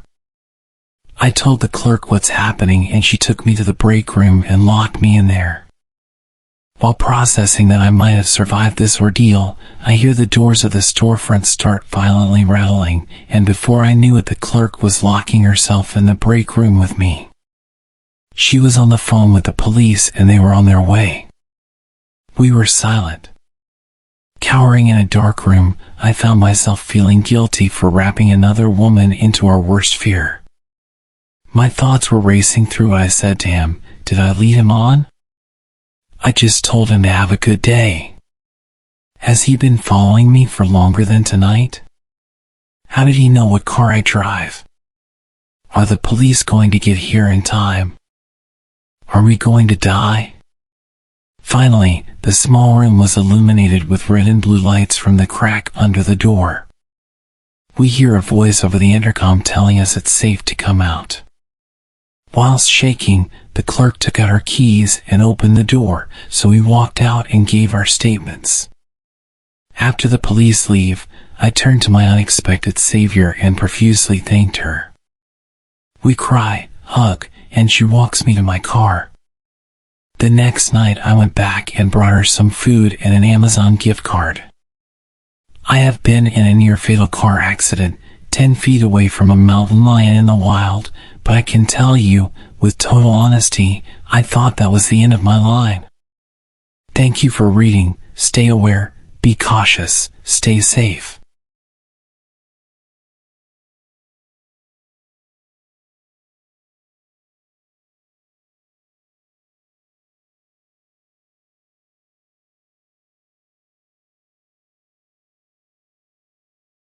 This encounter would have happened a little over 10 years ago. I would have been about 26 at the time. I can't remember exactly what year this was, but it was around 2012.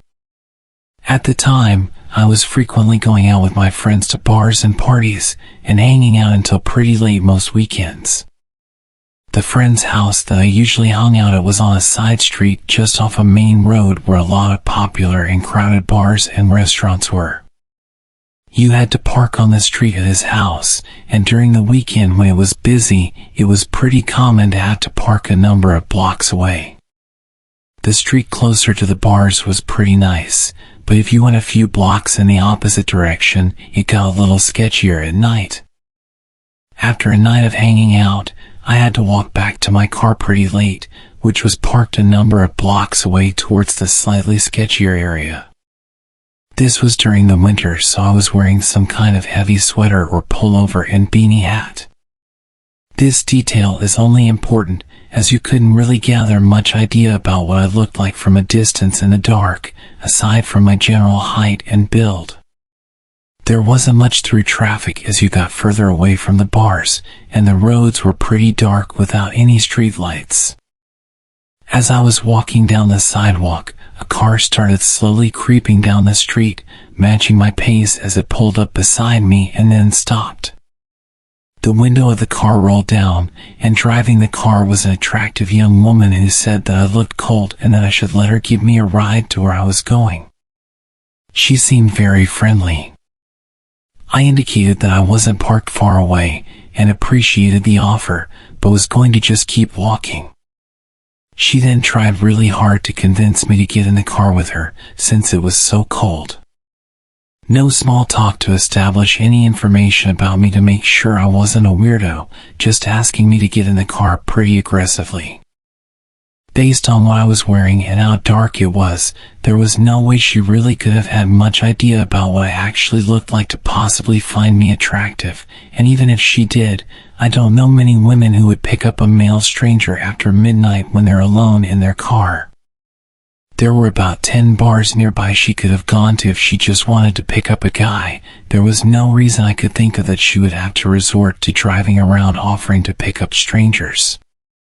She continued to drive alongside me and offered me a ride again, which I declined and kept going.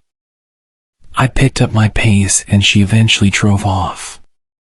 As soon as she was a few blocks away, I quickly got to my car and made sure there was nobody lurking around or close by. The whole scenario felt off and didn't make sense to me. I asked my friends about it later, and all of the women agreed they wouldn't offer a random guy a ride, especially at night time, in that kind of scenario, even if the guy looked like Ryan Gosling or Channing Tatum. My suspicion is that there was someone laid down in the back seat of the car out of view with a weapon waiting to rob anyone who accepted the ride. I couldn't really figure out any reason she would be offering rides like that to complete strangers in the middle of the night, as it would be very unsafe for her to just pick up random strangers. I just assumed there had to be something nefarious going on in that car, and I do wonder what would have happened if anyone just hopped in the car with her.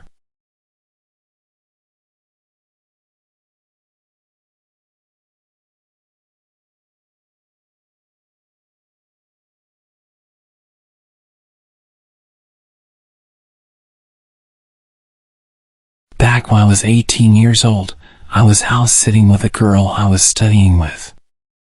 The family we were house-sitting for went to the same church as her, but I didn't really know them well myself. It was more to keep her company in a huge house. This was 1997, when the average teen like me didn't have a cell phone. During that week, there was a short break in the school calendar, which is why this family was away, and why the streets in the area were quieter than usual. My apartment, as well as the house we sat for, was not far from the university. My apartment was actually a 3-minute walk from it, and the house a further 5 minutes by car. So being a student neighborhood, it was particularly quiet this week. The first weird thing that happened during the week I was at this house was that I dreamed I was driving through a dark forest on a hilly dirt road with no lights anywhere except for those from my car's headlights.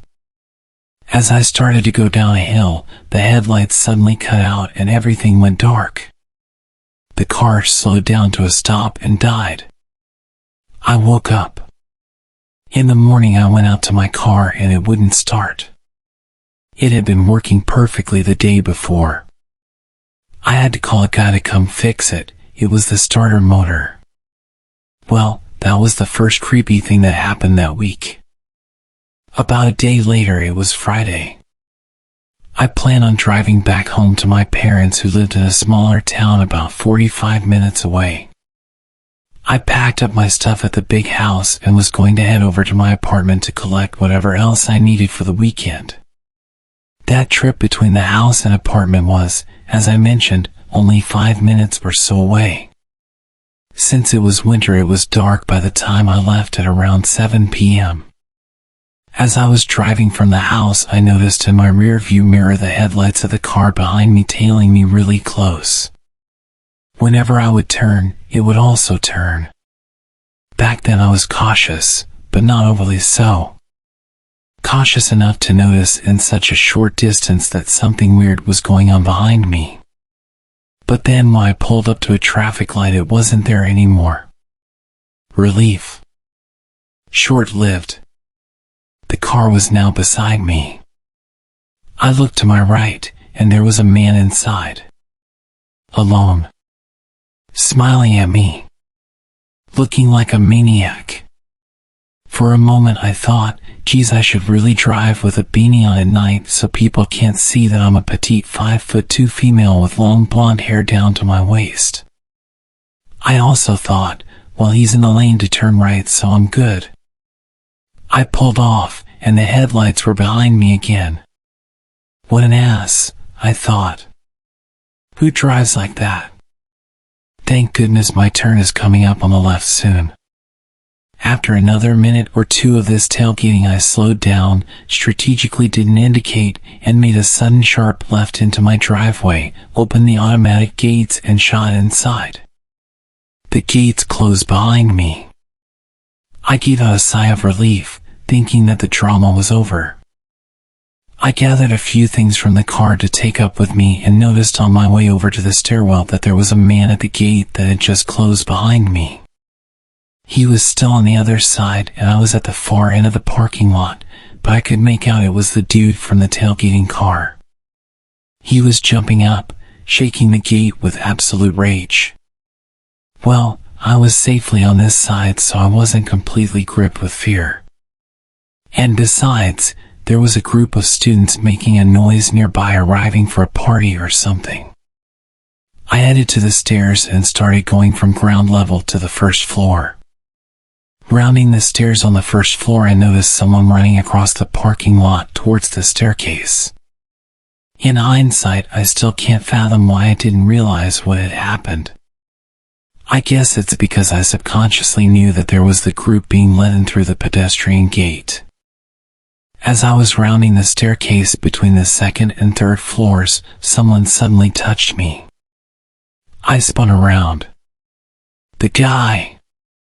He had slipped in as part of the small crowd. He said something. I said something sassy back and told him to F off. Then I turned my back on him to continue up the stairs. I lived on the third floor.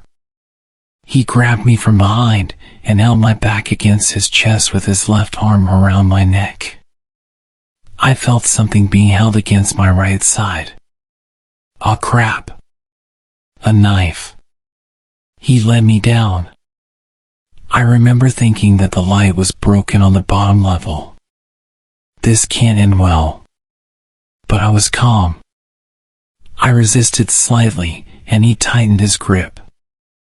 I felt like I wasn't getting enough oxygen. I started to become a dead weight. He started to drop me. I was groin level. I elbowed. It connected. He dropped me but spun around to face me. He ripped the front of my button-down top. Then he stopped. He looked at someone behind me. Someone taller than him. His eyes went wide.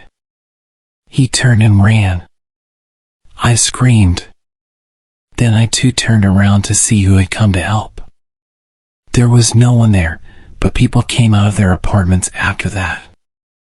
The police were called. This was the second time they were there that night. Turns out the other weird thing that happened was that my dad had already called the police and they had come past an hour before. My mom had had a weird feeling all evening and had hassled my dad endlessly that something bad was going to happen to me. She had been right. As it turned out, they caught him. I identified him in a lineup. He was a serial offender in the area. He was accused of assaulting something like 14 women. One had thrown herself out the first floor of her apartment to get away from him and broken her leg. Weeks later the police called me. Before his trial, his cell door had been left open. He was gone. Apparently an inside job.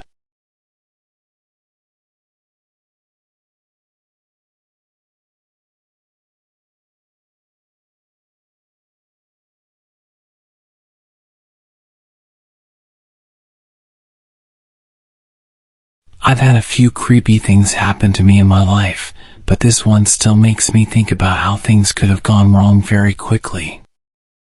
I'm a 20-year-old female, and this story takes place back when I used to live in southern Indiana, in a seriously remote area. It was a weekend night, and my best friend and I were heading home after a graveyard shift at a local waffle joint. She decided to pick up her dog from her house so we could spend the night at my place. That's important later. We started heading into the rural countryside where I lived, and to get to my house, you had to travel down a long, narrow dirt road. About a mile in, we spotted a truck's headlights. As we got closer, we realized it was a nice truck, probably from around 2018. I can't say I know much about cars, so cut me some slack. The truck was parked sideways, blocking the entire path. Confused, I got out of the car and asked if the driver was okay. He looked hopeful when he saw me at first and said, "I'm just waiting for a friend to come get me, my truck's stuck." He smiled at me, but I noticed his pupils were nearly completely dilated. He glanced back at my car, saw that I had someone with me, and noticed the dog sticking its head out the window. His smile quickly faded, and he remarked, "Pit bulls are mean and nasty." With that, he turned around and got back in his truck. I returned to my friend and said, "Put this in reverse and use whatever hood race skills you have to get us out of here." We reversed my poor 95 Caddy, which really shouldn't have been driving on a dirt road, and made our way back to the main road, feeling relieved. We took a different route home. But then, to our surprise, the same guy was parked on that road, standing off to the side, smiling and staring into our headlights. We were on the verge of panicking and floored the gas pedal the rest of the way home. I don't know how he got there before us or what his intentions were, but I'm thankful I wasn't alone, being a pretty naive college girl at the time. Even though the presence of the pit bull probably saved us from that man, the dog actually ended up randomly snapping at my friend a few months later, causing her serious injuries. It had been a good dog its entire life, and I know she was a good owner, so I guess it's just an instinct thing with pit bulls. They can snap at any moment.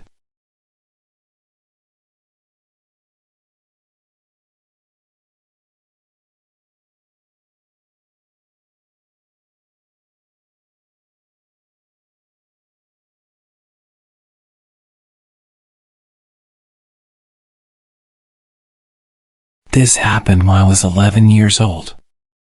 At the time, I was living in an apartment situated on a street with an ongoing construction.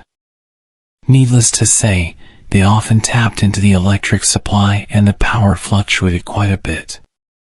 Therefore, the street lights often served no real purpose, especially in the winters when evening dawned on us with pitch black darkness.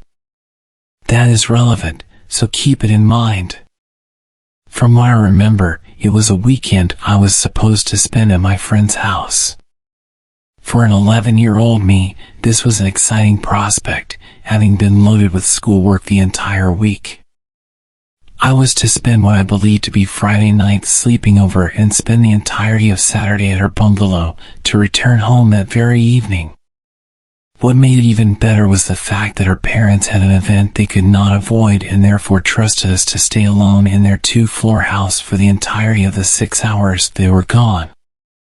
Back then, the idea of spending a whole night alone with my friend was great, no interference and a whole 6 hours of games and movies on their huge TV. As it turns out, my friend had other ideas. I arrived at her house just short of 8 p.m. It was already pretty dark out and her parents had waited for me to arrive before telling us about emergency contacts, dinner, and such. They also reminded us to get their 4-year-old Labrador inside as the weather was acting up and his kennel had a few loose panels which leaked when it rained.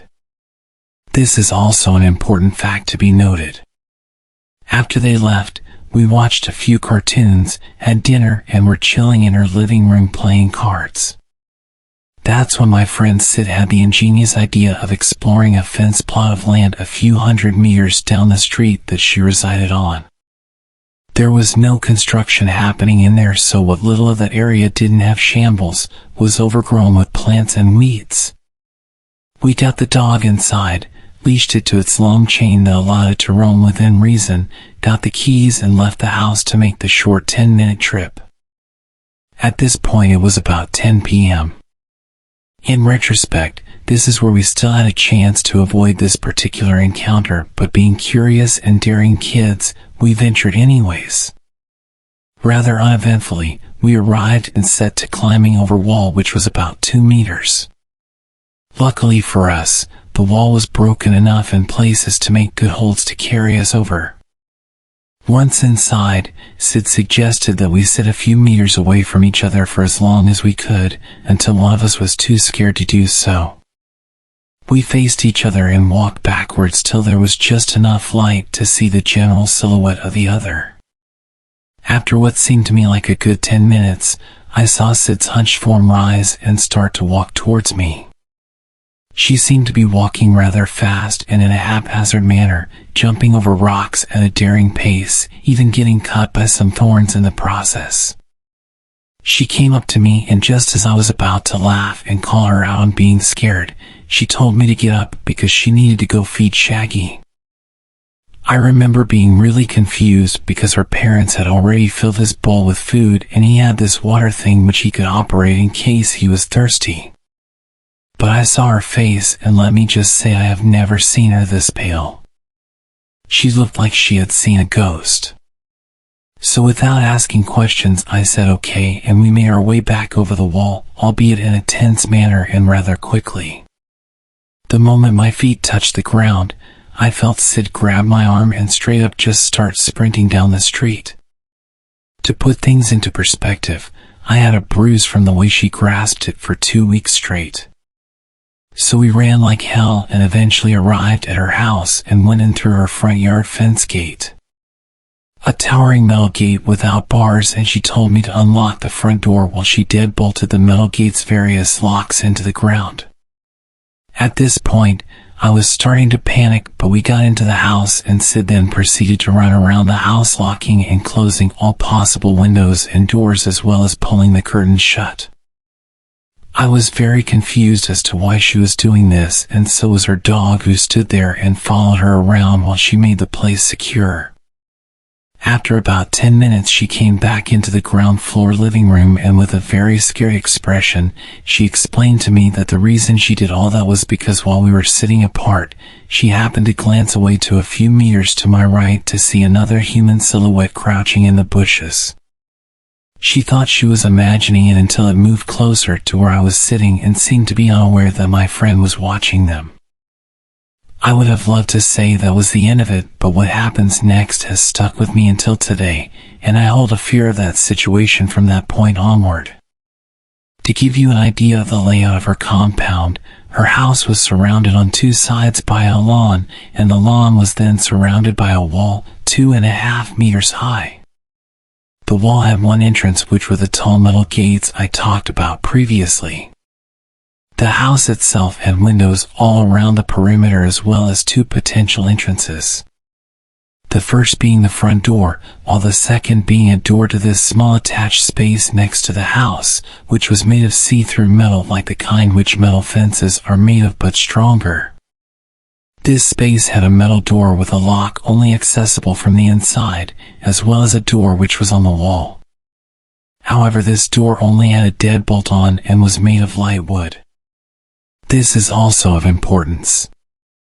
So an hour or so after the incident, we were upstairs in her air-conditioned room playing games on her computer and talking about whatever it is kids talk about, when we heard the dog bark downstairs. It was growling and seemed to bark at random intervals. Keep in mind that her dog was a friendly Labrador who rarely ever growled or barked aggressively. My friend went to get the dog upstairs to her room, and after she returned she informed me that the dog was standing near the front door, growling at it. And that it took her quite a bit of effort to get him upstairs as he kept trying to go back there. We were really confused as this was unusual for him to do, and thinking that a stray dog may have caught his attention, we decided to go into the balcony attached to her room that gave us a view onto the front lawn and a part of the street directly in front of the house. Instead of seeing what we assumed would be a stray animal, we looked down to see a person standing very still in her lawn and in front of her front door. In the limited light we could make out heavy layers of muddy-looking clothing and a head full of hair that looked very matted. The dog was with us in the balcony and was whining to be let outside. We crouched in her balcony, and right as we were about to discuss the situation, we heard what sounded like the front door rattling, as if someone was trying to open it with the handle. We creeped back downstairs only to realize that this person had now moved onto the window next to the door and was trying to open that. The realization hit that he was trying to find an entrance into the house by going round the perimeter. Just as we were about to creep back upstairs, my friend grabbed me again and in a hushed tone told me that she had forgotten to lock the attached space door in her hurry before. We both looked at each other and paled as we realized that it would gain the intruder easy access into the house as the inner door had nothing but a deadbolt. At this point we heard the windows rattling behind the house, nearly 3/4 of the way back to the front again. The attached space door was a few meters away from the front door, and we were lucky that he had chosen to go around the other side. She told me to wait by the inner door with the dog while she went outside and bolted the metal door. She then informed me to close the door as soon as she returned, and that if she was caught to let the dog outside and to close the inner door as discreetly as possible as to not give myself away. We were both terrified, and since we had no time to argue about it, I stood guard at the inner door while she went to the outer door, fumbled with the lock, and returned inside, practically running as quietly as she could. We closed the inner door, and just then we heard the outer door rattle harshly. Had she not gone there and then, there was a big chance that we would have no choice but to hide at her house had he found his way in. After he tried opening all doors and windows, which took a while as he was doing it quite intently and forcefully. We found our way back upstairs and went back into her balcony to see if he had gone away, as we were standing still near the foot of her stairs for a while, listening for any further activity. As we looked down, we saw him once again standing in her front lawn. However, this time we could see his head was tilted back, and it felt like he was looking right at us. However, we knew that it was far too dark for him to be able to spot us, as we closed all the windows shut. We had proceeded to kill the lights in her room, as well as drawn the curtains as to not let her little bedside light escape the blinds. He then started giggling in the quiet of the night, and proceeded to go down on all fours, crawling around the lawn in front of the house while his laughter grew. In retrospect, we should have called the authorities at this point, but being the terrified kids we were, we did not want to get into trouble for not even being able to follow simple instructions. He did this for nearly half an hour, only to stand up once again facing the street. Then he started climbing on top of the kennel in the corner, up onto the top of the wall, and then jumping down to repeat the loop. We stood still in our balcony, waiting to see if he would return, but an hour passed, and that was the last we saw of him. At around 2 a.m. her parents returned. The next morning they were very confused as to why all the doors and windows were closed on such a pleasant night, and why there was mud on the front doorknob. We said we just wanted to play in the dark inside the house, lying about the actuality of the situation. To this day I do not think the man has been caught.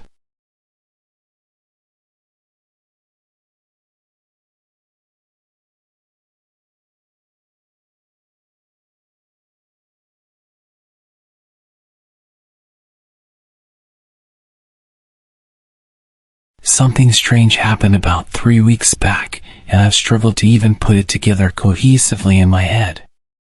But I'm going to try, because I think that what happened at my sister's sleepover might actually be more widespread than I imagined. Looking back now, I don't even remember how many girls were there. I think it was 10 or 12. All of them in the 8th grade and close to my sister Rachel. As they got into their sleeping bags and told each other stories, me and my best friend Kurt had a devilish idea. "We're going to scare these girls senseless," he said wickedly. I have to admit, it was just for cheap thrills. But I didn't see the harm. We got into my father's workshop and stole a few of his basic paint supplies to make Kurt look like a typical horror movie vampire. Then we went to the backyard and started to climb the tree outside of Rachel's window. Kurt was in place, ready to start making the usual boogeyman noises when he froze and squinted into the window. "What the hell?" he muttered as he tried to look in. "Hey! What are you doing? Don't be a peeping Tom!" I shouted up at him, trying to figure out why he was hesitating to start the scare. Then suddenly his eyes widened and he started to fumble backwards. I watched as his feet slipped from under him and he fell to the ground. It happened in slow motion. But the sound of his head hitting the bird fountain in our backyard is one that I will never forget. Jesus Christ! "Kurt, are you okay?" I screamed. I looked up, waiting to see if my sister or one of her friends would stare out and see this horrific accident. I tried to prop his head up and stop the bleeding. Then I reached into my pocket to call 911. But I hesitated. I know it's dumb, but my parents were already going to give me a tongue lashing for being stupid anyway. I didn't want the cops to find me for something like this, so I ran inside and used Kurt's phone instead. As dumb as that was, what I did next was even stupider. I went back out, and after checking to make sure he was okay and not bleeding out, I decided to climb the tree and see whatever it was that had caused him to act so strangely. Slowly, I crawled up the branches and peered through the window to where my sister and her friends were sleeping. All except for one of them. It's been so long now, and I still remember that ungodly sight. One of the girls was standing there, crouching over the other girls with a sharp knife, slashing wildly at the defenseless sleeping friends. I will never forget the look on her face as she swung that knife. That's when the girl looked straight at me. I nearly fell back like Kurt did. But instead, I stared her down across the darkness. She'd already seen me. What good would it do running away? She could never make it outside in time to catch me regardless. Suddenly she started making her way to the door, and I could see that some of the other girls were moving. I scrambled to get out of there. I didn't even wait for paramedics to show up and help Kurt. I didn't want to be around if she was coming to get me. I ran for what felt like hours and ended up at my grandparents' house on the outskirts of my town. I frantically tried explaining to them what had happened. They called my parents, and eventually they started putting the story together. Kurt was in the hospital with his head injury, and apparently all the girls were fine. I went to see Kurt a while later to see what he remembered. Nothing. So now there's rumors that I attacked Kurt and put him in hospital and then ran away to avoid trouble. I tried talking to my sister about what I saw, but she denies that anything of the sort happened and treats me like I'm crazy.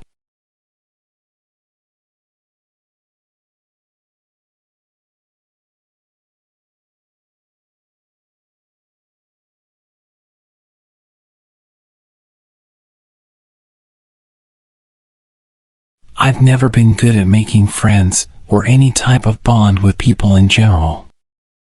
I'm not even close to most of my family members like I'm close to Jessie. Jessie is my best friend. I've known her only for a year and a half, but she's literally my world. She's the only person I can speak to, the only person who understands me. I've never slept over at anyone's house that isn't mine, and even when I'm supposed to be staying at a family member's house, I get anxious and they have to call my parents to collect me. This results in my parents having to cancel everything that they plan. My parents resent me. I'm a huge burden to them because of just how anxious I am. Jessie asked if I wanted to have a sleepover at her house. I'd never been to her house, or anyone else's house for that matter, and I'll admit I was ecstatic, but also hesitant in case I got anxious and ruined the sleepover and my friendship. I knew I was probably overthinking, but it still scared me. Jessie gave me some time to think, and I eventually agreed. I told my parents and they were pretty shocked, but decided to let me go because I had an actual shot at making a best friend for life. The car pulled up onto a large driveway, connected to an even larger house. It was huge, like mansion-sized. Probably the biggest house I'd ever laid eyes on. Me and my parents made our way over to the front door, which was about twice my dad's size, and he was 6'7". There was no doorbell. Instead, there was an abnormally large silver knocker in the middle of the door. I knocked. Jessie answered the door. When she saw me, her face seemed to light up and her smile grew larger. She instantly leaned in for a hug.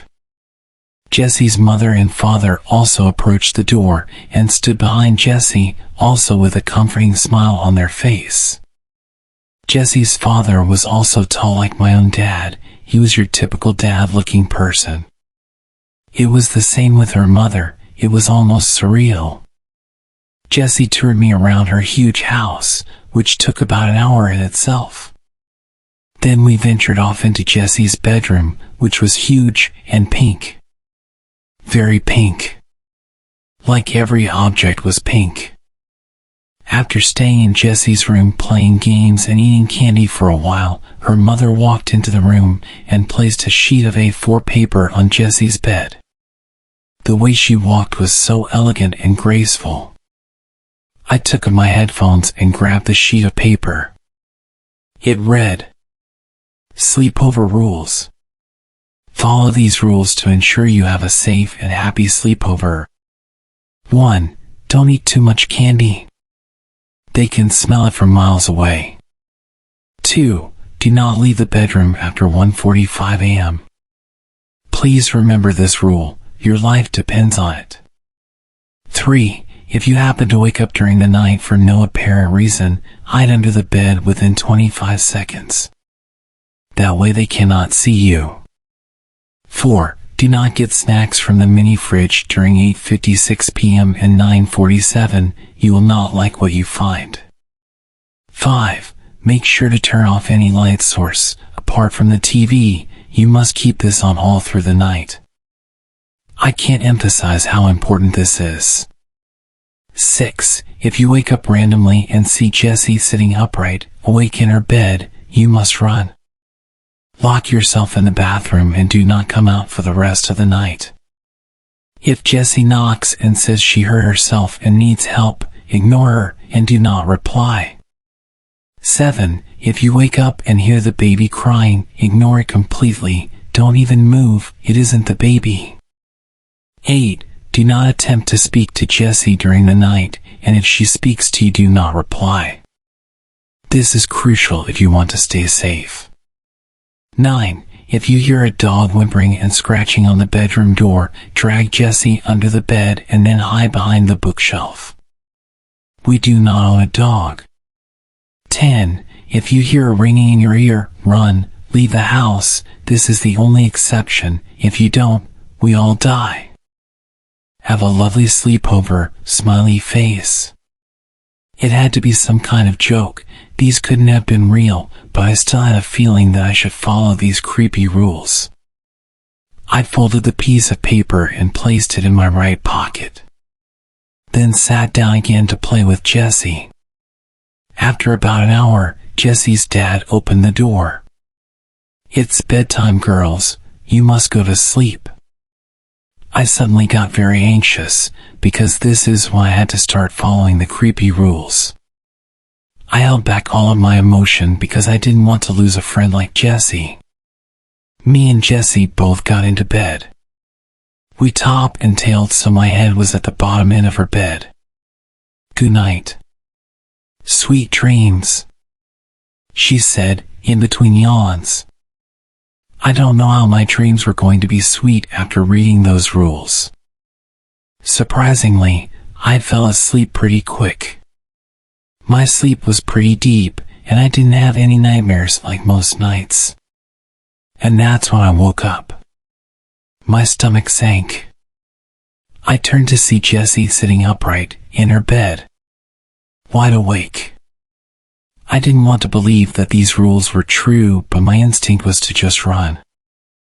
I bolted into the bathroom and locked the door behind me. After a solid few minutes of hyperventilating in Jessie's bathroom, I decided to unlock the door. I thought it was all probably stupid anyway. Just before my hand reached the lock, someone knocked on the door. I froze. "Tina, help me. I've hurt my head and my vision's going blurry." I desperately wanted to open the door, but something in my head advised me against it. Jessie kept screaming for help. I slumped into the corner, shaking with every breath I took.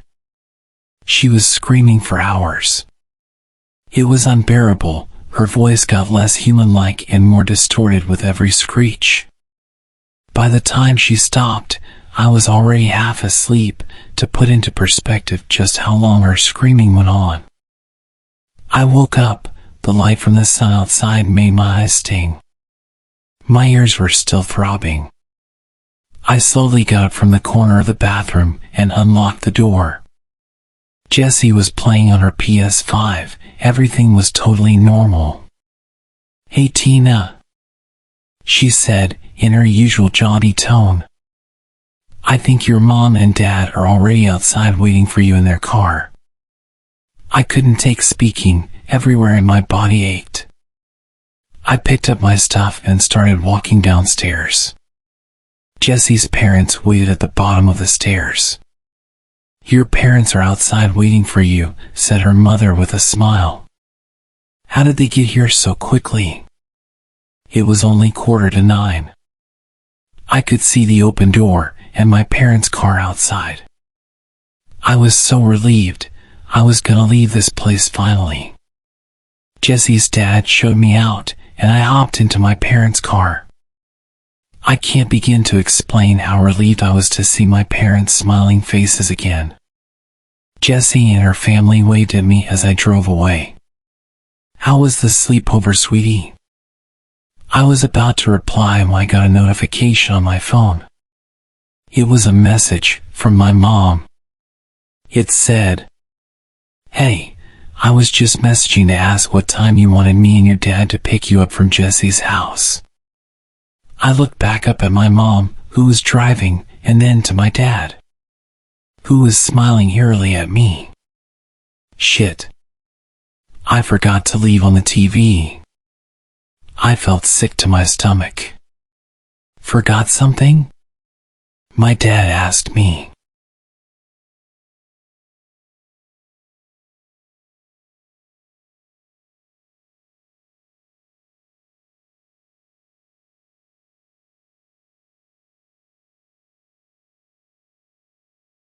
I've always been good friends with one of my cousins, Cole. We're both the same age. The two of us were not quite inseparable, but we always did get along very well together, and were often found together, both in school. As we'd always end up in the same class together throughout elementary school and outside of it.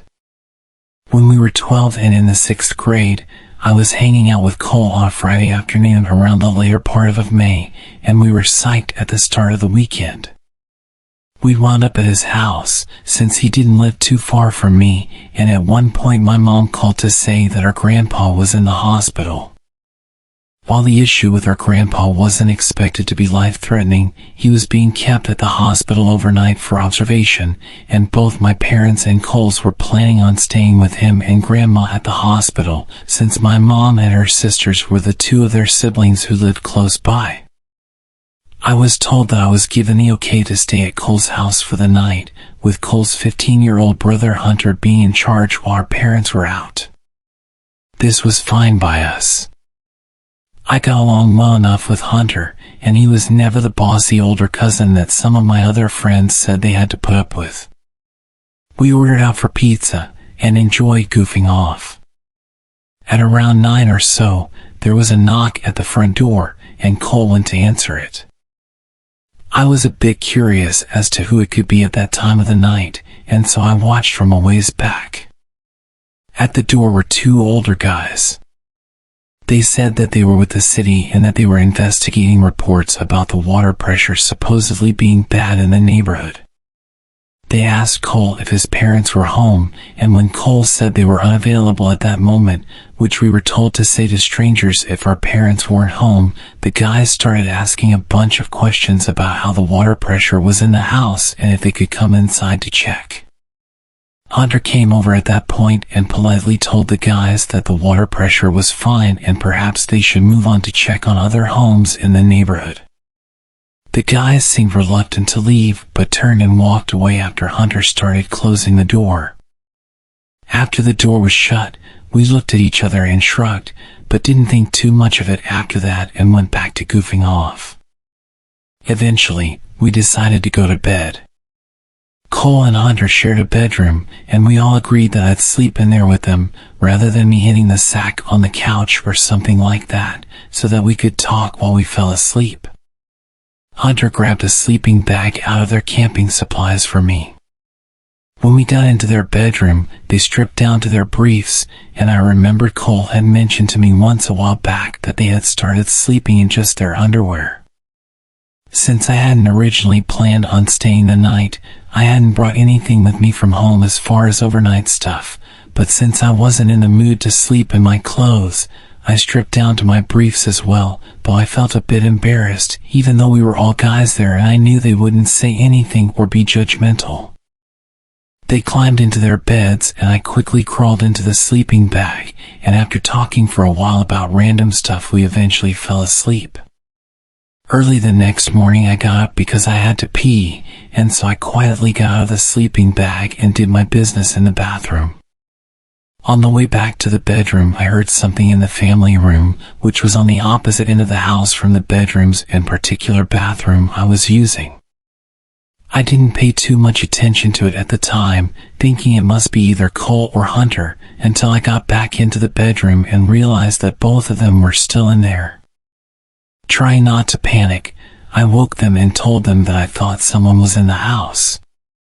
They quietly followed me, and the moment we walked into the family room we saw the two guys from the night before in there, and it was rather clear they were robbing the place. One of them started moving towards us as he pulled out a wicked-looking knife. The three of us promptly raced to the front door, somehow managed to get it unlocked and open, and we fled outside.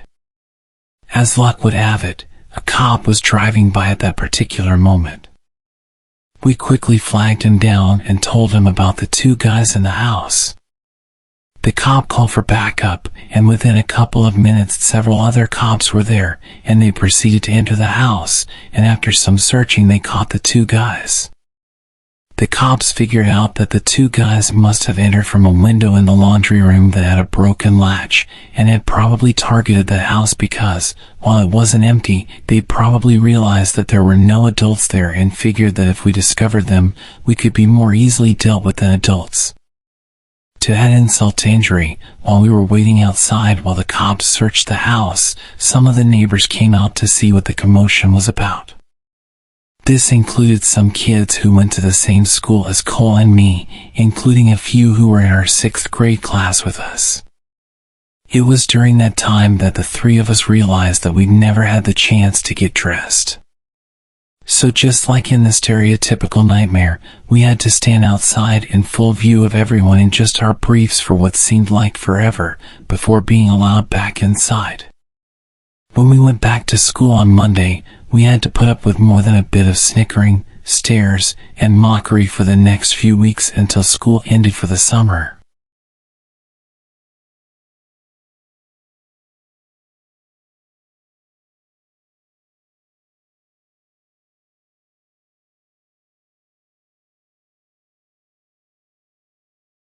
To understand my story, you need to know a bit about trespassing laws in our country. We don't have any. As long as you are respectful and non-destructive, you can walk over any hills you like, and in my case, camp on any beach of your choosing. So long as you leave the area as you found it. I used to love camping as a child. Our family would go multiple times a year with a large group of my parents' friends and their kids. On average, there were maybe 10 of us at a time, which was a bit of a logistical challenge since we always headed out to this one really remote beach on the coast. Actually, we weren't the only ones. There were always yachts bobbing just off the shore with people in them, and other campers lining up the beach. Most of them also had children or teenagers, so it wasn't a wild party scene. It was very much an informal family holiday spot. There was even a small building with toilets and showers installed nearby, even though this was the middle of nowhere. I guess the local council must have figured it out, then got sick of people peeing behind bushes. We took a trip up in spring 2011. I remember this because I got my dog in winter 2010 after picking her out that November. I got her from the shelter as a birthday gift to myself, since I paid her adoption fee. She will be very important to the story later on. Let me tell you a little about Parmesan. Parmesan came to me as a 6-month-old puppy who had been rescued from a dog fighting situation. We're not entirely sure what breed she is, but my best guess is a Lurcher Staffy mix. She is a wonderfully well-tempered dog with people and most dogs, but you absolutely do not threaten her.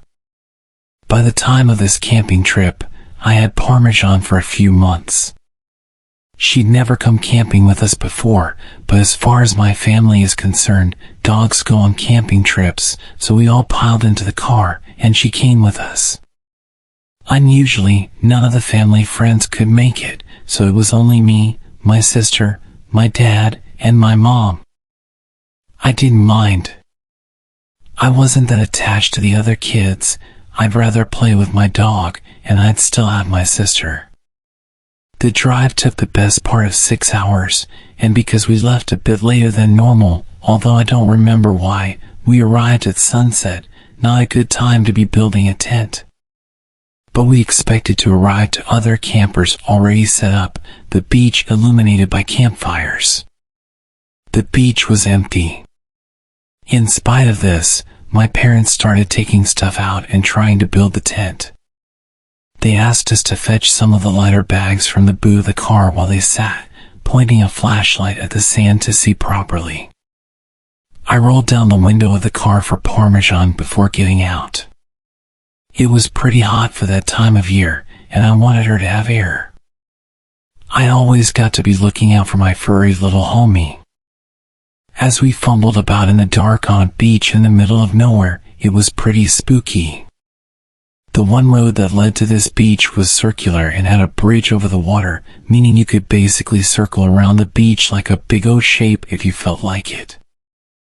I wasn't really paying any attention to the road. I was complaining I was tired, as kids do. But my mom was.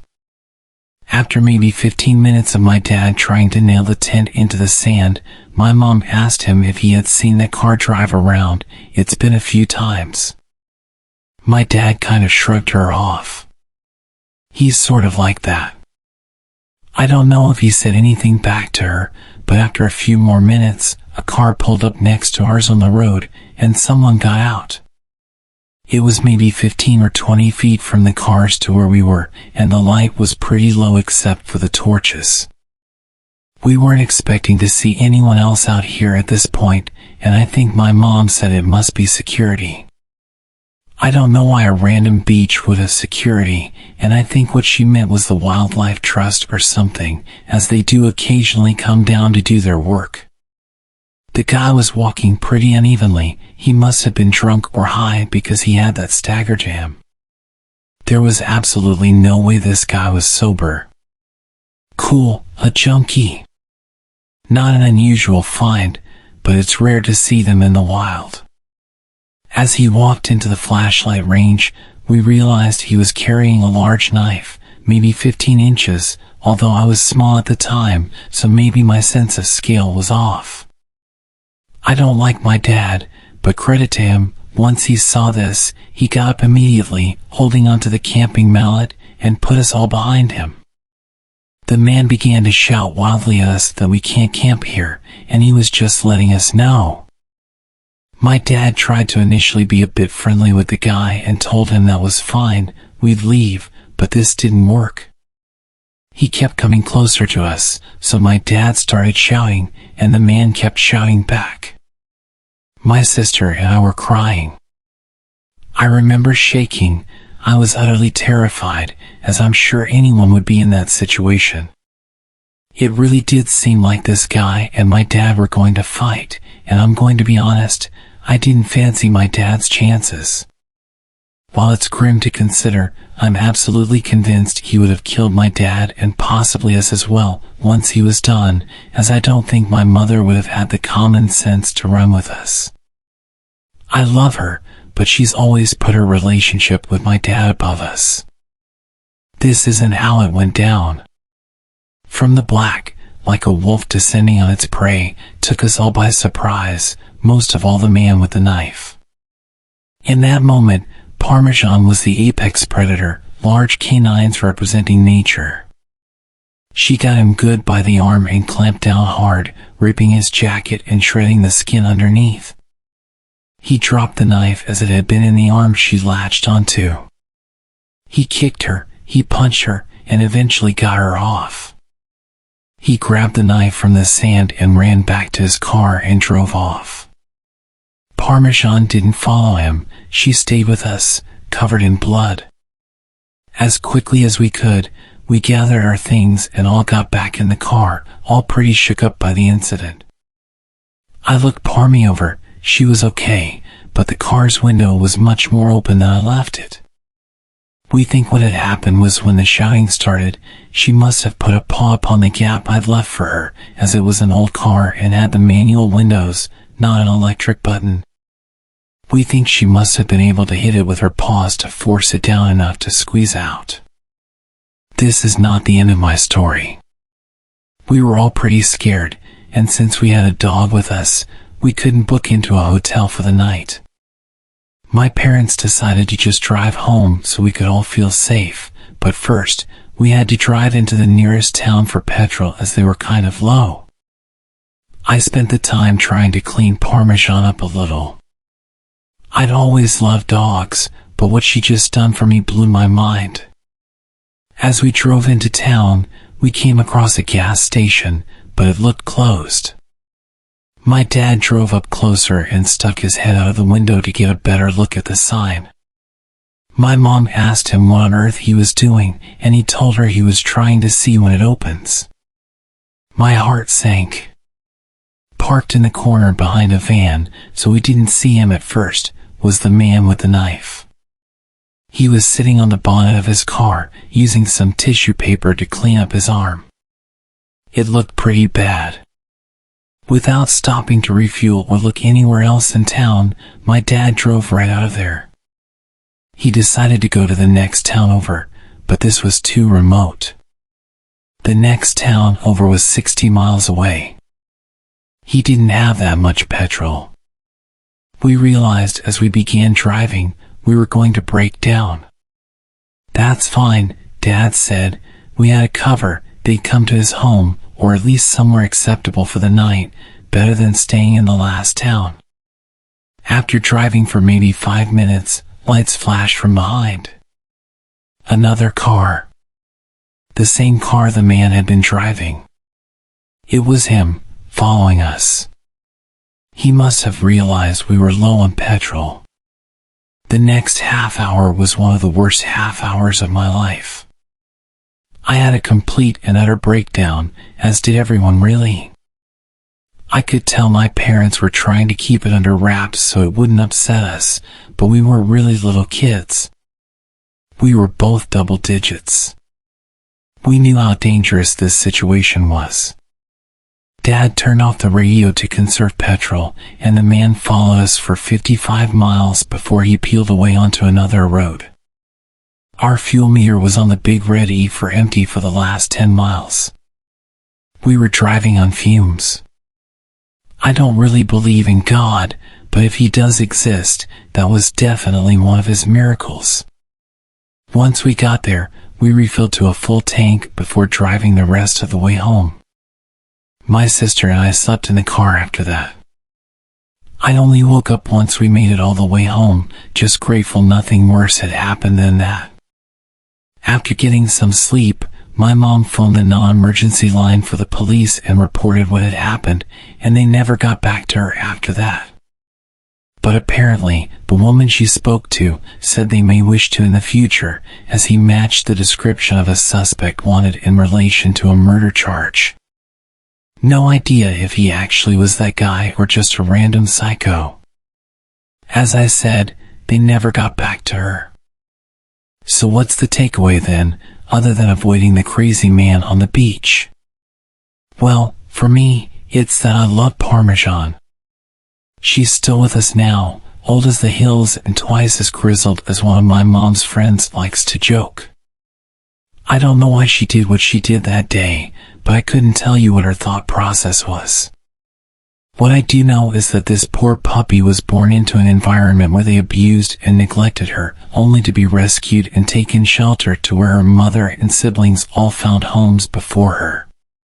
Despite how badly people had treated her, when I took her home, she forgave but never forgot. I think the saying is, I never trust a person who doesn't like a dog, but I always trust a dog when they don't like a person. They have a very good understanding of human body language, and I think she must have understood how much danger we were in. I paid £78 for Parmesan's adoption fee, which is a lot when you're a kid, but it chills me to my bones knowing if I hadn't been so insistent on a dog, I might have been killed.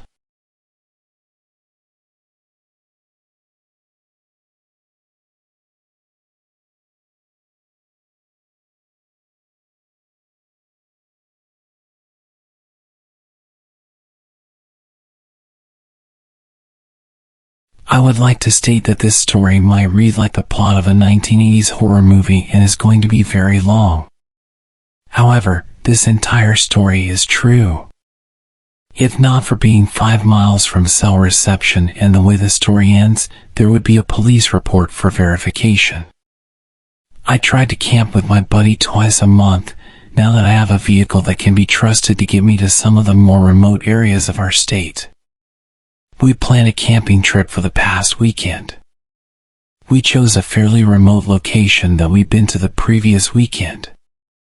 The previous weekend, we were the only people we'd seen within 1 mile of our camp spot. Friday night, we got there and set up. This story takes place Saturday night. It's about 9 p.m., so the sun is long gone and the moon hasn't quite risen yet. It's pitch black out, other than what our fire lights up.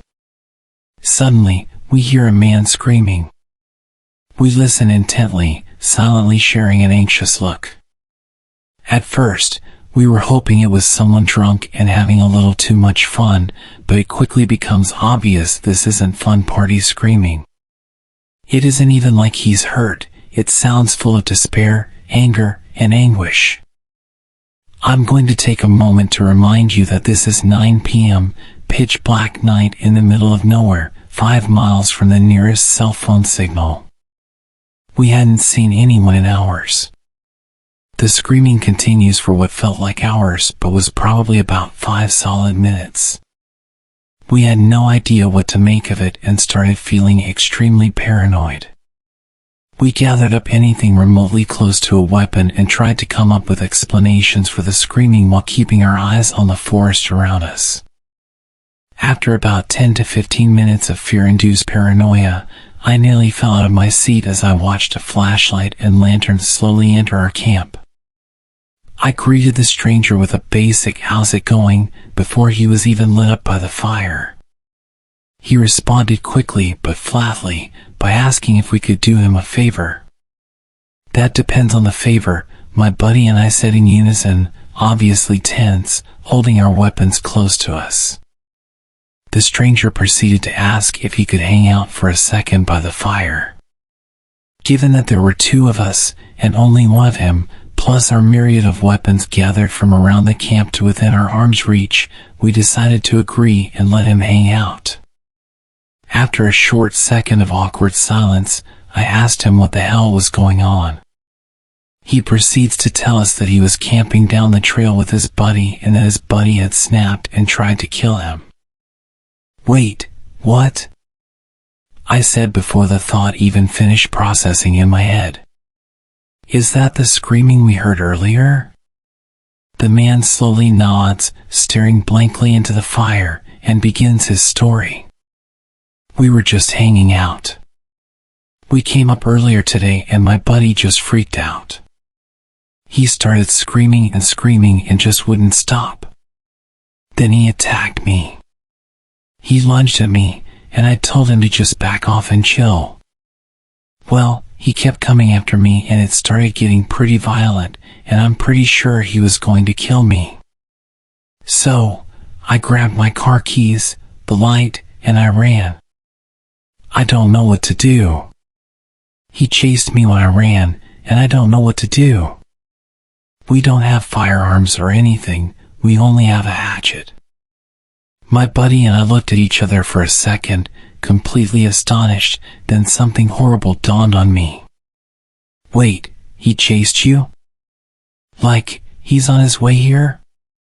The man just slowly nods in reply, and right on cue, like some terrible horror movie come to life, we hear screaming from maybe 30 to 40 feet from our camp, down on the main trail. "I just want to talk," is what we heard him screaming. I'd never in my life heard a man scream like this. I'd never heard anything like it. It was a brutal scream that was shrill to the ears, yet deep in pitch, the sound of someone gone completely mad. And the way he said the stranger's name would switch erratically from long and melodic to short punches of sound.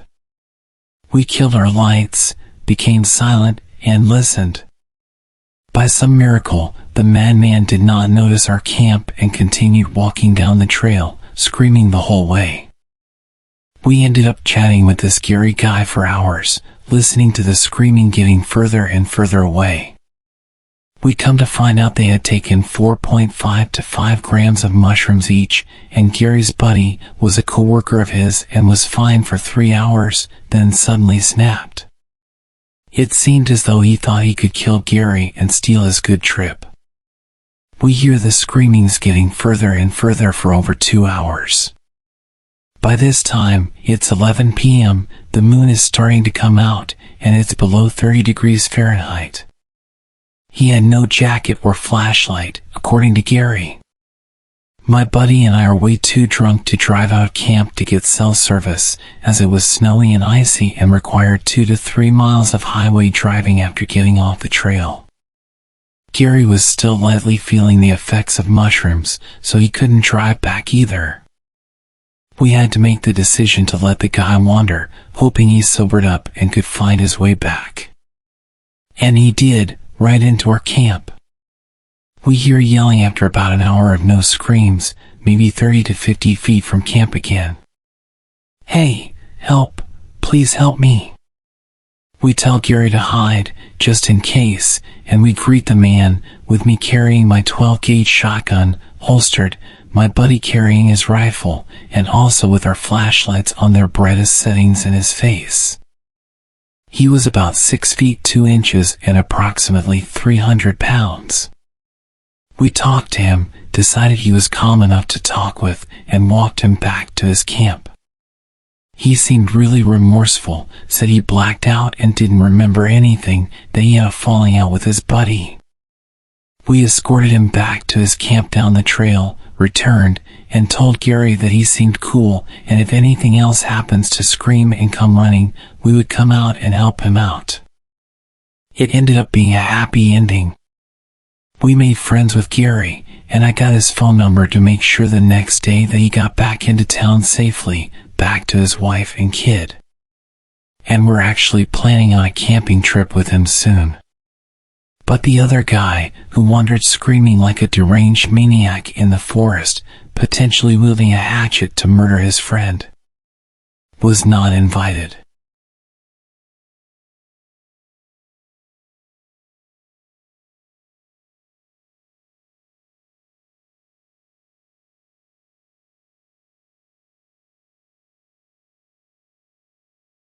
This all went down during the spring break of my junior year of high school. My school was in a pretty small Iowa town, with a district spanning several smaller hamlets. During the summer of 2014, a few friends of mine put together a film club that would make short films and compete in national film festivals against other schools. We were a pretty small group, and I found it kind of difficult to get together for any actual filming until spring break of 2015, when we made plans for a little excursion. 4 of us ended up going on the trip, myself and 3 members of the club, let's call them Jake, Bill, and Kyle. We ended up choosing to go camping at Mossy Glen Hollow, a supposedly haunted state park in northeastern Iowa.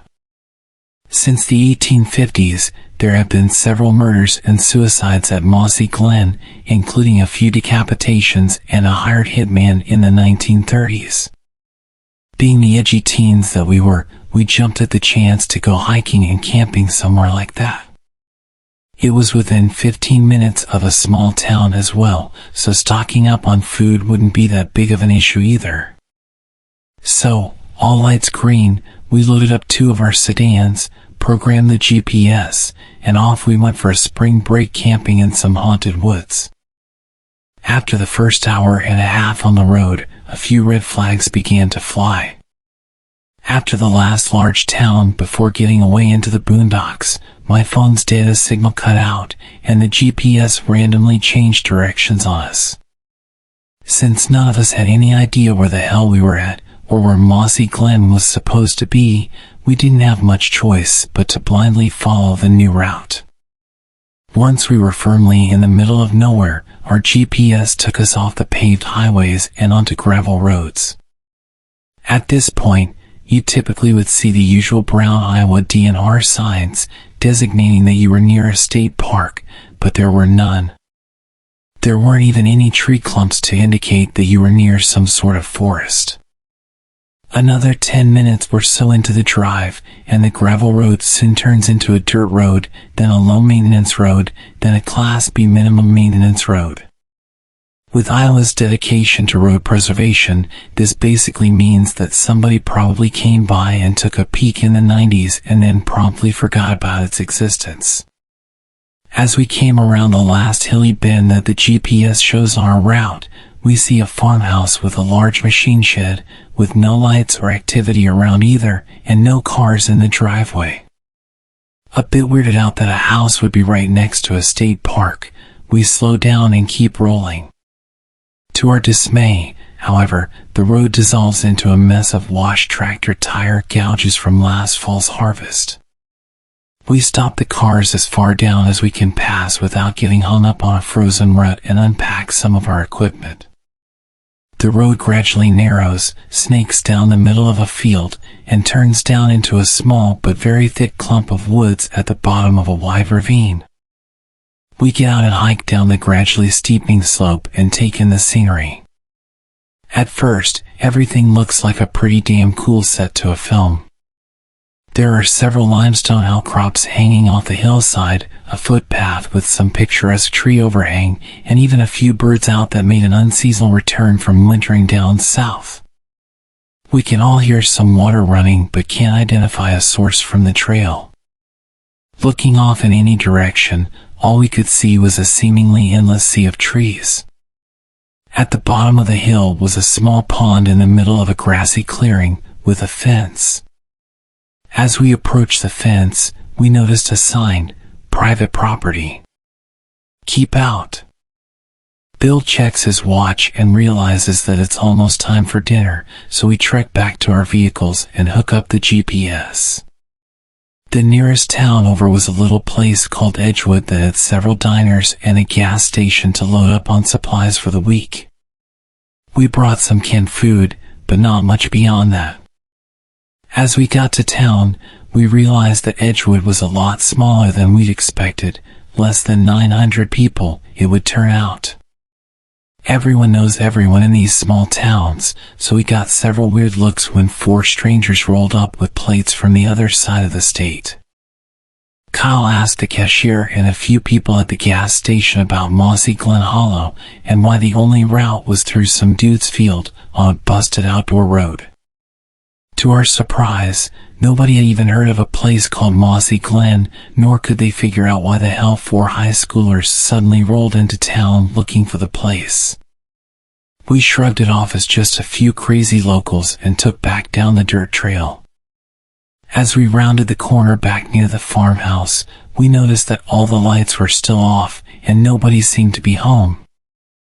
I suggested that we leave some sort of note on the house door that we were going to be parking on the side of the road near their place, just to be safe. It was starting to get late in the day, and being this far out in the country, it wouldn't be unheard of to come face to face with a shotgun when the homeowners found our cars. Since the road was impassable from that point on anyway, parking there wouldn't realistically block anybody off the road and would still technically be on public land.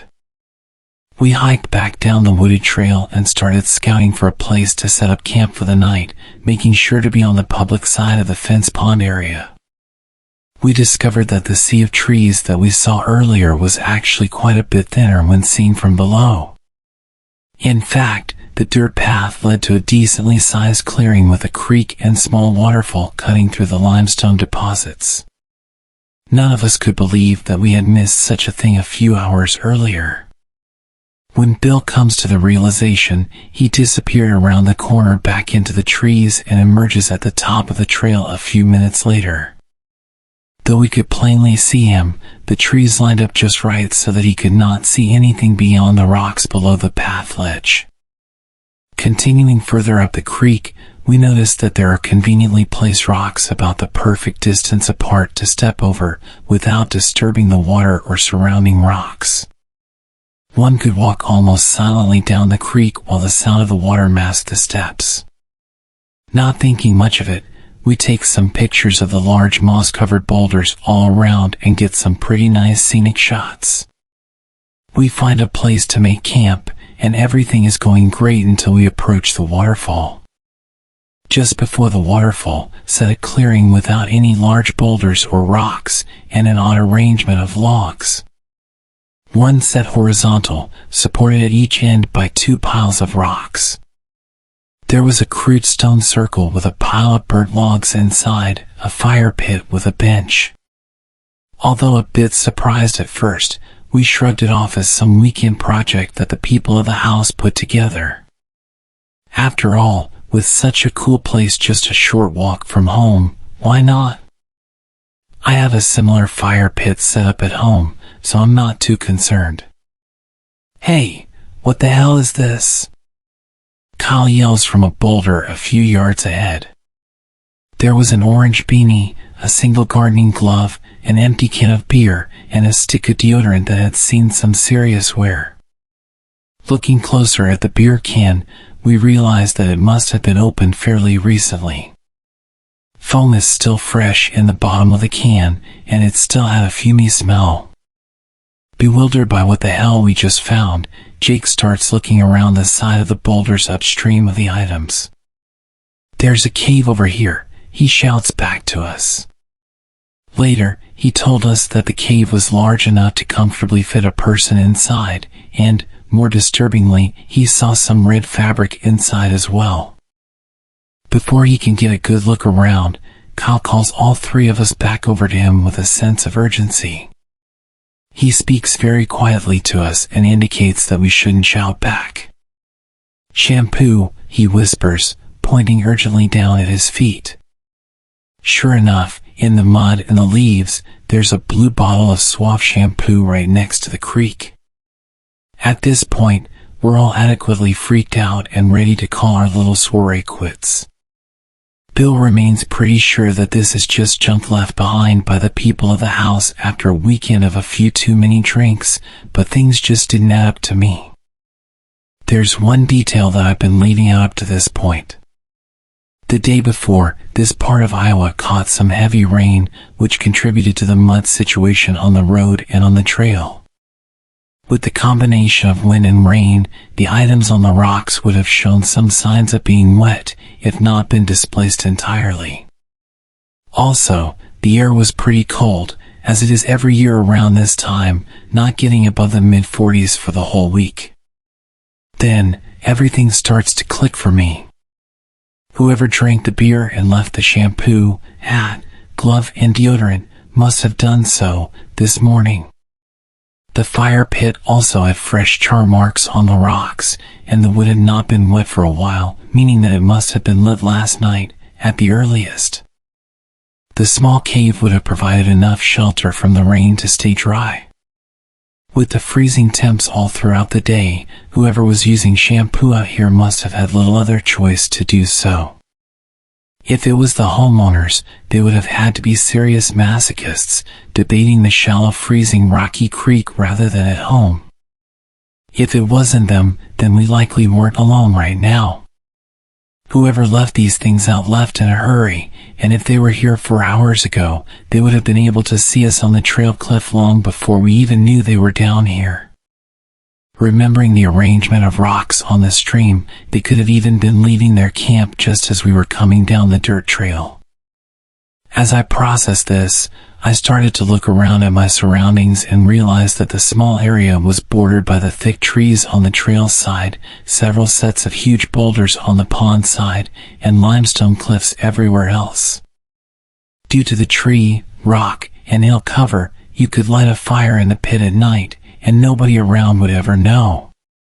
If you were wearing brown or green, you could easily see down from the rocks on top to the camp below while blending in with the trees above.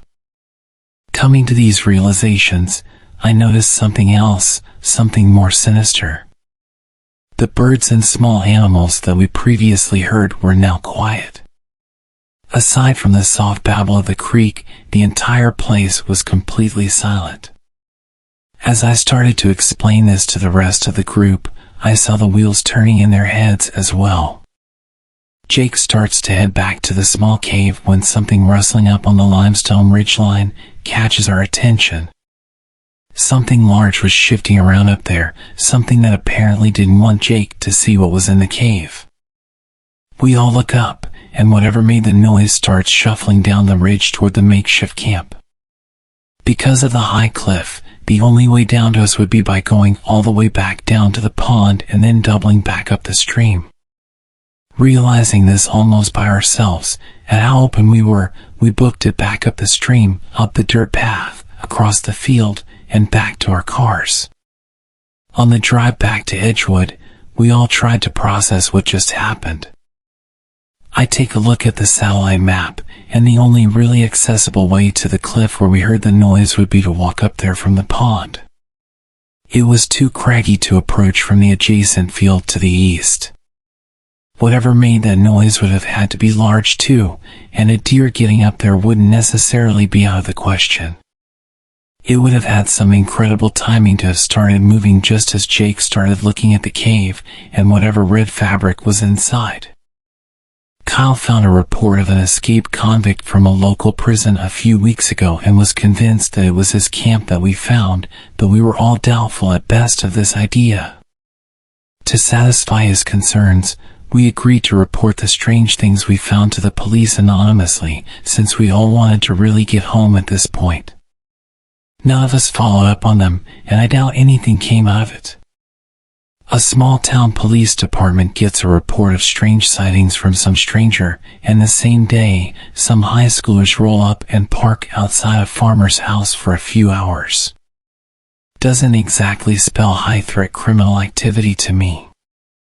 Still, things just don't seem to add up. Whoever came running down that cliff, if indeed it was a who, wanted to keep whatever was inside the cave hidden, but not enough to actually fight some teenagers. We figured he just wanted to scare us off since the noises seemed to stop once we reached the dirt path. I thought it odd that someone living out in the woods, with something seemingly to hide, would set up shop in a state park. That is until I checked my GPS again. That little route that it took us on was an old entrance to the park that had been cut off by the purchase of the lake area.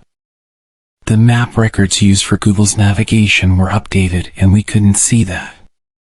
The place we were at was still public land, for sure, but not quite what we pictured.